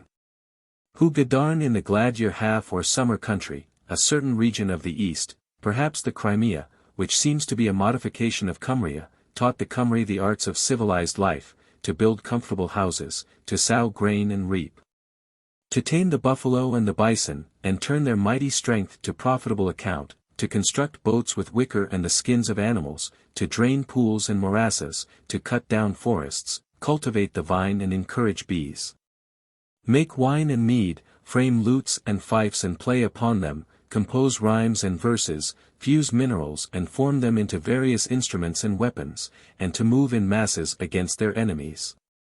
And finally, when the summer country became overpopulated, led an immense multitude of his countrymen across many lands to Britain, a country of forests, in which bears, wolves, and bisons wandered, and of morasses and pools full of dreadful afanc or crocodiles, a country inhabited only by a few savage Gauls, but which shortly after the arrival of Hu and his people became a smiling region, forests being thinned, bears and wolves hunted down. Ifink annihilated, bulls and bisons tamed, corn planted and pleasant cottages erected. After his death he was worshipped as the god of agriculture and war by the Cymry and the Gauls. The Germans paid him divine honors under the name of Hughes, from which name the province of Hesse, in which there was a mighty temple devoted to him, derived its appellation. The Scandinavians worshipped him under the name of Odin and Gotr, the latter word a modification of Cadarn or mighty. The wild Finns feared him as a wizard and honored him as a musician under the name of Wainamoinen, and it is very probable that he was the wondrous being whom the Greeks termed Odysseus. Till a late period the word Hu amongst the Cymry was frequently used to express God, Gwrhu, God knows, being a common saying. Many Welsh poets have called the Creator by the name of the creature, amongst others Iolo Goch in his Ode to the Ploughman. The mighty who lives for ever, of mead and wine to men the giver, the emperor of land and sea. And of all things that living be did hold a plough with his good hand, soon as the deluge left the land, to show to men both strong and weak, the haughty-hearted and the meek, of all the arts the heaven below the noblest is to guide the plough. So much for Hu Gadarn or Hu the Mighty, whose name puts one strangely in mind of the Al-Qadir Hu or the Almighty He of the Arabians. I went to see the church. The inside was very rude and plain, a rough table covered with a faded cloth served for an altar, on the right-hand side was a venerable-looking chest. "What is there in that box?" said I to the old sexton who attended me. "The treasure of the church, sir," he replied in a feeble quaking voice. "Dear me," said I, "what does the treasure consist of?" "You shall see, sir," said he, and drawing a large key out of his pocket he unlocked the chest and taking out a cup of silver he put it into my hand saying, "This is the treasure of the church, sir." I looked at the cup. It was tolerably large and of very chaste workmanship. Graven upon it were the following words. Poculum Ecclesi de LXXN Dewey Brefi 1574. "Do you always keep this cup in that chest?" said I. "Yes, sir. We have kept it there since the cup was given to us by the godly Queen Elizabeth." I said nothing, but I thought to myself, I wonder how long a cup like this would have been safe in a crazy chest in a country church in England. I kissed the sacred relic of old times with reverence, and returned it to the old sexton. "What became of the horns of Hu Gadarn's bull?" said I, after he had locked the cup again in its dilapidated coffer. "They did dwindle away, sir, till they came to nothing." "Did you ever see any part of them?" said I. "Oh no, sir. I did never see any part of them, but one very old man who is buried here did tell me shortly before he died that he had seen one very old man who had seen of dem one little tip." "Who was the old man who said that to you?" said I. "I will show you his monument, sir." Then taking me into a dusky pew he pointed to a small rude tablet against the church wall and said, "That is his monument, sir." The tablet bore the following inscription, and below it a rude Englyn on death not worth transcribing. Coffadriath M. Thomas Jones Diuter or draws LLWINYN YPLWIFHWN, Bufar Chwefer 6 Fed 1830 YN 92 OED. To the memory of Thomas Jones of Traws LLWIN, across the Grove, in this parish who died February the 6th, 1830. Aged 92. After copying the inscription I presented the old man with a trifle and went my way. Chapter 95. Lampeter, the monk Austin, the three publicans, the tombstone, sudden change, trampers, a Catholic, the bridge of Twrch. The country between Llandewey and Lampeter presented nothing remarkable, and I met on the road nothing worthy of being recorded. On arriving at Lampeter I took a slight refreshment at the inn, and then went to see the college which stands a little way to the north of the town. It was founded by Bishop Burgess in the year 1820, for the education of youths intended for the ministry of the Church of England. It is a neat quadrate edifice with a courtyard in which stands a large stone basin. From the courtyard you enter a spacious dining hall, over the door of which hangs a well-executed portrait of the good bishop. From the hall you ascend by a handsome staircase to the library, a large and lightsome room, well stored with books in various languages. The grand curiosity is a manuscript codex containing a Latin synopsis of scripture which once belonged to the monks of Bangor Ystwyth. It bears marks of blood with which it was sprinkled, and the monks were massacred by the heathen Saxons, at the instigation of Austin the Pope's missionary in Britain. The number of students seldom exceeds 40. It might be about 2:30 in the afternoon when I left Lampeter. I passed over a bridge, taking the road to Llandovery, which, however, I had no intention of attempting to reach that night, as it was considerably upwards of 20 miles distant. The road lay, seemingly, due east. After walking very briskly for about an hour I came to a very small hamlet consisting of not more than 6 or 7 houses. Of these 3 seemed to be public houses, as they bore large flaming signs. Seeing 3 rather shabby-looking fellows standing chatting with their hands in their pockets, I stopped and inquired in English the name of the place. Pen, something, said one of them, who had a red face and a large carbuncle on his nose, which served to distinguish him from his companions, who though they had both very rubicund faces had no carbuncles. It seems rather a small place to maintain 3 public houses, said I. How do the publicans manage to live? Oh, tolerably well, sir, we get bread and cheese and have a groat in our pockets.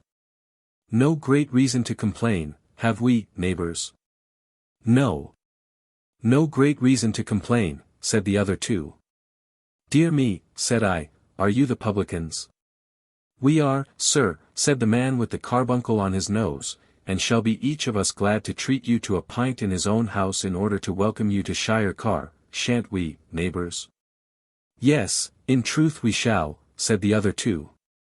By Shire Car, said I suppose you mean Shire Cardigan? Shire Cardigan, said the man, no indeed, by Shire Car is meant Carmarthenshire. Your honour has left beggarly Cardigan some way behind you. Come, your honour, come and have a pint. This is my house, said he, pointing to one of the buildings. But, said I suppose if I drink at your expense you expect to drink at mine? Why, we can't say that we shall have any objection, your honour.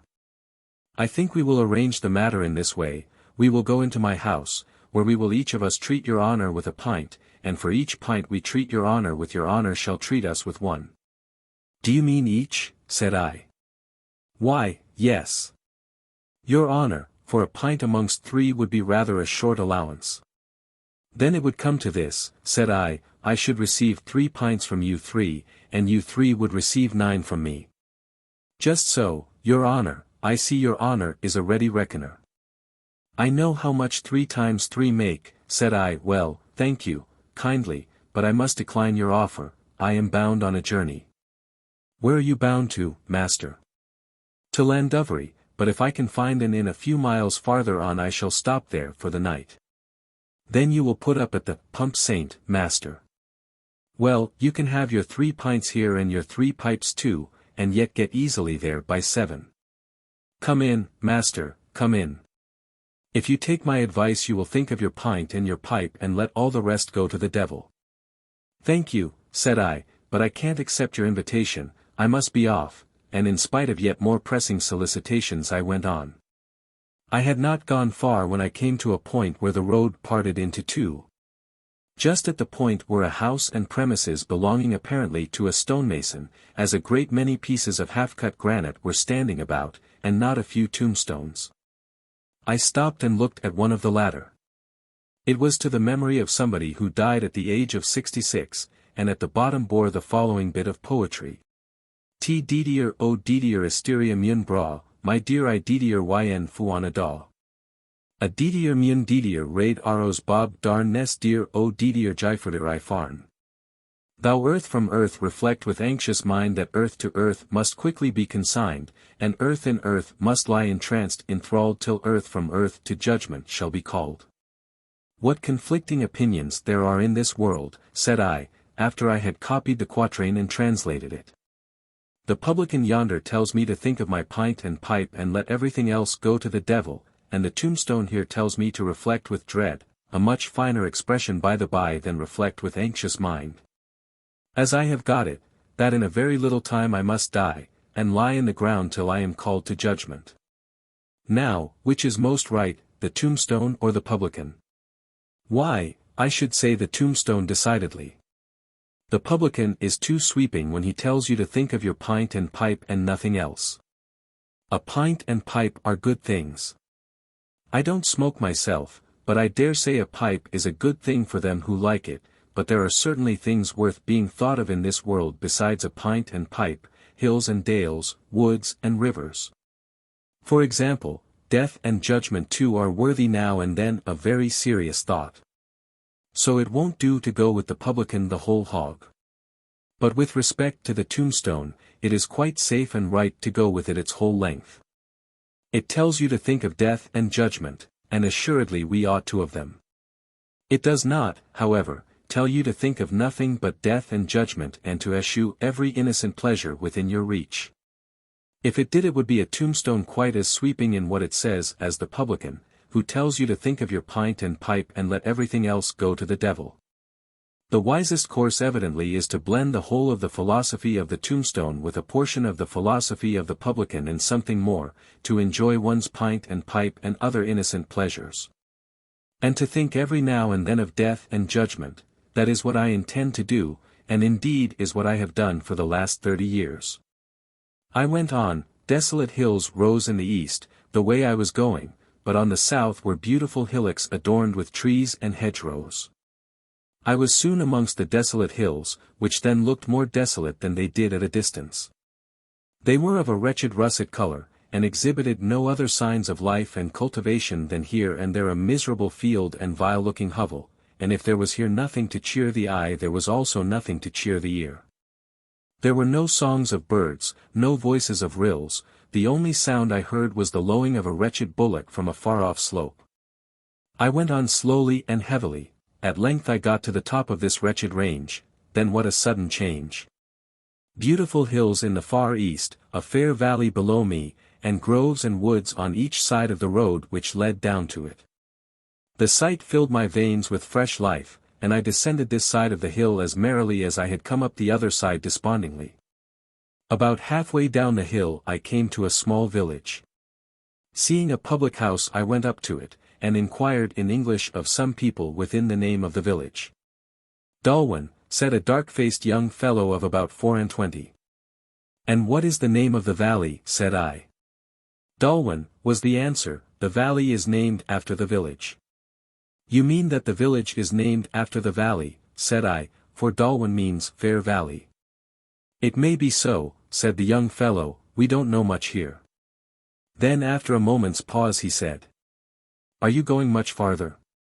"Only as far as the Pump Saint." "Have you any business there?" said he.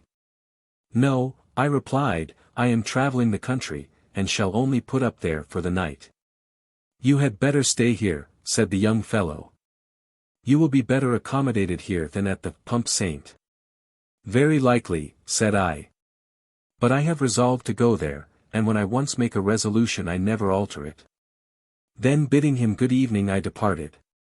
Had I formed no resolution at all about stopping at the Pump Saint, I certainly should not have stayed in this house, which had all the appearance of a tramper's hostelry, and though I am very fond of the conversation of trampers, who are the only people from whom you can learn anything, I would much rather have the benefit of it abroad than in their own lairs. A little farther down I met a woman coming up the ascent. She was tolerably respectably dressed, seemed about 35, and was rather good-looking. She walked somewhat slowly, which was probably more owing to a large bundle which she bore in her hand than to her path being uphill. "Good evening," said I, stopping. "Good evening, your honor," said she, stopping and brightly panting. "Do you come from far?" said I. "Not very far, your honor, but quite far enough for a poor feeble woman." "Are you Welsh?" said I. "Och no. Your honor, I am Mary Bain from Dunmanway in the Kingdom of Ireland." "And what are you doing here?" said I. "Och sure. I am traveling the country with soft goods." "Are you going far?" said I. "Merely to the village a little farther up, your honor." "I am going farther," said I I am thinking of passing the night at the Pump Saint. Well, then, I would just advise your honour to do no such thing, but to turn back with me to the village above, where there is an elegant inn where your honour will be well accommodated. Oh, I saw that as I came past, said I. I don't think there is much accommodation there. Oh, your honour is claim mistaken, there is always an elegant fire and an elegant bed too. Is there only one bed, said I. Oh, yes, there are 2 beds, one for the accommodation of the people of the house and the other for that of the visitors. And do the visitors sleep together then, said I. Oh yes. Unless they wish to be unsociable. Those who are not disposed to be sociable sleeps in the chimney corners. Ah, said I see it is a very agreeable inn, however, I shall go on to the Pump Saint. I am sorry for it, your honour, for your honour's sake. Your honour won't be half so elegantly served at the Pump Saint as there above. Of what religion are you, said I. Oh, I'm a Catholic, just like your honour, for if I am not claim mistaken your honour is an Irishman. Who is your spiritual director, said I. Why, then, it is just Father Tobin, your honour, whom of course your honour knows. Oh yes, said I, when you next see him present my respects to him. What name shall I mention, your honour? Saoirse Bareau, said I. Oh, then I was right in taking your honour for an Irishman. None but a raal paddy bears that name. A credit to your honour is your name, for it is a famous name. 17 And a credit to your name is your honour, for it is a neat man without a bend you are. God bless your honour and good night. And may you find decent quarters in the Pump Saint. Leaving Mary Bain I proceeded on my way. The evening was rather fine but twilight was coming rapidly on. I reached the bottom of the valley and soon overtook a young man dressed something like a groom. We entered into conversation. He spoke Welsh and a little English. His Welsh I had great difficulty in understanding, as it was widely different from that which I had been accustomed to. He asked me where I was going to. I replied to the Pump Saint, and then inquired if he was in service. I am, said he. With whom do you live, said I.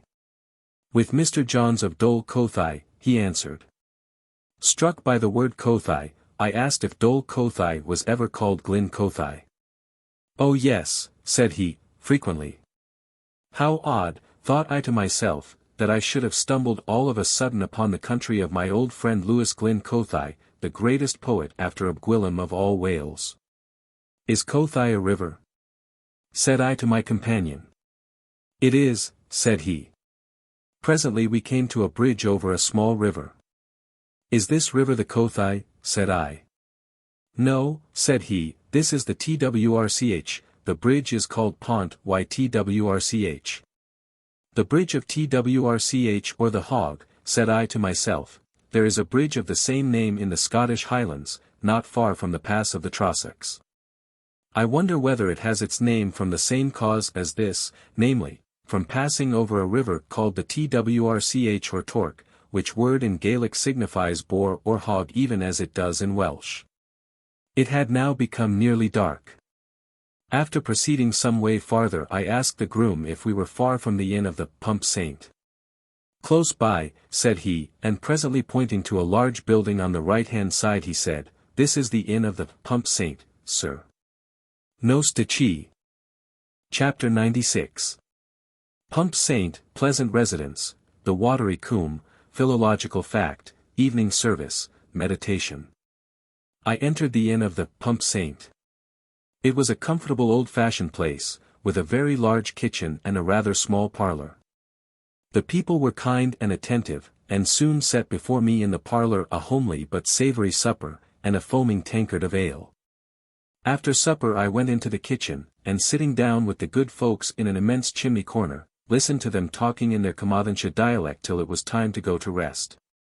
When I was conducted to a large chamber where I found an excellent and clean bed awaiting me, in which I enjoyed a refreshing sleep, occasionally visited by dreams in which some of the scenes of the preceding day again appeared before me. But in an indistinct and misty manner. Awaking in the very depth of the night I thought I heard the murmuring of a river, I listened and soon found that I had not been deceived. "I wonder whether that river is the Coalfields," said I, "the stream of the immortal Lewis." "I will suppose that it is," and rendered quite happy by the idea, I soon fell asleep again. I arose about 8 and went out to look about me. The village consists of little more than half a dozen houses. The name, Pump Saint, signifies 5 saints. Why the place is called so I know not. Perhaps the name originally belonged to some chapel which stood either where the village now stands or in the neighborhood. The inn is a good specimen of an ancient Welsh hostelry.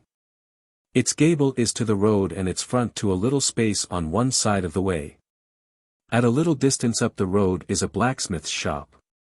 The country around is interesting. On the northwest is a fine wooded hill, to the south a valley through which flows the Coalfields, a fair river, the one whose murmur had come so pleasingly upon my ear in the depth of night. After breakfast I departed for Llandovery. Presently I came to a lodge on the left hand beside an ornamental gate at the bottom of an avenue leading seemingly to a gentleman's seat. On inquiring of a woman, who sat at the door of the lodge, to whom the grounds belonged, she said to Mr. Johns, and that if I pleased I was welcome to see them. I went in and advanced along the avenue, which consisted of very noble oaks. On the right was a vale in which a beautiful brook was running north and south.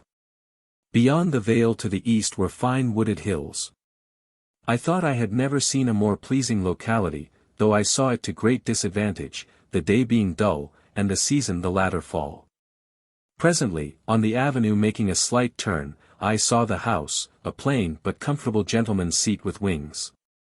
It looked to the south down the dale. With what satisfaction I could live in that house, said I to myself, if backed by a couple of thousands a year. With what gravity could I sign a warrant in its library, and with what dreamy comfort translate an ode of Lewis Glyn Coalfields, my tankard of rich ale beside me. I wonder whether the proprietor is fond of the old bard and keeps good ale. Were I an Irishman instead of a Norfolk man I would go in and ask him. Returning to the road I proceeded on my journey. I passed over Pont-rhyd-y-groes or the Bridge of the Rand, a small river flowing through a dale, then by Clas Hywel, a lofty mountain which appeared to have 3 heads. After walking for some miles I came to where the road divided into 2. By a signpost I saw that both led to Llandovery, one by Porth-yr-Hyd and the other by Llanrda. The distance by the first was 6 miles and a half, by the latter 8 and a half. Feeling quite the reverse of tired I chose the longest road, namely the one by Llanrda, along which I sped at a great rate. In a little time I found myself in the heart of a romantic winding dell, overhung with trees of various kinds, which a tall man whom I met told me was called Cwm Ystwyth, or the watery Cwm of Llanrda. And well might it be called the watery Cwm, for there were several bridges in it, 2 within a few hundred yards of each other. The same man told me that the war was going on very badly, that our soldiers were suffering much, and that the snow was 2 feet deep at Sebastopol. Passing through Llanrda, a pretty village with a singular-looking church, close to which stood an enormous yew, I entered a valley which I learned was the valley of the Towy.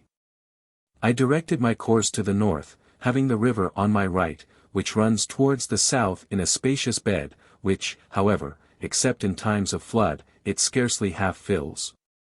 Beautiful hills were on either side, partly cultivated, partly covered with wood, and here and there dotted with farmhouses and gentlemen's seats, green pastures which descended nearly to the river occupying in general the lower parts. After journeying about 4 miles amid this kind of scenery I came to a noble suspension bridge, and crossing it found myself in about a quarter of an hour at Llandovery. It was about 2:30 when I arrived. I put up at the Castle Inn and forthwith ordered dinner, which was served up between 4 and 5. During dinner I was waited upon by a strange old fellow who spoke Welsh and English with equal fluency. "What countryman are you?" said I. "An Englishman," he replied. "From what part of England?"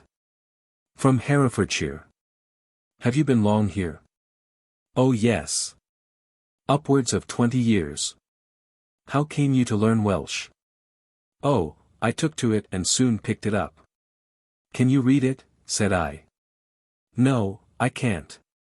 Can you read English? Yes, I can, that is, a little. Why didn't you try to learn to read Welsh? Well, I did, but I could make no hand of it. It's one thing to speak Welsh and another to read it.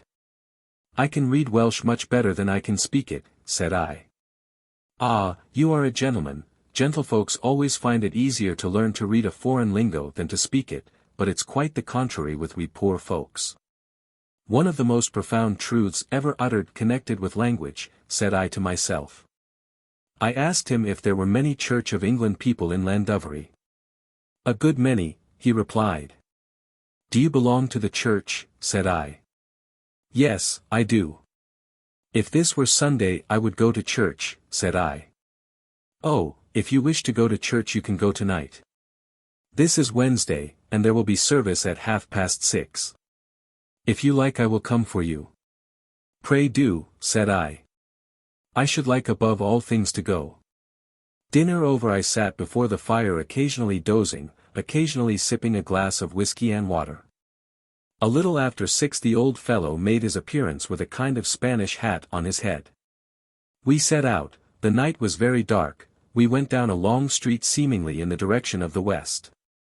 How many churches are there in Llandovery? Said I to my companion. Only one, but you are not going to Llandovery Church, but to that of Llanfair, in which our clergyman does duty once or twice a week. Is it far? Said I. Oh no, just out of the town, only a few steps farther. We seemed to pass over a bridge and began to ascend a rising ground. Several people were going in the same direction. There, said the old man, follow with these, and a little farther up you will come to the church, which stands on the right hand. He then left me.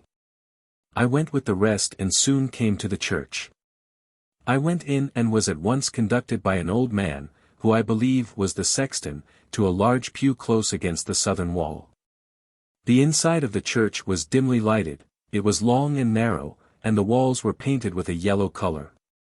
The pulpit stood against the northern wall near the altar, and almost opposite to the pew in which I sat. After a little time the service commenced, it was in Welsh. When the litanies were concluded the clergyman, who appeared to be a middle-aged man, and who had rather a fine voice, began to preach. His sermon was from the 119th Psalm, Amhnwy Hafes dy Gorkaminion yn Mwy Nagor, therefore have I loved thy commandments more than gold.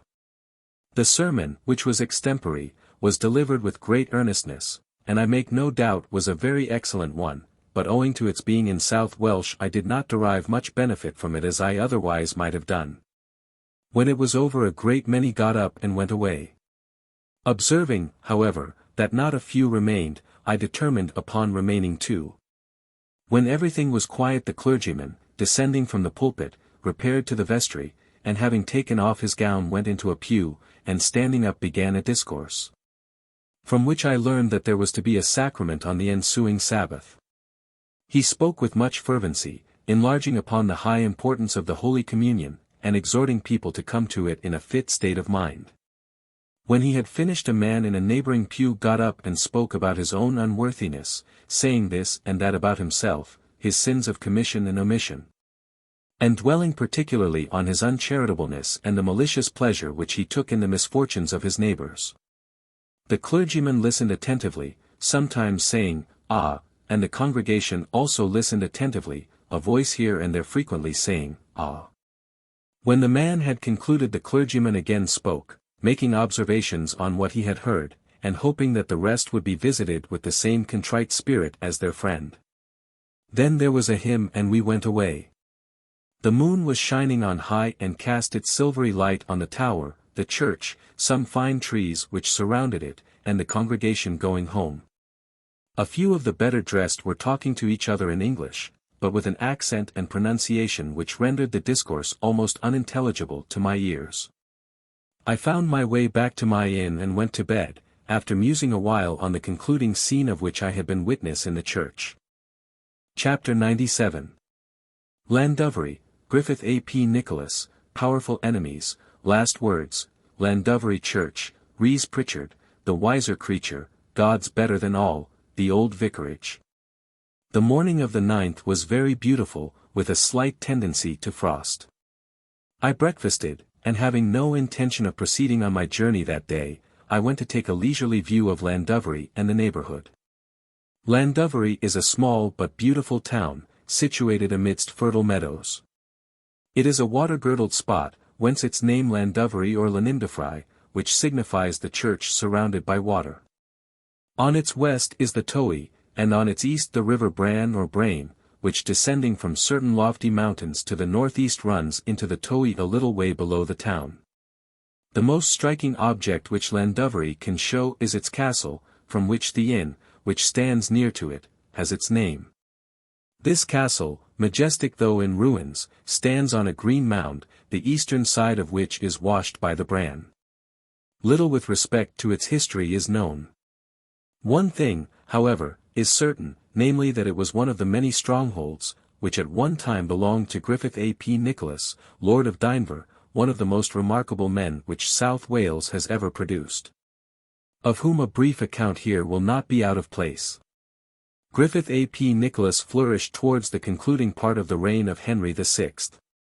He was a powerful chieftain of South Wales and possessed immense estates in the counties of Caernarfon and Cardigan.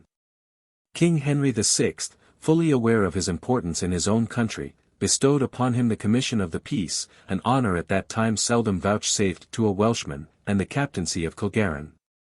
A strong royal castle situated on the southern bank of the Teifi a few miles above Cardigan. He had many castles of his own, in which he occasionally resided, but his chief residence was Dynevor, halfway between Llandovery and Caernarfon, once a palace of the kings of South Wales, from whom Griffith traced lineal descent. He was a man very proud at heart, but with too much wisdom to exhibit many marks of pride, speaking generally with the utmost gentleness and suavity, and though very brave addicted to dashing into danger for the mere sake of displaying his valour. He was a great master of the English tongue, and well acquainted with what learning it contained, but nevertheless was passionately attached to the language and literature of Wales. A proof of which he gave by holding a congress of bards and literati at Caernarfon, at which various pieces of eloquence and poetry were recited, and certain alterations introduced into the canons of Welsh versification. Though holding offices of trust and emolument under the Saxon, he in the depths of his soul detested the race, and would have rejoiced to see it utterly extirpated from Britain. This hatred of his against the English was the cause of his doing that which cannot be justified on any principle of honour, giving shelter and encouragement to Welsh thieves, who were in the habit of plundering and ravaging the English borders. Though at the head of a numerous and warlike clan, which was strongly attached to him on various accounts, Griffith did not exactly occupy a bed of roses. He had amongst his neighbours 4 powerful enemies who envied him his large possessions, with whom he had continual disputes about property and privilege. Powerful enemies they may well be called, as they were no less personages than Humphrey Duke of Buckingham, Richard Duke of York, who began the contest for the crown with King Henry VI, Jasper Earl of Pembroke, son of Owen Tudor, and half-brother of the king, and the Earl of Warwick. These accused him at court of being a comforter and harbour of thieves, the result being that he was deprived not only of the commission of the peace, but of the captaincy of Tregaron, which the Earl of Pembroke, through his influence with his half-brother, procured for himself. They moreover induced William Borley and Thomas Corbett, 2 justices of the peace for the county of Hereford, to grant a warrant for his apprehension on the ground of his being in league with the thieves of the marches. Griffith in the bosom of his mighty clan bade defiance to Saxon warrants, though once having ventured to Hereford he nearly fell into the power of the ministers of justice, only escaping by the intervention of Sir John Scudamore, with whom he was connected by marriage. Shortly afterwards, the civil war breaking out, the Duke of York apologized to Griffith, and besought his assistance against the king, which the chieftain readily enough promised, not out of affection for York, but from the hatred which he felt, on account of the Tregaron affair, for the Earl of Pembroke, who had sided, very naturally, with his half-brother, the king, and commanded his forces in the west. Griffith fell at the great battle of Mortimer's Cross, which was won for York by a desperate charge made right at Pembroke's banner by Griffith and his Welsh men, when the rest of the Yorkists were wavering. His last words were, "Welcome, death." since honour and victory make for us. The power and wealth of Griffith ap Nicholas, and also parts of his character, have been well described by one of his bards, Cwm Ystwyth, in an ode to the following effect. Griffith ap Nicholas, who like thee for wealth and power and majesty, which most abound, I cannot say, on either side of Towy gay, from hence to where it meets the brine, trees or stately towers of thine. The chair of judgment thou didst gain, but not to deal in judgment's vain, to thee upon thy judgment chair from near and far do crowds repair. But though betwixt the weak and strong no questions rose from right or wrong, the strong the weak to thee would hie, the strong to do thee injury, and to the weak thou wine wouldst deal, and wouldst trip up the mighty heel. A lion unto the lofty thou, a lamb unto the weak and low. Much thou resemblest none of your, surpassing all who went before, like him thou art famed for bravery, for noble birth and high degree. Hail, Captain of Kilgarran's hold, Lieutenant of Caernarfon old. Hail, Chieftain, Cambria's choicest boast. Hail, Justice, at the Saxons' cost. 7 castles high confess thy sway, 7 palaces thy hands obey. Against my chief, with envy fired, 3 dukes and judges 2 conspired, but thou a dauntless front didst show, and to retreat they were not slow. Oh, with what gratitude is heard from mouth of thine the whispered word, the deepest pools and rivers found in summer are of softest sound, the sage concealeth what he knows, a deal of talk no wisdom shows. The sage is silent as the grave, whilst of his lips the fool is slave, thy smile doth every joy impart, of faith a fountain is thy heart, thy hand is strong, thine eye is keen, thy head o'er every head is seen. The church of Llandovery is a large edifice standing at the southern extremity of the town in the vicinity of the Towy. The outside exhibits many appearances of antiquity, but the interior has been sadly modernized. It contains no remarkable tombs. I was pleased, however, to observe upon 1 or 2 of the monuments the name of Rice, the appellation of the great clan to which Griffith ap Nicholas belonged, of old the regal race of South Wales.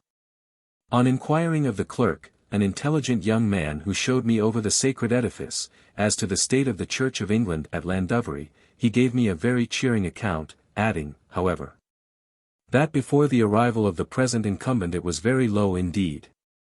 What is the clergyman's name? Said I heard him preach last night. I know you did, sir, said the clerk, bowing, for I saw you at the service at Llanfair. His name is Hughes. Any relation of the clergyman at Tregaron? Said I. Own brother, sir. He at Tregaron bears a very high character, said I. And very deservedly, sir, said the clerk, for he is an excellent man.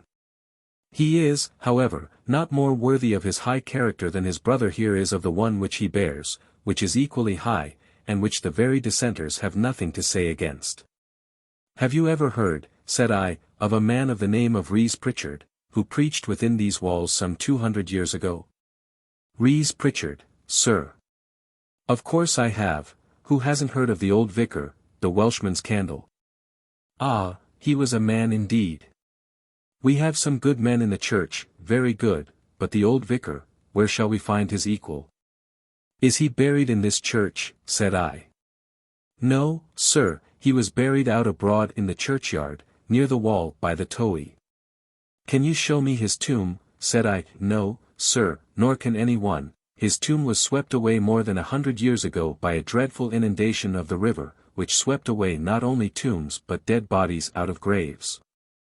But there's his house in the marketplace, the old vicarage, which you should go and see. I would go and show it you myself, but I have church matters just now to attend to. The place of church clerk at Llandovery, long a sinecure, is anything but that under the present clergyman, who, though not a Rhys Pritchard, is a very zealous Christian, and not unworthy to preach in the pulpit of the old vicar. Leaving the church I went to see the old vicarage, but before saying anything respecting it, a few words about the old vicar. Rhys Pritchard was born at Llandovery, about the year 1575, of respectable parents. He received the rudiments of a classical education at the school of the place, and at the age of 18 was sent to Oxford, being intended for the clerical profession. At Oxford he did not distinguish himself in an advantageous manner, being more remarkable for dissipation and riot than application in the pursuit of learning. Returning to Wales, he was admitted into the ministry, and after the lapse of a few years was appointed vicar of Llandovery. His conduct for a considerable time was not only unbecoming a clergyman, but a human being in any sphere. Drunkenness was very prevalent in the age in which he lived, but Rhys Pritchard was so inordinately addicted to that vice that the very worst of his parishioners were scandalized, and said, "Bad as we may be, we are not half so bad as the parson." He was in the habit of spending the greater part of his time in the public house, from which he was generally trundled home in a wheelbarrow in a state of utter insensibility. God, however, who is aware of what every man is capable of, had reserved Rhys Pritchard for great and noble things, and brought about his conversion in a very remarkable manner. The people of the tavern which Rhys Pritchard frequented had a large he-goat, which went in and out and mingled with the guests.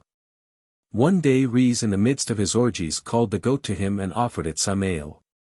The creature, far from refusing it, drank greedily, and soon becoming intoxicated, fell down upon the floor, where it lay quivering, to the great delight of Rhys Pritchard, who made its drunkenness a subject of jest to his boon companions, who, however, said nothing, being struck with horror at such conduct in a person who was placed among them to be a pattern and example.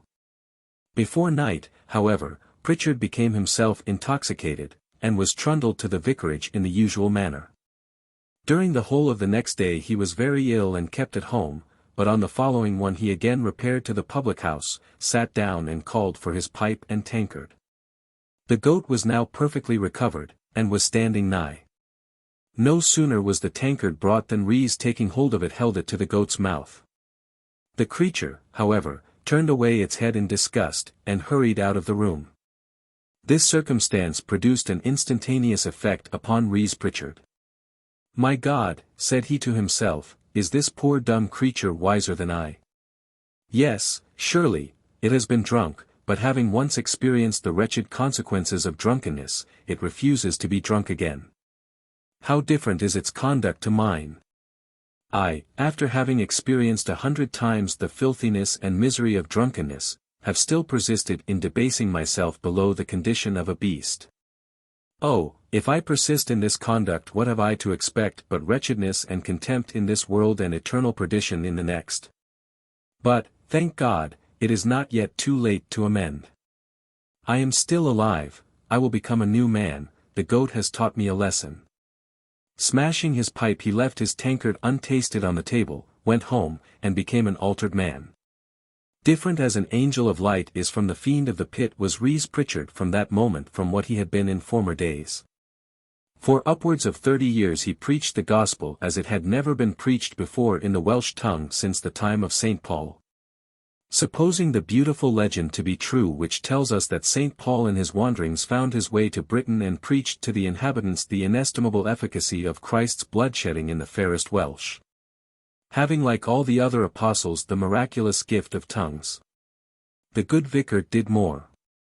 In the short intervals of relaxation which he allowed himself from the labor of the ministry during those years he composed a number of poetical pieces, which after his death were gathered together into a volume and published under the title of Canwyll y Cymru, or The Candle of the Welshman.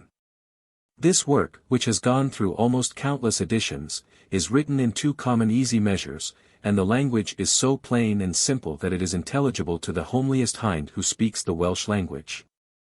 All of the pieces are of a strictly devotional character, with the exception of one, namely, A Welcome to Charles, Prince of Wales, on his return from Spain, to which country he had gone to see the Spanish lady whom at one time he sought as bride. Some of the pieces are highly curious, as they bear upon events at present forgotten.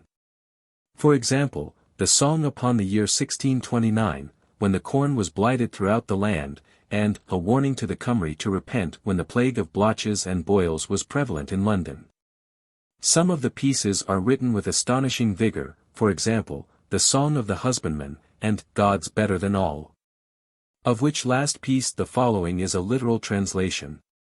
God's better than all. God's better than heaven or aught therein, than the earth or aught we there can win. Better than the world or its wealth to me, God's better than all that is or can be. Better than father, than mother, than nurse, better than riches, oft proving a curse, better than Martha or Mary even, better by far is the God of heaven. If God for thy portion thou hast ta'en, there's Christ to support thee in every pain, the world to respect thee thou wilt gain, to fear thee the fiend and all his train. Of the best of portions thou choice didst make when thou the high God to thyself didst take, a portion which none from thy grasp can rend, whilst the sun and the moon on their course shall wend, when the sun grows dark and the moon turns red. When the stars shall drop in millions dread, when the earth shall vanish with its pomps and fire, thy portion still shall remain entire. Then let not thy heart, though distressed, complain. A hold on thy portion firm maintain. Thou didst choose the best portion, again I say, resign it not till thy dying day. The old vicarage of Llandovery is a very large mansion of dark red brick, fronting the principal street or marketplace, and with its back to a green meadow bounded by the river Bran. It is in a very dilapidated condition, and is inhabited at present by various poor families. The principal room, which is said to have been the old vicar's library, and the place where he composed his undying candle, is in many respects a remarkable apartment. It is of large dimensions. The roof is curiously inlaid with stucco or mortar, and is traversed from east to west by an immense black beam. The fireplace, which is at the south, is very large and seemingly of high antiquity. The windows, which are 2 in number and look westward into the street, have a quaint and singular appearance. Of all the houses in Llandovery the old vicarage is by far the most worthy of attention, irrespective of the wonderful monument of God's providence and grace who once inhabited it. The reverence in which the memory of Rhys Pritchard is still held in Llandovery the following anecdote will show. As I was standing in the principal street staring intently at the antique vicarage, a respectable-looking farmer came up and was about to pass, but observing how I was employed he stopped, and looked now at me and now at the antique house.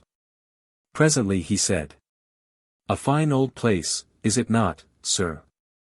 But do you know who lived there?" Wishing to know what the man would say provided he thought I was ignorant as to the ancient inmate, I turned a face of inquiry upon him. Whereupon he advanced towards me 2 or 3 steps, and placing his face so close to mine that his nose nearly touched my cheek, he said in a kind of piercing whisper, "The vicar."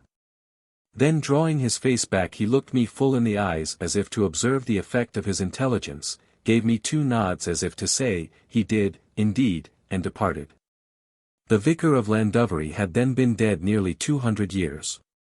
Truly the man in whom piety and genius are blended is immortal upon earth. Chapter 98. Departure from Llandovery, a bitter Methodist, north and south, the caravan, Captain Bosvile, Deputy Ranger, a scrimmage, the heavenly Gwynfa, dangerous position. On the 10th I departed from Llandovery, which I have no hesitation in saying is about the pleasantest little town in which I have halted in the course of my wanderings.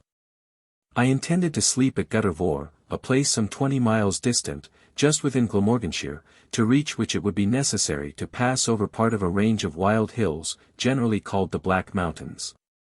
I started at about 10 o'clock. The morning was lowering, and there were occasional showers of rain and hail.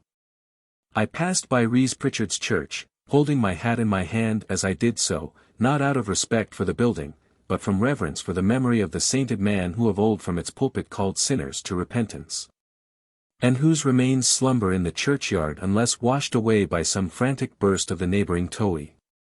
Crossing a bridge over the Bran just before it enters the greater stream, I proceeded along a road running nearly south and having a range of fine hills on the east. Presently violent gusts of wind came on, which tore the sere leaves by thousands from the trees, of which there were plenty by the roadsides. After a little time, however, this elemental hurly-burly passed away, a rainbow made its appearance, and the day became comparatively fine. Turning to the southeast under a hill covered with oaks, I left the vale of the Towy behind me, and soon caught a glimpse of some very lofty hills which I supposed to be the Black Mountains. It was a mere glimpse, for scarcely had I descried them when mist settled down and totally obscured them from my view. In about an hour I reached Llangollen, a large village. The name signifies the Church of Gadag. Gadag was a British saint of the 5th century, who after labouring amongst his own countrymen for their spiritual good for many years, crossed the sea to Brittany, where he died. Scarcely had I entered Languedoc when a great shower of rain came down. Seeing an ancient-looking hostelry I at once made for it. In a large and comfortable kitchen I found a middle-aged woman seated by a huge deal table near a blazing fire, with a couple of large books open before her. Sitting down on a chair I told her in English to bring me a pint of ale. She did so, and again sat down to her books, which on inquiry I found to be a Welsh Bible and concordance. We soon got into discourse about religion, but did not exactly agree, for she was a bitter Methodist, as bitter as her beer, only half of which I could get down. Leaving Languedoc I pushed forward. The day was now tolerably fine. In 2 or 3 hours I came to a glen, the sides of which were beautifully wooded. On my left was a river, which came roaring down from a range of lofty mountains right before me to the southeast. The river, as I was told by a lad, was the Sod or Southey, the lofty ranged the Black Mountains. Past a pretty village on my right standing something in the shape of a semicircle, and in about half an hour came to a bridge over a river which I supposed to be the Sod which I had already seen. But which I subsequently learned was an altogether different stream. It was running from the south, a wild, fierce flood, amidst rocks and stones, the waves all roaring and foaming. After some time I reached another bridge near the foot of a very lofty ascent. On my left to the east upon a bank was a small house, on one side of which was a well turned round by a flush of water running in a little artificial canal. Close by it were 2 small cascades, the waters of which, and also those of the canal, passed under the bridge in the direction of the west. Seeing a decent-looking man engaged in sawing a piece of wood by the roadside, I asked him in Welsh whether the house with the wheel was a flour mill. "Nage," said he, "it is a pandy, fulling mill." "Can you tell me the name of a river," said I, "which I have left about a mile behind me?"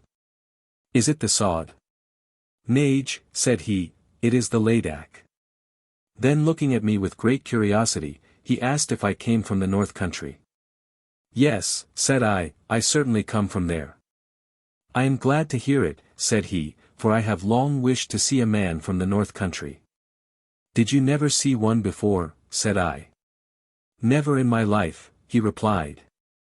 "Men from the north country seldom show themselves in these parts." "Well," said I am not ashamed to say that I come from the north." "Ain't you? Well, I don't know that you have any particular reason to be ashamed, for it is rather your misfortune than your fault, but the idea of any one coming from the north, ho, ho. Perhaps in the north, said I, they laugh at a man from the south. Laugh at a man from the south? No, no, they can't do that. Why not, said I, why shouldn't the north laugh at the south as well as the south at the north? Why shouldn't it? Why, you talk like a fool. How could the north laugh at the south as long as the south remains the south and the north the north? Laugh at the south? You talk like a fool, David, and if you go on in that way I shall be angry with you. However, I'll excuse you.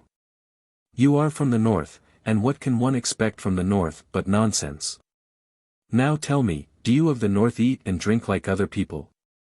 What do you live upon? Why, as for myself, said I generally live on the best I can get. Let's hear what you eat, bacon and eggs. Oh yes, I eat bacon and eggs when I can get nothing better. And what do you drink? Can you drink ale? Oh yes, said I am very fond of ale when it's good. Perhaps you will stand a pint. Said the man looking somewhat blank, there is no ale in the pandy and there is no public house near at hand, otherwise, where are you going tonight? To Guttervore. Well, then, you had better not loiter. Guttervore is a long way off over the mountain. It will be dark, I am afraid, long before you get to Guttervore. Good evening, David.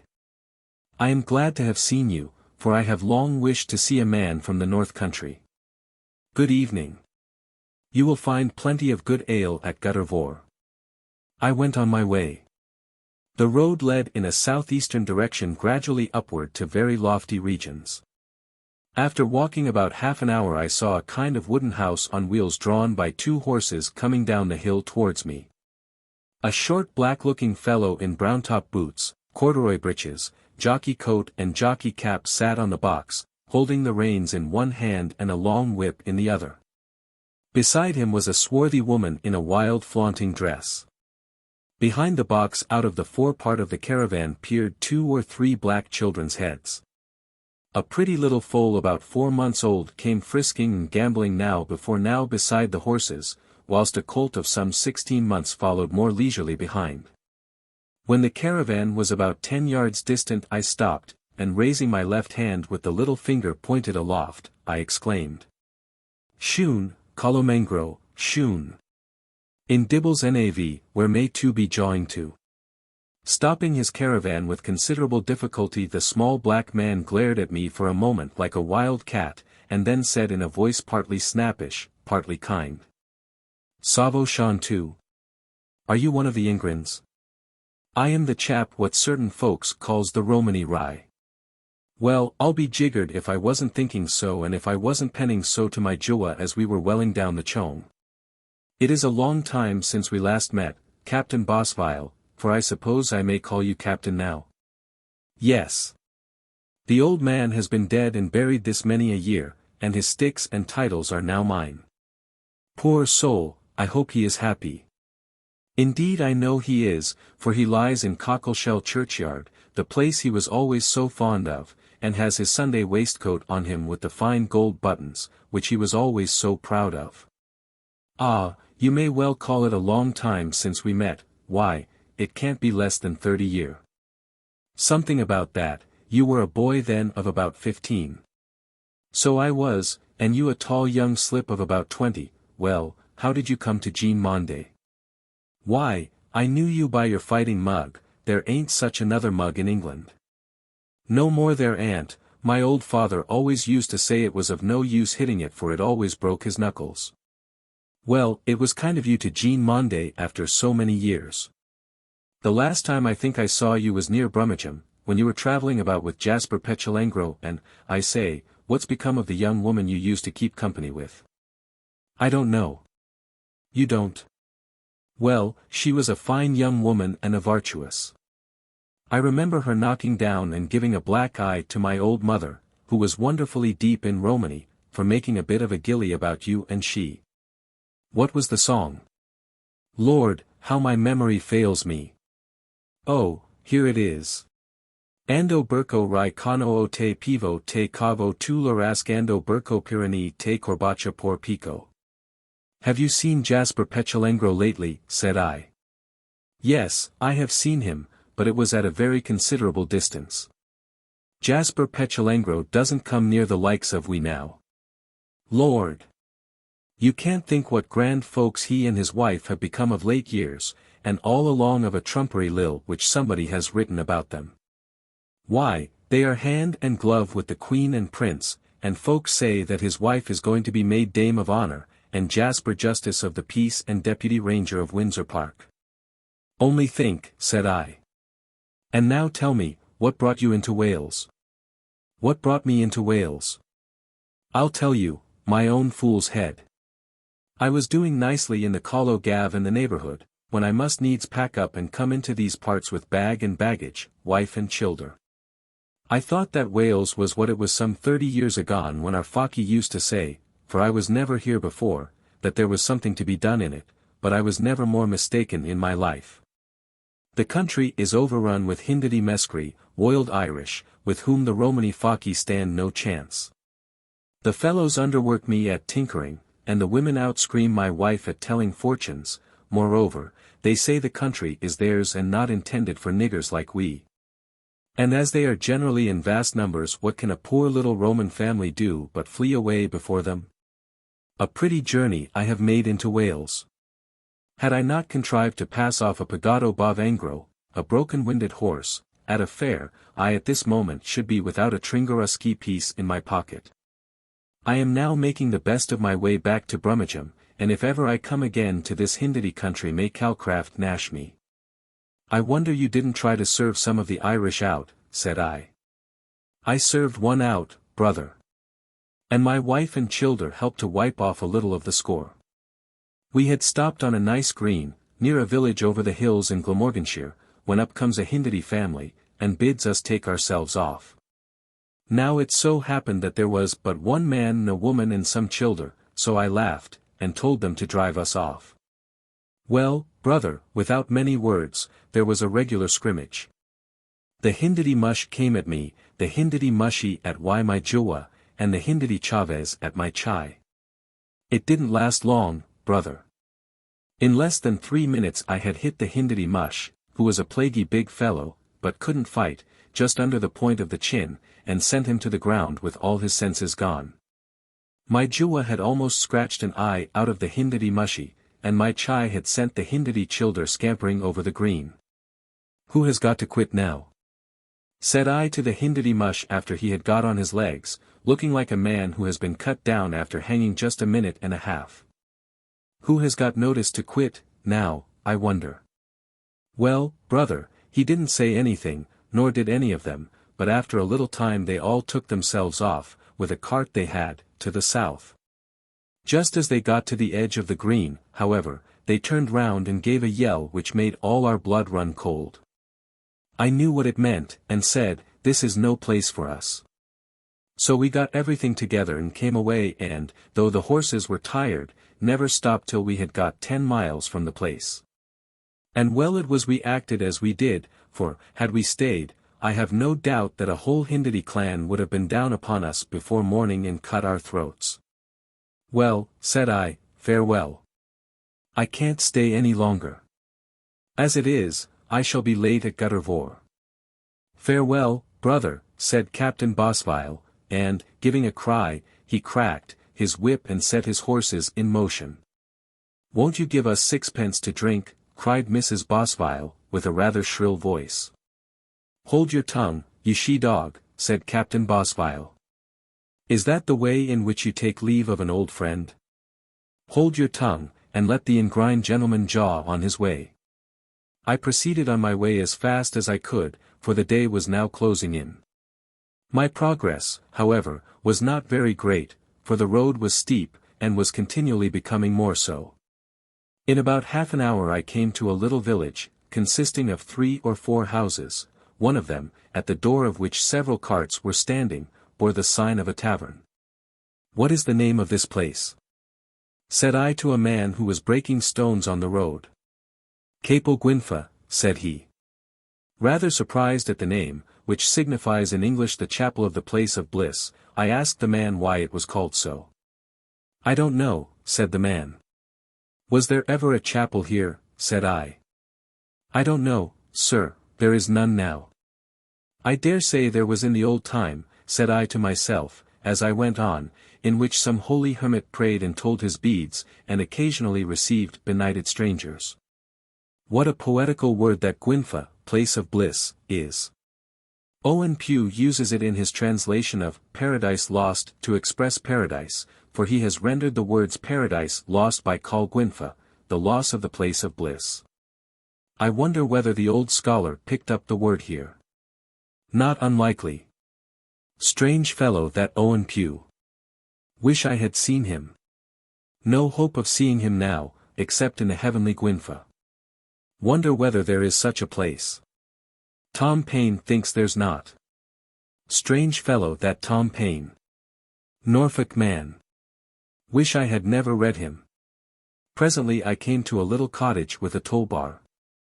Seeing a woman standing at the door, I inquired of her the name of the gate. "Cowslip Gate, sir." "Has it any Welsh name?"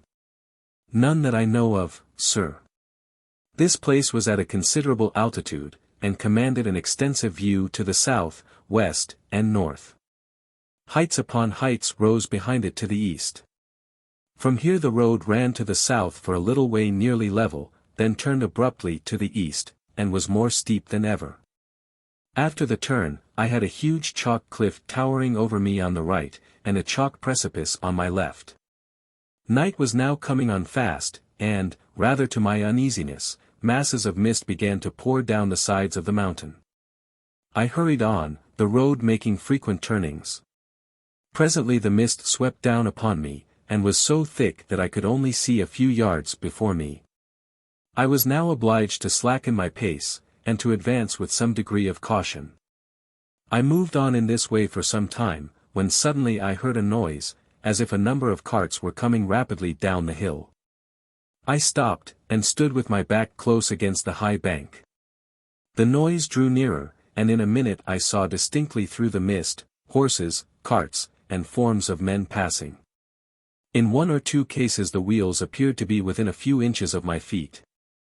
I let the train go by, and then cried out in English, "Am I right for Guttervore?" "Hey," said a voice, after a momentary interval. "Am I right for Guttervore?" I shouted yet louder. "Yes, sure," said a voice, probably the same. Then instantly a much rougher voice cried, "Who the devil are you?"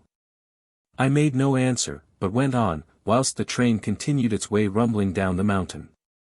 At length I gained the top, where the road turned and led down a steep descent towards the southwest. It was now quite night, and the mist was of the thickest kind. I could just see that there was a frightful precipice on my left, so I kept to the right, hugging the side of the hill. As I descended I heard every now and then loud noises in the vale, probably proceeding from stone quarries. I was drenched to the skin, nay, through the skin, by the mist, which I verily believe was more penetrating than that described by Llangollen. When I had proceeded about a mile I saw blazes down below, resembling those of furnaces, and soon after came to the foot of the hill. It was here pouring with rain, but I did not put up my umbrella, as it was impossible for me to be more drenched than I was. Crossing a bridge over a kind of torrent, I found myself amongst some houses. I entered one of them, from which a blaze of light and a roar of voices proceeded, and, on inquiring of an old woman who confronted me in the passage, I found that I had reached my much-needed haven of rest. The Tavern of Guttervore in the county of Glamorgan. Chapter 99. In at Guttervore, the hurly-burly, Bara-y-coes, change of manner, Welsh mistrust, wonders of Russia, the Emperor, the grand ghost story.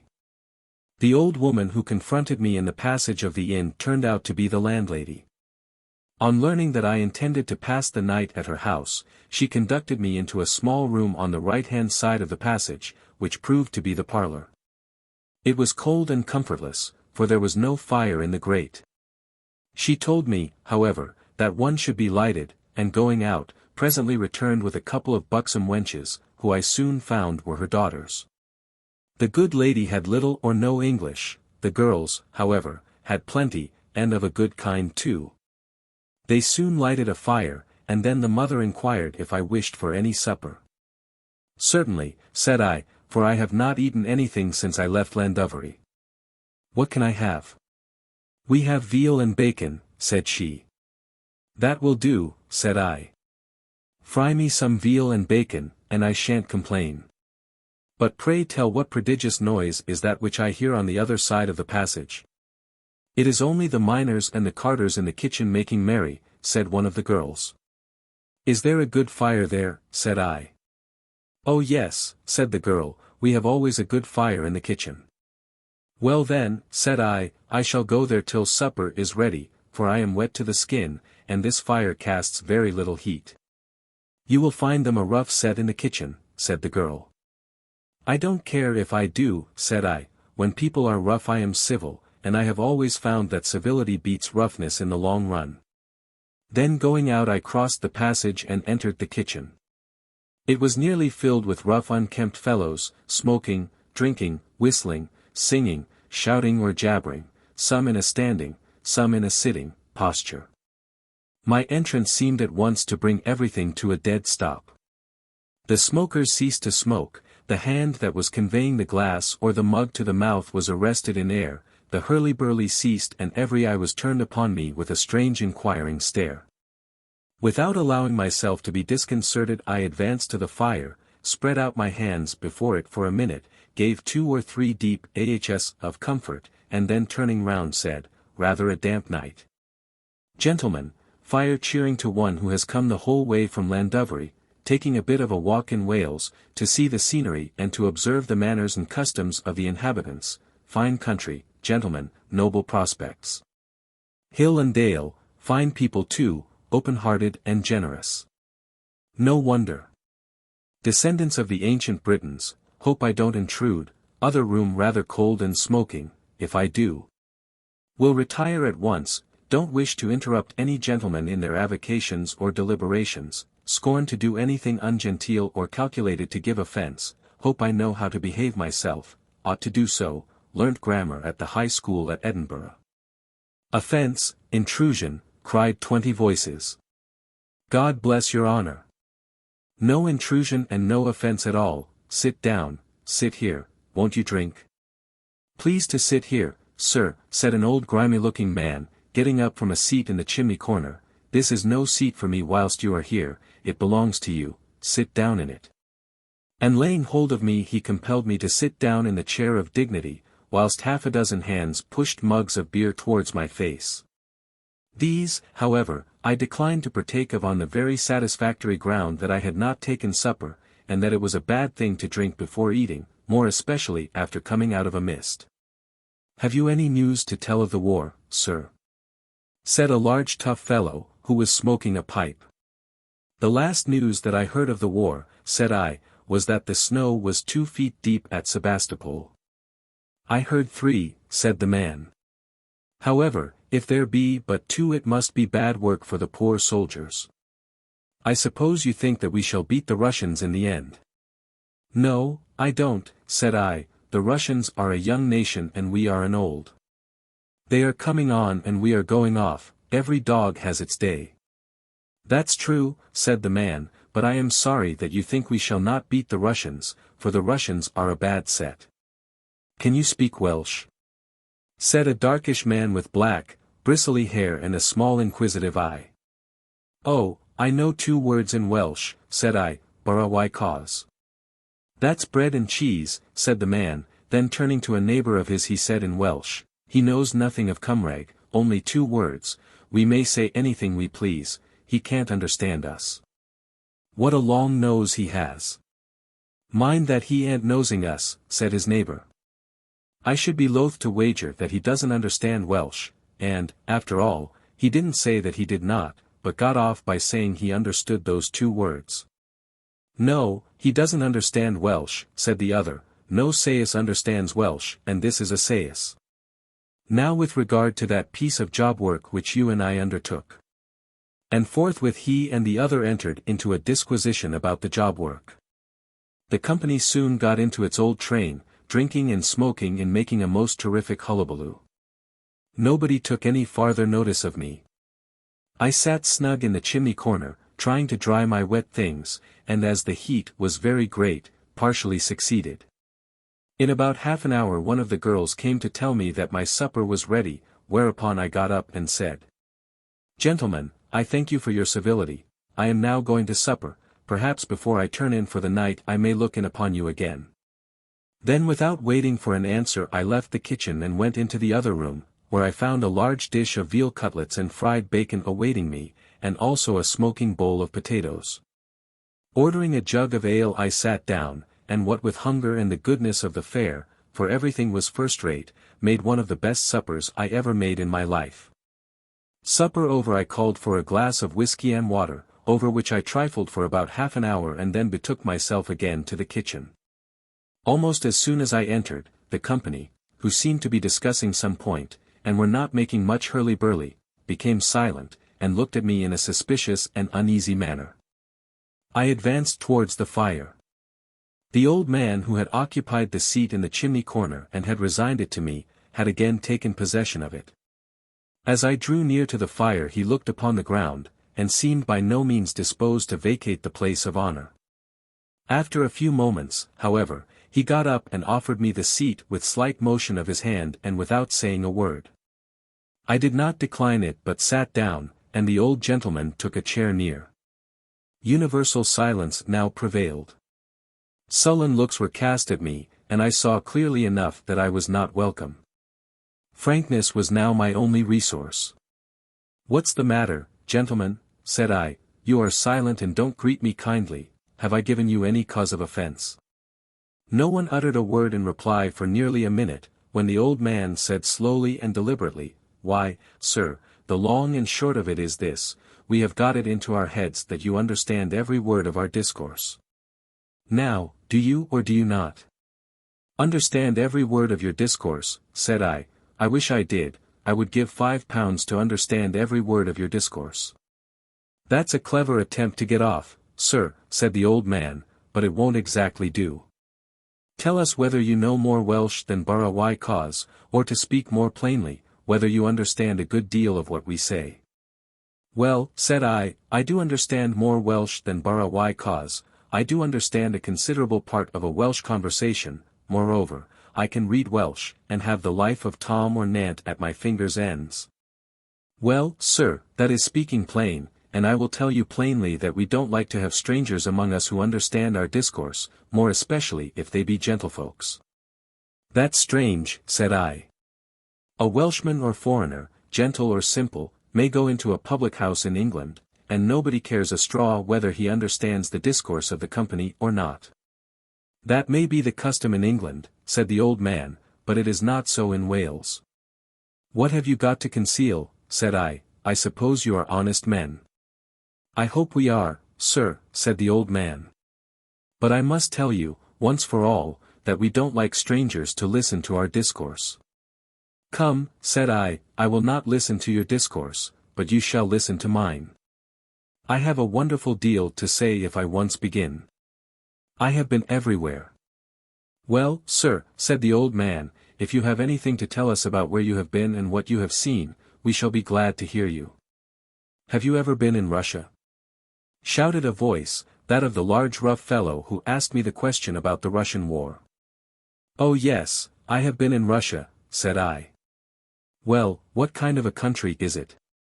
"Very different from this," said I, "which is a little country up in a corner, full of hills and mountains. That is an immense country, extending from the Baltic Sea to the confines of China, almost as flat as a pancake, there not being a hill to be seen for nearly 2,000 miles. A very poor country, isn't it, always covered with ice and snow?" "Oh no, it is one of the richest countries in the world, producing all kinds of grain, with noble rivers intersecting it, and in some parts covered with stately forests. In the winter, which is rather long, there is a good deal of ice and snow, it is true, but in the summer the weather is warmer than here." "And are there any towns and cities in Russia, sir, as there are in Britain?" said the old man who had resigned his seat in the chimney corner to me. "I suppose not, or if there be, nothing equal to Hereford or Bristol, in both of which I have been." "Oh yes," said I, "there are plenty of towns and cities. The two principal ones are Moscow and St. Petersburg, both of which are capitals. Moscow is a fine old city, far up the country, and was the original seat of empire. In it there is a wonderful building called the Kremlin, situated on a hill. It is partly palace, partly temple, and partly fortress. In one of its halls are I don't know how many crowns, taken from various kings whom the Russians have conquered. But the most remarkable thing in the Kremlin is a huge bell in a cellar or cave, close by one of the churches. It is 12 feet high, and the sound it gives when struck with an iron bar, for there are no clappers to Russian bells, is so loud that the common Russians say it can be heard over the empire. The other city, St. Petersburg, where the court generally reside, is a modern and very fine city, so fine indeed, that I have no hesitation in saying that neither Bristol nor Hereford is worthy to be named in the same day with it. Many of the streets are miles in length, and straight as an arrow. The Nevsky Prospect, as it is called, a street which runs from the Grand Square, where stands the Emperor's Palace, to the monastery of St. Alexander Nevsky, is nearly 3 miles in length, and is full of noble shops and houses. The Neva, a river twice as broad and twice as deep as the Thames, and whose waters are clear as crystal, runs through the town, having on each side of it a superb quay, fenced with granite, which affords one of the most delightful walks imaginable. If I had my choice of all the cities of the world to live in, would choose St. Petersburg. "And did you ever see the Emperor?" said the rough fellow, whom I have more than once mentioned. "Did you ever see the Emperor Nicholas?" "Oh yes, I have seen him frequently. Well, what kind of a man is he? We should like to know. A man of colossal stature, with a fine, noble, but rather stern and severe aspect. I think I now see him, with his grey cloak, cocked hat, and white waving plumes, striding down the Nevsky Prospect, and towering by a whole head over other people. Bravo! Did you ever see him at the head of his soldiers? Oh yes. I have seen the Emperor review 40,000 of his chosen troops in the Champs de Mars, and a famous sight it was. There stood the great, proud man looking at his warriors as they maneuvered before him. 2/3 of them were cavalry, and each horseman was mounted on a beautiful blood charger of Cossack or English breed, and arrayed in a superb uniform. The blaze, glitter and glory were too much for my eyes, and I was frequently obliged to turn them away. The scene upon the whole put me in mind of an immense field of tulips of various dyes, for the colors of the dresses, of the banners and the plumes, were as gorgeous and manifold as the hues of those queenly flowers. Bravo, said 20 voices. The gentleman speaks like an Ariathire. Have you been in other countries besides Russia? Oh yes. I have been in Turkey, the people of which are not Christians, but frequently put Christians to shame by their good faith and honesty. I have been in the land of the Mogrebans, or Moors, a people who live on a savory dish called couscousu, and have the gloomiest faces and the most ferocious hearts under heaven. I have been in Italy, whose people, though the most clever in the world, are the most unhappy, owing to the tyranny of a being called the Pope, who, when I saw him, appeared to be under the influence of strong drink. I have been in Portugal, the people of which supply the whole world with wine, and drink only water themselves. I have been in Spain, a very fine country, the people of which are never so happy as when paying other folks' reckonings. I have been, but the wind is blowing wildly without, and the rain pelting against the windows. This is a capital night for a ghost story. Shall I tell you a ghost story which I learnt in Spain? Yes, sir, pray do, we all love ghost stories. Do tell us the ghost story of Spain. Thereupon I told the company Lope de Vega's ghost story, which is decidedly the best ghost story in the world.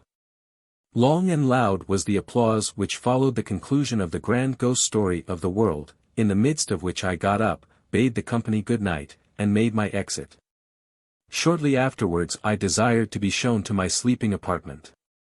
It was a very small room upstairs, in the back part of the house, and I make no doubt was the chamber of the 2 poor girls, the landlady's daughters, as I saw various articles of female attire lying about.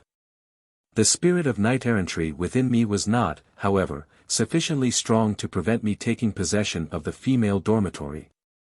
So, forthwith divesting myself of every portion of my habiliments, which were steaming like a boiling tea-kettle, I got into bed between the blankets, and in a minute was fast in the arms of Morpheus. Chapter 100. Morning, a cheerless scene, the Carter, Ode to Glamorgan, startling halloo, one-sided liberty, clerical profession, de Courcy, love of the drop, independent spirit, another people. I slept soundly through the night. At about 8 o'clock on the following morning I got up and looked out of the window of my room, which fronted the north. A strange scene presented itself. A roaring brook was foaming along towards the west, just under the window.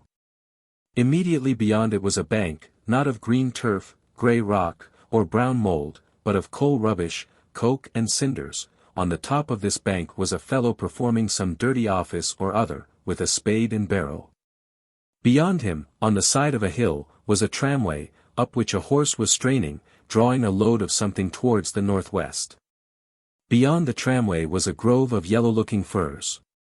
Beyond the grove a range of white houses with blue roofs, occupied, I suppose, by miners and their families.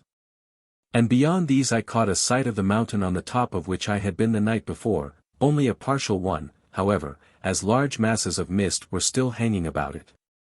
The morning was moist and dripping, and nothing could look more cheerless and uncomfortable than the entire scene. I put on my things, which were still not half dry, and went down into the little parlour, where I found an excellent fire awaiting me, and a table spread for breakfast. The breakfast was delicious, consisting of excellent tea, buttered toast, and Glamorgan sausages, which I really think are not a whit inferior to those of Epping. After breakfast I went into the kitchen, which was now only occupied by 2 or 3 people. Seeing a large brush on a dresser, I took it up, and was about to brush my nether habiliments, which were terribly bespattered with half-dried mire. Before, however, I could begin, up started one of the men, a wild, shock-headed fellow dressed like a carter, in rough blue frieze coat, yellow, broad corduroy trousers, grey woolen stockings and high-lows, and snatching the brush out of my hand, fell to brushing me most vigorously, puffing and blowing all the time in a most tremendous manner. I did not refuse his services, but let him go on, and to reward him as I thought, spoke kindly to him, asking him various questions. "Are you a carter?" said I. "No answer." "One of Twm or Nant's people?" "No answer." "Famous fellow that Twm or Nant, wasn't he? Did you ever hear how he got the great tree in at Carmarthen Gate? What is wood per foot at present? Whom do you cart for? Or are you your own master? If so, how many horses do you keep?" To not one of these questions, nor to a dozen others which I put, both in English and Welsh, did my friend with the brush return any verbal answer, though I could occasionally hear a kind of stifled giggle proceeding from him. Having at length thoroughly brushed not only my clothes, but my boots and my hat, which last article he took from my head, and placed it on again very dexterously, after brushing it, he put the brush down on the dresser. And then advancing to me made me a bow, and waving his forefinger backwards and forwards before my face, he said, with a broad grin, "Nice gentleman, will do anything for him but answer questions, and let him hear my discourse. Love to listen to his pleasant stories of foreign lands, ghosts and Tylwyth Teg, but before him, deem it wise to be mum, quite mum. Know what he comes about. Wants to hear discourse of poor man, that he may learn from it poor man's little ways and infirmities, and mark them down in one small, little book to serve for fun to Lord Palmerston and the other great gentlefolks in London.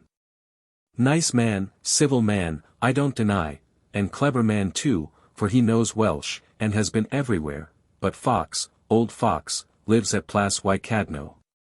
18. Having been informed that there was a considerable iron foundry close by, I thought it would be worth my while to go and see it.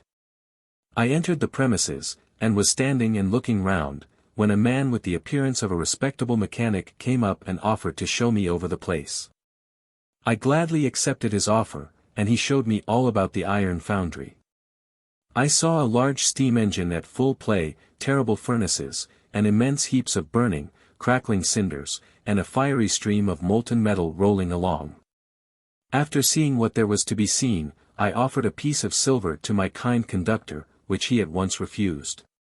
On my asking him, however, to go to the inn and have a friendly glass, he smiled, and said he had no objection. So we went to the inn, and had 2 friendly glasses of whisky and water together, and also some discourse. I asked him if there were any English employed on the premises. "None," said he, "nor Irish either, we are all Welsh." Though he was a Welshman, his name was a very common English one. After paying the reckoning, which only amounted to 3 and 6pence, I departed for Swansea, distant about 13 miles. Guttervore consists of one street, extending for some little way along the Swansea road, the foundry, and a number of huts and houses scattered here and there. The population is composed almost entirely of miners, the workers at the foundry, and their families. For the first 2 or 3 miles the country through which I passed did not at all prepossess me in favour of Glamorganshire. It consisted of low, sullen, peaty hills. Subsequently, however, it improved rapidly, becoming bold, wild, and pleasantly wooded. The aspect of the day improved, also, with the appearance of the country.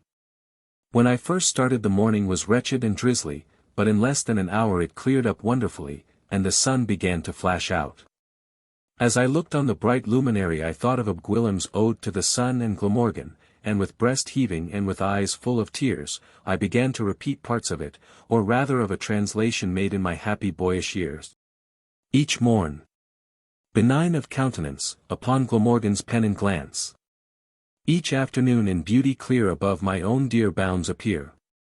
Bright outline of a blessed clime, again, those sunk, arise sublime, upon my errand, swift repair, and unto green Glamorgan bear good days and terms of courtesy from my dear country and from me.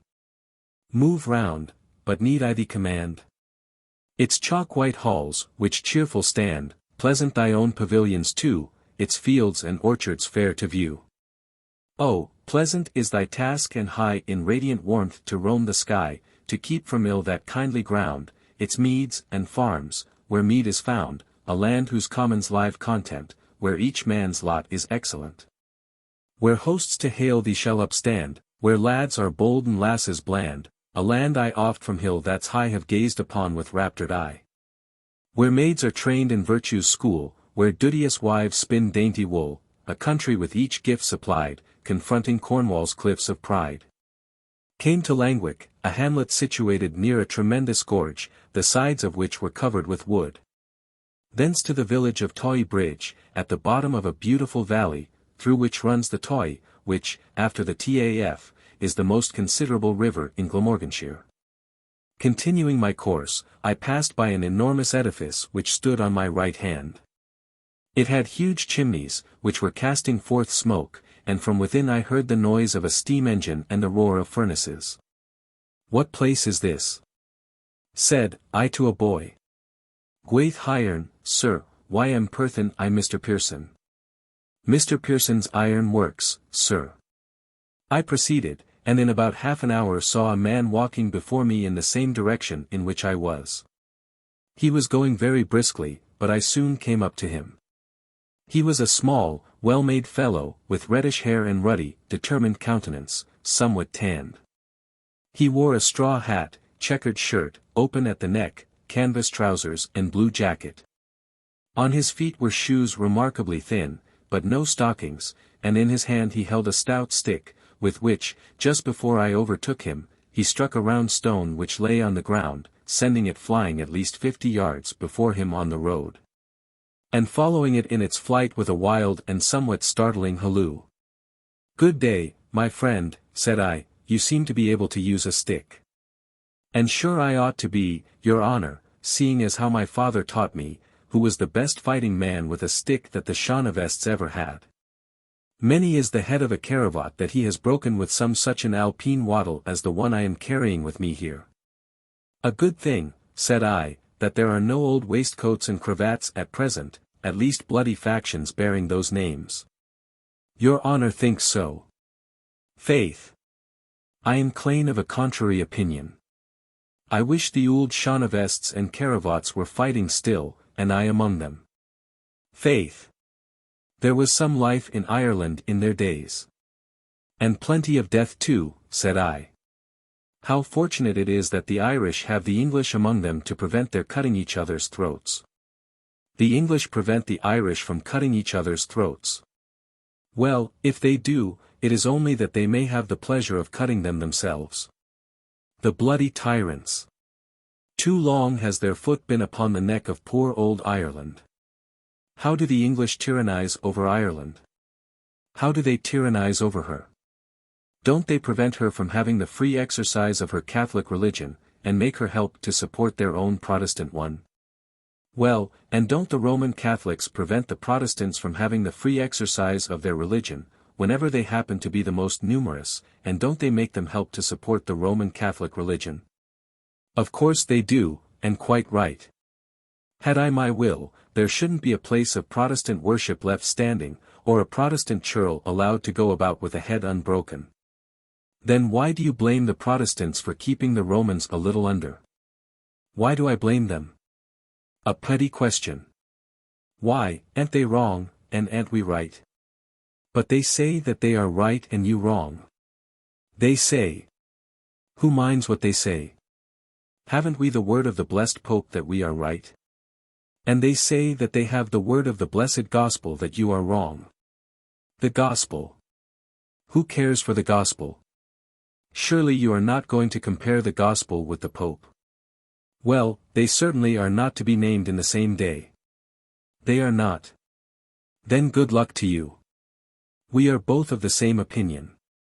"Ah, I thought your honour was a raw Catholic. Now, tell me from what kingdom of Ireland does your honour hail?" "Why, I was partly educated in Munster." "In Munster? Hurrah! Here's the hand of a countryman to your honour." "Ah, it was asy to be seen from the learning, which your honour shows, that your honour is from Munster. There's no spot in Ireland like Munster for learning. What says the old song?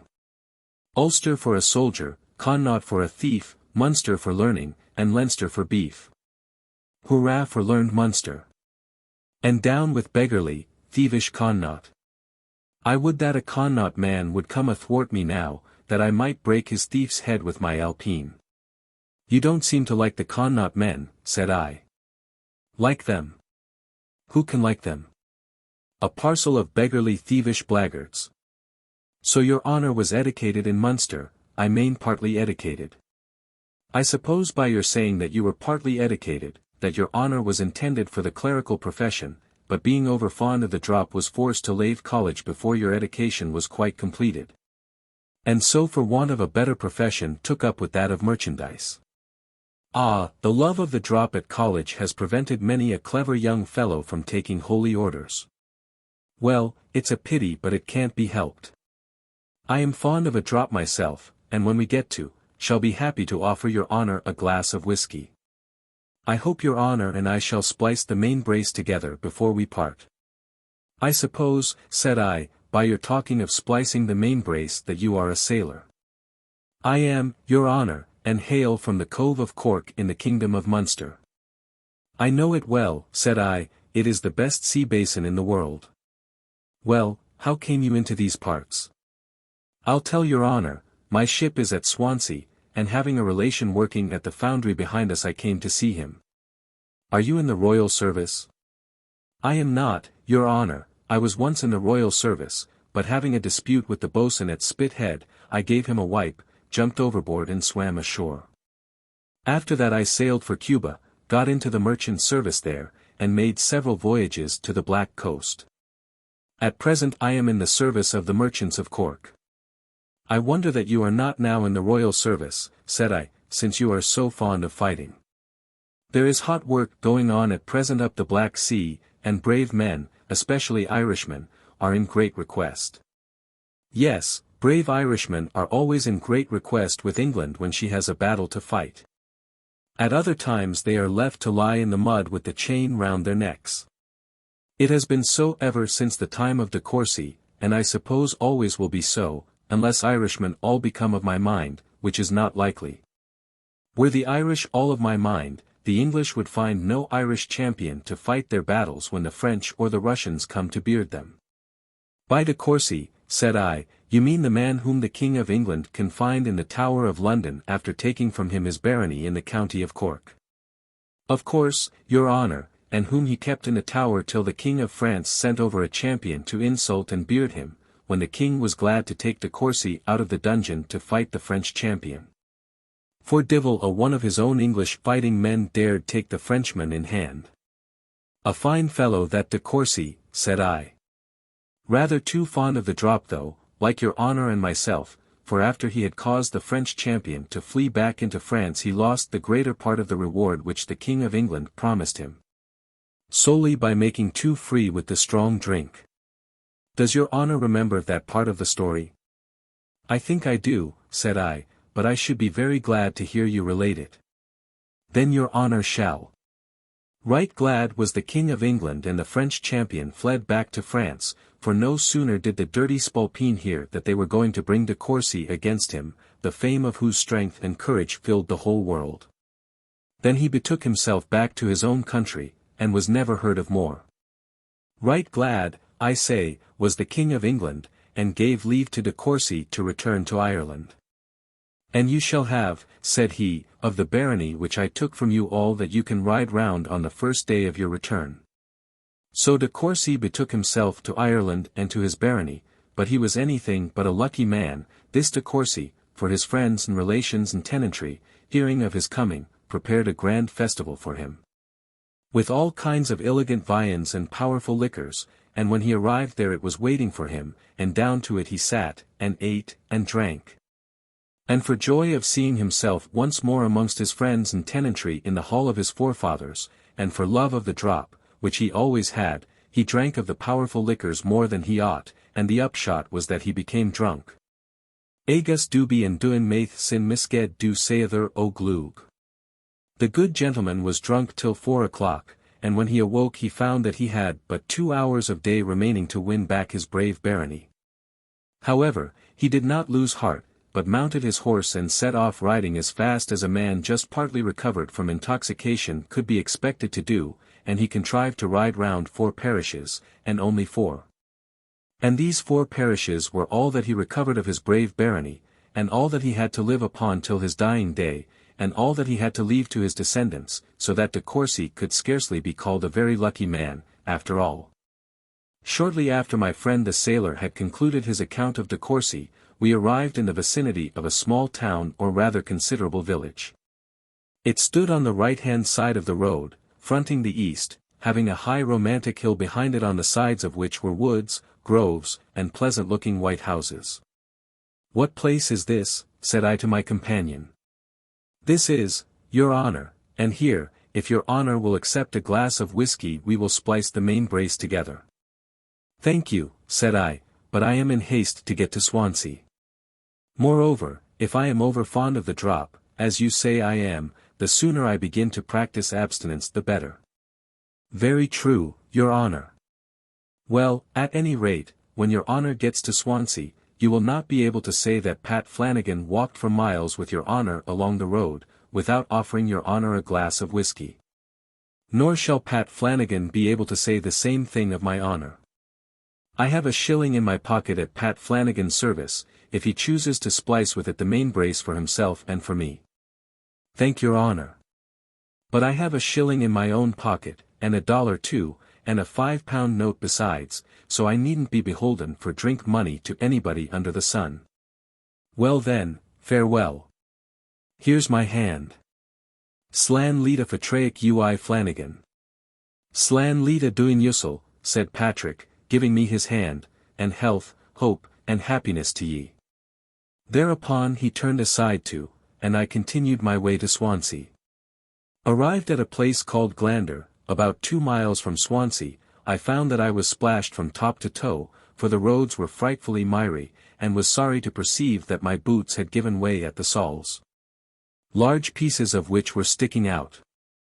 I must, however, do the poor things the justice to say, that it was no wonder that they were in this dilapidated condition, for in those boots I had walked at least 200 miles, over all kinds of paths, since I had got them sold at Llangollen.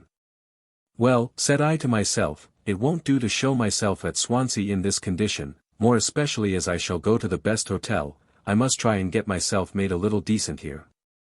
Seeing a little inn, on my right, I entered it, and addressing myself to a neat comfortable landlady, who was standing within the bar, I said, "Please to let me have a glass of ale. And here key. As I have been walking along the road, I should be glad of the services of the boots." "Very good, sir," said the landlady with a curtsy. Then showing me into a nice little sanded parlour, she brought me the glass of ale, and presently sent in a lad with a boot-jack to minister to me. Oh, what can't a little money effect? For 6 pence in that small nice inn, I had a glass of ale, my boots cleaned, and the excrescences cut off, my clothes wiped with a dwile, and then passed over with a brush, and was myself thanked over and over again. Starting again with all the spirited confidence of one who has just cast off his slough, I soon found myself in the suburbs of Swansea. As I passed under what appeared to be a railroad bridge I inquired in Welsh of an ancient-looking man, in coaly habiliments, if it was one. He answered in the same language that it was, then instantly added in English, "You have taken your last farewell of Wales, sir, it's no use speaking Welsh farther on."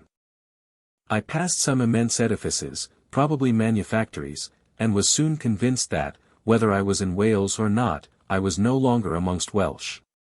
The people whom I met did not look like Welsh. They were taller and bulkier than the Cambrians, and were speaking a dissonant English jargon. The women had much the appearance of Dutch fisherwomen, some of them were carrying huge loads on their heads.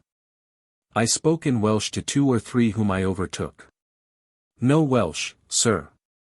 "Why don't you speak Welsh?" said I. "Because we never learnt it." "We are not Welsh." "Who are you then?" "English, some calls us Flamings." "Ah, said I to myself. I had forgot. Presently I entered the town, a large, bustling, dirty, gloomy place, and inquiring for the first hotel, was directed to the Mackworth Arms, in Wine Street. As soon as I was shown into the parlour I summoned the boots, and on his making his appearance I said in a stern voice, "My boots want soling, let them be done by tomorrow morning." "Can't be, sir. It's now Saturday afternoon, the shoemaker couldn't begin them tonight." "But you must make him," said I, "and look here, I shall give him a shilling extra, and you an extra shilling for seeing after him." "Yes, sir. I'll see after him, they shall be done, sir." "Bring you your slippers instantly." "Glad to see you again in Swansea, sir, looking so well." Chapter 101. Swansea, the Flemings, towards England. Swansea is called by the Welsh Abertawe, which signifies the mouth of the Tawe. Aber, as I have more than once had occasion to observe, signifies the place where a river enters into the sea or joins another. It is a Gaelic as well as a Cymric word, being found in the Gaelic names Aberdeen and Lahaber, and there is good reason for supposing that the word harbour is derived from it. Swansea or Swansea is a compound word of Scandinavian origin, which may mean either a river abounding with swans, or the river of Swan, the name of some northern adventurer who settled down at its mouth. The final ea or ey is the Norwegian aa, which signifies a running water. It is of frequent occurrence in the names of rivers in Norway, and is often found, similarly modified, in those of other countries where the adventurous Norwegians formed settlements. Swansea first became a place of some importance shortly after the beginning of the 12th century. In the year 1108, the greater part of Flanders having been submerged by the sea, an immense number of Flemings came over to England, and entreated of Henry I the king then occupying the throne, that he would all allot to them lands in which they might settle. The king sent them to various parts of Wales, which had been conquered by his barons or those of his predecessors. A considerable number occupied Swansea and the neighbourhood. But far the greater part went to Dyfed, generally but improperly called Pembroke, the southeastern part of which, by far the most fertile, they entirely took possession of, leaving to the Welsh the rest, which is very mountainous and barren. I have already said that the people of Swansea stand out in broad distinctness from the Cymry, differing from them in stature, language, dress, and manners. And wish to observe that the same thing may be said of the inhabitants of every part of Wales which the Flemings colonized in any considerable numbers. I found the accommodation very good at the Mackworth Arms. I passed the Saturday evening very agreeably, and slept well throughout the night. The next morning to my great joy I found my boots, capitally repaired, awaiting me before my chamber door. Oh, the mighty effect of a little money! After breakfast I put them on, and as it was Sunday went out in order to go to church. The streets were thronged with people. A new mayor had just been elected, and his worship, attended by a number of halbert and javelin men, was going to church too. I followed the procession, which moved with great dignity and of course very slowly. The church had a high square tower, and looked a very fine edifice on the outside, and no less so within, for the nave was lofty with noble pillars on each side. I stood during the whole of the service as did many others, for the congregation was so great that it was impossible to accommodate all with seats. The ritual was performed in a very satisfactory manner, and was followed by an excellent sermon. I am ashamed to say that I have forgot the text, but I remember a good deal of the discourse.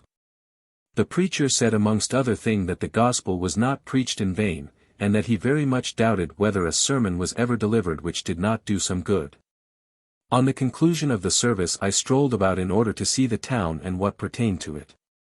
The town is of considerable size, with some remarkable edifices, spacious and convenient quays, and a commodious harbour into which the river Tawe flowing from the north empties itself. The town and harbour are overhung on the side of the east by a lofty green mountain with a Welsh name, no doubt exceedingly appropriate, but which I regret to say has escaped my memory. After having seen all that I wished, I returned to my inn and discharged all my obligations. I then departed, framing my course eastward towards England, having traversed Wales nearly from north to south. Chapter 102.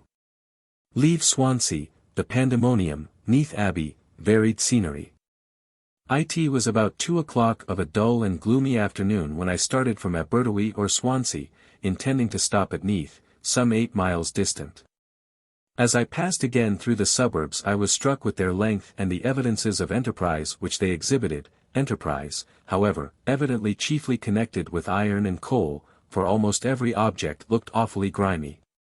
Crossing a bridge I proceeded to the east up a broad and spacious valley, the eastern side of which was formed by russet-coloured hills, through a vista of which I could descry a range of tall blue mountains.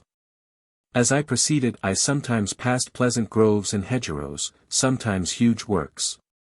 In this valley there was a singular mixture of nature and art, of the voices of birds and the clanking of chains, of the mists of heaven and the smoke of furnaces. I reached Llangollen, a small village halfway between Swansea and Neath, and without stopping continued my course, walking very fast. I had surmounted a hill, and had nearly descended that side of it which looked towards the east, having on my left, that is to the north, a wooded height, when an extraordinary scene presented itself to my eyes.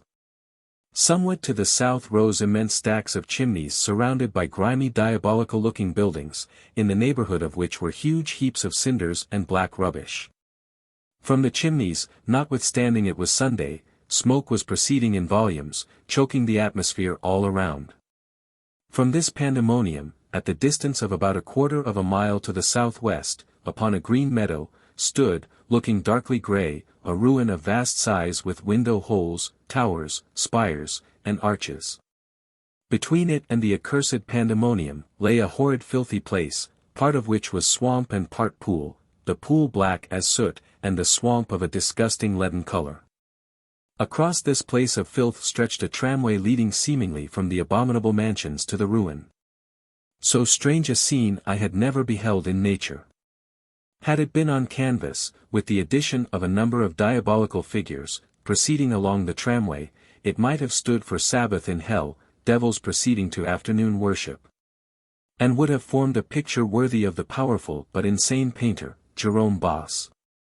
After standing for a considerable time staring at the strange spectacle I proceeded. Presently meeting a lad, I asked him what was the name of the ruin. "The Abbey," he replied. "Neath Abbey," said I. "Yes." Having often heard of this abbey, which in its day was one of the most famous in Wales, I determined to go and inspect it. It was with some difficulty that I found my way to it. It stood, as I have already observed, in a meadow, and was on almost every side surrounded by majestic hills. To give any clear description of this ruined pile would be impossible, the dilapidation is so great, dilapidation evidently less the effect of time than of awful violence, perhaps that of gunpowder. The southern is by far the most perfect portion of the building, there you see not only walls but roofs. Fronting you full south, is a mass of masonry with 2 immense arches, other arches behind them. Entering, you find yourself beneath a vaulted roof, and passing on you come to an oblong square which may have been a church. An iron-barred window on your right enables you to look into a mighty vault, the roof of which is supported by beautiful pillars. Then, but I forbear to say more respecting these remains, for fear of stating what is incorrect, my stay amongst them having been exceedingly short. The Abbey of Glen Neath was founded in the 12th century by Richard Grenfield, one of the followers of Robert Fitzsimon, who subjugated Glamorgan. Neath Abbey was a very wealthy one, the founder having endowed it with extensive tracts of fertile land along the banks of the rivers Neath and Twy. In it the unfortunate Edward of Caernarfon sought a refuge for a few days from the rage of his revolted barons, whilst his favourite, the equally unfortunate Spencer, endeavoured to find a covert amidst the thickets of the wood-covered hill to the north. When Richmond landed at Milford Haven to dispute the crown with Richard II, the then abbot of Neath repaired to him and gave him his benediction.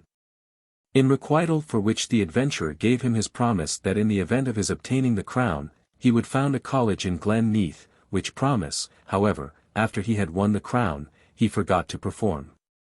20 The wily abbot, when he hastened to pay worship to what he justly conceived to be the rising sun, little dreamt that he was about to bless the future father of the terrible man doomed by Providence to plant the abomination of desolation in Neath Abbey and in all the other nests of monkery throughout the land. Leaving the ruins I proceeded towards Neath. The scenery soon became very beautiful. Not that I had left machinery altogether behind, for I presently came to a place where huge wheels were turning, and there was smoke and blast, but there was much that was rural and beautiful to be seen, something like park scenery. And then there were the mountains near and in the distance. I reached Neath at about 4:30, and took up my quarters at an inn which had been recommended to me by my friend the Boots at Swansea. Chapter 103. Town of Neath, Hounds and Huntsmen, Spectral Chapel, the Glowing Mountain. Neath is a place of some antiquity, for it can boast of the remains of a castle and is a corporate town. There is but little Welsh spoken in it. It is situated on the Neath, and exports vast quantities of coal and iron, of both of which there are rich mines in the neighbourhood. It derives its name from the river Ned or Neth, on which it stands. Ned or Neth is the same word as Nith, the name of a river in Scotland, and is in some degree connected with Nidda, the name of one in Germany. Ned in Welsh signifies a dingle, and the word in its various forms has always something to do with lowness or inferiority of position. Amongst its forms are nether and neater. The term is well applied to the Glamorganshire River, which runs through dingles and under mountains. The Neath has its source in the mountains of Brecon, and enters the sea some little way below the town of Neath. On the Monday morning I resumed my journey, directing my course up the Vale of Neath towards Merthyr Tydfil, distant about 24 miles. The weather was at first rainy, misty and miserable, but improved by degrees. I passed through a village which I was told was called Llangollen. Close to it were immense establishments of some kind. The scenery soon became exceedingly beautiful, hills covered with wood to the tops were on either side of the dale. I passed an avenue leading somewhere through groves, and was presently overtaken and passed by hounds and a respectable-looking old huntsman on a black horse. A minute afterwards I caught a glimpse of an old red brick mansion nearly embosomed in groves, from which proceeded a mighty cawing. Probably it belonged to the proprietor of the dogs, and certainly looked a very fit mansion for a Glamorganshire squire, justice of the peace and keeper of a pack of hounds. I went on, the vale increasing in beauty. There was a considerable drawback, however. One of those detestable contrivances, a railroad, was on the farther side, along which trains were passing, rumbling and screaming. I saw a bridge on my right hand with 5 or 6 low arches over the river, which was here full of shoals. Asked a woman the name of the bridge. Pont-rhyd-y-groes, sir. I was again amongst the real Welsh, this woman had no English. I passed by several remarkable mountains, both on the south and northern side of the vale. Late in the afternoon I came to the eastern extremity of the vale and ascended a height. Shortly afterwards I reached Regas, a small village. Entering a public house I called for ale and sat down amidst some grimy fellows, who said nothing to me and to whom I said nothing. Their discourse was in Welsh and English. Of their Welsh I understood but little, for it was a strange corrupt jargon. In about half an hour after leaving this place I came to the beginning of a vast moor. It was now growing rather dusk, and I could see blazes here and there. Occasionally I heard horrid sounds. Came to Irvine, an enormous mining place with a spectral-looking chapel, doubtless a Methodist one. The street was crowded with rough, savage-looking men. "Is this the way to Merthyr Tydfil?" said I to one.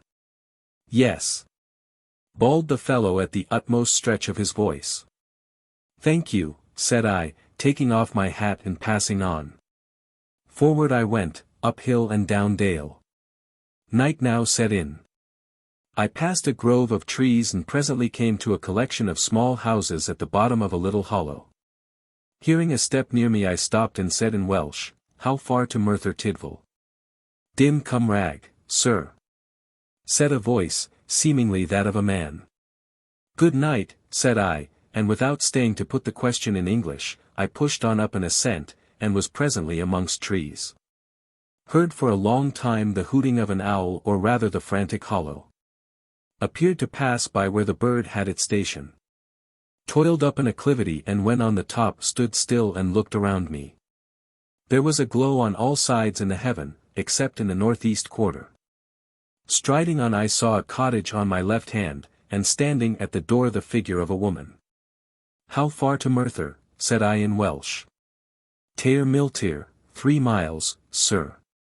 Turning round a corner at the top of a hill I saw blazes here and there, and what appeared to be a glowing mountain in the southeast. I went towards it down a descent which continued for a long, long way. So great was the light cast by the blazes and that wonderful glowing object, that I could distinctly see the little stones upon the road. After walking about half an hour, always going downwards, I saw a house on my left hand and heard a noise of water opposite to it. It was a pistil. I went to it, drank greedily, and then hurried on. More and more blazes, and the glowing object looking more terrible than ever.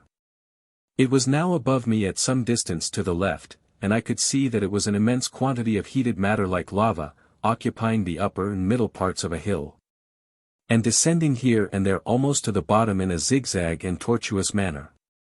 Between me and the hill of the burning object lay a deep ravine.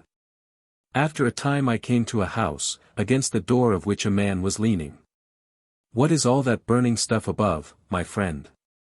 "Dross from the iron forges, sir." I now perceived a valley below me full of lights, and descending reached houses and a tramway. I had blazes now all around me. I went through a filthy slough, over a bridge, and up a street, from which dirty lanes branched off on either side, past throngs of savage-looking people talking clamorously, shrank from addressing any of them, and finally, undirected, found myself before the castle inn at Merthyr Tydfil. Chapter 104. Iron and Coal, the Martyred Princess, Cyfartha 4, Diabolical Structure. Merthyr Tydfil is situated in a broad valley through which roll the waters of the Taf. It was till late an inconsiderable village, but is at present the greatest mining place in Britain, and may be called with much propriety the capital of the iron and coal. It bears the name of Merthyr Tydfil, which signifies the martyr Tydfil, because in the old time a Christian British princess was slain in the locality which it occupies. Tydfil was the daughter of Brychan, Prince of Brecon, surnamed Bryceniog, or the Bryconian, who flourished in the 5th century and was a contemporary of Hengist. He was a man full of Christian zeal, and a great preacher of the gospel, and gave his children, of which he had many, both male and female, by various wives, an education which he hoped would not only make them Christians, but enable them to preach the gospel to their countrymen. They proved themselves worthy of his care, all of them without one exception becoming exemplary Christians, and useful preachers. In his latter days he retired to a hermitage in Glamorganshire near the Taf, and passed his time in devotion, receiving occasionally visits from his children. Once, when he and several of them, amongst whom was Tydfil, were engaged in prayer, a band of heathen Saxons rushed in upon them and slew Tydfil with 3 of her brothers. Ever since that time the place has borne the name of Martyr Tydfil. 21. The Taf, which runs to the south of Merthyr, comes down from Breconshire, and enters the Bristol Channel at Cardiff, a place the name of which in English is the city on the Taf.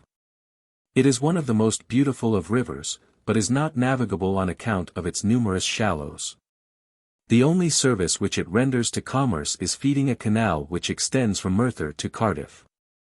It is surprising how similar many of the Welsh rivers are in name. Taf, Toy, Towy, Tv, and Duffy differ but very little in sound. Taf and Tv have both the same meaning, namely a tendency to spread out.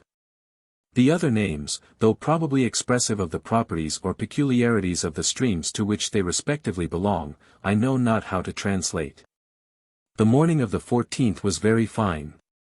After breakfast I went to see the Cyfartha 4 iron works, generally considered to be the great wonder of the place. After some slight demur I obtained permission from the superintendent to inspect them. I was attended by an intelligent mechanic. What shall I say about the Cyfartha for? I had best say but very little. I saw enormous furnaces. I saw streams of molten metal. I saw a long ductile piece of red-hot iron being operated upon. I saw millions of sparks flying about. I saw an immense wheel impelled round with frightful velocity by a steam engine of 240 horsepower. I heard all kinds of dreadful sounds. The general effect was stunning. These works belonged to the Crauchetes, a family distinguished by a strange kind of eccentricity, but also by genius and enterprising spirit. And by such a strict feeling of honor that it is a common saying that the word of any one of them is as good as the bond of other people. After seeing the Cyfartha I roamed about, making general observations. The mountain of dross which had startled me on the preceding night with its terrific glare, and which stands to the northwest of the town, looked now nothing more than an immense dark heap of cinders. It is only when the shades of night have settled down that the fire within manifests itself, making the hill appear an immense glowing mass. All the hills around the town, some of which are very high, have a scorched and blackened look. An old Anglesey bard, rather given to bombast, wishing to extol the abundant cheer of his native isles said, "The hills of Ireland are blackened by the smoke from the kitchens of Mona." With much more propriety might a bard of the banks of the Taf, who should wish to apologize for the rather smutty appearance of his native vale, exclaim, "The hills around the Taf once so green are blackened by the smoke from the chimneys of Merthyr." The town is large and populous. The inhabitants for the most part are Welsh, and Welsh is the language generally spoken, though all have some knowledge of English. The houses are in general low and mean, and built of rough grey stone. Merthyr, however, can show several remarkable edifices, though of a gloomy horrid satanic character. There is the Hall of the Iron, with its arches, from whence proceeds incessantly a thundering noise of hammers. Then there is an edifice at the foot of a mountain, halfway up the side of which is a blasted forest and on the top an enormous crag.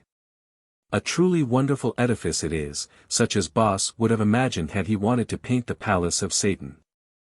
There it stands, a house of reddish brick with a slate roof, 4 horrid black towers behind, 2 of them belching forth smoke and flame from their tops, holes like pigeon holes here and there, 2 immense white chimneys standing by themselves. What edifice can that be of such strange mad details? I ought to have put that question to some one in Tydfil, but did not, though I stood staring at the diabolical structure with my mouth open. It is of no use putting the question to myself here. After strolling about for some 2 hours with my hands in my pockets, I returned to my inn, called for a glass of ale, paid my reckoning, flung my satchel over my shoulder, and departed. Chapter 105. Start for Caerphilly, Johanna Colgan, alms, giving, the monstrous female, the evil prayer, the next day, the Ephraim, unclean spirits, expectation, wreaking vengeance, a decent alms. I left Merthyr about 12 o'clock for Caerphilly. My course lay along the valley to the southeast. I passed a large village called Trod-y-Rye, or the foot of the slope, from its being at the foot of a lofty elevation, which stands on the left-hand side of the road, and was speeding onward fast, with the Taf at some distance on my right. When I saw a strange-looking woman advancing towards me. She seemed between 40 and 50, was barefooted and bareheaded, with grizzled hair hanging in elf locks, and was dressed in rags and tatters. When about 10 yards from me, she pitched forward, gave 3 or 4 grotesque tumbles, heels over head, then standing bolt upright, about a yard before me, raised her right arm, and shouted in a most discordant voice, "Give me an alms. For the glory of God." I stood still, quite confounded. Presently, however, recovering myself, I said, "Really, I don't think it would be for the glory of God to give you alms." "Ye don't? Then, buy it in Tafrian, however, I'll give ye a chance yet. Am I to get my alms or not? Before I give you alms I must know something about you. Who are you? Who am I? Who should I be but Johanna Colgan, a bedevilled woman from the county of Limerick? And how did you become bedevilled? Because a woman something like myself said an evil prayer over me for not giving her an alms, which prayer I have at my tongue's end, and unless I get my alms will say over you. So for your own sake, honey, give me my alms, and let me go on my way. Oh, I am not to be frightened by evil prayers. I shall give you nothing till I hear all about you. If I tell ye all about me, will ye give me an alms? Well, I have no objection to give you something if you tell me your story. Will ye give me a decent alms? Oh, you must leave the amount to my free will and pleasure. I shall give you what I think fit. Well, so ye shall, honey. And I make no doubt ye will give me a decent alms, for I like the look of ye, and knew ye to be an Irishman half a mile off. Only 4 years ago, instead of being a bedivilled woman, tumbling about the world, I was as quiet and respectable a widow as could be found in the county of Limerick. I had a nice little farm at an acre rent, horses, cows, pigs, and servants, and, what was better than all, a couple of fine sons, who were a help and comfort to me. But my black day was not far off. I was a mighty charitable woman, and always willing to give to the bakas and other beggars that came about. Every morning, before I opened my door, I got ready the alms which I intended to give away in the course of the day to those that should ask for them, and I made so good a preparation that, though plenty of cripples and other unfortunates wandering through the world came to me every day, part of the alms was sure to remain upon my hands every night when I closed my door. The alms which I gave away consisted of meal. And I had always a number of small measures of meal standing ready on a board, one of which I used to empty into the poke of every baka or other unfortunate who used to place himself at the side of my door and cry out Ave Maria. Or, in the name of God. Well, one morning I sat within my door spinning, with a little bit of colleen beside me who waited upon me as servant. My measures of meal were all ready for the unfortunates who should come, filled with all the meal in the house, for there was no meal in the house save what was in those measures, divil a particle, the whole stock being exhausted. Though by evening I expected plenty more, my 2 sons being gone to the Ballybettock, which was 7 miles distant, for a fresh supply, and for other things. Well, I sat within my door, spinning, with my servant by my side to wait upon me, and my measures of meal ready for the unfortunates who might come to ask for alms. There I sat, quite proud, and more happy than I had ever felt in my life before. And the unfortunates began to make their appearance. First came a baka on crutches, then came a woman with a white swelling. Then came an individual who had nothing at all the matter with him, and was only a poor unfortunate, wandering about the world. Then came a far cake 22 a dark man, who was led about by a gossoon. After him a simply, and after the simpleton somebody else as much or more unfortunate. And as the afflicted people arrived and placed themselves by the side of the door and said, Ave Mary, or, in the name of God, or crossed their arms, or looked down upon the ground, each according to his practice, I got up and emptied my measure of meal into his poke, or whatever he carried about with him for receiving the alms which might be given to him. And my measures of meal began to be emptied fast, for it seemed that upon that day, when I happened to be particularly short of meal, all the unfortunates in the county of Limerick had conspired together to come to ask me for alms. At last every measure of meal was emptied, and there I sat in my house with nothing to give away provided an unfortunate should come. Says I to the colleen, what shall I do provided any more come, for all the meal is gone, and there will be no more before the boys come home at night from the Ballybettock. Says the colleen, if any more come, can't ye give them something else? Says I, it has always been my practice to give in meal, and loath should I be to alter it, for if once I begin to give away other things, I may give away all I have. Says the colleen, let's hope no one else will come, there have been 13 of them already. Scarcely had she said these words, when a monstrous woman, half naked, and with a long staff in her hand, on the top of which was a cross, made her appearance. And placing herself right before the door, cried out so that you might have heard her for a mile, give me an alms for the glory of God. Good woman, says I to her, you will be kind enough to excuse me, all the preparation I had made for alms has been given away, for I have relieved 13 unfortunates this blessed morning, so may the Virgin help ye, good woman. Give me an alms, said the beanvore, with a louder voice than before, or it will be worse for you. You must excuse me, good mistress, says I, but I have no more meal in the house.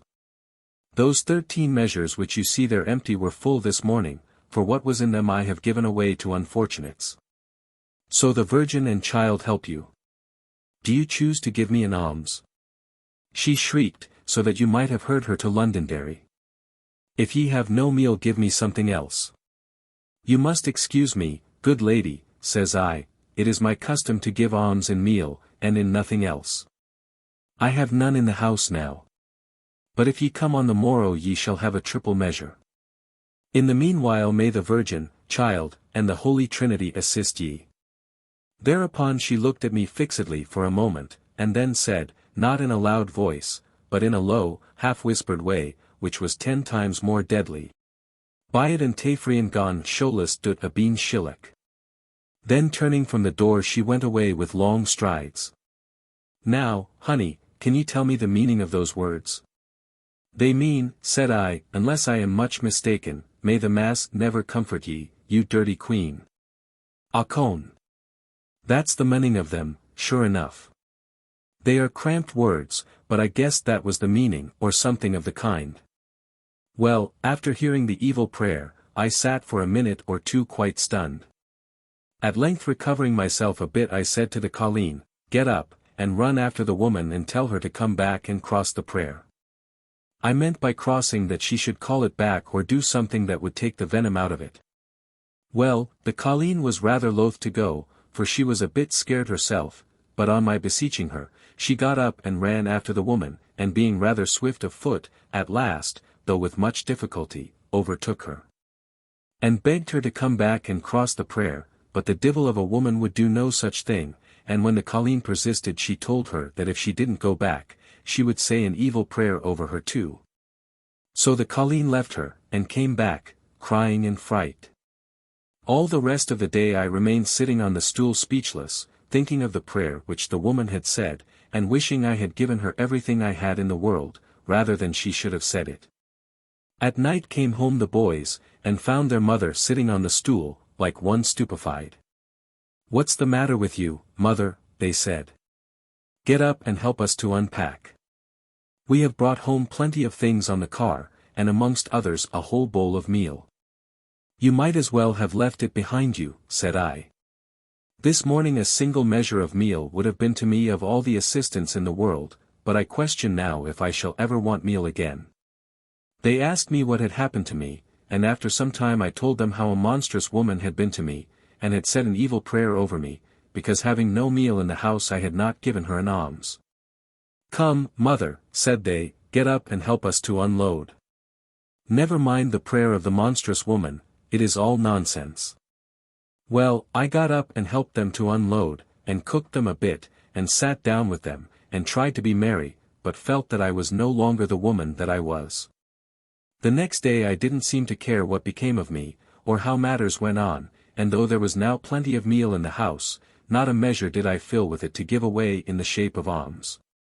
And when the Bacchas and the leprous women, and the dark men, and the other unfortunates placed themselves at the side of the door, and gave me to understand that they wanted alms, each in his or her particular manner, divil an alms did I give them. But let them stand and took no heed of them, so that at last they took themselves off, grumbling and cursing. And little did I care for their grumblings and cursings. 2 days before I wouldn't have had an unfortunate grumble at me, or curse me, for all the riches below the sun. But now their grumblings and curses didn't give me the slightest uneasiness, for I had an evil prayer spoken against me in the Shana Gailey by the monstrous woman, and I knew that I was blighted in this world and the next. In a little time I ceased to pay any heed to the farming business, or to the affairs of the house, so that my sons had no comfort in their home. And I took to drink and induced my eldest son to take to drink too. My youngest son, however, did not take to drink, but conducted himself well. And toiled and labored like a horse, and often begged me and his brother to consider what we were about, and not to go on in a way which would bring us all to ruin, but I paid no regard to what he said, and his brother followed my example. So that at last, seeing things were getting worse every day, and that we should soon be turned out of house and home, for no rent was paid, every penny that could be got being consumed and waste, he bade us farewell and went and listed for a sojer. But if matters were bad enough before he went away, they became much worse after. For now when the unfortunates came to the door for alms, instead of letting them stand in pace till they were tired, and took themselves off, I would mock them and point at them, and twit them with their sores and other misfortunes. And not unfrequently I would fling scalding water over them, which would send them howling and honing away, till at last there was not an unfortunate but feared to come within a mile of my door. Moreover I began to misconduct myself at chapel, more especially at the Aphrian or Mass, for no sooner was the bell rung, and the Holy Corpus raised, than I would shout and hurrah, and go tumbling and toppling along the floor before the holy body. As I just now tumbled along the road before you, so that the people were scandalized, and would take me by the shoulders and turn me out of doors, and began to talk of ducking me in the bog. The priest of the parish, however, took my part, saying that I ought not to be persecuted, for that I was not accountable for what I did, being a possessed person, and under the influence of devils. These, however, said he, I'll soon cast out from her, and then the woman will be a holy crater, much better than she ever was before. A very learned man was Father Hogan, especially in casting out devils, and a portly, good-looking man too, only he had a large Rubicon nose, which people said he got by making over free with the crater in Sacret. I had often looked at the nose, when the devil was upon me, and felt an inclination to seize hold of it, just to see how it felt. Well, he had me to his house several times, and there he put holy cloths upon me, and tied holy images to me, and read to me out of holy books, and sprinkled holy water over me, and put questions to me. And at last was so pleased with the answers I gave him, that he preached a sermon about me in the chapel, in which he said that he had cast 6 of my devils out of me, and should cast out the 7th, which was the last, by the next Sabbath. And then should present me to the folks in the chapel as pure a vessel as the blessed Mary herself, and that I was destined to accomplish great things, and to be a mighty instrument in the hands of the Holy Church. For that he intended to write a book about me, describing the miracle he had performed in casting the 7 devils out of me, which he should get printed at the printing press of the blessed Columba. And should send me through all Ireland to sell the copies, the profits of which would go towards the support of the Holy Society for casting out unclean spirits, to which he himself belonged. Well, the people showed that they were pleased by a loud shout, and went away longing for the next Sunday when I was to be presented to them without a devil in me. 5 times the next week did I go to the priest's house, to be read to, and be sprinkled, and have cloths put upon me, in order that the work of casting out the last devil, which it seems was stronger than all the rest, might be made smooth and easy. And on the Saturday I came to have the last devil cast out, and found his reverence in full canonicals, seated in his easy chair. Daughter, said he when he saw me, the work is nearly over. Now kneel down before me, and I will make the sign of the cross over your forehead, and then you will feel the last and strongest of the devils, which have so long possessed ye, go out of ye through your eyes. As I expect you will say to the people assembled in the chapel tomorrow. So I put myself on my knees before his reverence, who after muttering something to himself either in Latin or Shauna Gailey, I believe it was Latin, said, Look me in the face, daughter.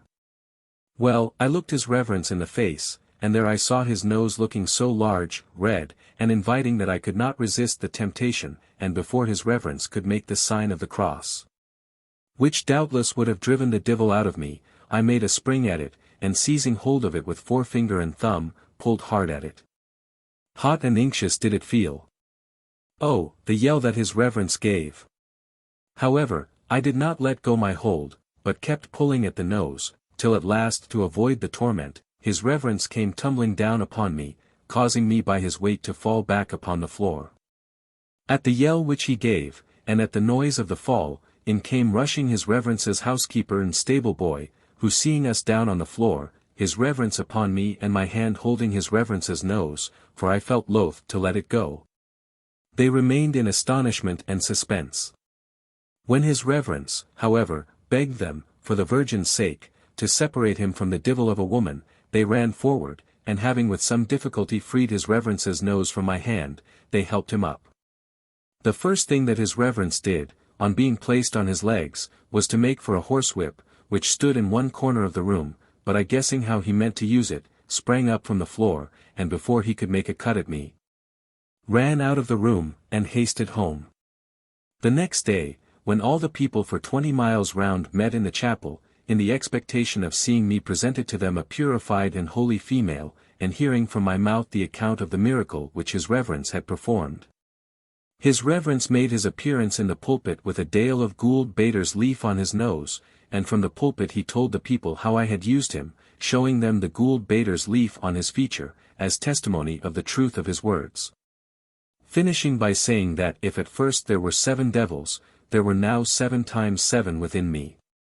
Well, when the people heard the story, and saw his nose with the Bater's leaf upon it, they at first began to laugh, but when he appealed to their consciences, and asked them if such was fitting treatment for a priest, they said it was not. And that if he would only but curse me, they would soon do him justice upon me. His reverence then cursed by book, bell, and candle, and the people, setting off from the chapel, came in a crowd to the house where I lived, to wreak vengeance upon me. Overtaking my son by the way, who was coming home in a state of intoxication, they bade him within an inch of his life, and left him senseless on the ground, and no doubt would have served me much worse, only seeing them coming. And guessing what they came about, though I was a bit intoxicated myself, I escaped by the back of the house out into the bog, where I hid myself amidst a copse of hazels. The people coming to the house, and not finding me there, broke and destroyed every bit of furniture, and would have pulled the house down, or set fire to it, had not an individual among them cried out that doing so would be of no use. For that the house did not belong to me, and that destroying it would merely be an injury to the next tenant. So the people, after breaking my furniture and ill-treating 2 or 3 dumb beasts, which happened not to have been made away with, went away, and in the dead of night I returned to the house, where I found my son, who had just crawled home covered with bruises. We hadn't, however, a home long, for the agents of the landlord came to seize for rent, took all they could find, and turned us out upon the wide world. Myself and son wandered together for an hour or 2, then, having a quarrel with each other, we parted, he going one way and I another. Some little time after I heard that he was transported. As for myself, I thought I might as well take a leaf out of the woman's book who had been the ruin of me. So I went about bidding people give me alms for the glory of God, and threatening those who gave me nothing that the Mass should never comfort them. It's a dreadful curse that, honey. And I would advise people to avoid it even though they give away all they have. If you have no comfort in the Mass, you will have comfort in nothing else.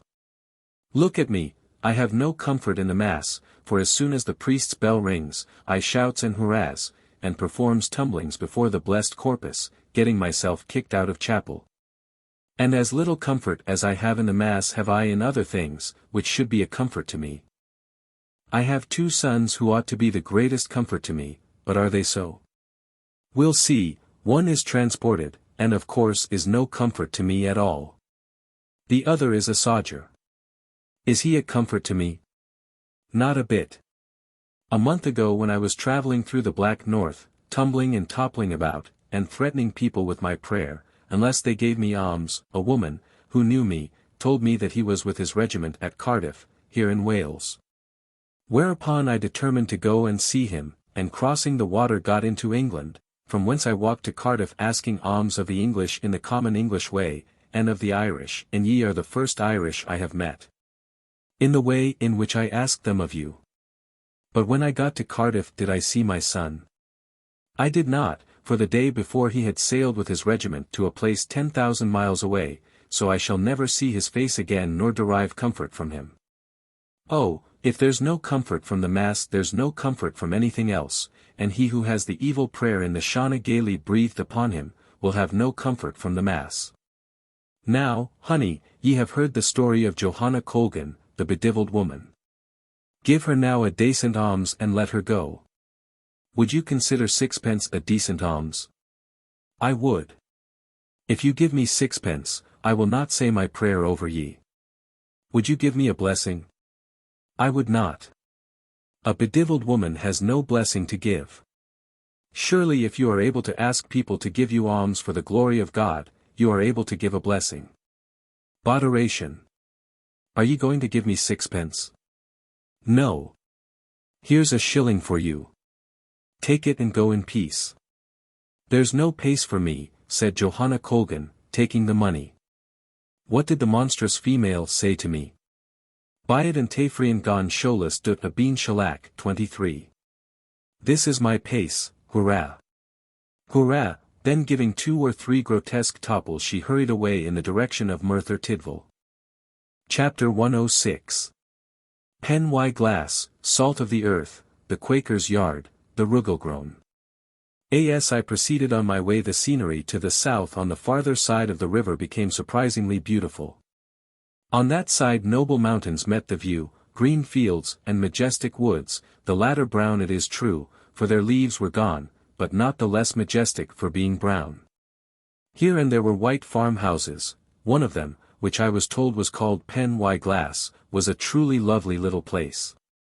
It stood on the side of a green hill with a noble forest above it, and put me wonderfully in mind of the hunting lodge, which Efer Hale allotted as a retreat to Llangollen and Morfydd. When they fled to him from Cardigan to avoid the rage of the Bow Bach, and whose charming appearance made him say to his love, "More bliss for us our fate propounds on Taf's green banks than TV's bounds." On I wandered. After some time the valley assumed the form of an immense basin, enormous mountains composed its sides. In the middle rose hills of some altitude, but completely overcrowned by the mountains around. These hills exhibited pleasant enclosures, and were beautifully dotted with white farmhouses. Down below meandered the Taf, its reaches shining with a silver-like splendor. The whole together formed an exquisite picture, in which there was much sublimity, much still quiet life, and not a little of fantastic fairy loveliness. The sun was hastening towards the west as I passed a little cascade on the left, the waters of which, after running under the road, tumbled down a gully into the river. Shortly afterwards, meeting a man, I asked him how far it was to Caerphilly. "When you come to the Quaker's Yard, which is a little way further on, you will be 7 miles from Caerphilly." "What is the Quaker's Yard?" "A place where the people called Quakers bury their dead." "Is there a village near it?" "There is, and the village is called by the same name." "Are there any Quakers in it?"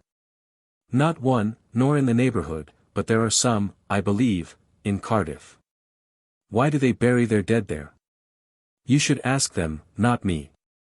I know nothing about them, and don't want. They are a bad set of people." "Did they ever do you any harm?" "Can't say they did. Indeed, I never saw one in the whole of my life." "Then why do you call them bad?" "Because everybody says they are." "Not everybody." "I don't. I have always found them the salt of the earth." "Then it is salt that has lost its savor." "But perhaps you are one of them?" "No, I belong to the Church of England." "Oh, you do? Then good night to you." "I am a Methodist." "I thought at first that you were one of our ministers, and had hoped to hear from you something profitable and conducive to salvation, but—" "Well, so you shall. Never speak ill of people of whom you know nothing. If that isn't a saying conducive to salvation, I know not what is. Good evening to you." I soon reached the village. Singular enough, the people of the very first house, at which I inquired about the Quaker's Yard, were entrusted with the care of it. On my expressing a wish to see it, a young woman took down a key, and said that if I would follow her she would show it me. The Quaker's burying place is situated on a little peninsula or tongue of land, having a brook on its eastern and northern sides, and on its western the Taf. It is a little oblong yard, with low walls, partly overhung with ivy. The entrance is a porch to the south. The Quakers are no friends to tombstones, and the only visible evidence that this was a place of burial was a single flag stone, with a half-obliterated inscription, which with some difficulty I deciphered. And was as follows. To the memory of Thomas Edmonds, who died April 9, 1802, aged 60 years. And of Mary Edmonds, who died January 4, 1810, aged 70. The beams of the descending sun gilded the Quakers' burial ground as I trod its precincts. A lovely resting place looked that little oblong yard on the peninsula, by the confluence of the waters, and quite in keeping with the character of the quiet Christian people who sleep within it. The Quakers have for some time past been a decaying sect, but they have done good work in their day, and when they are extinct they are not destined to be soon forgotten. Soon forgotten. How should a sect ever be forgotten, to which have belonged three such men as George Fox, William Penn, and Joseph Gurney? Shortly after I left the Quakers' yard the sun went down and twilight settled upon the earth. Pursuing my course I reached some woodlands, and on inquiring of a man, whom I saw standing at the door of a cottage, the name of the district, was told that it was called Ystrad Manach, the Monk's Strath or Valley. This name it probably acquired from having belonged in times of old to some monkish establishment. The moon now arose and the night was delightful. As I was wandering along I heard again the same wild noise which I had heard the night before, on the other side of Merthyr Tydfil. The cry of the owl afar off in the woodlands. Oh, that strange bird! Oh, that strange cry! The Welsh, as I have said on a former occasion, call the owl Diluan. Amongst the cowards of Llangollen there is one to the Diluan. It is full of abuse against the bird, with whom the poet is very angry for having with its cry frightened Morfydd back, who was coming to the wood to keep an assignation with him. But not a little of this abuse is wonderfully expressive and truthful. He calls the owl a grey thief, the haunter of the ivy bush, the chick of the oak, a blinking-eyed witch, greedy of mice, with a visage like the bald forehead of a big ram, or the dirty face of an old abbess, which bears no little resemblance to the chine of an ape. Of its cry he says that it is as great a torment as an agonizing recollection, a cold shrill laugh from the midst of a kettle of ice, the rattling of sea pebbles in an old sheepskin, on which account many call the owl the hag of the Llangollen. The Llangollen, it will be as well to observe, is a dry sheepskin containing a number of pebbles, and is used as a rattle for frightening crows.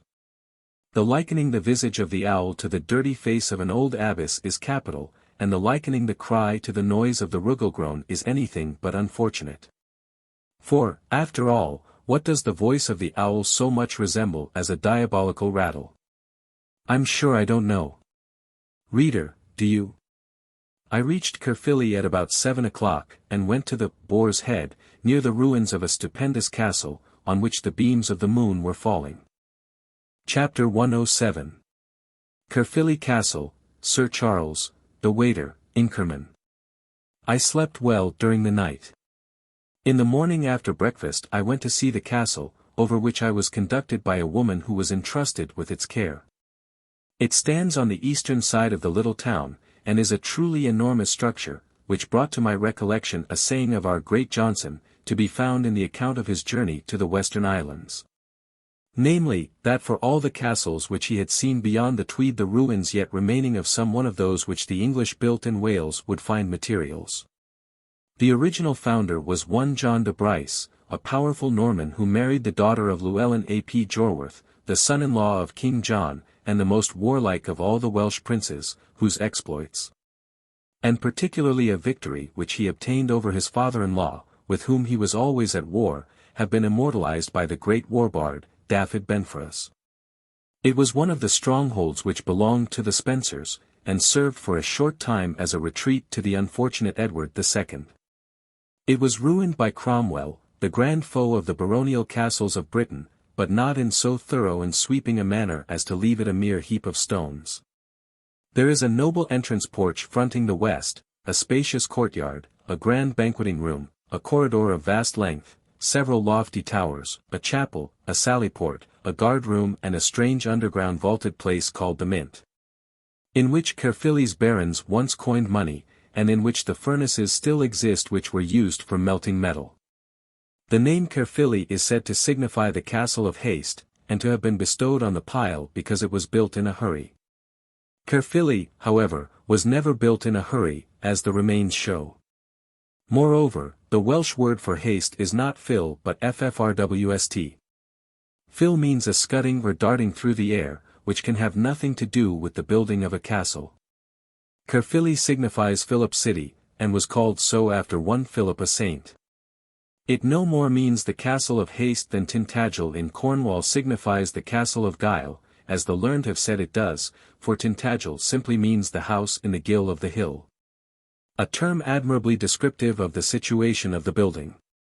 I started from Caerphilly at 11 for Newport, distant about 17 miles. Passing through a toll gate I ascended an acclivity, from the top of which I obtained a full view of the castle, looking stern, dark and majestic. Descending the hill I came to a bridge over a river called the Rhymney or Rumney, much celebrated in Welsh and English song, thence to Pentref Betws, or the village of the bead house. Doubtless so called from its having contained in old times a house in which pilgrims might tell their beads. The scenery soon became very beautiful, its beauty, however, was to a certain extent marred by a horrid black object, a huge coal work, the chimneys of which were belching forth smoke of the densest description. "Whom does that work belong to?" said I to a man nearly as black as a chimney sweep. "Who does it belong to?" "Why, to Sir Charles." "Do you mean Sir Charles Morgan?" "I don't know. I only know that it belongs to Sir Charles, the kindest-hearted and richest man in Wales and in England too." Passing some cottages I heard a group of children speaking English. Asked an intelligent-looking girl if she could speak Welsh. "Yes," said she, "I can speak it, but not very well. There is not much Welsh spoken by the children hereabout. The old folks hold more to it." I saw again the Rhymney River, and crossed it by a bridge. The river here was filthy and turbid, owing of course to its having received the foul drainings of the neighbouring coal works. Shortly afterwards I emerged from the coombe or valley of the Rhymney, and entered upon a fertile and tolerably level district. Passed by Llanost and Machyn. The day which had been very fine now became dark and gloomy. Suddenly, as I was descending a slope, a brilliant party, consisting of 4 young ladies in riding habits, a youthful cavalier and a servant in splendid livery, all on noble horses, swept past me at full gallop down the hill. Almost immediately afterwards, seeing a road-mender who was standing holding his cap in his hand, which he had no doubt just reverentially doffed, I said in Welsh, "Who are those ladies?"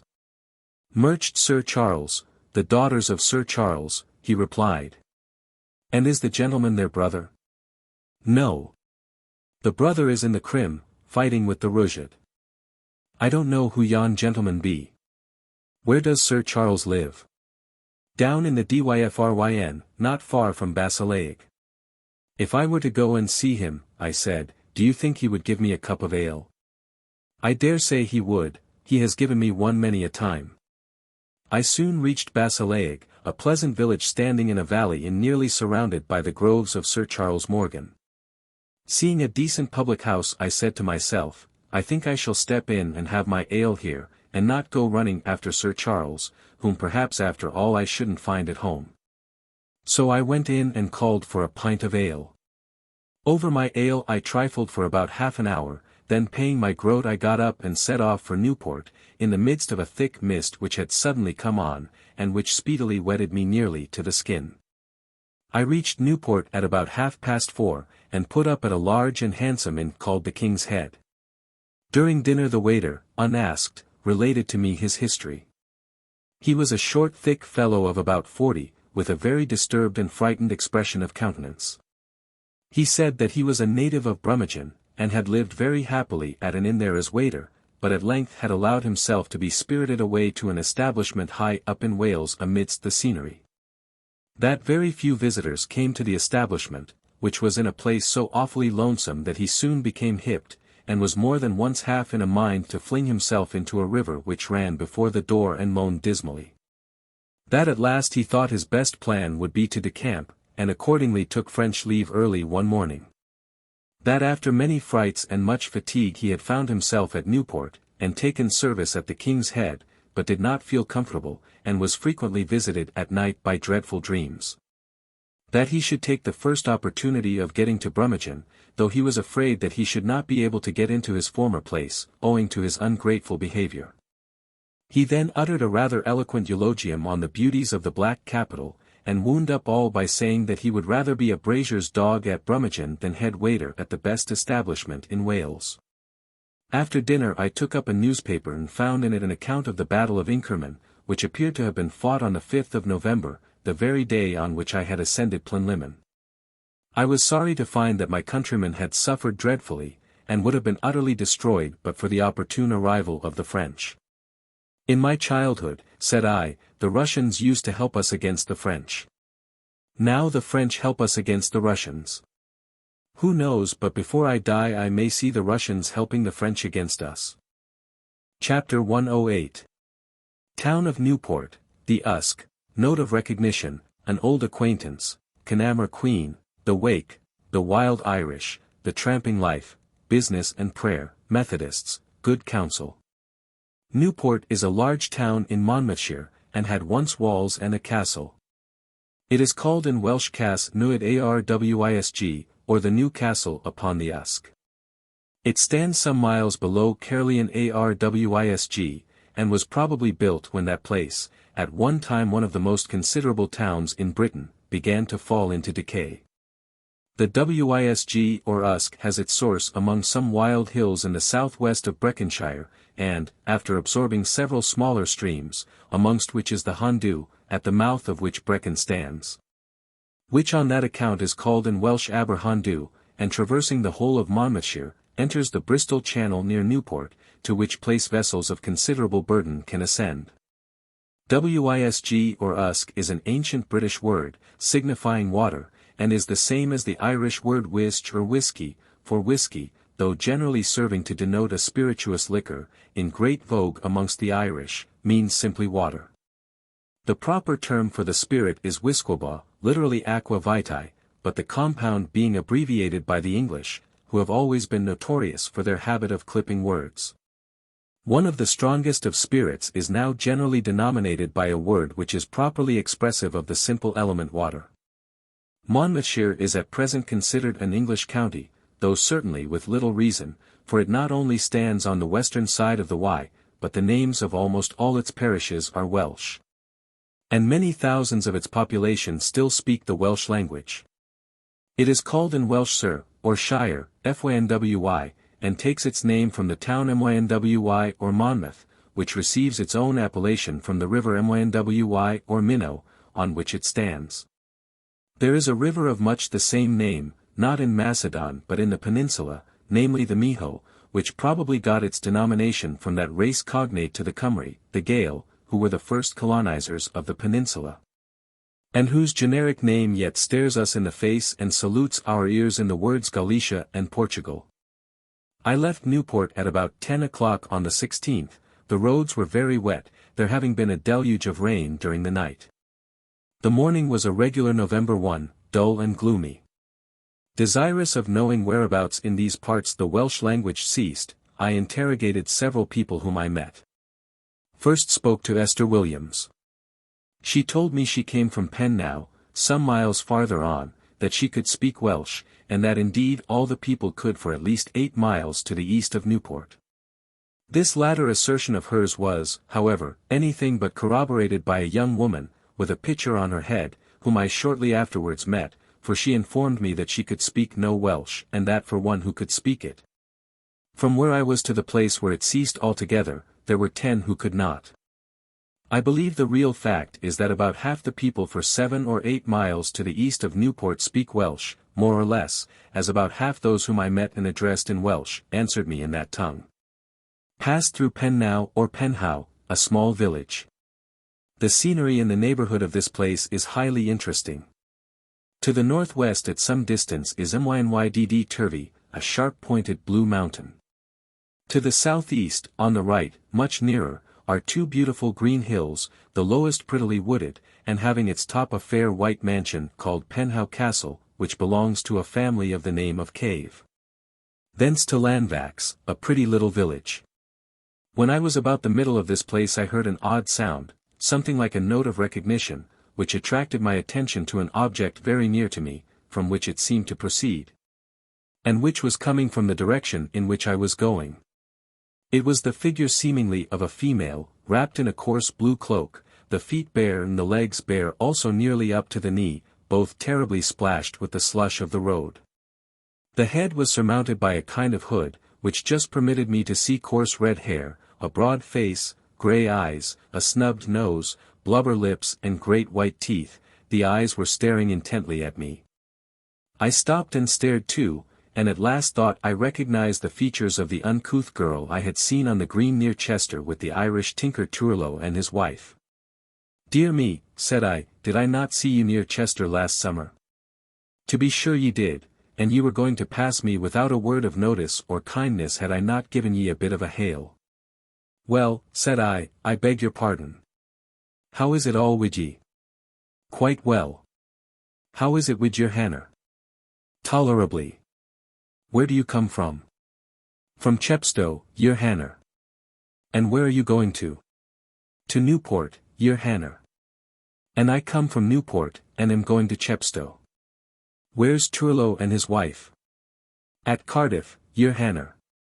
"I shall join them again tomorrow." "Have you been long away from them?" "About a week, your hanner." "And what have you been doing?" "Selling my needles, your hanner." "Oh. You sell needles. Well, I am glad to have met you. Let me see. There's a nice little inn on the right, won't you come in and have some refreshment?" "Thank your hanner, I have no objection to take a glass wid an old friend." "Well, then, come in. You must be tired, and I shall be glad to have some conversation with you." We went into the inn, a little tidy place. On my calling, a respectable-looking old man made his appearance behind a bar. After serving my companion with a glass of peppermint, which she said she preferred to anything else, and me with a glass of ale, both of which I paid for, he retired, and we sat down on two old chairs beneath a window in front of the bar. "Well," said I suppose you have Irish, here's slaint." "Slaint you to shay," said the girl, tasting her peppermint. "Well, how do you like it?" "It's very nice indeed. That's more than I can say of the ale, which, like all the ale in these parts, is bitter." "Well, what part of Ireland do you come from?" "From no part at all. I never was in Ireland in my life. I am from Scotland Road, Manchester." "Why, I thought you were Irish." "And so I am, and all the more from being born where I was. There's not such a place for Irish in all the world as Scotland Road." "Were your father and mother from Ireland?" "My mother was from Ireland, my father was Irish of Scotland Road, where they met and married." "And what did they do after they married?" "Why, they worked hard, and did their best to get a livelihood for themselves and children, of which they had several besides myself, who was the eldest. My father was a bricklayer, and my mother sold apples and oranges and other fruits, according to the season, and also whiskey, which she made herself, as she well knew how. For my mother was not only a Connaught woman, but an out-and-out Caernarfon queen, and when only 13 had wrought with the lads who used to make the rail crater on the islands between Octorard and Ballynahinch. As soon as I was able, I helped my mother in making and disposing of the whiskey and in selling the fruit. As for the other children, they all died when young, of favours, of which there is always plenty in Scotland Road. About 4 years ago, that is, when I was just 15, there was a great quarrel among the workmen about wages. Some wanted more than their masters were willing to give, others were willing to take what was offered them. Those who were dissatisfied were called bricks, those who were not were called dungs. My father was a brick, and, being a good man with his fists, was looked upon as a very proper person to fight a principal man amongst the dungs. They fought in the fields near Salford for £1 a side. My father had it all his own way for the first 3 rounds, but in the 4th, receiving a blow under the ear from the dung, he dropped, and never got up again, dying suddenly. A grand wake my father had, for which my mother furnished usquebaugh galore. And comfortably and decently it passed over till about 3 o'clock in the morning, when, a dispute happening to arise, not on the matter of wages. For there was not a dung amongst the Irish of Scotland Road, but as to whether the O'Keefes or O'Kellys were kings of Ireland 1,000 years ago, a general fight took place, which brought in the police, who, being soon dreadfully batten, as we all turned upon them, went and fetched the military, with whose help they took and locked up several of the party, amongst whom were my mother and myself, till the next morning, when we were taken before the magistrates, who, after a slight scolding, set us at liberty, one of them saying that such disturbances formed part of the Irish funeral service. Whereupon we returned to the house, and the rest of the party joining us, we carried my father's body to the churchyard, where we buried it very decently, with many tears and groanings. And how did your mother and you get on after your father was buried? As well as we could, your Hannah. We sold fruit, and now and then a drop of whiskey, which we made. But this state of things did not last long, for one day my mother seeing the dung who had killed my father, she flung a large flint stone and knocked out his right eye, for doing which she was taken up and tried, and sentenced to a year's imprisonment. Chiefly it was thought because she had been heard to say that she would do the dung a mischief the first time she met him. She, however, did not suffer all her sentence, for before she had been in prison 3 months she caught a disorder which carried her off. I went on selling fruit by myself whilst she was in trouble, and for some time after her death, but very lonely and melancholy. At last my uncle Turlo, or, as the English would call him, Charles, chancing to come to Scotland Road along with his family, I was glad to accept an invitation to join them which he gave me, and with them I have been ever since. Travelling about England and Wales and Scotland, helping my aunt with the children, and driving much the same trade which she has driven for 20 years past, which is not an unprofitable one. Would you have any objection to tell me all you do? Why, I sells needles, as I said before, and sometimes I buys things of servants, and sometimes I tells fortunes. Do you ever do anything in the way of striopachas? Oh no. I never do anything in that line, I would be burnt first. I wonder you should dream of such a thing. Why, surely it is not worse than buying things of servants, who no doubt steal them from their employers, or telling fortunes, which is dealing with the devil. Not worse? Yes, 1,000 times worse. There is nothing so very particular in doing them things, but striopachas, oh dear. It's a dreadful thing I admit, but the other things are quite as bad. You should do none of them. I'll take good care that I never do one, and that is striopachas. Them other things I know are not quite right, and I hope soon to have done with them. Any day I can shake them off and look people in the face, but were I once to do striopachas I could never hold up my head. How comes it that you have such a horror of striopachas? I got it from my mother, and she got it from hers. All Irish women have a dread of striopachas. It's the only thing that frights them. I means the wild Irish, for as for the quality women I have heard they are no bit better than the English. Come, your Hannah, let's talk of something else. You were saying now that you were thinking of leaving off fortune-telling and buying things of servants. Do you mean to depend upon your needles alone?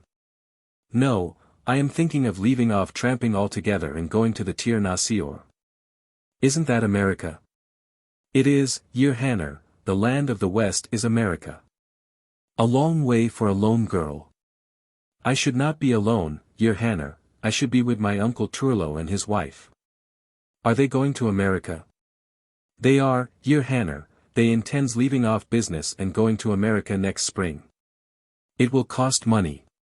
It will, your Hannah, but they have got money, and so have I. Is it because business is slack that you are thinking of going to America? Oh no, your Hannah. We wish to go there in order to get rid of old ways and habits, amongst which are fortune-telling and buying things of servants, which your Hannah was just now checking me with. And can't you get rid of them here? We cannot, your Hannah. If we stay here we must go on tramping, and it is well known that doing them things is part of tramping. And what would you do in America? Oh, we could do plenty of things in America. Most likely we should buy a piece of land and settle down. How came you to see the wickedness of the tramping life? By hearing a great many sermons and preachings and having often had the Bible read to us by holy women who came to our tent. Of what religion do you call yourselves now? I don't know, your Hannah, we are clean unsettled about religion. We were once Catholics and carried St. Colman of Cloyne about with us in a box, but after hearing a sermon at a church about images, we went home, took the saint out of his box and cast him into a river. Oh, it will never do to belong to the popish religion, a religion which upholds idol worship and persecutes the Bible. You should belong to the Church of England. Well, perhaps we should, Your Hanner, if its ministers were not such proud violent men. Oh, you little know how they look down upon all poor people, especially on us tramps. Once my poor aunt, Turloa's wife, who has always had stronger conviction than any of us, followed one of them home after he had been preaching, and begged him to give her God, and was told by him that she was a thief. And if she didn't take herself out of the house he would kick her out. Perhaps, after all, said I, you had better join the Methodists. I should say that their ways would suit you better than those of any other denomination of Christians. Your Hanner knows nothing about them, otherwise ye wouldn't talk in that manner. Their ways would never do for people who want to have done with lying and staring, and have always kept themselves clean from striopachas. Their word is not worth a rotten straw, Your Hanner, and in every transaction which they have with people they try to cheat and overreach. Ask my uncle Turlo, who has had many dealings with them. But what is far worse, they do that which the wildest Colleen t'other side of Outgerard would be burnt rather than do. Who can tell ye more on that point than I, Your Hanner? I have been at their chapels at nights, and have listened to their screaming prayers, and have seen what's been going on outside the chapels after their services, as they call them. Moreover, I never saw the like going on outside Father Tobin's chapel, Your Hanner. Your Hanner's Hanner asked me if I ever did anything in the way of striopachas. Now I tell ye that I was never asked to do anything in that line but by one of them folks, a great man amongst them he was, both in the way of business and prayer. For he was a commercial traveller during 6 days of the week and a preacher on the 7th, and such a preacher. Well, one Sunday night after he had preached a sermon an hour and a half long, which had put half a dozen women into what they call static fits, he overtook me in a dark street and wanted me to do striopachas with him. He didn't say striopachas, Your Hanner, for he had no Irish, but he said something in English which was the same thing. And what did you do? Why, I asked him what he meant by making fun of a poor ugly girl, for no one knows better than myself, Your Hanner, that I am very ugly, whereupon he told me that he was not making fun of me. For it had long been the chief wish of his heart to commit striopachas with a wild Irish papist, and that he believed if he searched the world he should find none wilder than myself. And what did you reply? Why, I said to him, Your Hanner, that I would tell the congregation, at which he laughed and said that he wished I would, for that the congregation would say they didn't believe me, though at heart they would. And would like him all the better for it. Well, and what did you say then? Nothing, at all, Your Hanner. But I spat in his face and went home and told my uncle Turlo, who forthwith took out a knife and began to sharp it on a whetstone, and I make no doubt would have gone and stuck the fellow like a pig, had not my poor aunt begged him not on her knees. After that we had nothing more to do with the Methodists as far as religion went. Did this affair occur in England or Wales? In the heart of England, Your Hanner. We have never been to the Welsh chapels, for we know little of the language. Well, I am glad it didn't happen in Wales. I have rather a high opinion of the Welsh Methodist. The worthiest creature I ever knew was a Welsh Methodist. And now I must leave you and make the best of my way to Chepstow. Can't Your Hanner give me God before ye go? I can give you half a crown to help you on your way to America. I want no half crowns, Your Hanner, but if ye would give me God I'd bless ye. What do you mean by giving you God? Putting him in my heart by some good counsel which will guide me through life. The only good counsel I can give you is to keep the commandments. One of them it seems you have always kept. Follow the rest and you can't go very wrong. I wish I knew them better than I do, Your Hanner. Can't you read? Oh no, Your Hanner, I can't read, neither can Turlo nor his wife. Well, learn to read as soon as possible. When you have got to America and settled down you will have time enough to learn to read. Shall we be better, Your Hanner, after we have learnt to read? Let's hope you will. One of the things, Your Hanner, that have made us stumble is that some of the holy women, who have come to our tent and read the Bible to us, have afterwards asked my aunt and me to tell them their fortunes. If they have, the more shame for them, for they can have no excuse. Well, whether you learn to read or not, still eschew striopachas, don't steal, don't deceive, and worship God in spirit, not in image. That's the best counsel I can give you. And very good counsel it is, Your Hanner, and I will try to follow it, and now, Your Hanner, let us go our two ways. We placed our glasses upon the bar and went out. In the middle of the road we shook hands and parted, she going towards Newport and I towards Chepstow. After walking a few yards I turned round and looked after her.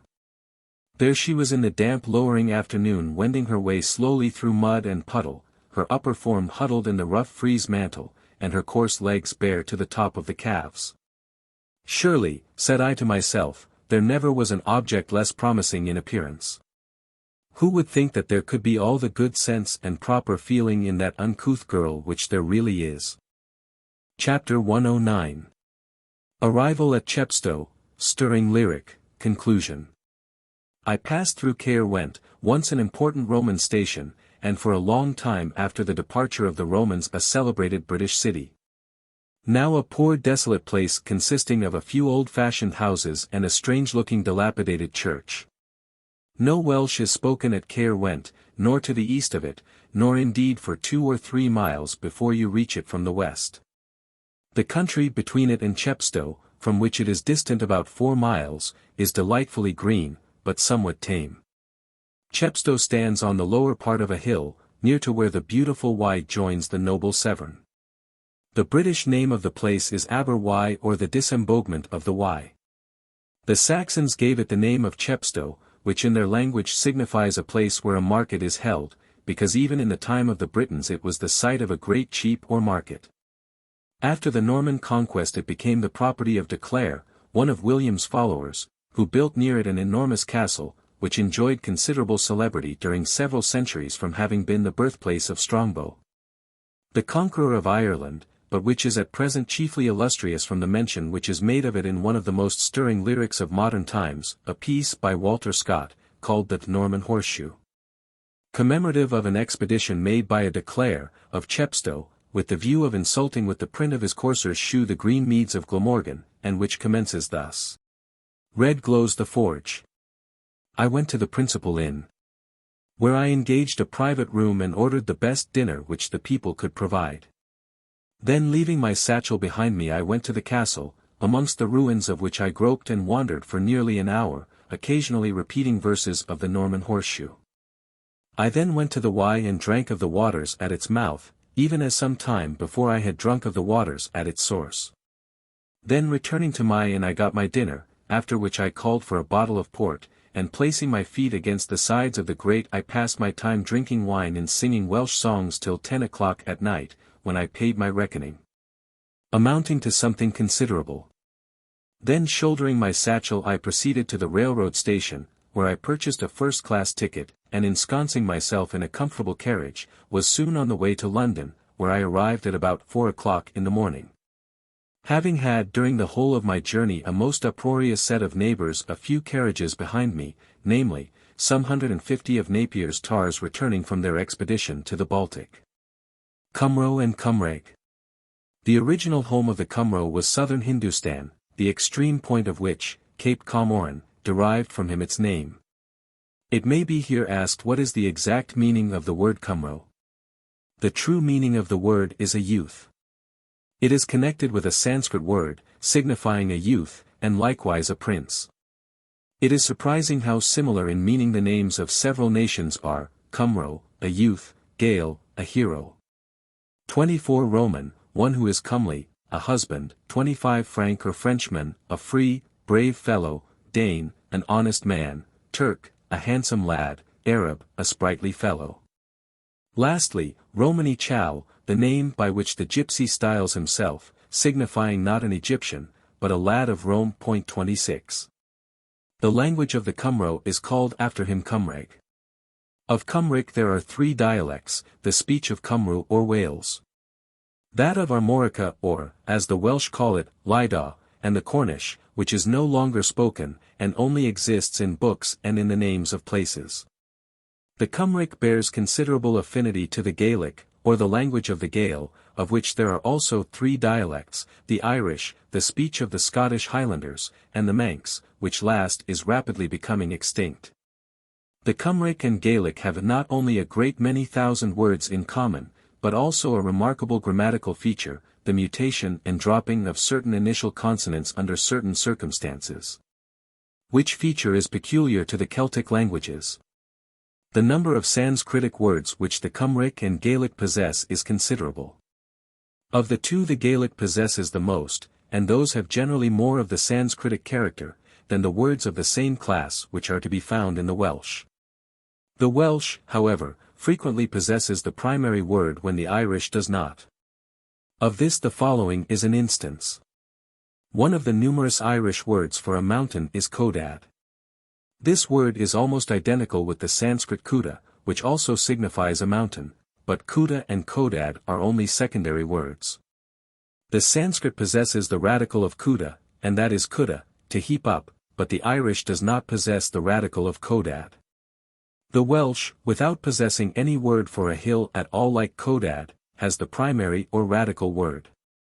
That word is Cody, to rise or raise, almost identical in sound and sense with the Sanskrit Kuda. Till a house is raised there is no house, and there is no hill till the Nara or Omnipotent says arise. The Welsh is one of the most copious languages of the world, as it contains at least 80,000 words. It has 7 vowels, W in Welsh being pronounced like OO, and Y like U and I. Its most remarkable feature is the mutation of initial consonants, to explain which properly would require more space than I can afford. 27 The nouns are of 2 numbers, the singular and plural, and a few have a dual number. The genders are 3, the masculine, the feminine and the neuter. There are 12 plural terminations of nouns, of which the most common is o. Some substantives are what the grammarians call aggregate plurals 28, which are not used in the plural without the addition of diminutive terminations, for example adar, birds, adarin, a bird, gwenin, bees, gwenanan, a single bee. There are different kinds of adjectives, some have a plural, some have none, some have a feminine form, others have not. The most common plural termination is ion. It is said by some that the verb has properly no present tense, the future being used instead. The verbs present many difficulties, and there are many defective and irregular ones. In the irregularities of its verbs the Welsh language very much resembles the Irish. The numerals require some particular notice. 40, 60 and 80 are expressed by dugain, trigain, and pedwaragain, literally, 2 20s, 3 20s, and 4 20s. Whilst 50, 70, and 90 are expressed by words corresponding with 10 after 2 20s, 10 after 3 20s, and 10 after 4 20s. Whether the Welsh had ever a less clumsy way of expressing the above numbers is unknown. Something similar is observable in French, and the same practice prevails in the modern Gaelic. In the ancient Gaelic, however, there are such numerals as Cthracad, Cscad, and Neachad, which correspond with quadraginta, sexaginta, and nonaginta. The numerals dau, tri, and pedwar, or 2, 3, and 4, have feminine forms, becoming when preceding feminine nouns, dwi, teir, and pedair. In Gaelic no numeral has a feminine form. Certain numerals, however, have an influence over nouns which others have not, and before seed, 100, and mile, 1,000, du, 2, is changed into da, for it is not customary to say du ched, 200, and du mile, 2,000. But de ched and de mile. 29 With respect to pedwar, the Welsh for 4, I have to observe that it bears no similitude to the word for the same number in Gaelic. The word for 4 in Gaelic is seathair, and the difference between seathair and pedwar is great indeed. Seathair is what may be called a Sanskritic numeral, and it is pleasant to trace it in various shapes, through various languages, up to the grand speech of India, Irish, seathair, Latin, quatuor, Greek, tesseres, Russian, cheturi, Persian, chahar. Sanskrit, chatter. As to pedwar, it bears some resemblance to the English 4, the German vir, is almost identical with the Wallachian patru, and is very much like the Homeric word, Greek text which cannot be reproduced. But beyond Wallachia and Greece we find nothing like it, bearing the same meaning, though it is right to mention that the Sanskrit word pada signifies a quarter, as well as a foot. It is curious that the Irish word for 5, cuig, is in like manner quite as perplexing as the Welsh word for 4. The Irish word for 5 is not a Sanskritic word, pump, the Welsh word for 5, is. Pantschon is the Sanskrit word for 5, and pump is linked to pantschon by the Aeolic pemp, the Greek pente and pemptos, the Russian pyat and the Persian panch, but what is cuig connected with? Why it is connected with the Latin quinqua, and perhaps with the Arabic kamsa, but higher up than Arabia we find nothing like it. Or if one thinks one recognizes it, it is under such a disguise that one is rather timorous about swearing to it, and now nothing more on the subject of numerals. I have said that the Welsh is exceedingly copious.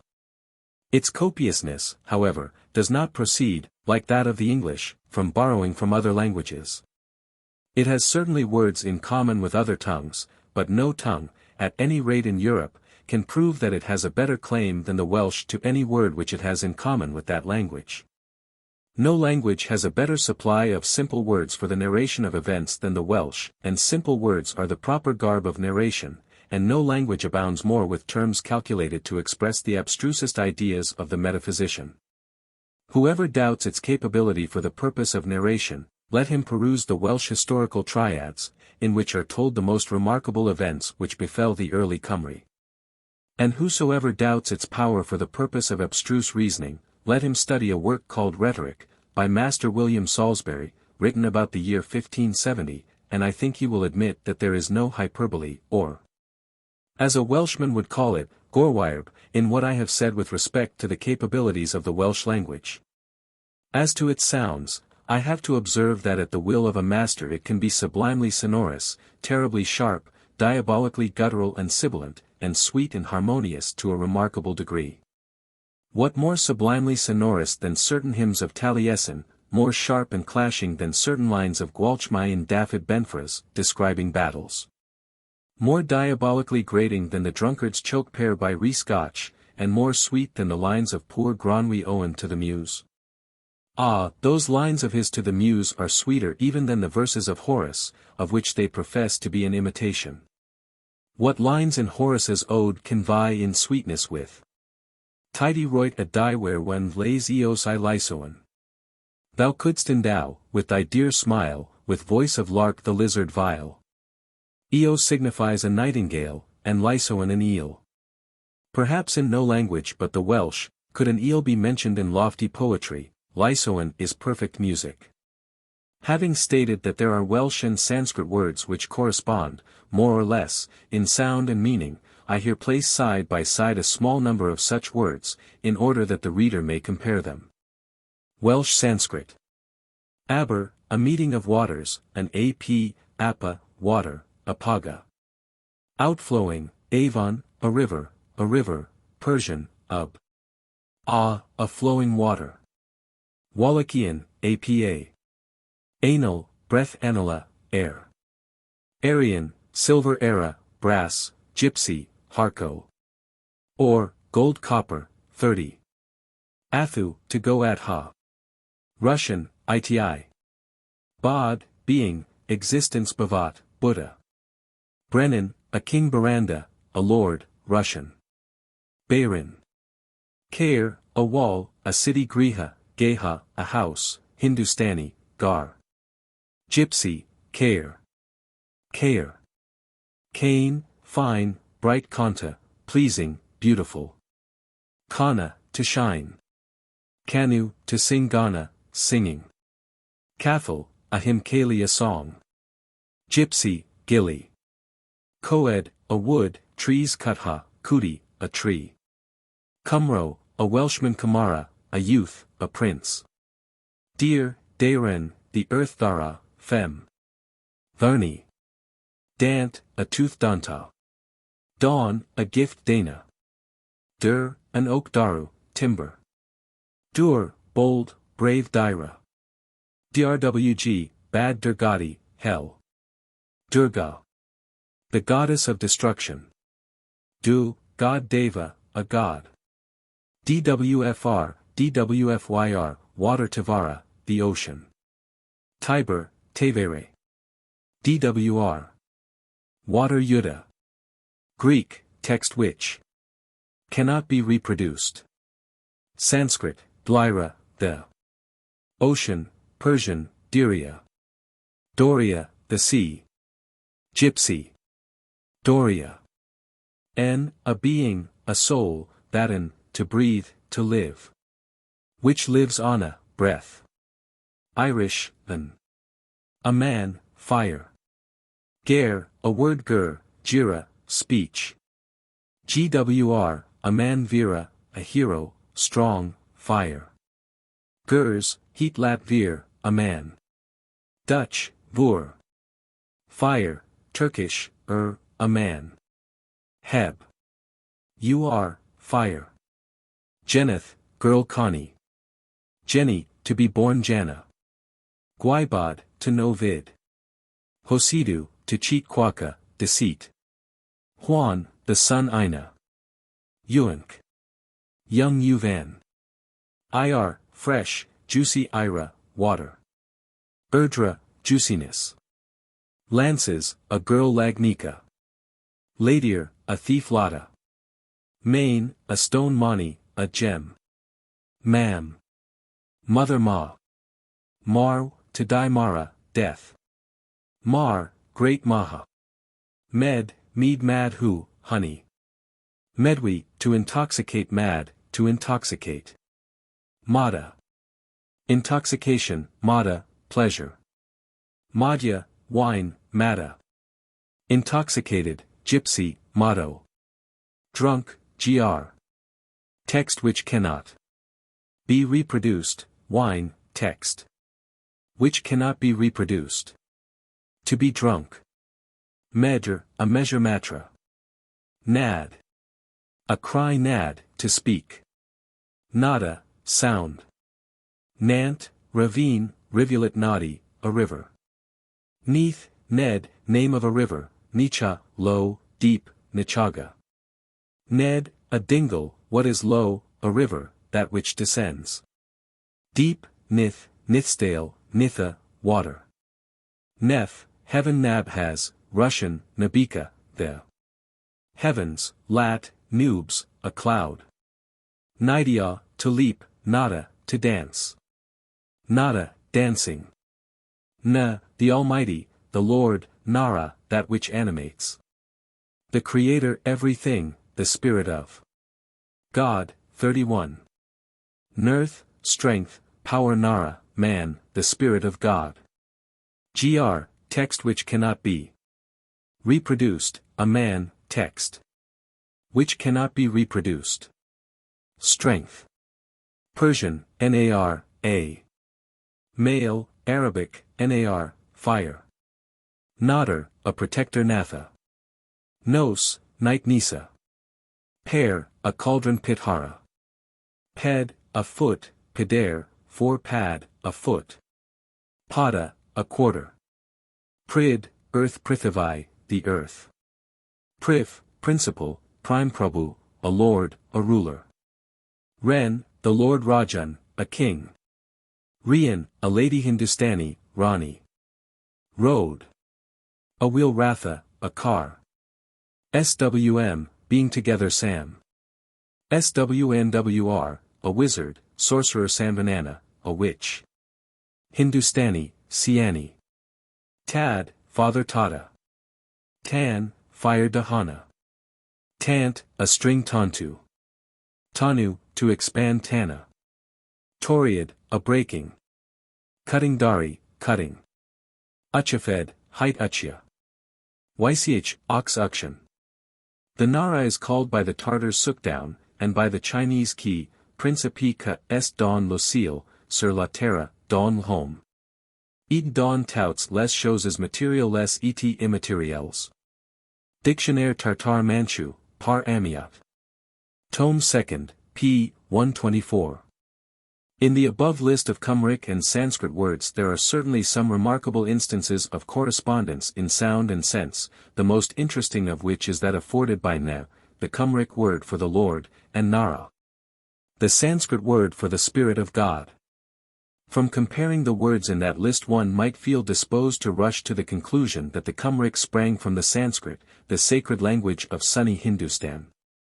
But to do so would be unwise, for deeper study would show that if the Welsh has some hundreds of words in common with the Sanskrit, it has thousands upon thousands which are not to be found in that tongue. After making all possible allowance for change and modification, no subject connected with what is called philosophy is more mortifying to proud human reason than the investigation of languages, for in what do the researches of the most unwearied philologist terminate but a chaos of doubt and perplexity? Else why such exclamations as these? Why is the Wallachian word for water Sanskrit? For what is the difference between apa and ap? Wallachian is formed from Latin and Sclavonian, why then is not the word for water either woda or aqua, or a modification of either? Why is the Arabic word for the sea Irish, for what is the difference between Bahar, the Arabic word for sea, and Bithra, an old Irish word for water, pronounced bara, whence the river Barrow? How is it that one of the names of the Ganges is Welsh? For what is the difference between Dur, a name of that river, and Dwr, the common Welsh word for water? How is it that Equor, a Latin word for the sea, so much resembles Agur, the name of the Norse god of the sea? And how is it that Aesir, the appellative of the northern gods, is so like Azura, the family name of certain Hindu demons? Why does the scanty Gaelic, the language of the Isle of Man, possess more Sanskrit words than the mighty Arabic, the richest of all tongues, and why has the Welsh only 4 words for a hill, and its sister language the Irish 55?